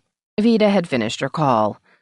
"Well, a fine kettle of fish this is. Marge doesn't know any more than you do, Emma. Now I must dash to prepare for my program." She picked up her purse, but paused. "Maybe I should first call my nephew Billy." "He may still be in the middle of the Dwight Gould reprisal." "Fiddlesticks. Unless Milo is beating up his entire staff, Billy can still talk to his aunt." Feeling a headache coming on, I got 2 Excedrin out of my little pill case and grabbed some bottled water from under the coffee table. Kip returned to the back shop. I went into my office. I could still hear Vita talking and listening. Bill Blatt must be on the other end of the line. 3 minutes later, she tromped into my office. "If that doesn't beat all," she exclaimed, the feather on her hat drooping over her forehead. I felt kind of droopy, too. You won't believe this, she declared, flopping into a chair. Dwight spent the afternoon with Kay Burns. He said if Milo could take the afternoon off to be with a woman, so could he, especially when he hadn't seen her in almost 30 years. Dwight was in bed with a woman? I sputtered. Kay used to be his wife. I must assume the woman Milo was with was you. Did that happen when I was out of town for Christmas? I rubbed my forehead. It was after he returned from nursing Tanya back to health. We were engaged. Well, almost engaged. But Dwight hasn't seen Kay in 3 decades. I thought she had the flu. Apparently she recovered, Vida retorted. I wonder if Milo will suspend him again. That doesn't seem right, does it? I don't know what's right anymore, I admitted. For all I know, Dwight stabbed Blackwell and then made off with Kay. They were both married to her. If that's the case, Milo may give Dwight a medal. Vida turned thoughtful. I don't suppose I could use that in scene. Delicately phrased, of course. Of course, I murmured. She bolted out of the chair. I really must run. I'm ill-prepared. I was still holding my head after Vida left. It could be a long time before we got official word about Jack. Kip and I might as well go home. I went into the back shop to tell him. I also related Dwight's amorous defection. Kip couldn't stop laughing. I tried to share his mirth, but I was dog-tired, short-changed on sleep, putting in a wild workday, and uncertain when I'd see Milo again. I drove home in the same befogged condition in which I'd arrived that morning. It wasn't until I got inside my little log house that I realized I was starving. I hadn't eaten lunch. I'd also forgotten Vida had said that she was going to see Tanya after her program. I wondered if she still planned to do that, given that they had visited in the office. Searching the freezer, I found some tiger prawns. I thawed them in the microwave and started boiling water for udon noodles. After changing into my bathrobe, I realized the Excedrin was kicking in. I was munching raw carrots when the phone rang. It was my nice neighbor, Viv Marsden. Emma, she began, sounding tense, have you seen anybody near your house? Like who? I asked. A man was in our backyard about 10 minutes ago when Val took out the garbage. It was already dark, but he seemed to fit the description of that crazy person. He appears to be gone now, but I didn't see Dodge's car, so I thought you must be alone. Should we call the sheriff? I almost choked on another carrot. Yes, I gulped. The Nelson house is still vacant on the other side of my place. He might be holed up in there. If it's him, I mean. I will, Viv said. Make sure your doors are locked. Just what I need, I thought, leaning back on the sofa. Mr. Paranoia showing up would be a fitting end to my day. Or the end of me. I got up to double-check the doors. They were secure, but I still felt nervous. My appetite had dwindled, though I kept eating. I needed my strength in case the latest menace broke a window to gain entry. Maybe I should get out the gun I kept in the closet. I'd never fired the thing and wasn't sure if I had any bullets. Milo had told me if I ever tried to use it, I'd shoot myself instead. I had started for the kitchen with my empty bowl when I heard someone call my name at the carport door. It didn't sound like Milo. I paused by the sink, wondering if I should grab a knife. But whoever it was knew me. I moved cautiously and looked through the window. Jack Mullins looked back. I opened the door. "Where's Milo?" I asked. "Up at the ranger station," Jack said, taking off his hat and trying to tame his wild red hair. "Some guy in a snowmobile ran out of snow and hit a tree. The poor bastard's been lying up there since 4:30. His cell was dead, and he's damned lucky to be alive." "A local?" I asked. "No, a local would know better. He's from Kent." "Where's the nut?" "I haven't seen him. He might be at the Nelson house. It's been empty since you guys arrested most of the family last December." "I'll check it out. You got any coffee?" "No, but I can make some." Jack shook his head. Don't bother. I should get going. What happened with Dwight? I heard he was with Kay. Jack grinned. Can you believe it? I can't. I think he went fishing. Dwight wouldn't do that. I mean, not on the job, especially after he'd just been suspended. Jack sighed. It's more believable than Dwight making love to his ex-wife. But maybe he's human after all. Dodge let him off the hook for now, if only because we need everybody aboard until the nut's found. I wonder if the guy offed himself. I'd better go. Hey, where's Tanya? She could come here and stay with me instead of hanging out at headquarters. Jack gave me his puckish grin. Bill Blatt offered to stay with her at Dodge's house. Did you know he had a crush on her in high school? You're kidding. He did, and his own romance blew up just a little while ago. An interesting turn of events, I remarked. Jack put his hat back on. If Tanya wants a guy who's steady as a rock, that's Bill. Keep yourself locked in, Emma. As soon as the deputy left, I looked at the clock on the stove. It was 5 to 7. I hurried into the living room to turn on the radio. The Our Turn news always came on at 5 minutes to when it was Vita's night to howl. I caught all but the introduction and realized that the voice I heard belonged not to Spence, but to Bree Kendall, his part-time on-air person. She led off with the escapee still being at large, followed by the banged-up snowmobiler. I'd call Kip after Vita's show to have him get an update from the hospital. There was nothing about Blackwell. The rest was a quick take on regional and national news with the weather forecast, partial clouds with a high of 46 and a low of 35. To my further surprise, Bree began to introduce Vita's program. I wondered if Spence had fallen victim to the flu. The phone rang and I jumped, but quickly grabbed the receiver. All clear at the Nelsons' house, Jack Mullins said. No sign of anybody trying to get in. I thanked him and rang off, just as Vita wound up her usual greeting before talking about the decline of literacy and decrease in readership. "Subjects," she said, "with which my guest is very familiar. Effie Trews has been the librarian at Alpine High School since 1965 and will be retiring in June. Effie, tell us why reading has declined in the—" I drifted while Effie listed dry statistics. Vita pointed out the danger of ignorance and the pleasure of reading. Effie noted that books provided escape from the dreary everyday world. She sounded dreary, too. I missed Edna May's bird-like chatter, even when she got rattled and referred to Charles Dickens as Slim Pickens and Elmore Leonard as Len Elmore. The commercial break was for Alpine Auto Supply and Swanson's Toyota, both ads taped by Spence. When Vita returned, she asked Effie about the attempt to ban Tom Sawyer from the high school.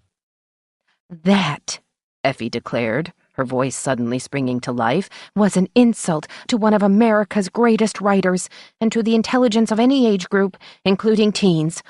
I'm opposed to all forms of censorship. Children grow up faster these days. Parents complain about smut on the internet. If they really knew what their children read and see, their eyes would pop out. Some call it pornography, but that's for the courts to decide. If you put a classic such as Tom Sawyer in the same category with what we sometimes find in student lockers, those foolish parents would think twice before making their silly protests." A slight pause ensued. I guessed Vita hadn't expected such a heated response.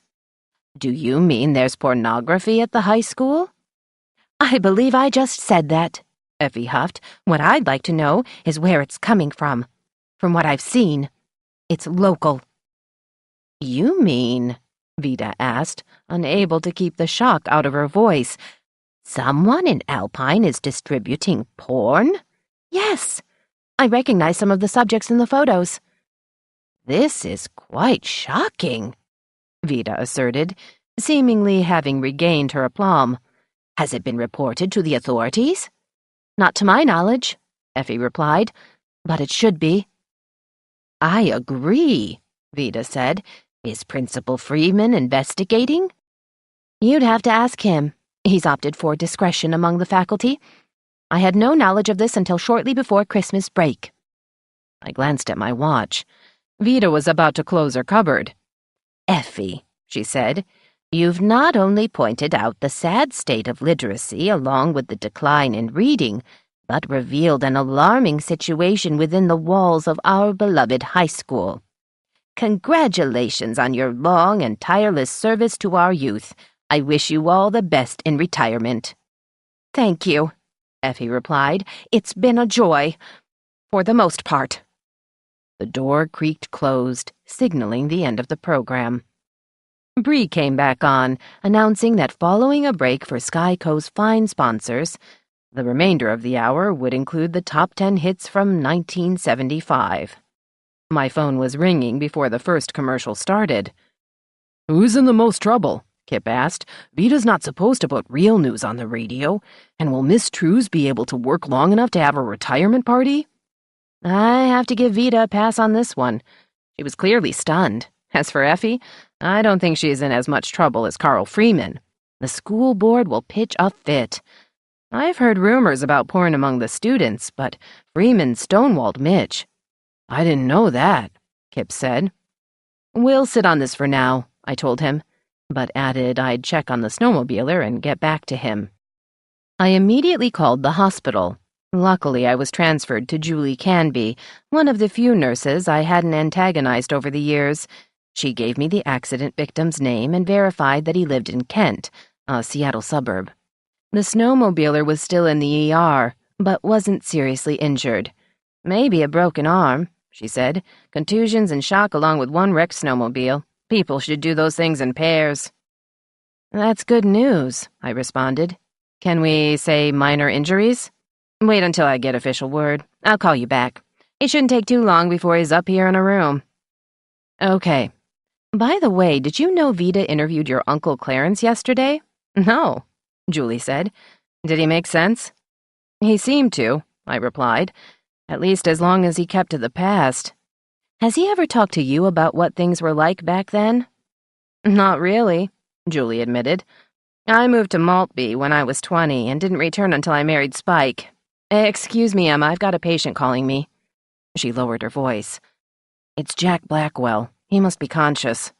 She rang off, leaving me with some unasked questions. Shortly before 8, Vida called. "You must be as flabbergasted as I was," she said. I wanted Effie to elaborate after the show, but she felt she'd already had her say.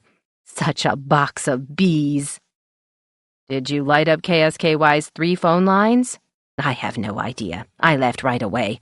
I do not enjoy Bree Kendall's company any more than you do. She's working full-time there, which I did not know. I wondered why I hadn't seen her lately at the hospital reception desk. I shall take Spencer to task for not telling me." "Where was Mr. Radio?" "According to Bree, he had a previous engagement he couldn't cancel," Vida said in an indignant tone. "I'm quite vexed with him." "I thought maybe he had the flu." "Apparently not. I must call Harvey Adcock. He's the new president of the school board." "Are you alone?"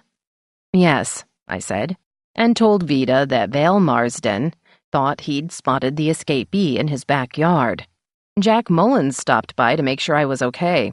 "Did you know your nephew Bill's staying with Tanya?" "What?" Vida screeched. I heard a sound outside. "I'll let you sort that one out. I think Mullins may be back. Bye, Vida." I hung up but took the phone with me to the kitchen door. It swung open before I could get past the sink. Milo walked in, took off his hat, and let out a weary sigh. "Jesus, I'm beat. I've got to make this quick. How about if I bring Tanya over here tonight? I can't leave either of you alone, and Bill's been on the job for over 24 hours. The poor guy's probably about to pass out." "That's fine," I said. "I take it you'll stay here too?" "Hell yes, but don't expect any thrills and excitement. I might pass out before Bill does." I smiled. "I won't. I want to crash too. Is the nut still loose?" Milo put his hat back on. "Yeah. I figure he headed for the woods. No reports of a hitchhiker out on Highway 2 or anybody picking him up." The State Patrol expanded the bulletin to Snohomish, King, and Chelan counties. We did find out that the guy's last known address was in Issaquah.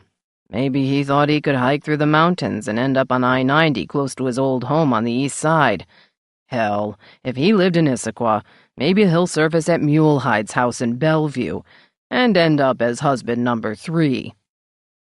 Shaking his head, he turned to the door. See you in an hour or so. Stay safe until I get back.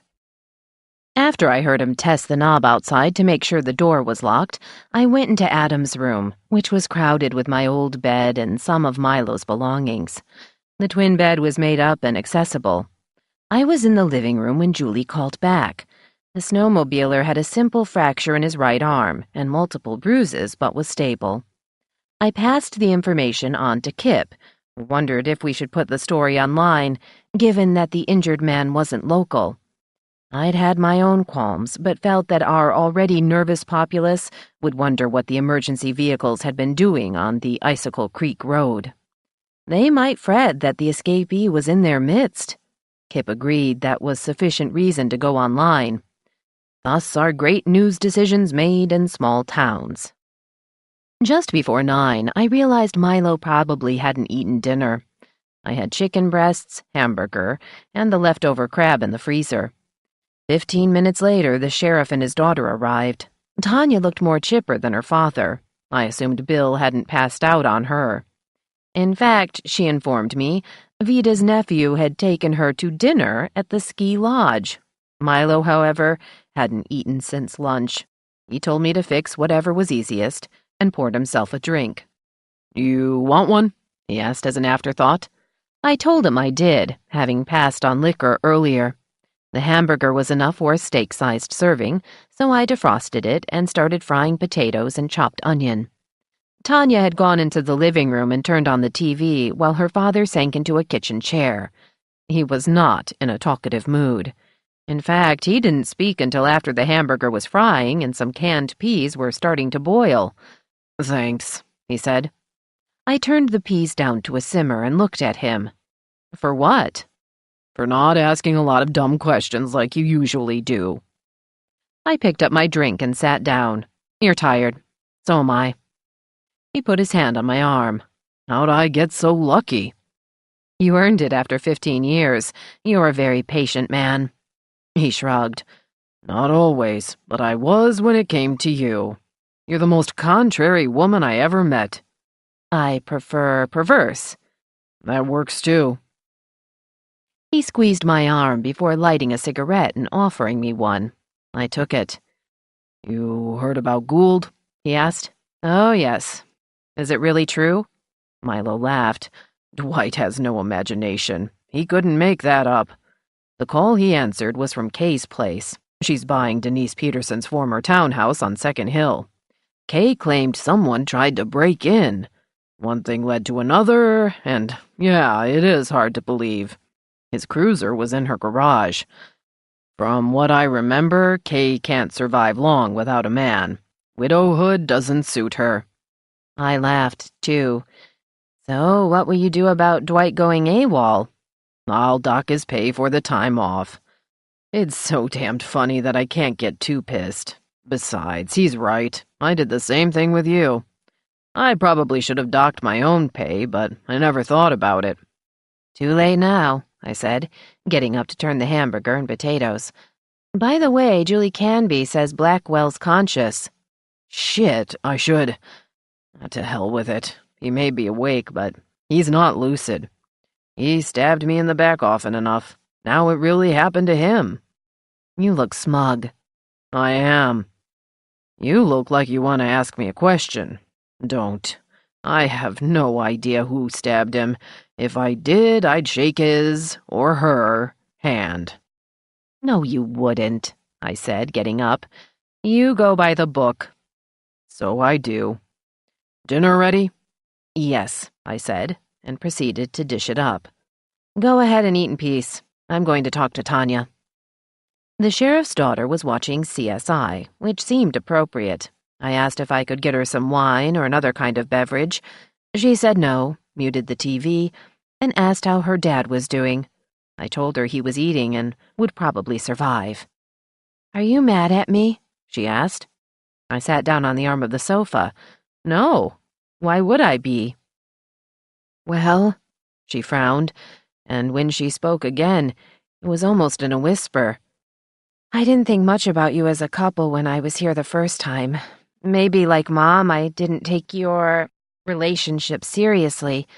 I never really got to know you, not even when you and Dad were dating years ago. He's changed. I noticed that when he stayed with me while I was recovering, but it didn't sink in until tonight when he told me we were coming here. What he said was he had to go home. I don't think he realized how he put it. Then it hit me on the way here. You make him happy. I don't remember Dad being happy since I was a little kid." "Oh," I said, touching her arm. "That makes me want to cry." "Me too," she said, sniffling to prove it. "But I'm not helping." I smiled. "Let's put it this way. Your father and I haven't had a lot of time together since we got engaged, but we're not a young couple just starting out. We've been friends for going on 16 years, and lovers off and on for over half that time. We've always had other responsibilities. The difference now is we face them together. Your dad already has had to put up with my brother causing a problem, but we worked through it. The main thing for you is to deal with your crisis and heal.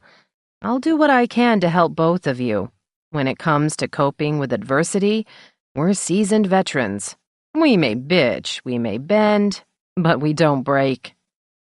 Tanya put her hand over mine but didn't say anything. The twin tears that trickled down her cheeks were thanks enough. Except for the rare occasions when I'd seen Milo's children on their visits to Alpine, I'd never thought much about his role as a father. To me, he was always the sheriff, my friend, and my lover.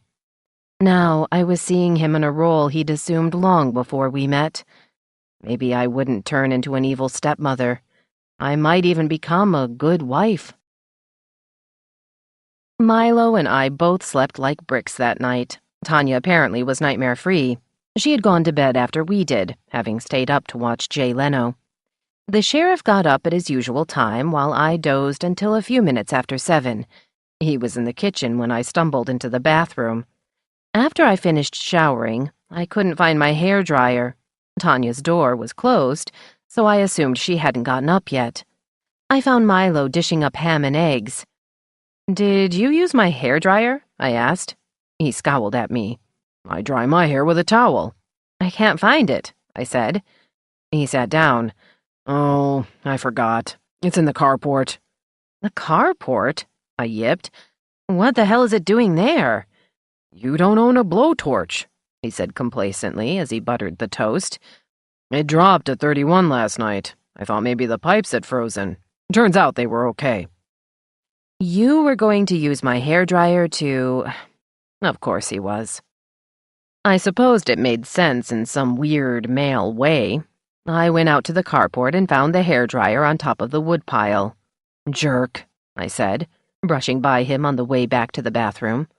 He was gone by the time I was dressed and back in the kitchen. Tanya was still sleeping. I ate cornflakes and drank some coffee, which tasted like sawmill sludge. Was Milo's mere presence near a coffee maker sufficient to turn my good brew into whatever they drank at his office? I was going to pour the rest of it down the sink when I saw a note he'd left under my flour canister. My irritation fled as I picked up the small sheet of notepaper, which read, "Your coffee tastes like you made it in the bathtub." I ripped up the note and threw it in the garbage, and realized I'd been so tired that I'd forgotten to make a fresh pot before I fell into bed. Sure enough, the pot was almost dry. I unplugged it and headed for work. Tanya was on her own. Amanda, Mitch, and Kip had already arrived. Leo had the bakery run. "Anything new?" I asked, sounding more like a cub reporter than the editor and publisher. In my usual perverse way, I hadn't turned on KSKY for Spence's morning update. "Nuts still loose," Kip said. "I suppose Dodge told you that." I didn't comment. "Any word on Blackwell?" My 3 staffers stared at me blankly. "Okay," I said. "I'm out of the loop this morning. I'm still reeling from Vita's show last night." I turned to Mitch, aware of the flight bag sitting by his desk. "You'll have to talk to Carl Freeman this morning. He'll probably give you a no comment, but we've got to have something." "Shouldn't Vita handle that?" Mitch asked. He had a point. Vita, after all, had known the principal since he'd arrived in Alpine, shortly before I had. "You're right. That story shouldn't have broken on her program, but that isn't her fault. You can check on Blackwell. He regained consciousness last night, but wait until the sheriff talks to him." Mitch looked puzzled. "Hasn't Dodge done that already?" "No. He wanted to wait until he had a good night's sleep. Blackwell, I mean." That wasn't what I meant, but it sounded better. He might have been incoherent last night.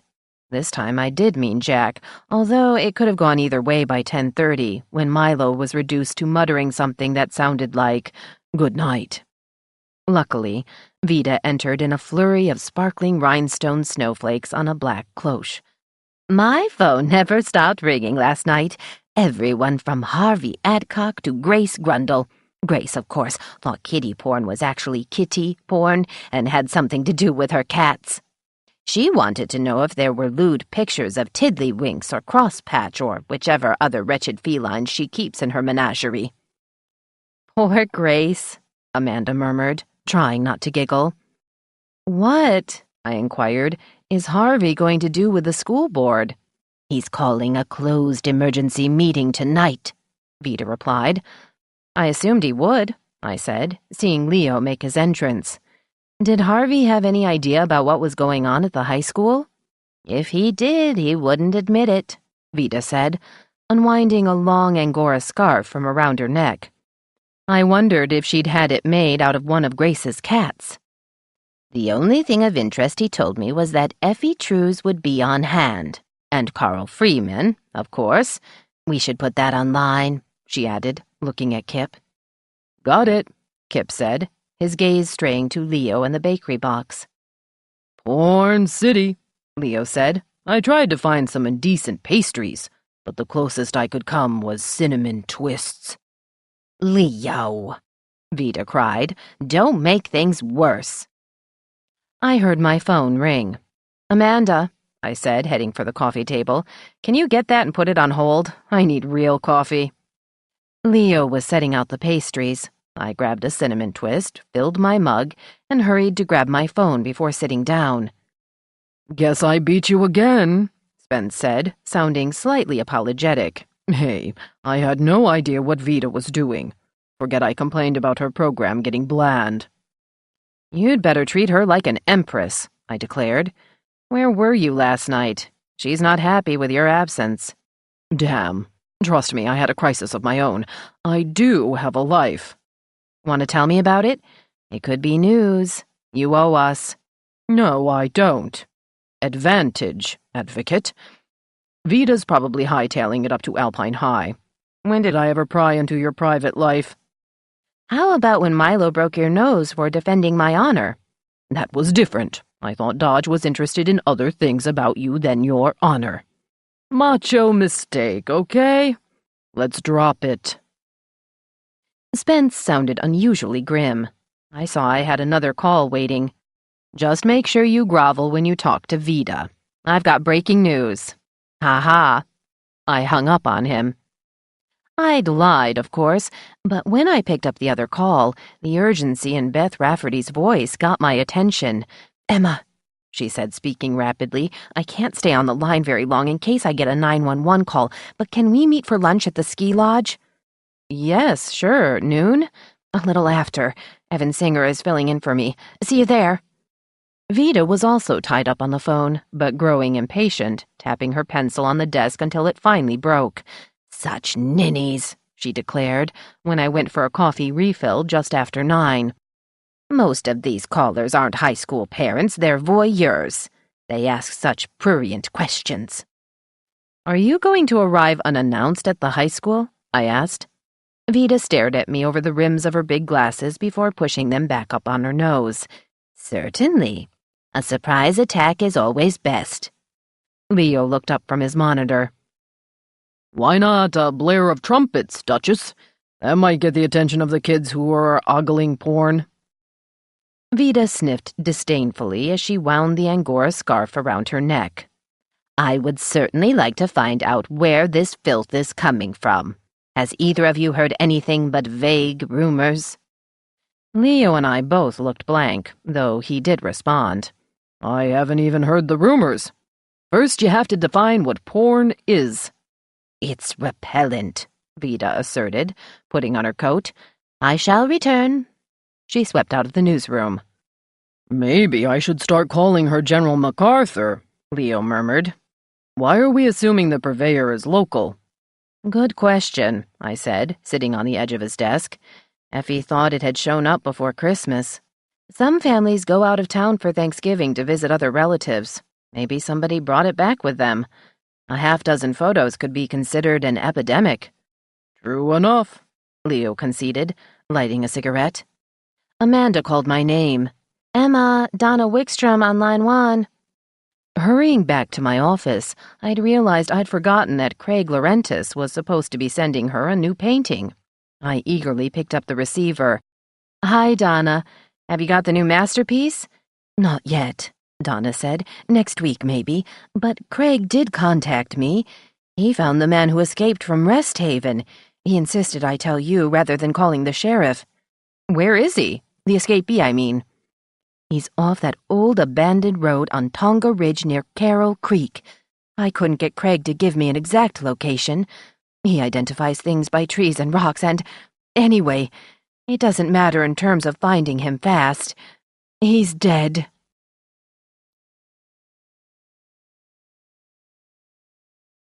"17. Donna couldn't tell me anything further. She was in full swing with the daycare, and a toddler named Wisteria had fallen off a footstool and landed on another kid named Joe. J-O-E, or J-O. I didn't get a chance to ask that either. And while Craig might trust me but not the sheriff or any other representative of a government agency, I did. I dialed Milo at once. The jerk's dead? My beloved barked at me.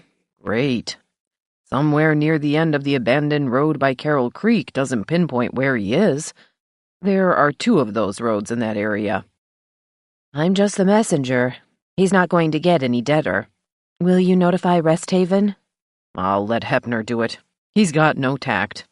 It'll serve them right for letting the guy get out in the first place. And just when I was going to pay a call on Blackwell. Hey, I said. I left Tanya still sleeping. Should I check on her? I already talked to her, Milo said impatiently. She's fine. Bill's got the day off after serving 2 shifts. Later on, he's taking her for a ride. Leavenworth, maybe, or Lake Chelan. Hang up, Emma. Mitch returned before I could decide what to do next. I met him in the newsroom. Not much new at the ship, he began. There is now, I broke in, but seeing his look of dismay, I changed tactics. Are you caught up?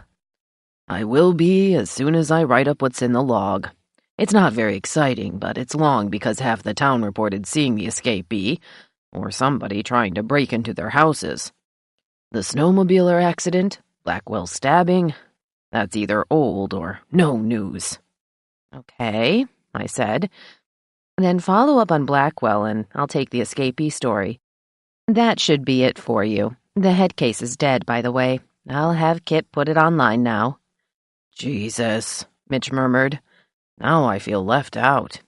I smiled. You can't have it both ways. I hurried to the back shop. Kip was stunned by my latest bulletin. How'd he die? Exposure?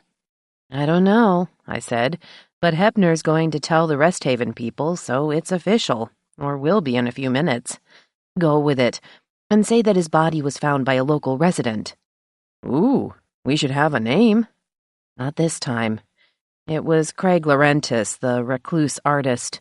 He doesn't want publicity, and I'm honoring that. Your call, Kip said, though he didn't seem too pleased. The phone rang just as I got back to my desk.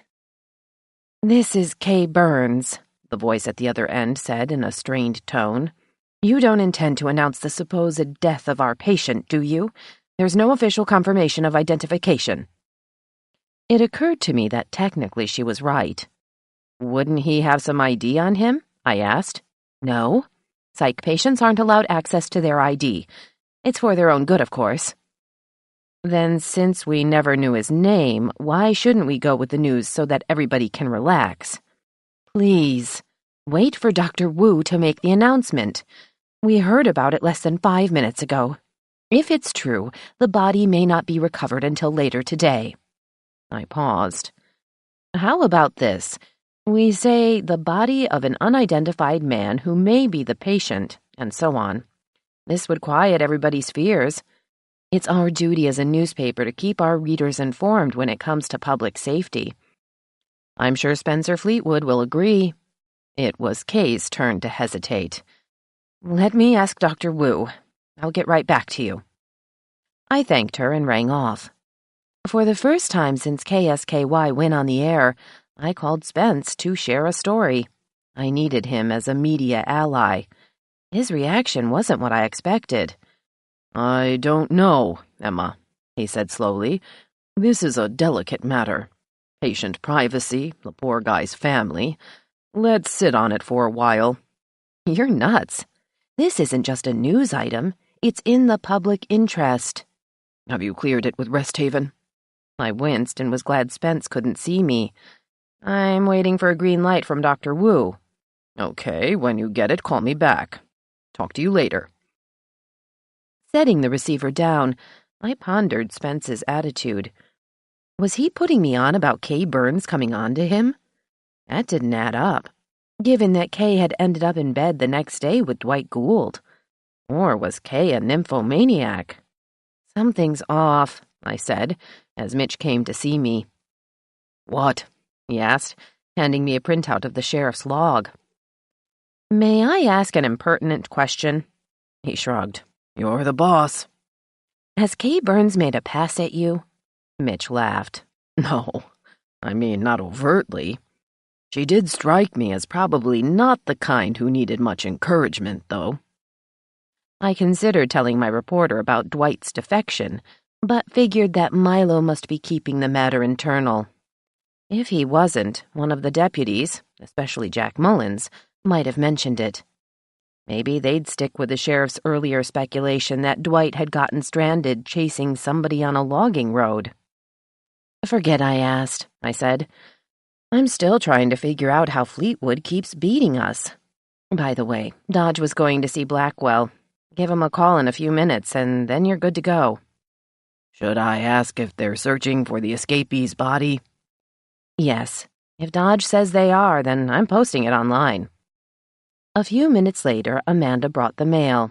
There were more letters about my editorial, mostly against it. Fuzzy's plan was going to be a hard sell, until I got to specifics pointing out that reorganization would save taxpayers money, at least in theory. I'd just finished reading the last letter when Mitch showed up again. Dodge wasn't back from the hospital yet, but Doe Jameson and Dustin Fong had taken off to look for the dead guy by Carroll Creek. Good, it's official. I quickly typed up the bulletin and took it to Kip in the back shop. If Resthaven complained, I had the sheriff to fall back on. Milo had always had my back, and vice versa. By coincidence, he phoned me 5 minutes later. Don't ask me any questions about Blackwell. I think you just called me. You bet I did.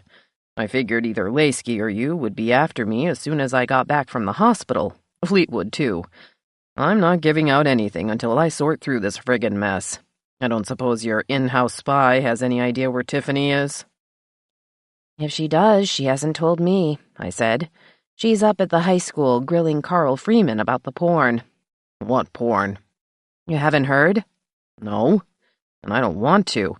I've got enough on my plate. The sheriff clicked off.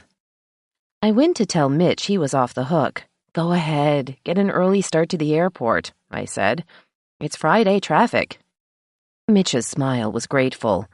Thanks, Emma. I don't want to get stuck on one of those floating bridges. Or should I go around the lake? I would. Take I-405 to the Burien Freeway. You'll end up right by the SeaTac turnoff. Good luck. I kissed his cheek. My version of an employee attaboy. It was going on 11 when Mitch left. Vida had been gone for 2 hours. She must be doing more than applying thumbscrews to Principal Freeman. I was beginning to worry when she finally showed up 15 minutes later. Carl, she began, sitting down across from my desk and removing her scarf, is a dreadful prig, and far too secretive. He's as bad as those people up at Rest Haven and their patient privacy. Has everybody forgotten the public's right to know? Freedom of speech is being trashed, I said. Why not all the rest of our freedoms? Did the principal have anything to say? He's allowed there's porn at the high school, she replied, taking off her coat, but he wouldn't go any further until he's met with the school board. A lot of good that does us, given that it's a closed meeting. The other members besides Harvey Adcock are Jim Medved, Henry Bardeen, Arnie Nyquist, Stella Magruder, Lois Hutchins, and Dwayne Gustafson. Scratch Arnie, he's impossible. As a veterinarian, Jim may be closed-mouthed, believing in privacy for Grace Grundle's cats or other animals he treats. Lois is Doc Dewey's sister and very discreet, like all those Episcopalians. Henry is Buck's brother, but he's another one who won't talk, being so considerate of his ski lodge guests. Stella talks too much, as hairdressers often do, but they can keep secrets. That leaves Dwayne Gustafson. She nodded more to herself than to me. Yes, definitely Dwayne, she said in triumph. He may not reveal anything, but his wife, Anita, will. She's my niece on the Runkle side.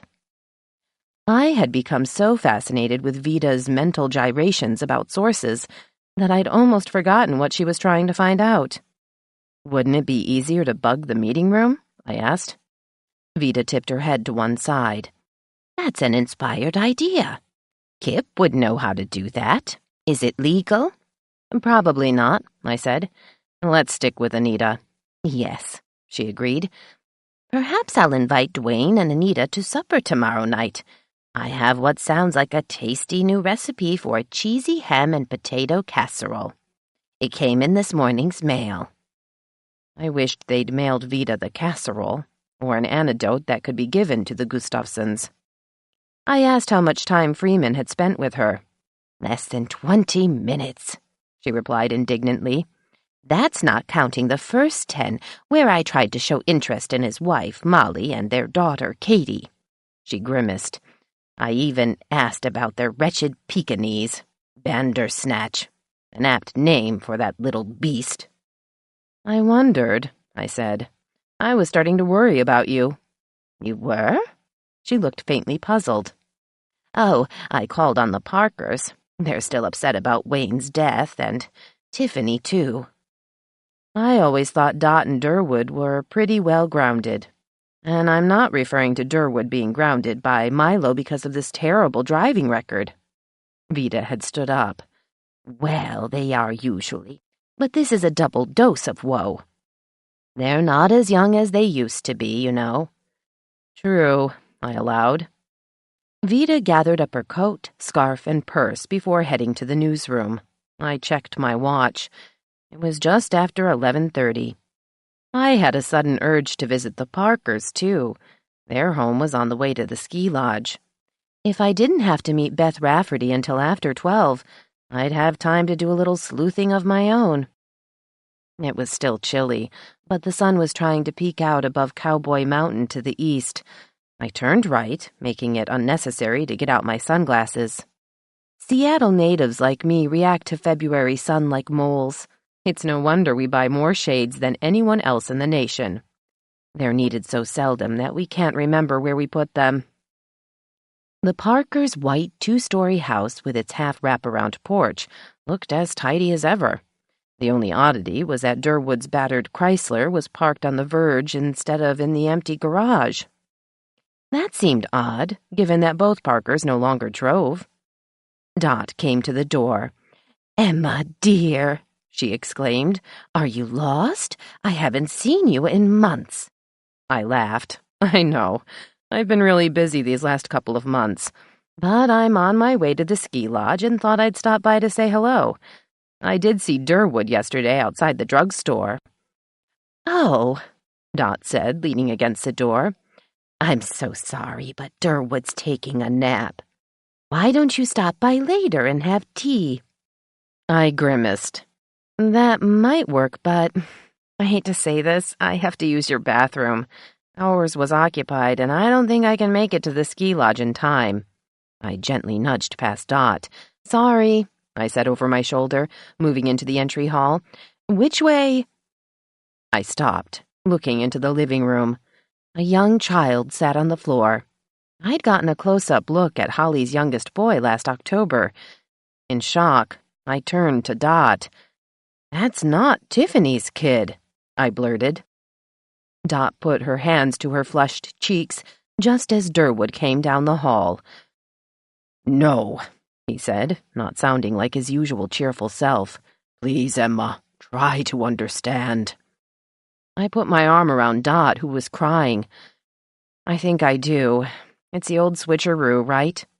Durwood nodded. "Come, sit down. We'll try to explain." I nodded, still hanging on to Dot. The round-faced toddler eyed me curiously before taking a plastic hammer and whacking some big-eyed bugs on a sturdy blue stand. A saucy little tune played with each blow. "I think I get it," I said, sitting next to Dot on the red and blue plaid sofa. "This is Vida's great-grandson, Dippy. Tiffany's child is in Bellingham." Durwood was bending down, apparently to turn off the toy's music. "Vida's idea, of course. Very clever." He stood up and beamed at me. "You have to get up pretty early in the morning to beat her, eh?" I nodded. I knew something was up, but I couldn't figure out what. I pointed at Durwood, who was sitting down in a recliner. "It was those toddler diapers in your shopping bag. Your granddaughter isn't quite old enough for those. That and Vida spending so much time here." Dot had composed herself. "You won't tell anyone, not even Milo?" "Of course not," I said. "You think I'd cross Vida? Besides, who could compete with this kind of cunning? It's sheer genius." "I suppose it is," Dot said. "But we miss Ashley. Hopefully she'll be back this weekend. Roger's supposed to bring her down Sunday, or his parents will go get her. Vida was so afraid Holly might go to Bellingham, you see, but I hear she's left for Centralia." "She has." I was trying to see if Dippy resembled Roger. Except for his round face and his coloring, I couldn't see much of his father. But those curious eyes were sheer Vida. "Where is Tiffany?" Durwood adjusted his recliner, which seemed to have enough controls for a car. Maybe that was safe for him to drive, as long as it didn't have wheels. "She's visiting a friend in Skykomish," he said, keeping an eye on Dippy. "They may go to Monroe for some event at the fairgrounds this weekend. Her dad's passing made her a bit gloomy." I wondered if Tiff still had Jack's Rover. That might explain the empty garage. "Has the burial service been set?" I inquired. "We haven't heard anything since the revised autopsy came in yesterday." The Parkers exchanged quick glances. "We're not sure," Dot said. "Heck of a thing," Durwood declared. "A poison I never knew about. Just as well I unofficially retired. Hard to keep up." Dot suddenly swerved to look at me. "Emma, do you really have to go to the bathroom?" I lied, I admitted. "Working with Vida has made me cunning, too." Dot poked me in the arm. "You should be ashamed of yourself." But she laughed. I left a couple of minutes later, still amazed at my house and home editor's duplicity. I wondered if I should let on that I'd uncovered her deception. But as I pulled into the ski lodge parking lot, I figured she knew. Vida always knew everything. I got to the ski lodge before Beth Rafferty arrived. The coffee shop was filling up, so I waited for her in the lobby. The urgency in her voice had suggested she might want privacy. 2 minutes later, she hurried through the front door. Beth looked younger and prettier than she had even before the tragic death of her brother Tim. I guessed that was due to her new beau, the man I'd seen with her at Delia Rafferty's funeral. "Thanks for coming," Beth said as we exchanged a quick hug. "Is the dining room okay with you?"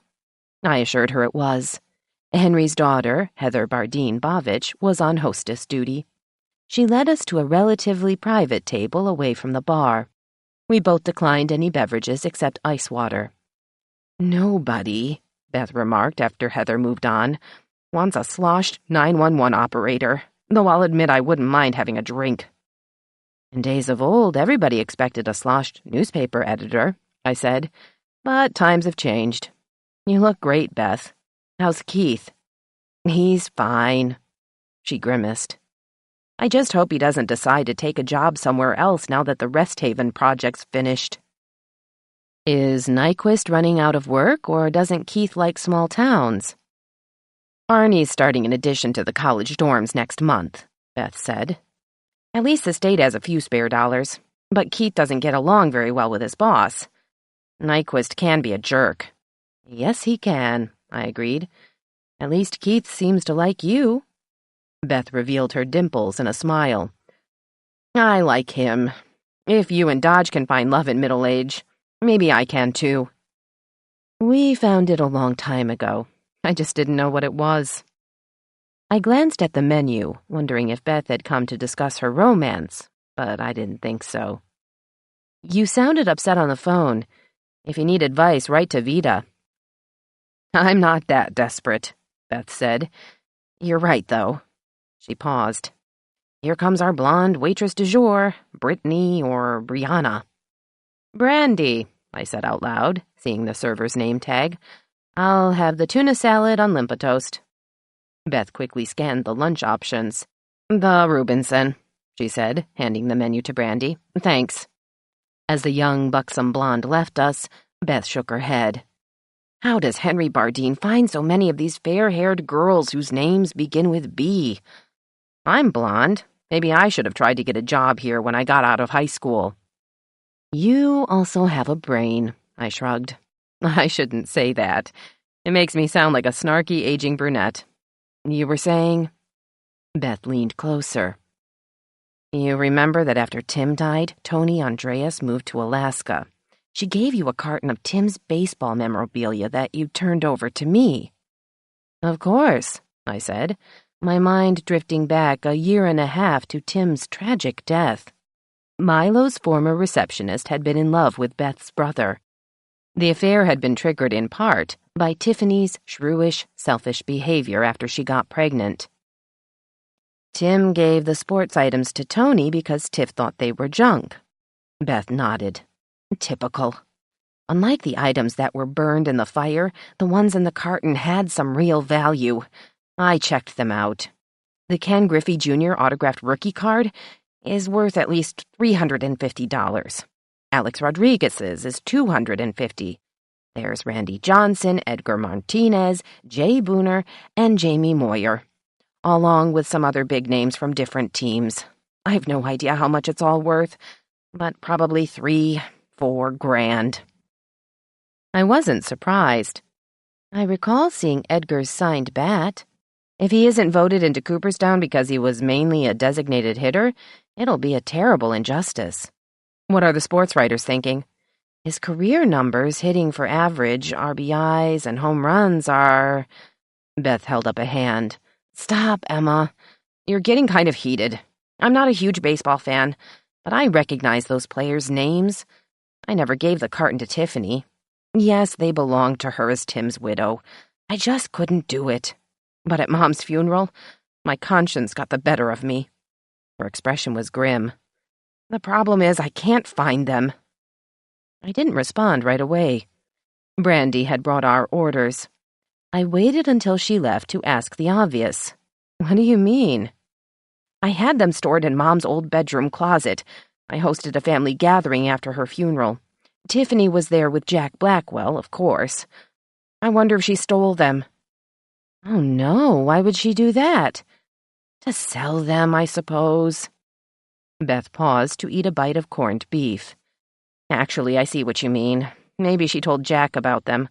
I wonder if he realized they might be valuable and took the carton. He's slippery, but not a thief. Any idea who stabbed him? No. Beth wound some sauerkraut on her fork. I've heard rumors that somebody's been trying to kill him, though. Has Milo got a suspect? He didn't believe Jack until now, I guess. Beth chewed and swallowed before responding. I wish I knew where Tiff and Ashley are. Not that I ever see much of my niece. I babysat her a couple of times when she was still an infant, but since then, the 2 or 3 times I've gone to the Erics' house, either Cookie or Tiff told me Ashley was napping or had a cold. I was hoping they'd bring her to Mom's funeral, but they left her with Donna Wickstrom. I told Beth what the Parkers had said about Tiffany's visit to a friend in Skycomish. She'll be back, I added. She has free babysitters with her mother and her grandparents. What I don't get is why she ever hooked up with Blackwell in the first place. Maybe it seemed like a young widow's dream at the time, but Jack's abusive. Beth scowled. So's Tiff. Did you forget how she treated Tim? But only verbal and emotional abuse, right? I think she got rough sometimes. Tim never admitted it, but he had bruises that he laughed off as weird accidents. I recalled rumors. Do you think she stabbed Jack? Beth looked pained. I wouldn't put it past her. When did it happen? I thought it was after Tiff took off. Maybe there's a dark horse lurking somewhere. What did Milo say? I shrugged. My fiancé is still the sheriff. He doesn't tell me all. Darn, Beth said with a wry smile. I figured he'd dump all his work worries on you. Guess again, I replied. And with that, we began to speak of other, less annoying things. The meal was good, but Beth had given me something else to chew on. Tiffany Erics Rafferty had been seeing Jack Blackwell before Delia Rafferty's funeral. Maybe she'd already moved in with him. Then her father was killed, and Tiff took off not long after that. Jack got stabbed, but apparently didn't think he was seriously injured until the wound became infected. Was there a connection between his stabbing and Tiffany's erratic behavior? I pondered all these things as I drove down Tonga Road under intermittent sun. By the time I got back to the office, I was bursting with questions for Vida, but thought it best to keep mum about Dippy. She was the only staffer in the newsroom. Mitch had left, and Leo was on his ad rounds. It seems quite simple to me, she said after I'd unloaded on her. I'll call on Cookie to ask when Tiffany's coming home so I can use the visit to Skycomish for scene. I didn't know Tiffany had girlfriends. She was always glued to Tim's side before they finally married. I went into my office where the phone was ringing. Get your butt to the courthouse, Milo said. We're filling out the marriage license. Right now? I gasped. You deaf? I'm on my way. Move, woman. Mr. Romance hung up on me. I assumed Vita was talking to Cookie when I left. I was just as glad. I didn't want to have to explain where I was going. I told Amanda I had an errand to run, knowing she wouldn't grill me. By the time I walked the 2 blocks to the courthouse and crossed Front Street, I realized I was shaking. I paused at the bottom of the stone steps to catch my breath. Relax, I told myself. You're not going to the guillotine. You're merely filling out an official form. Just because you've never done this before, it shouldn't scare you. Lots of people do it all the time. Like a complete idiot, I couldn't seem to move. Finally, I looked up. Milo was standing at the top of the 10 steps. Do I have to carry you inside, you little twit? He bellowed. I squared my shoulders. No, I called up to him. I walked purposefully, if unsteadily, up to meet him. Damn, he said, putting his arm around me. You are so perverse. He stopped at the door. Do you love me or not? I craned my neck to look at him. Of course I do. I love you more than... I couldn't get the words out. He gave me a little shake. Say it. I lowered my eyes and swallowed. I love you more than I ever loved Tom. Defiantly, I finally met his hard hazel gaze. Are you satisfied? You bet. He leaned down to kiss my forehead. Let's do it. I got a waiver on the license. We're getting married. What? I shrieked as he opened the door. Pipe down. You want everybody staring at us? No, I squeaked, aware of a half-dozen people who were doing just that as we moved toward the judge's chambers. Who's marrying us? The new judge, Proxmire. She can squeeze us in just before traffic court. Rosemary Bourget and the bailiff, Gus Tolberg, are witnesses. I started to giggle as we entered the courtroom. I'd only glimpsed the fair-haired Amazonian Diane Proxmire from a distance. She was standing in front of her bench between Rosemary and the always grumpy Gus. Her Honor shook my hand as Milo introduced us. I nodded to Rosemary, who was all genuine smiles. Gus, of course, looked as if we'd come to be buried, not married. I barely heard the words of the standard civil service, though apparently I made the correct responses. At least Milo didn't have to kick me into speaking up. It was only when the judge asked if Milo had a ring for the bride that I became fully aware of what was happening. He took my hand and slipped an antique gold band with twin circlets of tiny diamonds onto my finger. We were married. Milo kissed me, more decorously than usual, and said, "Come on, Mrs. Dodge. We have papers to sign. Then, I've got some news for you." As if he hadn't done that already. 18. Where, I asked as we went down the courthouse steps, did you get this beautiful ring? Out of a drawer at my house, Milo replied, holding my hand. It belonged to my grandmother. Mulehide didn't like it. We can replace it. No, I love it, and it fits. I don't remember much about Grandma Dodge, Milo said as we crossed the street. She died when I was about 6, but she was little, like you. I thought it might be the right size. He paused at the corner of Second and Front. Well, are you through being terrified? I leaned against him.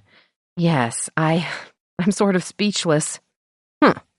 Like that'd ever happen. He led me across the street. I suppose you'll have to tell Vida. Is she still mad at me? I think so. All 3 of the people she isn't speaking to were in the courtroom. She never liked Gus Tolberg, anyway. Who does? But he's a decent bailiff. We'd reached the sheriff's headquarters. Are you going to tell your staff we got married? Milo shook his head. Not now. I don't need distractions. We're back to business. If we weren't, you'd be going to your own office. Lori and Dwight were the only people out front. Beth had returned to her 911 post in the rear of the building. Lori greeted me with a cheery smile. Dwight looked as if he'd rather eat a bug than say hello.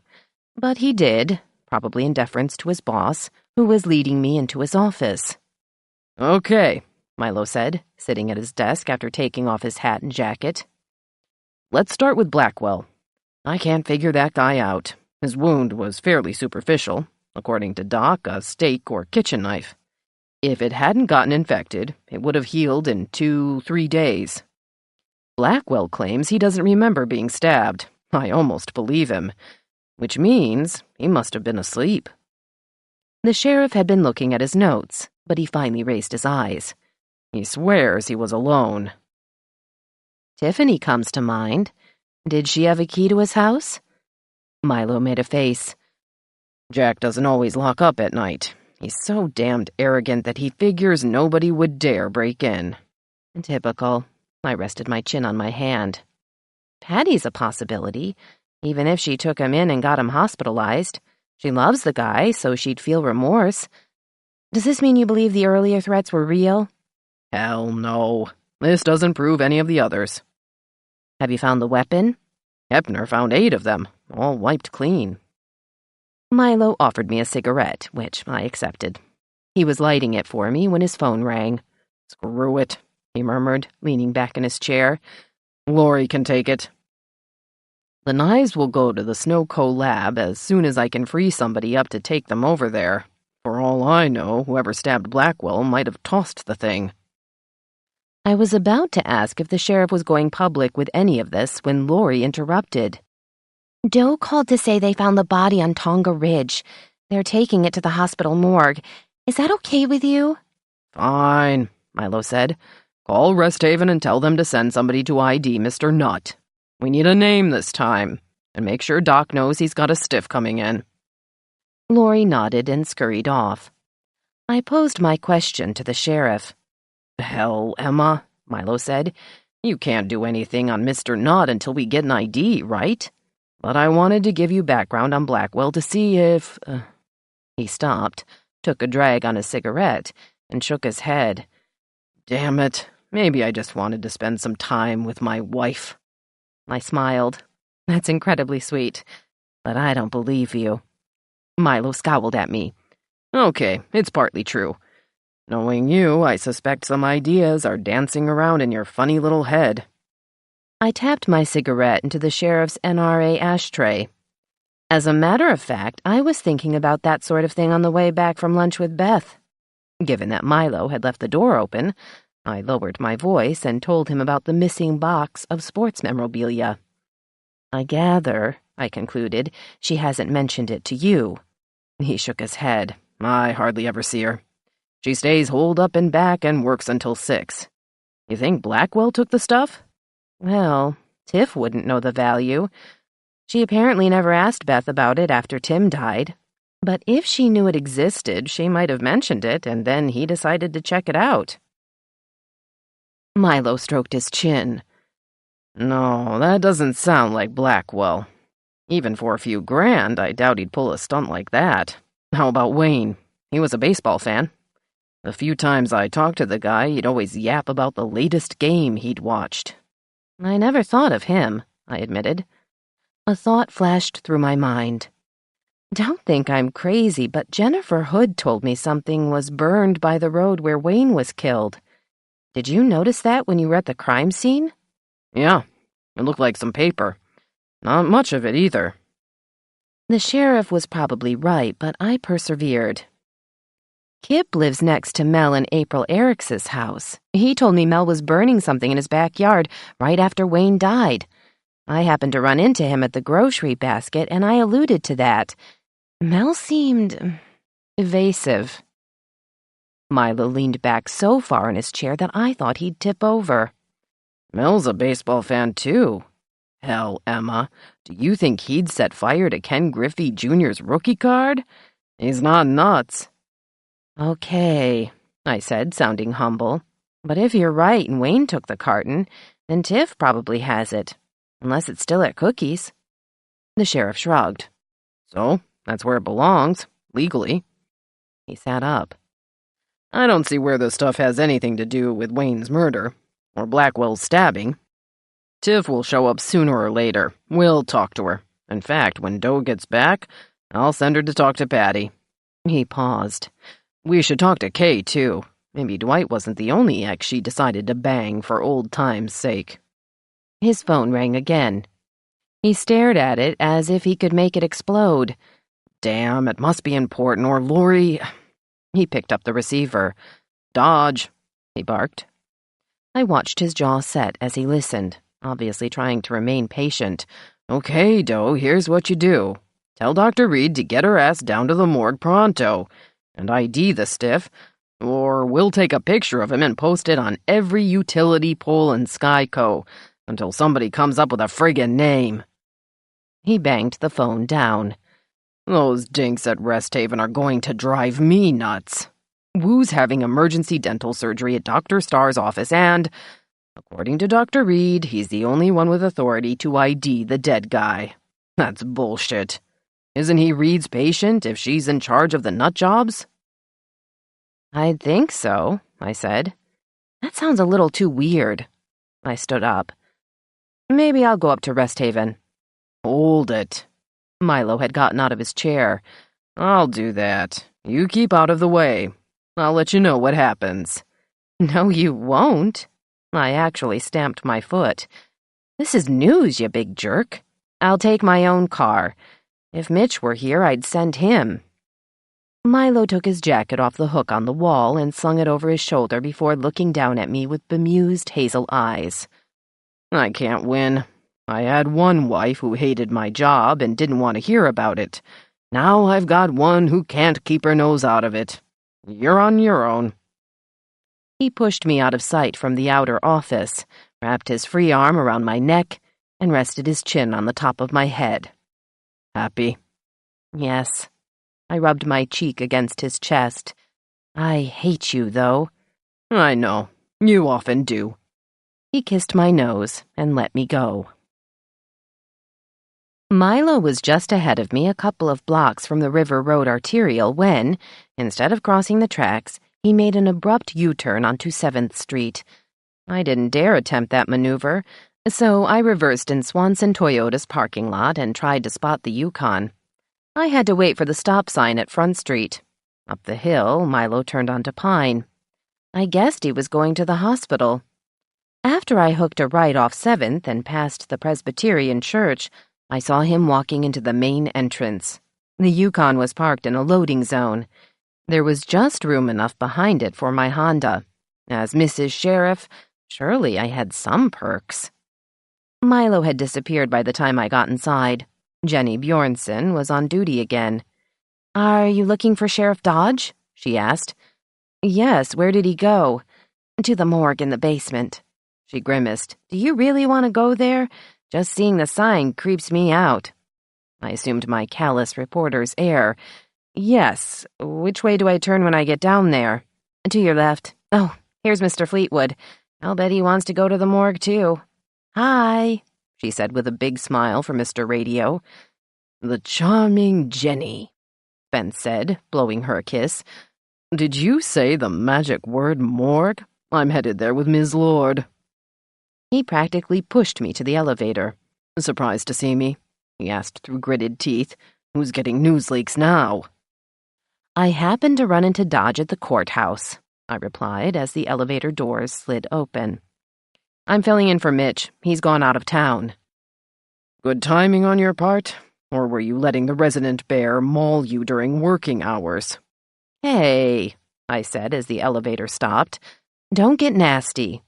By chance, I was there when the call came through about finding the escapee's body."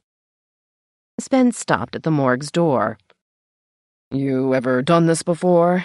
"No," I admitted. "Milo's always spared me." "Then why don't you turn around and go back to your office?" It wasn't the worst suggestion I'd ever heard, but I refused to let my rival intimidate me. It's my job. Open the damned door. "We have to be buzzed in," he said. But before he hit the button, a female voice called his name. We turned. Rosalie Reed was coming from the doctor's parking area. "Spencer," she cried before falling into his arms. "Help me." I stared at them. Spence was holding her close, speaking soothing words and patting her back. "It's okay. I'm so sorry." Stupefied, I hit the buzzer. I heard Doc Dewey ask who it was. I told him it was me, along with Dr. Reed and Fleetwood. Doc said to wait until I heard a click before turning the knob. A moment later, all three of us entered a small office where Doc and Milo were standing by a large wooden filing cabinet. They both looked faintly dismayed. "Is this a media tour?" the sheriff demanded. Doc pulled out a chair for Rosalie, who was still sobbing. "Sit, please. Are you ill, Dr. Reed?" Spence eased her into the chair. "Dr. Reed," he said softly, "gets emotionally involved with her patients. She's very upset. Is there some way to prevent her from having to make the ID?" "We can't wait for Dr. Wu," Doc replied. "What about Farrell?" "He didn't know the patient," Spence said, his hand on Rosalie's shoulder. He cleared his golden throat.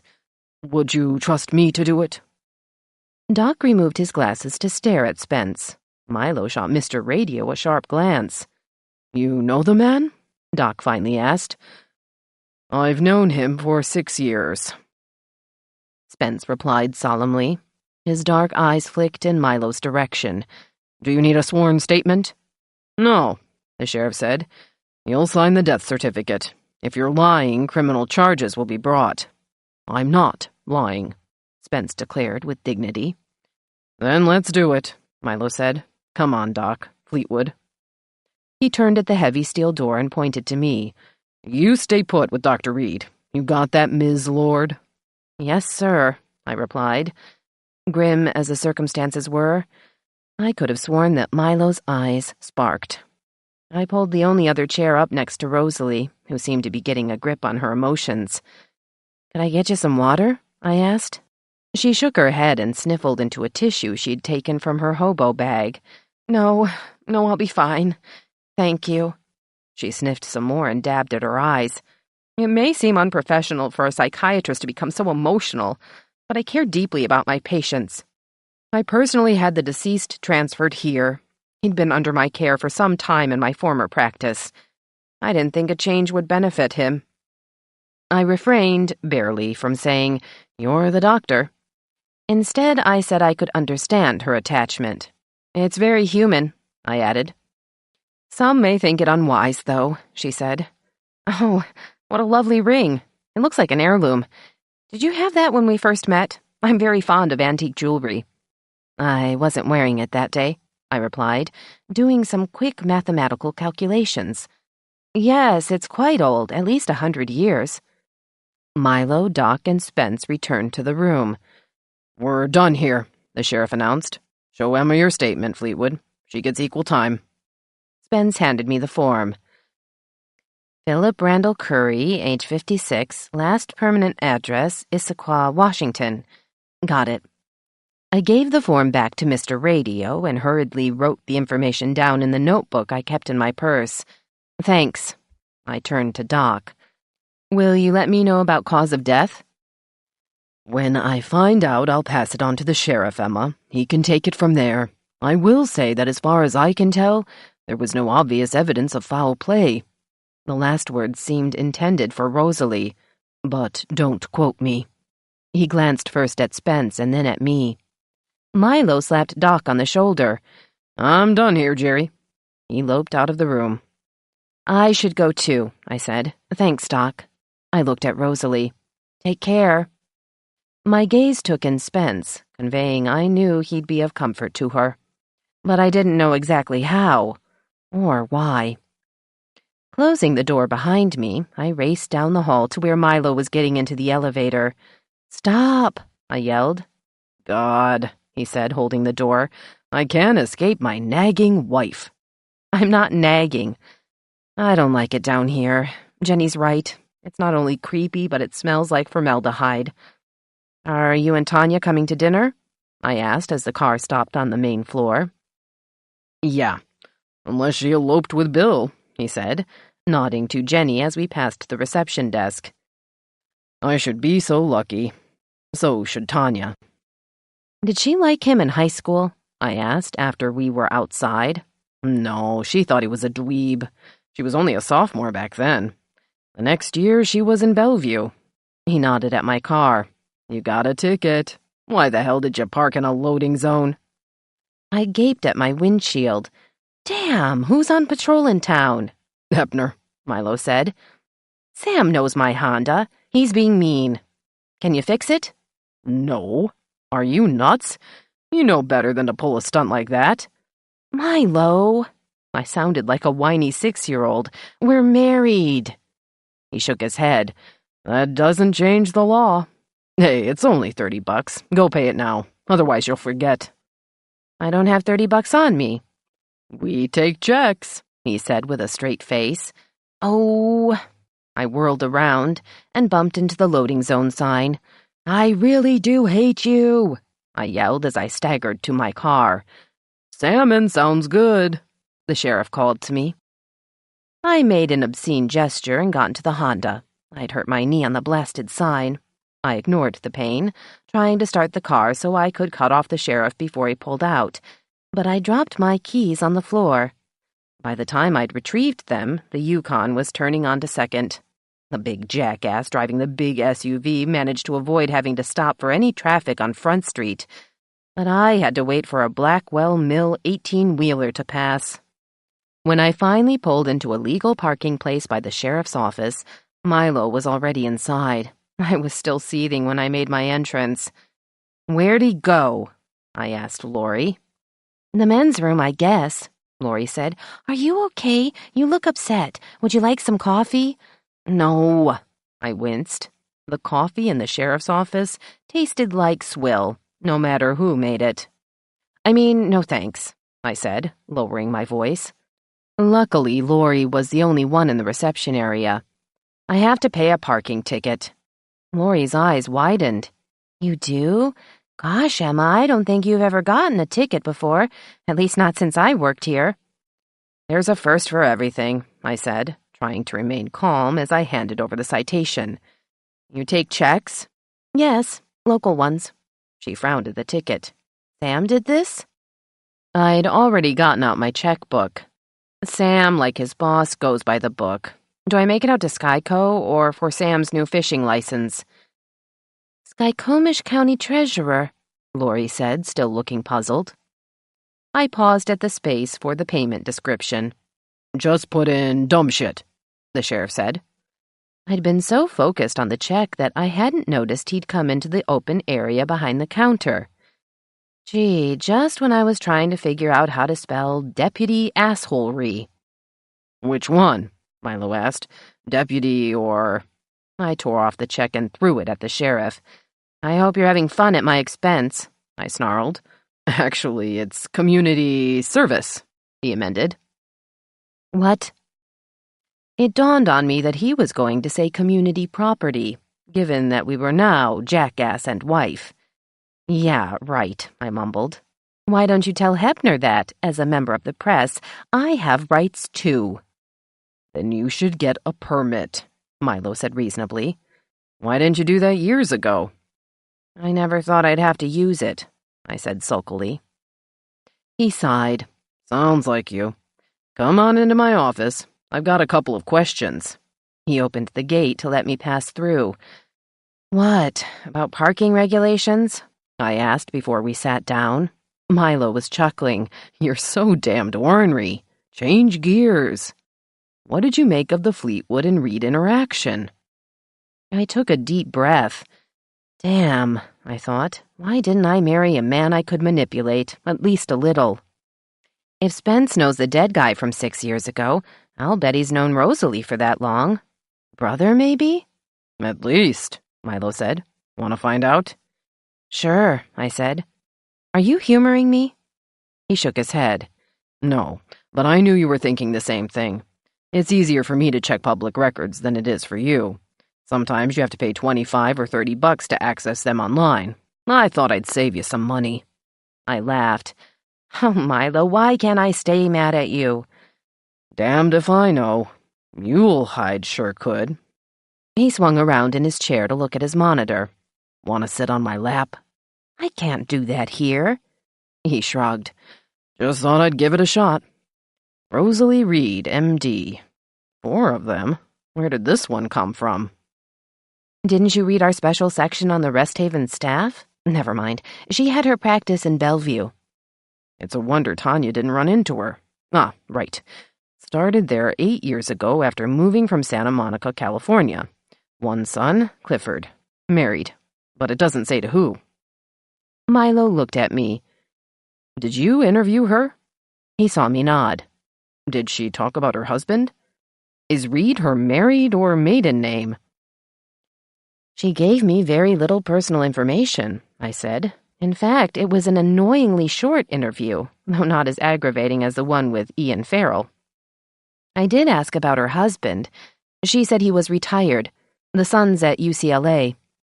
Milo stared at the monitor. "Okay, let's put in the stiff's name and see what happens." He glanced at the form Spence had filled out. "Philip Randall Curry. Sounds pretentious. No wonder he went nuts." Milo grinned. "See for yourself." I got up and went to stand by Milo's chair, trying to ignore the big hand that caressed my rear. Psychiatrist in Beverly Hills, residence in Santa Monica as of 1997. No other information except his education and other professional achievements, all in the Los Angeles area. Could he be Rosalie's husband? One way to find out. The sheriff stopped pawing me and picked up the phone. Lori, connect me to student information at UCLA in Westwood, California. How do you know where UCLA is? I asked, sitting back down. Milo looked at me as if I were the dumb cluck. John Wooden, the Wizard of Westwood. What college basketball fan doesn't know that? I was in high school when Kareem, and the rest of that gang started their big run to all those NCAA... He held up a hand. Yes, I'd like the phone number of a student named Clifford Curry. Or he may use Reed Curry. There was a brief pause. I see. No, that's fine. I'll call his mother to get the number. Thanks. Milo set the phone down. Clifford Reed Curry lives off campus. I'm glad I don't have to tell him his dad croaked. Maybe Spence can do that to help Rosalie out. I wonder what else he's doing for her. Or is he just doing her? Well, it might explain why he often has spent long weekends in the Seattle area, and why he's never mentioned having a girlfriend. I slammed my hand against the desk. Damn, that's the leak. Not Kay Burns, it's Rosalie. Does it make you feel any better? No, but at least I know where it's coming from. Oh my gosh, how's Rosalie going to put together an obituary? No wonder we haven't seen her husband around here. Maybe she won't go public in Alpine. She might have his death run only in the LA area papers.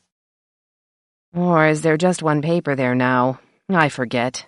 He sounds fairly prominent in his field. Before he got goofy, anyway. You through speculating? Milo inquired. My ears are falling off. I stood up. Then I'm leaving. Good. I've got work to do. You're a distraction. I picked up my purse and started out of Milo's office. Don't forget the salmon, he called after me. I kept going. As soon as I stepped into the newsroom, Vida demanded to know where I'd been. It's after 3, she declared. Don't tell me you took a long lunch. I know better. Let me see your hand. Leo stopped on his way from the back shop. What's wrong, babe? Did you hurt yourself? No, I said, annoyed by Vida's omniscience. I realized that the county auditor, Eleanor Runkle Jessup, had undoubtedly called her aunt as soon as Milo and I left the courthouse. Here, I said, holding my left hand out to her. Rather nice. Olive Dodge's ring, if memory serves. Yes, I showed the ring to Leo. You mean? He said, his jaw dropping. Yes. Amanda had come into the newsroom. What's going on? I had nothing better to do this afternoon, so I got married, I said, and immediately felt contrite for my waspish tone. Vida stood up. You should have stayed in the office.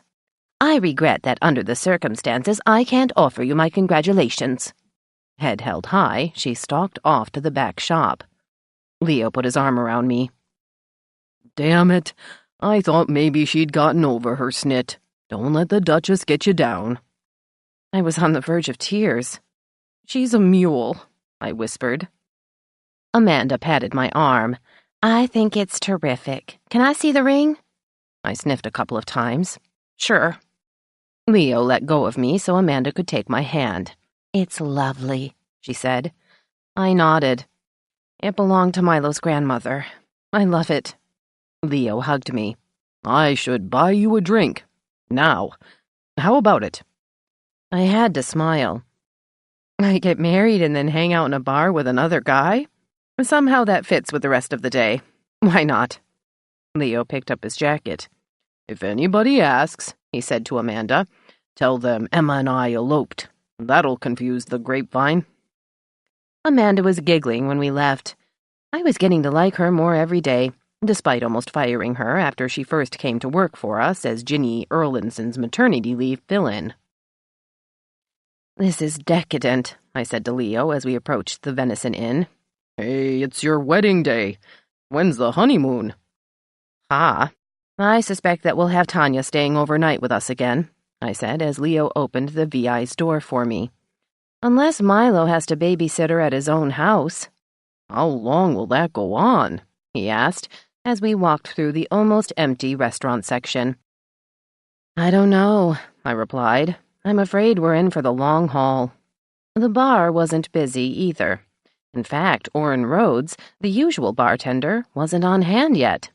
The fair-haired, ponytailed young man who took our orders looked faintly familiar, but I couldn't place him. Leo, with his ad man's memory for faces and names, came to the rescue.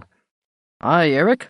Ms. Lord and I are taking an unusual afternoon break to celebrate my 500th edition of The Advocate. Emma?" "A screwdriver, please," I said. "Short scotch for me," Leo told the young man. "Who is that?" I asked, after the lanky Eric headed back to the bar. "Laurie Cobb's kid brother. He's taking a semester off from WSU to think about changing his major. Vida had a snippet about that on her page while you were recovering from your near-death experience." "Vida," I said on a sigh. "What will I do with her?" "Nothing. She has to come around. Uh-oh, here comes trouble.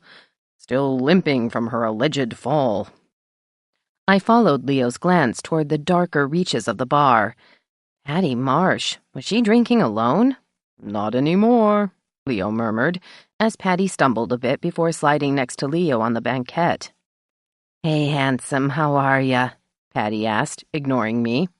"Not as handsome as I used to be," Leo replied, as Eric came to deliver our drinks. Patty pointed to Leo's glass. "I'll have one of those, too." Eric, looking stoic, nodded and left us.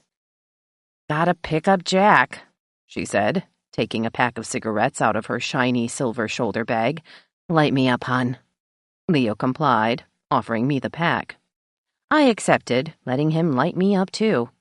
I recalled being 16 and perusing bridal magazines with their elegant photos of post-wedding festivities in handsome hotel dining rooms and under canopies and lush English gardens. At least I wasn't at the Icicle Creek Tavern with Ed Bronsky. Yet. "So Jack's being discharged?" Leo asked. Patty nodded. "At 5, that's when his IV antibiotics are finished. I take over from there. Hell, I can nurse him better than a pro. I know the kind of treatment he needs." She nodded at least 3 times. Eric seemed a bit uncertain when he brought Patty's drink. I wondered if he was having doubts about serving her, but he went off without a word. I decided to prove I existed. "Do you know who stabbed him?" "Not me," Patty said, trying to focus across the table. "Maybe Tiff. Probably pissed off 'cause he dumped her.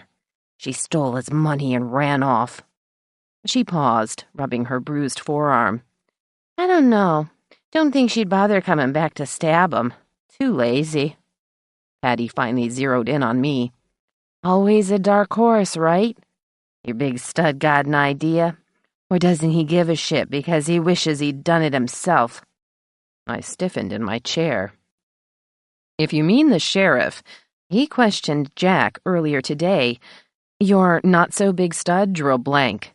"Hey, don't talk that way about my guy." She gave me a defiant look before tossing back half of her drink in one gulp. "And he still is my guy. You got that? The only nurse he needs is me." Polishing off her scotch and sticking the cigarette between her smudged lips, Patty awkwardly got up from the banquette and limped toward the ladies' room. "Good God," Leo groaned. "With any luck, when she drives Blackwell from the hospital, they'll end up in the river." I couldn't see my watch in the bar's dim lighting. "What time is it?" Leo glanced at his wrist. 4. She has an hour to sober up." "She hasn't left the bar yet," I said, after taking a sip from my screwdriver. "Make sure she doesn't stiff us for her tab." "This," Leo said, finishing his own scotch, "was not one of my more brilliant ideas. Let's go. My treat. It's the least I can do after Patty." "Thanks." I couldn't quite finish my own drink. "I'm low on cash." Leo paused to give Eric a thumbs-up sign before patting a hand on my back to steer me out of the bar and to the exit. "What," I asked, "will Vida say when we show up reeking of liquor?" "Let her stew. She'll be dying of curiosity to know where we went, what we did, who we met, and who else was drinking in the afternoon." When we returned, Amanda informed us that Vida had left early. "A family situation," she said wryly. "Roger?" "I'll bet she's collecting him in Bellingham," I said. "Holly's taken off, so—" I paused, not wanting to squeal on the Parkers and their role in Vida's devious plot. "The coast is clear for now." At my desk, I tried to focus on my next editorial. The phone rang before I could gather my thoughts. "Okay," Mavis said. "You're not dead, Miss Lord. You must be mad." "I'm not mad," I replied. "I'm Mrs. Dodge." I had to hold the phone away from my ear to avoid being deafened by Mavis's shriek. "You're mad, all right," she finally declared. "Mad as a hatter, Emma. I can't believe it." "You'd better. I'm happy, happy, happy." "I don't know what to say." "How about congratulations?" She sighed loudly. What am I missing here?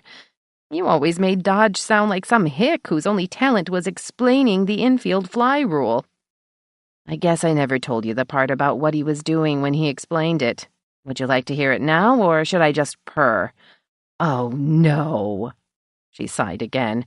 "Do you want to make me jealous?" "Someday, when we both get very drunk, I'll tell you. I'm not mad. But here's something you can understand.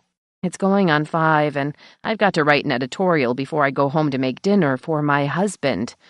I may get off a letter to you this weekend, if I have time." I made a purring sound just to annoy her. Mavis hung up on me. 3 minutes later, an email from her showed up. "I think I just figured out how to cheer up the resident grump. Why didn't you tell me this sooner? Congratulations to me." Alpine had been founded as a company town by Carl Clemens. He had been impressed by the cooperative philosophy of his alma mater's president, Leland Stanford, but he hadn't embraced that concept in his logging community. Money never changed hands, as workers were paid in scrip to buy goods at the company store. Many early Alpiners saved some of their earnings, a boon when they were forced to move on after the original mill's closure. I had historical grounds for my editorial. There was more than one way to fund a town or a county. That was a start toward changing local minds. What I didn't know was that someone would soon change my mind about murder.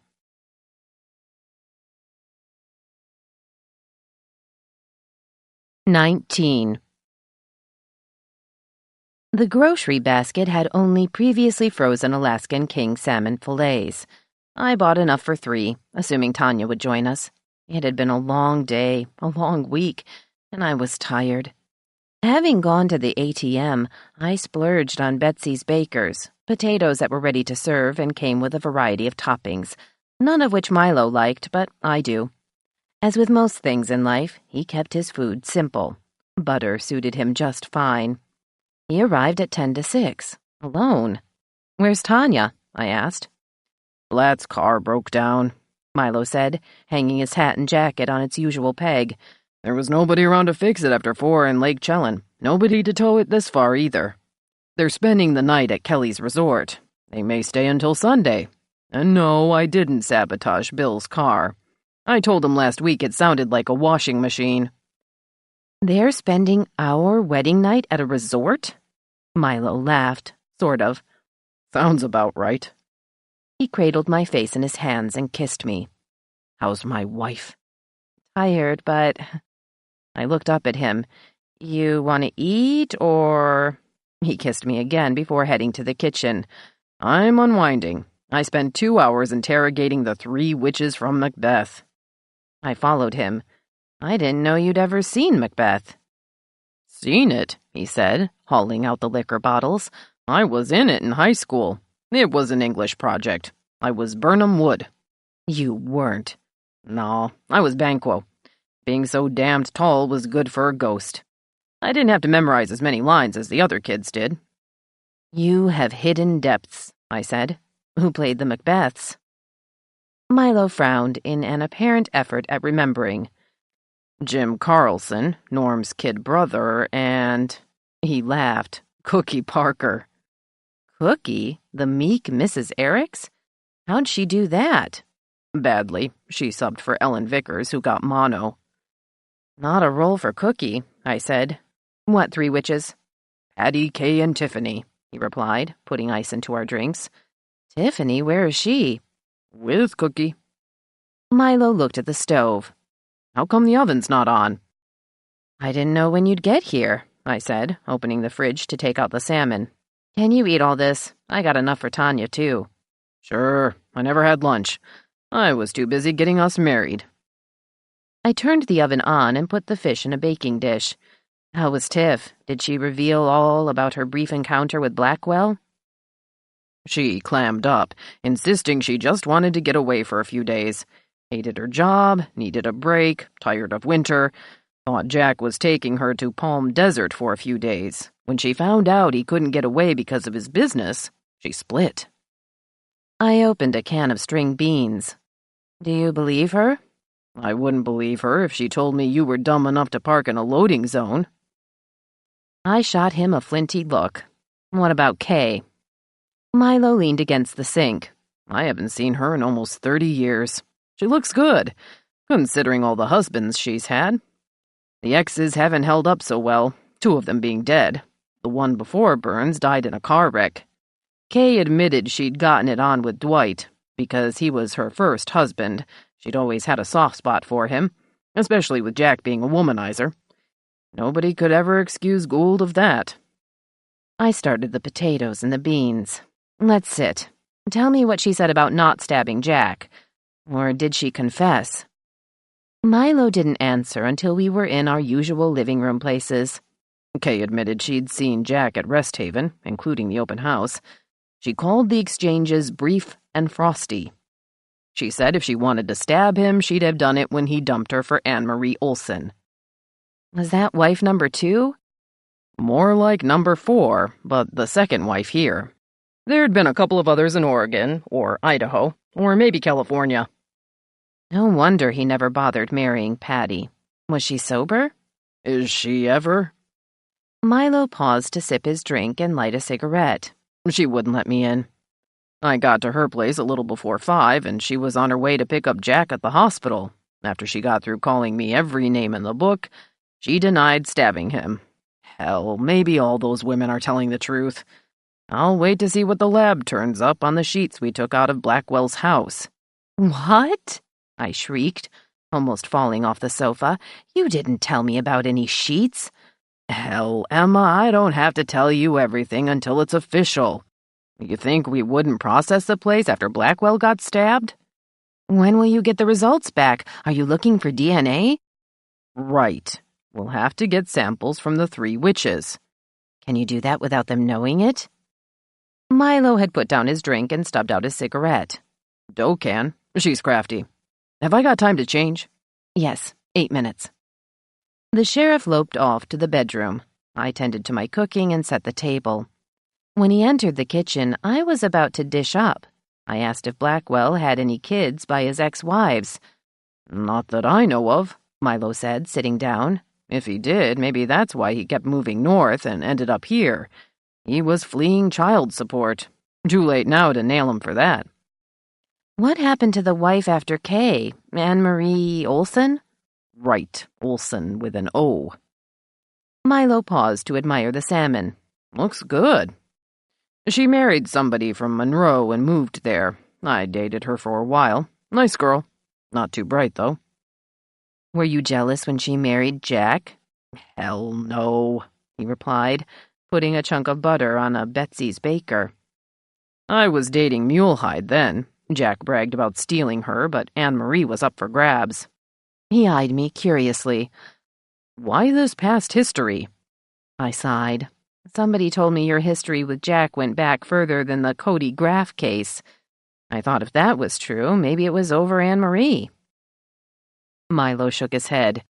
Face it, Blackwell's an arrogant SOB. He came here right after I started as a deputy. He sucked up to Eni, but wanted to make sure I knew my place, under his heel. Even back then, I didn't take well to that kind of thing. Basic personality clash, maybe. I smiled at him. You wouldn't, big guy. But I'm asking about some of the history because of tales Clarence Munn's been telling about corruption in years gone by. As we began to eat, I told Milo about the research Tanya and I had done. "Oh, yeah," he said when I finished. "But let it lie for now, with Fuzzy's brainstorm bubbling on the back burner. You might want to save that kind of stuff for later, to show what happened under the old regime." Good point, I conceded. But am I missing something? Milo looked puzzled. "About what?" I've heard a couple of references to a dark horse lately. I don't know if it's about Wayne or Blackwell or... Go ahead, tell me I'm crazy. "Why repeat myself? Decent salmon, even if it was frozen." I touched his hand. Why don't I feel different being married? "What did you expect? Shooting stars and comets?" He put his hand over mine. "We've known each other for over 15 years. We went through a civil process lasting 5 minutes today. It took you almost that long to pay your parking ticket. Despite you being in denial and me telling myself there had to be somebody besides you, we knew we belonged together from the first time you stumbled into my office." My eyes widened. You noticed that? You remembered it? He took his hand away.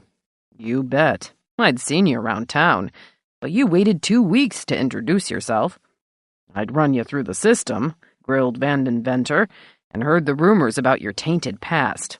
I didn't want the advocate falling into the hands of some city tart who didn't know a Swede saw from a Swedish meatball. You drove a Jag, and your clothes were too classy for Alpine, but you were damned cute. I could see that from a block away. I waited for you to come to me, and when you did, you tripped over your own feet and gave me a big doe-eyed look, pretending nothing had happened. I figured maybe you were okay." I was nervous. I'd seen you. I worried you'd be as daunting and grim as you looked. But you weren't. You bought me a drink. It was all I could do then. I was still screwed up from the divorce. You sure were. When you finally asked me out on a real date, you didn't seem to notice I was a girl. I was damned disappointed, big guy. I felt there was zero chemistry between us. Milo didn't answer until he'd finished chewing and swallowing some green beans. "Good God, Emma, you showed up in a white blouse and a black skirt looking like one of those nuns from your church. I knew your brother was a priest. I figured maybe you'd planned to be a nun but got knocked up and tossed out of the convent. You might be some religious wacko. That outfit scared the hell out of me." I thought I looked nice. You knew by then I wasn't wacky, you jerk. What about the green dress I spent $300 on when you took me to dinner at the ski lodge a year later? Milo leaned back in the chair. I was going with Honoria then. You held my hand in the sleigh going up to the lodge before it got tipped over and we fell in a snowbank. He sighed.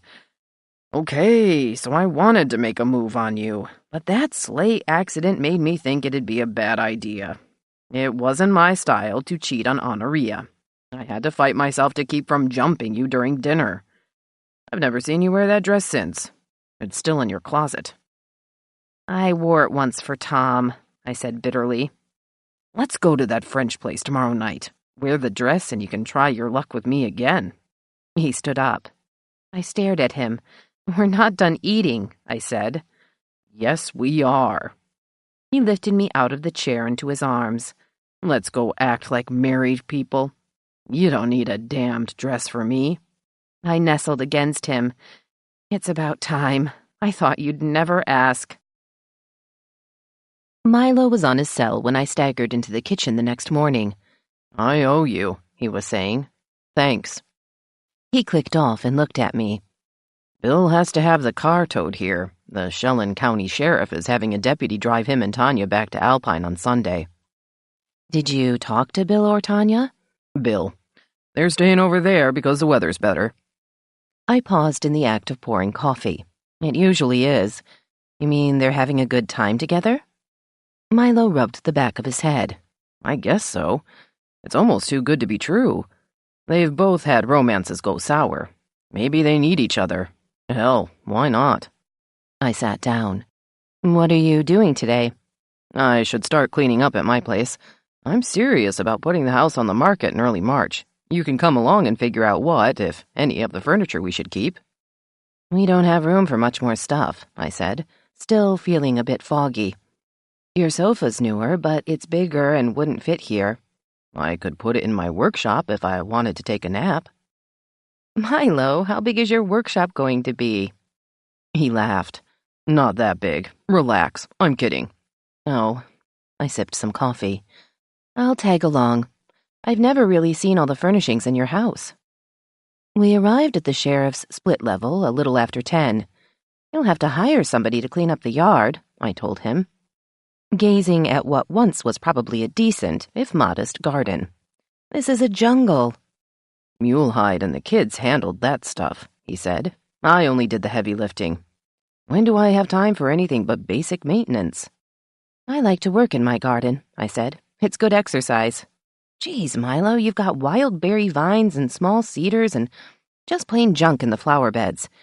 You could have snakes for all I know. He shrugged. Only garter snakes. They're harmless. I can't stand it, I declared.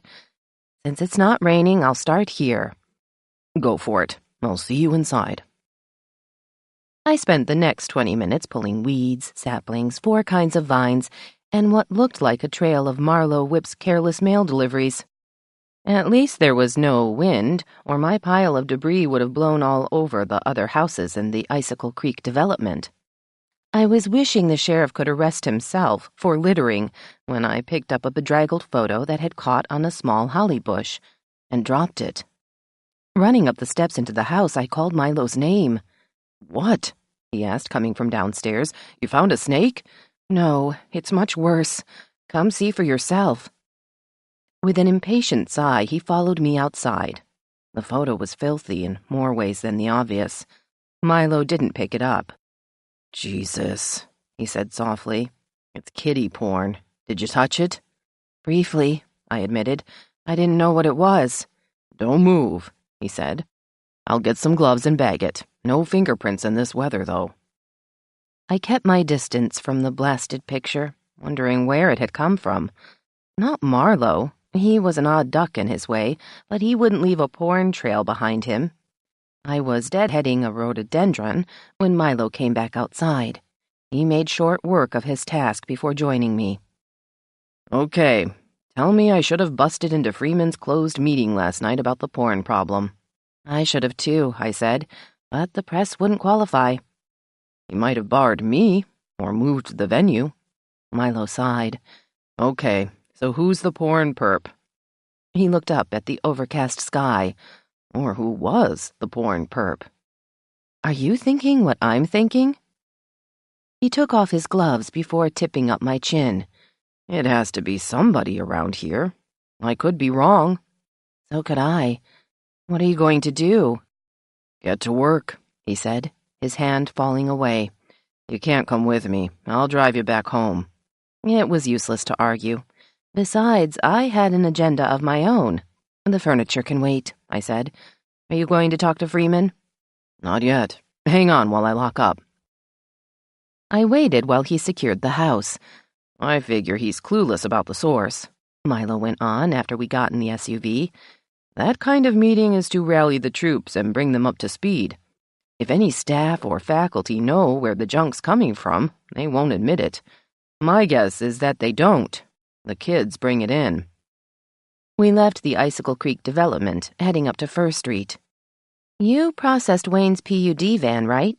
The sheriff shot me a reproachful glance. It was a murder site, even though we weren't sure at first.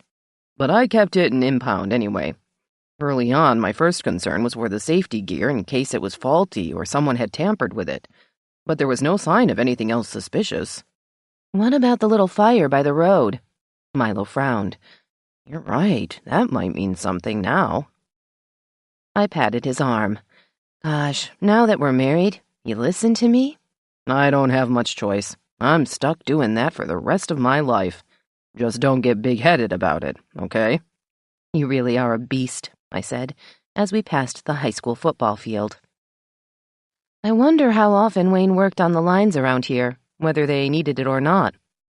Don't rush to judgment, Milo advised. If Wayne's truck was the pornmobile, every teacher and parent in town could be a suspect. Why kill him? Why not report him to you? You expect people to be rational? You know better. We went by Edna May's house. She mentioned the porn to me. Edna May looks at porn? Maybe that's how she gets her thrills. No, she said it was found in 2 basketball players' lockers. I'm surprised. Those kids can't find a loose ball on the court. Milo pulled into my drive. You stay put, okay?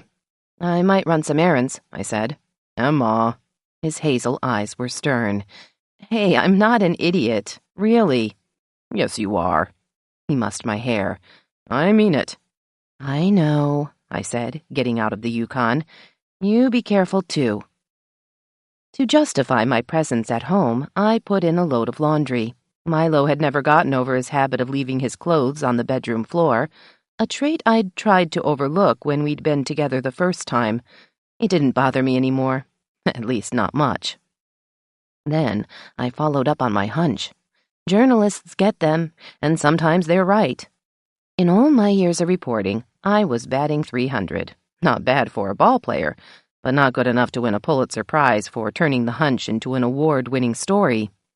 Milo was right about a fee for public records, but I knew from experience that there were sites you could access for free or on a trial basis.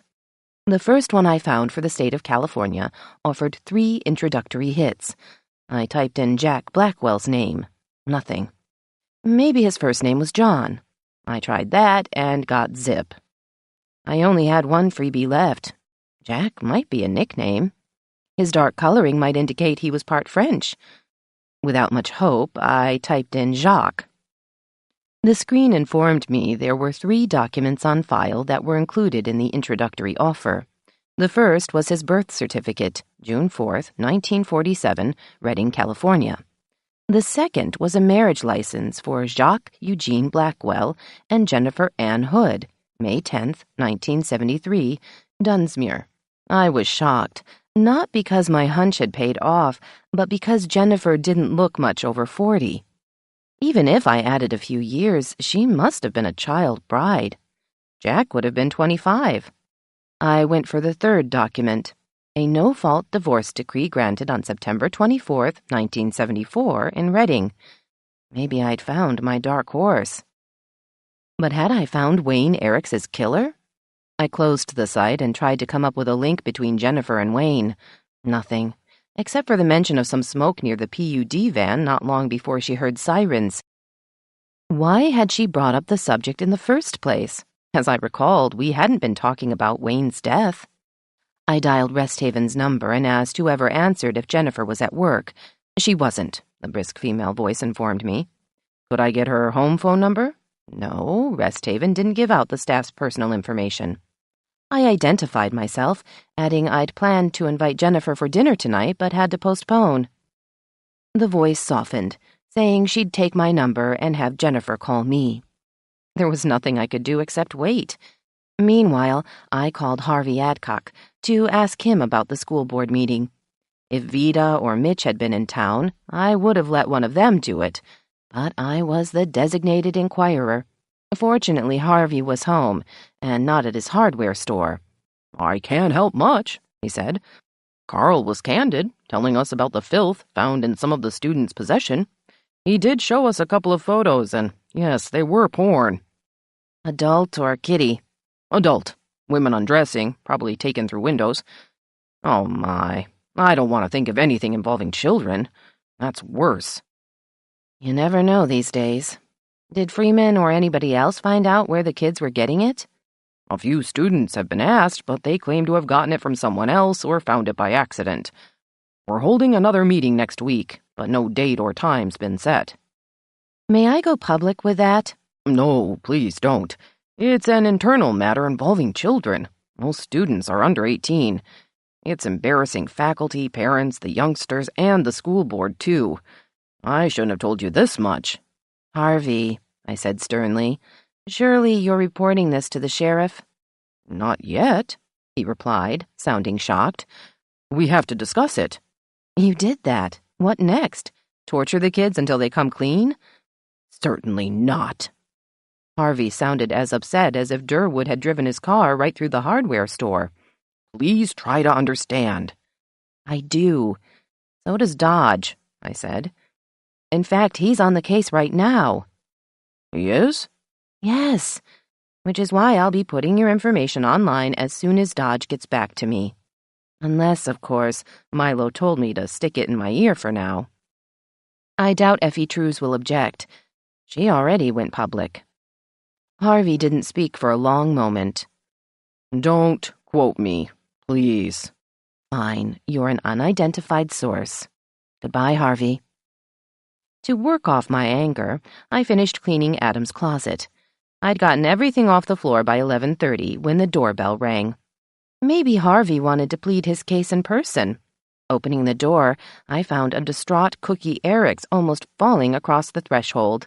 "Oh, Emma," she cried, "you've got to help me." I grabbed her arm and gently pushed her into the easy chair. It seemed to swallow her up. I hovered over her, noting the red eyes that indicated she'd been crying. I asked if I could get her something to drink. "Water," she said. I went to the kitchen, poured a glass of water, added some ice, and went back to the living room. "Take your time," I said, sitting on the sofa. Cookie sipped from the glass, took a rumpled tissue out of her rain jacket, dabbed at her eyes, blew her nose, and stared into space before speaking. "The sheriff's at our house with a warrant. He said it was for evidence about Wayne's death. I couldn't stand it. I left. You were kind to me when Wayne was suspected of killing Tim. I don't know where else to turn. Are you and Dodge engaged?" I involuntarily fingered my wedding ring. "We're married. That doesn't mean I know everything about what he does on the job." "You're—" Cookie dropped the tissue. "Oh, maybe I shouldn't have come. Now Tiff has to deal with the sheriff." She jumped out of the chair. "I should go." I stood up too. "No." I spoke quietly. "You wanted to talk to me. My marital status hasn't changed who I am. I gather you trust me. Sit and try to pull yourself together. If nothing else, I can listen." Cookie was clearly at war with herself, which was better than being at war with me. Finally, she collapsed back into the easy chair. "You don't know what I've been through." "I can guess," I said, also sitting back down. "It's about Wayne, isn't it? He wasn't a very good husband." She nodded. "That's not the worst part. He wasn't a good father either. Cookie had taken out another tissue and was shredding it. "This is so hard. I tried to put in a letter to Vita, but I couldn't." A vague memory came back to me. "Did you write to her twice?" Cookie's eyes widened. "How did you know?" "I read your first letter while Vita was gone. Another letter followed saying the problem was solved. You described yourself, and it fit you." "Does Vita know?" Cookie asked, her voice verging on panic. "I doubt it. Vita's had her own problems. Sexy magazine photos weren't the real issue, right? Were the pictures taken by Wayne?" Cookie drooped in the chair. "Yes, not just women. Children, too. But that's not the worst part." She winced. "He abused Tiff when she was younger. That's why she glommed onto Tim right out of high school. She ran away from home a few times, but never got very far." I tried to hide my shock. I'd expected porn, but maybe I was naive. As a long-time observer of human depravity, I should have guessed. I phrased my next question so it wouldn't make Cookie defensive. "You must have been afraid to tell anyone. Is that the reason you were so upset when Wayne was arrested for Tim's murder? Did you think Tim knew what had gone on with Tiffany?" Cookie nodded. "He did. When Tiff got pregnant, she started taking out her anger on Tim and told him about her dad. Tim confronted Wayne, who denied it, of course. When Tim was killed, she blamed her dad and felt responsible. Tiff thought she'd ruined everything she and Tim had together." Tiffany's self-absorption after moving home was explained. Back then, I'd thought she was just a spoiled brat. She was spoiled, but not in the way we'd thought. "Did Wayne molest Tiffany after she came home?" "No. I think he knew that if he did, she'd report it. She was terrified what he'd do when Ashley got older. That's why she moved in with Jack." But that didn't work out, I said. Was Jack abusive? Physically, I mean. He has a reputation for it. Cookie sighed heavily. He threatened her. She borrowed some money from him to buy clothes. He got mad. That's when she left him. That was probably smart of her. I paused, realizing I still wasn't sure why Cookie was sitting in my living room and shredding yet another tissue. Given everything you told me and that the authorities should have been notified long ago, why are you so upset now that the sheriff's searching your house for Wayne's porn? Cookie squeezed her eyes together. He won't find any. We burned it. Mel hauled most of it away. I don't understand. She opened her eyes but looked at the floor. Because I think Tiff's still on the edge after everything that's happened. In fact, I'm afraid she may confess that she killed Wayne. 20. Cookie Eriks, who I had thought to be not much more than a cipher in the Eriks Rafferty lash-up, had dumbfounded me with one shocking revelation after another. Why would Tiffany do that? I asked, it being the only question I could think of after her latest bombshell. Because she did, Cookie replied with artless candor. I went to see Marissa Fox for advice, but she told me I needed another kind of lawyer. I didn't know what to do next. I'd managed to kick my brain into working order. You mean she killed him? How? Well, Cookie crossed her legs and swung one foot in a nervous manner. She'd found some awful pictures he'd taken of her in the bathroom. Tiff got so mad she rushed out of the house. She knew he might still be working at Rest Haven or somewhere close by. It turned out he'd gotten soaked by the rain and was changing into dry clothes. She showed him the pictures. He laughed. Cookie paused, though her leg was swinging even faster. Tiff said she was taking the pictures to the sheriff. He grabbed her and she fought him, and then she got hold of the wire. She knew enough to wrap it in his undershirt, which was on the floor, and she stabbed him. He fell. Despite the undershirt, she burned her hands. Not badly, just enough to hurt, but she threw the wire and the shirt into the river. Then she got out of the van. I recalled what had looked like a rag hanging over a branch over the sky. I waited for Cookie to continue, but her leg had stopped swinging and she had started to cry. Did she come home? I asked. No, she gulped, wiping her eyes. She just stopped by to get some of her things. She went to Jack's house. Ashley was with me. She could drive with burned hands? I guess. Cookie had stopped crying, but she looked even worse than when she'd arrived. And I was confused. I'm sorry, I said. The second autopsy revealed Wayne had been poisoned. I don't know anything about that, Cookie declared, suddenly showing a spark of defiance. It was self-defense, really. Dodge will understand. You can explain it better to him than I can. That's not up to me, I said. I'm his wife, not Tiff's lawyer. Oh, yes, I suppose she needs a lawyer. I wonder if Mr. Dukas would represent her, even though he's sort of retired. I refrained from commenting on Simon Dukas. You might want to call him when you get home, I said, hoping she'd take the hint. Cookie mulled my suggestion.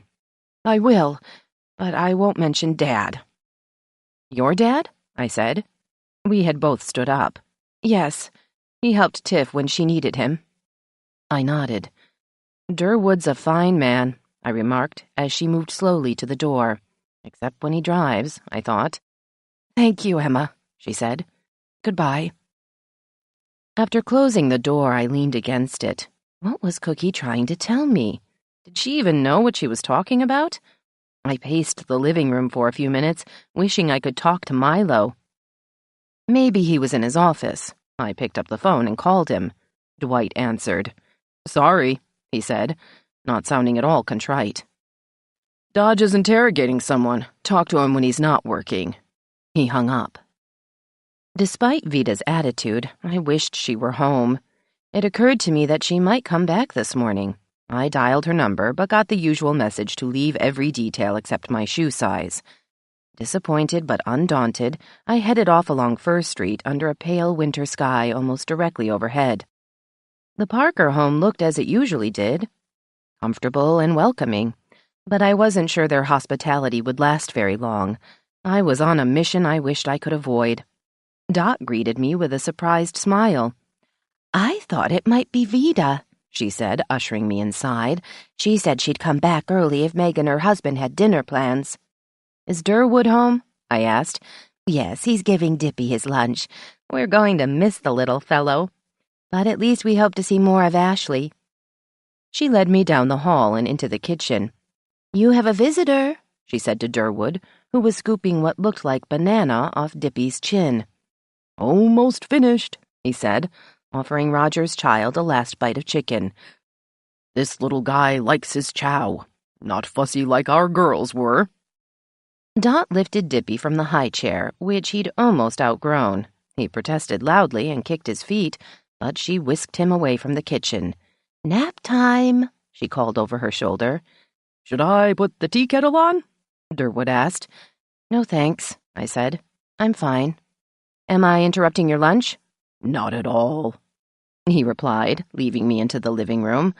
"Dot will read to Dippy until he settles down. We don't have lunch until after 1 anyway. When I retired from the pharmacy, we changed our routine a bit." I again sat down on the plaid sofa. Durwood eased himself into the recliner. "Cookie came to see me a little while ago," I began. "She was very upset, maybe confused, too. She told me quite a tale." Durwood looked at me over the top of his half-glasses before lighting his pipe. "Did she now? Cookie's not very imaginative." "Do you mean she wouldn't make things up?" He smiled, his round face cherubic. "She's not a liar. Why don't you tell me about her story?" "It's about you helping Tiff, but Cookie didn't say how you did it."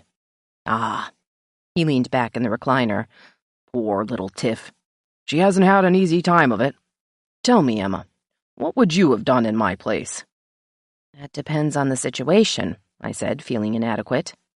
Durwood puffed on his pipe and nodded. "Yes, I hope you never face such a dilemma. Your son's a priest. Being Episcopalian, I know more about that vocation than your average non-Catholic. He's no doubt very level-headed, but Tiff isn't. Never was." He fingered the furrows in his forehead. "We never knew, not until she moved back home. Dot and I felt so guilty. Why hadn't we been able to sense what was happening?" "There are some things we don't want to know," I said lamely. "Turning a blind eye."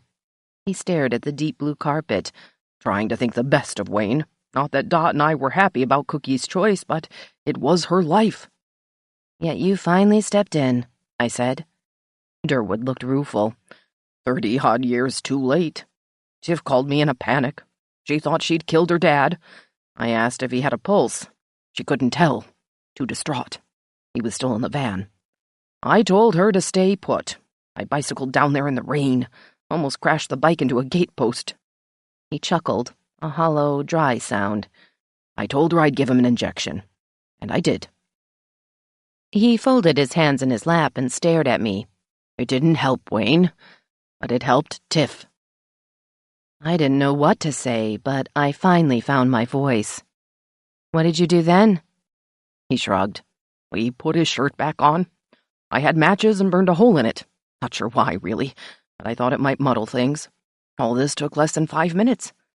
I asked Tiff if she could drive. She said yes. She'd left Jack's Rover in the drive at Rest Haven. As soon as she was out of sight, I gave Wayne a swift kick out of the van and he landed on the ground. I should have done that 30 years ago. Then I got on my bike, I'd put it in the van, and came home." "As a pharmacist, do you know anything about sucks?" I inquired. "Sucks?" Durwood looked puzzled. "You don't mean sex? I do remember a little about that." He winked. "Oh, come to think of it, I do recall something about the Dithers sisters having to put down one of their horses with something that sounded like that. A shame. Those poor women dote on their four-legged friends. But then animals are often better creatures than some human beings." "Like Wayne?" I remarked quietly.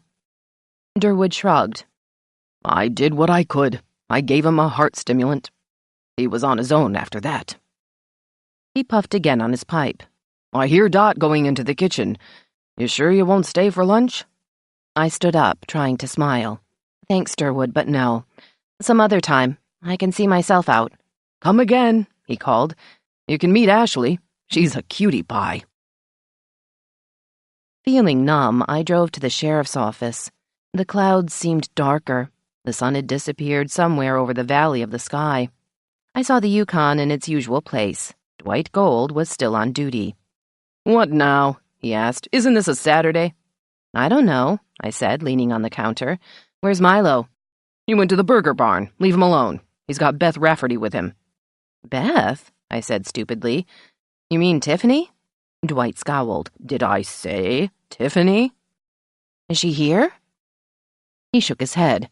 Mel Eriks took her home. I'll wait. I parked myself in a chair near the door. Dwight went back to whatever he'd been doing before my arrival. For the next 15 minutes, phones rang, people came in to report incidents that might or might not make the daily log, and a tourist with a ferret on a leash asked for directions to Snoqualmie Falls. Dwight told him he was on the wrong highway. He had to go south 80 miles and take I-90. Damned Californians, he muttered, not looking at me. Why he thought the guy was from California, I didn't know. It was as good a guess as any. Milo finally showed up, without Beth Rafferty. What are you doing here? He asked in a less than husbandly fashion. I heard you were seeing another woman, I snapped. I want a divorce. I ignored Dwight's stare and headed for the sheriff's office. By the time we both sat down, Milo seemed to decompress. I had to talk to Beth to find out what she knew about Tiff and this frigging Eriks mess. It appears you stayed out of trouble. I'm amazed. I got up and closed the door. I did and I didn't. Before I unload, tell me what happened with Tiff. Milo leaned back in his chair and looked at the ceiling. Oh, God. It was a freaking zoo. Why do people keep secrets? And on my watch. You couldn't help it if you didn't know about it, I said. Milo regarded me with curiosity. You know? Yes, Cookie came to call, but I had no idea either. I was shocked. I wondered where she went, he remarked. I should have guessed. I'd forgotten how you propped her up when I busted Wayne. That family is about as screwed up as any bunch I've ever run into. You didn't arrest Tiff, though. Why not? Milo shrugged. Self-defense. I brought her down here to see if she'd be more coherent outside the house. That place is contaminated. At least I gave her time to collect whatever brains she has. She said Durwood tried to save Wayne. Or do you know about that, too? I hesitated. You mean by trying to start his heart? Right. CPR didn't do it. What I don't get is... He narrowed his eyes at me. Emma, you can't lie to me. You never could. What the hell are you not telling me? If I'd flunked lying to Milo when we were friends and even lovers, I couldn't do it now that we were married. But I felt miserable. I wasn't certain I could translate what I thought Durwood had meant. After Cookie left, I went to see the Parkers, I said. I paused again, trying to recall what Durwood had told me, word for word. Does that sound like a murder confession? I asked when I'd concluded my recital. Shit, Milo muttered, holding his head. Is the old coot addled? I don't know, I admitted. Neither of us spoke for what seemed like a long time. It was the sheriff who broke the silence. This reminds me of what happened years ago when Cody Graff was poisoned. The wrong person doing the right thing. Or is it the other way around? Both, I guess. He turned in his chair, staring at his wall map of Skyco. I could get a warrant, he said, but any evidence is probably gone. Interrogating Durwood is another matter. He'd play the senile card. Milo laughed and looked at me. Hell, he could prove it by pointing out all the times I had to bust him for driving his car through store windows and over Fuzzy's petunia planters on Front Street. I smiled, surprising myself. I'd hate to see anybody try to depose Tiff or Cookie. Milo had sobered. I don't like it, though. I understood. You've already considered the alternative. It sounds impossible. I played my own whole card. Think of all the paperwork. Emma, he said. "That's a cheap shot, but I like it." I left Milo to do whatever he had to do regarding the Eric's Rafferty case. It didn't make me feel any better to learn from him that Beth had never suspected her sister-in-law had been a victim of molestation. Having taken calls of such nature over the years, Beth was more angry than guilt-ridden. Tim had never had a chance to convey his knowledge to his sister before he was killed. The circumstances of his death only made Beth more upset about the tragedies the two families had shared. If Milo had work to do, so did I, and it wasn't for the Advocate. I couldn't ask Kip to put anything online until the sheriff made an official announcement. Getting in my Honda, I drove up to Second Hill and the townhouse where Kay Burns lived. The trio of homes were on the southeastern edge of the forest, under the shadow of Sparkplug Mountain. To the north, Mount Baldy and Windy Mountain were obscured by clouds. As I got out of the car, I could barely see the Ty River before it joined the Skykomish just above the turnoff to Alpine. Kay came to the door wearing overalls and a kerchief tied around her head. Obviously, she'd been cleaning. "Emma," she said, as surprised as Dot Parker had been when I'd called at her house. "Come in. I'm getting this place in order." The previous owner was no housekeeper. "Denise Peterson also had a big dog," I said, stepping inside. "It actually belonged to her ex." "So I was told," Kay said, indicating a sleek, dark green sofa where I should sit. "Why do I think this isn't a social call?" "Because I'm a professional, Snoop. I want your opinion." Kay sat down in a matching armchair. "Is this a poll?" "In a way." "What do you think of Jack's claims that someone's trying to kill him?" Kay looked pained. "I only heard vague rumors until Jack came into my office the day before the grand opening. Typical Jack, all bravado, as if nothing had ever happened between us." Her hand touched her jaw, as if she could still feel a blow from decades past. Dr. Wu insisted I look at Jack's speech. It needed only minor tweaking. Jack's smart. Then, to gain my sympathy, he mentioned his close calls. My first reaction was that he thought I might be responsible, but I don't really think he did. I commiserated briefly, and that was that. "Did you believe him?" "I don't know. Jack's lucky someone didn't do him in a long time ago. Frankly, I wondered about Dwight. But why wait this long? It didn't make sense." Suddenly she flushed. "I do have a confession to make. I went through Dr. Wu's files during the open house." I knew I looked startled. "The patient files? Why?" Kay shook her head. "A ruse. I wanted to see the staff files. I knew Jack had been married to a girl from Dunsmuir before marrying me. Yes, it was Jennifer Hood. She'd had to list the marriage in her personnel file. If anybody has a grudge against Jack, I'm guessing it's Jennifer." "I wondered too," I said. "I did my own digging. Jack's complaints didn't start until after everyone was in place at Rest Haven. That's why I was surprised when I thought it was only patient files that were rifled." Kay shrugged. "That's what I wanted people to think. I suppose you're going to rat me out to Dodge." "Why? You're an employee. You have a right to see the files." "No, I don't. Nobody does without permission from Dr. Wu. He's extremely strict about confidentiality for patients and staff. It's a mania with him." Kay's shoulders slumped. "I violated an internal rule." "That's none of the sheriff's business.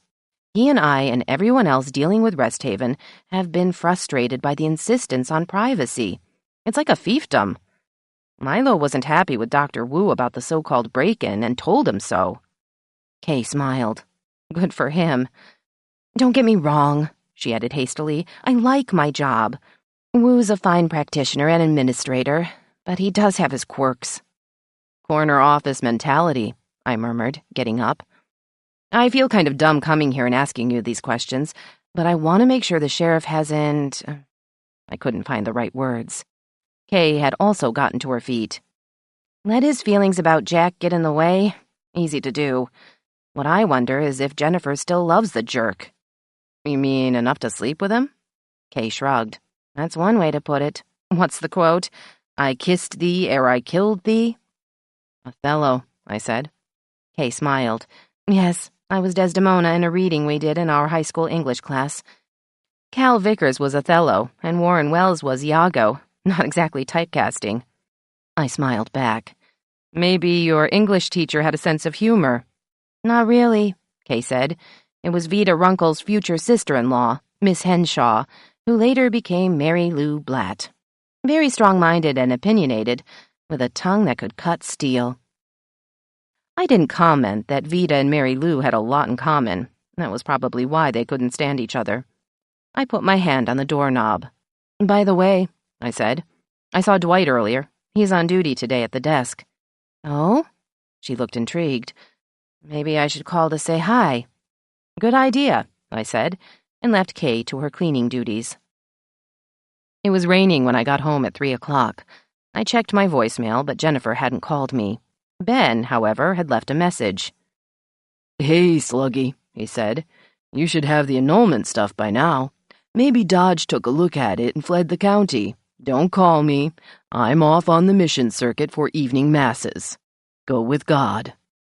I hadn't checked the mailbox.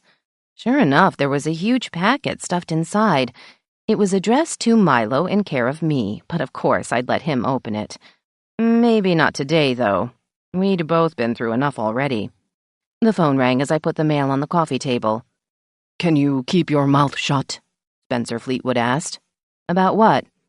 "Rosalie and me," he said, sounding subdued. "Hear me out. I met her at a PBS fundraiser just after her husband had to be institutionalized. She impressed me in a lot of ways. I decided that maybe she could help me out of my funk over losing the love of my life. I'd never seen a shrink before. In the process, she became the new love of my life, but she had a husband. You know how that goes when it comes to the case of the crazy spouse. Maybe now, down the road, we have a real future, but in the meantime, I'd appreciate your discretion, and that of your favorite bear." "I'm shaking my head," I admitted. Not a negative response. Naturally, Milo and I wondered. "Don't worry, Spence. We can both keep a secret." "Good. Then I won't worry about him making some crack and having to break his nose." "Will you tell Vida?" I heard him heave a sigh. "Hell, I won't have to. She probably already knows. Doesn't she always?" I agreed, and we rang off on a conciliatory note. Along about 4:30, I wondered if Milo seriously planned on going out to dinner at La Gourmande. More to the point, I doubted we could get a reservation at this late date. The restaurant drew diners from all over the region, especially on weekends. I had chicken breasts, more hamburger, and tiger prawns in the freezer. We wouldn't starve. Maybe Tanya would be back with us. Feeling unsettled, I resumed cleaning out not only Adam's closet, but 2 of his bureau drawers. It was almost 6 when Milo arrived, looking weary. "Sit," I said, pushing him to the easy chair. "Let me get you a drink." "Make it a stiff one," he said, handing me his wet jacket. "God, Emma, sometimes I hate my job." "What else happened?" I asked. "Just get the drinks," he said, collapsing in the chair. I pulled the chicken from the freezer and got out more ice. Obviously, we were going to eat Chez Dodge. After making drinks, I sat on the floor next to the easy chair. "Tell your wife all about it," I said, looking up at Milo. He reached out to ruffle my hair. "Mel burned all the photos they could find, but we confiscated Wayne's computer. He'd used a program that allegedly wiped stuff out, but it's still there. It just takes some guru to find it, and we will. Even if he's dead, he may have had customers outside the area. At least he can't peddle that junk anymore to high school kids, or anybody else in Skyco." "You might have gotten on top of that sooner if Freeman hadn't put the lid on things at the high school." "That's the trouble," Milo said, lighting cigarettes for both of us and handing me mine. "All this damned secrecy. Cookie and Tiff, Freeman, Wu. Sure, I respect people's right of privacy, but it impedes justice and causes bad things to happen. Damn it, I'm still not sure what to do about Durwood. Am I getting soft?" "You've had to face this sort of impossible situation before," I pointed out. "Did you lose any sleep over it?" "It was different back then. The guilty parties were on their way out. Durwood's in good shape for his age. Physically, anyway." "That's my point. Deep down, do you feel he should be punished?" "Hell no." Milo sipped his drink and looked thoughtful. I publicly stated it was a possible homicide. If I retract that statement, how do I look? Like a dope? How does that make the Snowco lab guys look? Confused. I'm confused. Maybe Wayne was almost dead after Tiff jabbed him. Maybe Durwood was confused. Have Tiff make a formal statement about why she stabbed her dad in the first place. Eventually, the whole town is going to find out what happened to her. Milo frowned at me. How? I rested my arm on his leg and smiled. Vida. How else? You let her broadcast that on her program, and she may start speaking to you again. Is that good news or bad news? I punched him gently. You know what it is. And it is news. For you too, he murmured. I grimaced. I'm dumping this one on Mitch. I might let Vida and Spence scoop me. We can do a follow-up series on child molestation. Milo held out his glass. How about a refill? I polished off the rest of my bourbon. Why not? The chicken's not thawed yet. Milo followed me out to the kitchen. I forgot to tell you Dwight got a tip today about Blackwell's stabbing. Oh? My back was turned as I added more ice to our glasses. What was it? Not for publication. Yet. His gaze was steely. That nurse at Rest Haven, Jennifer Hood. You won't believe this, but Dwight told me she was Blackwell's first wife. Maybe she really did make those other so-called threats on his life. It galls me to think I might have to bust her. I wonder if she was afraid the SOB would make trouble for... He grabbed me by the shoulders. Emma, you little twit. How'd you figure out that one? I fell against him and he put his arms around me. You told me not to get into trouble, so I didn't. I just worked on some research. I felt him groan. I'm glad I married you. You're too dangerous to be let loose on your own. I looked up into his eyes. Are you sure we're married? You said you got a waiver, but I thought both parties had to sign the application. Right. You signed it. When? He chuckled. When you thought you were signing the quote for Melville. You never looked at the thing. You were still half asleep. I tried to pull away, but he held me fast. You tricked me? He shrugged. I lost you once. I wanted to make damned sure it wouldn't happen again. Are you sorry? I put my arms around his neck. No, but it must be the only time you didn't go by the book, Sheriff. That's because I wanted to write my own book. You realize you're stuck here with me in Alpine for the rest of your life? A flood of memories came back to me, almost as if they were reflected in Milo's intense hazel eyes. My first day on the job, with Vida overwhelming me with names and places as foreign as if I'd landed in outer Mongolia. The little town's cluster of nondescript commercial buildings and mostly modest houses clinging to the craggy terrain of Tonga Ridge. The smallness of it all, the relative isolation, the thick forest encroaching on a tiny patch of civilization. I'd spent my life in cities. I'd come face to face with culture shock.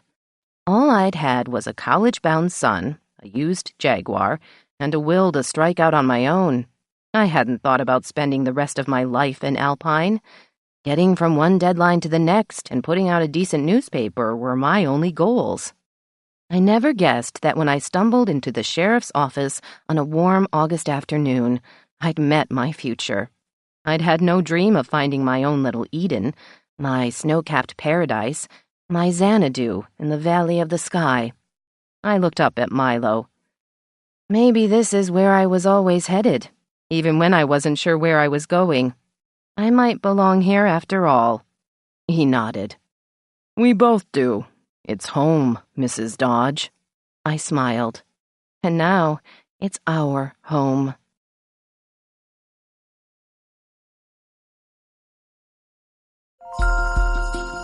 This recording of the Alpine Xanadu by Mary Daheim was presented by Dreamscape Media, LLC. Text copyright 2013 by Mary Daheim. Sound recording copyright 2013, Dreamscape Media, LLC.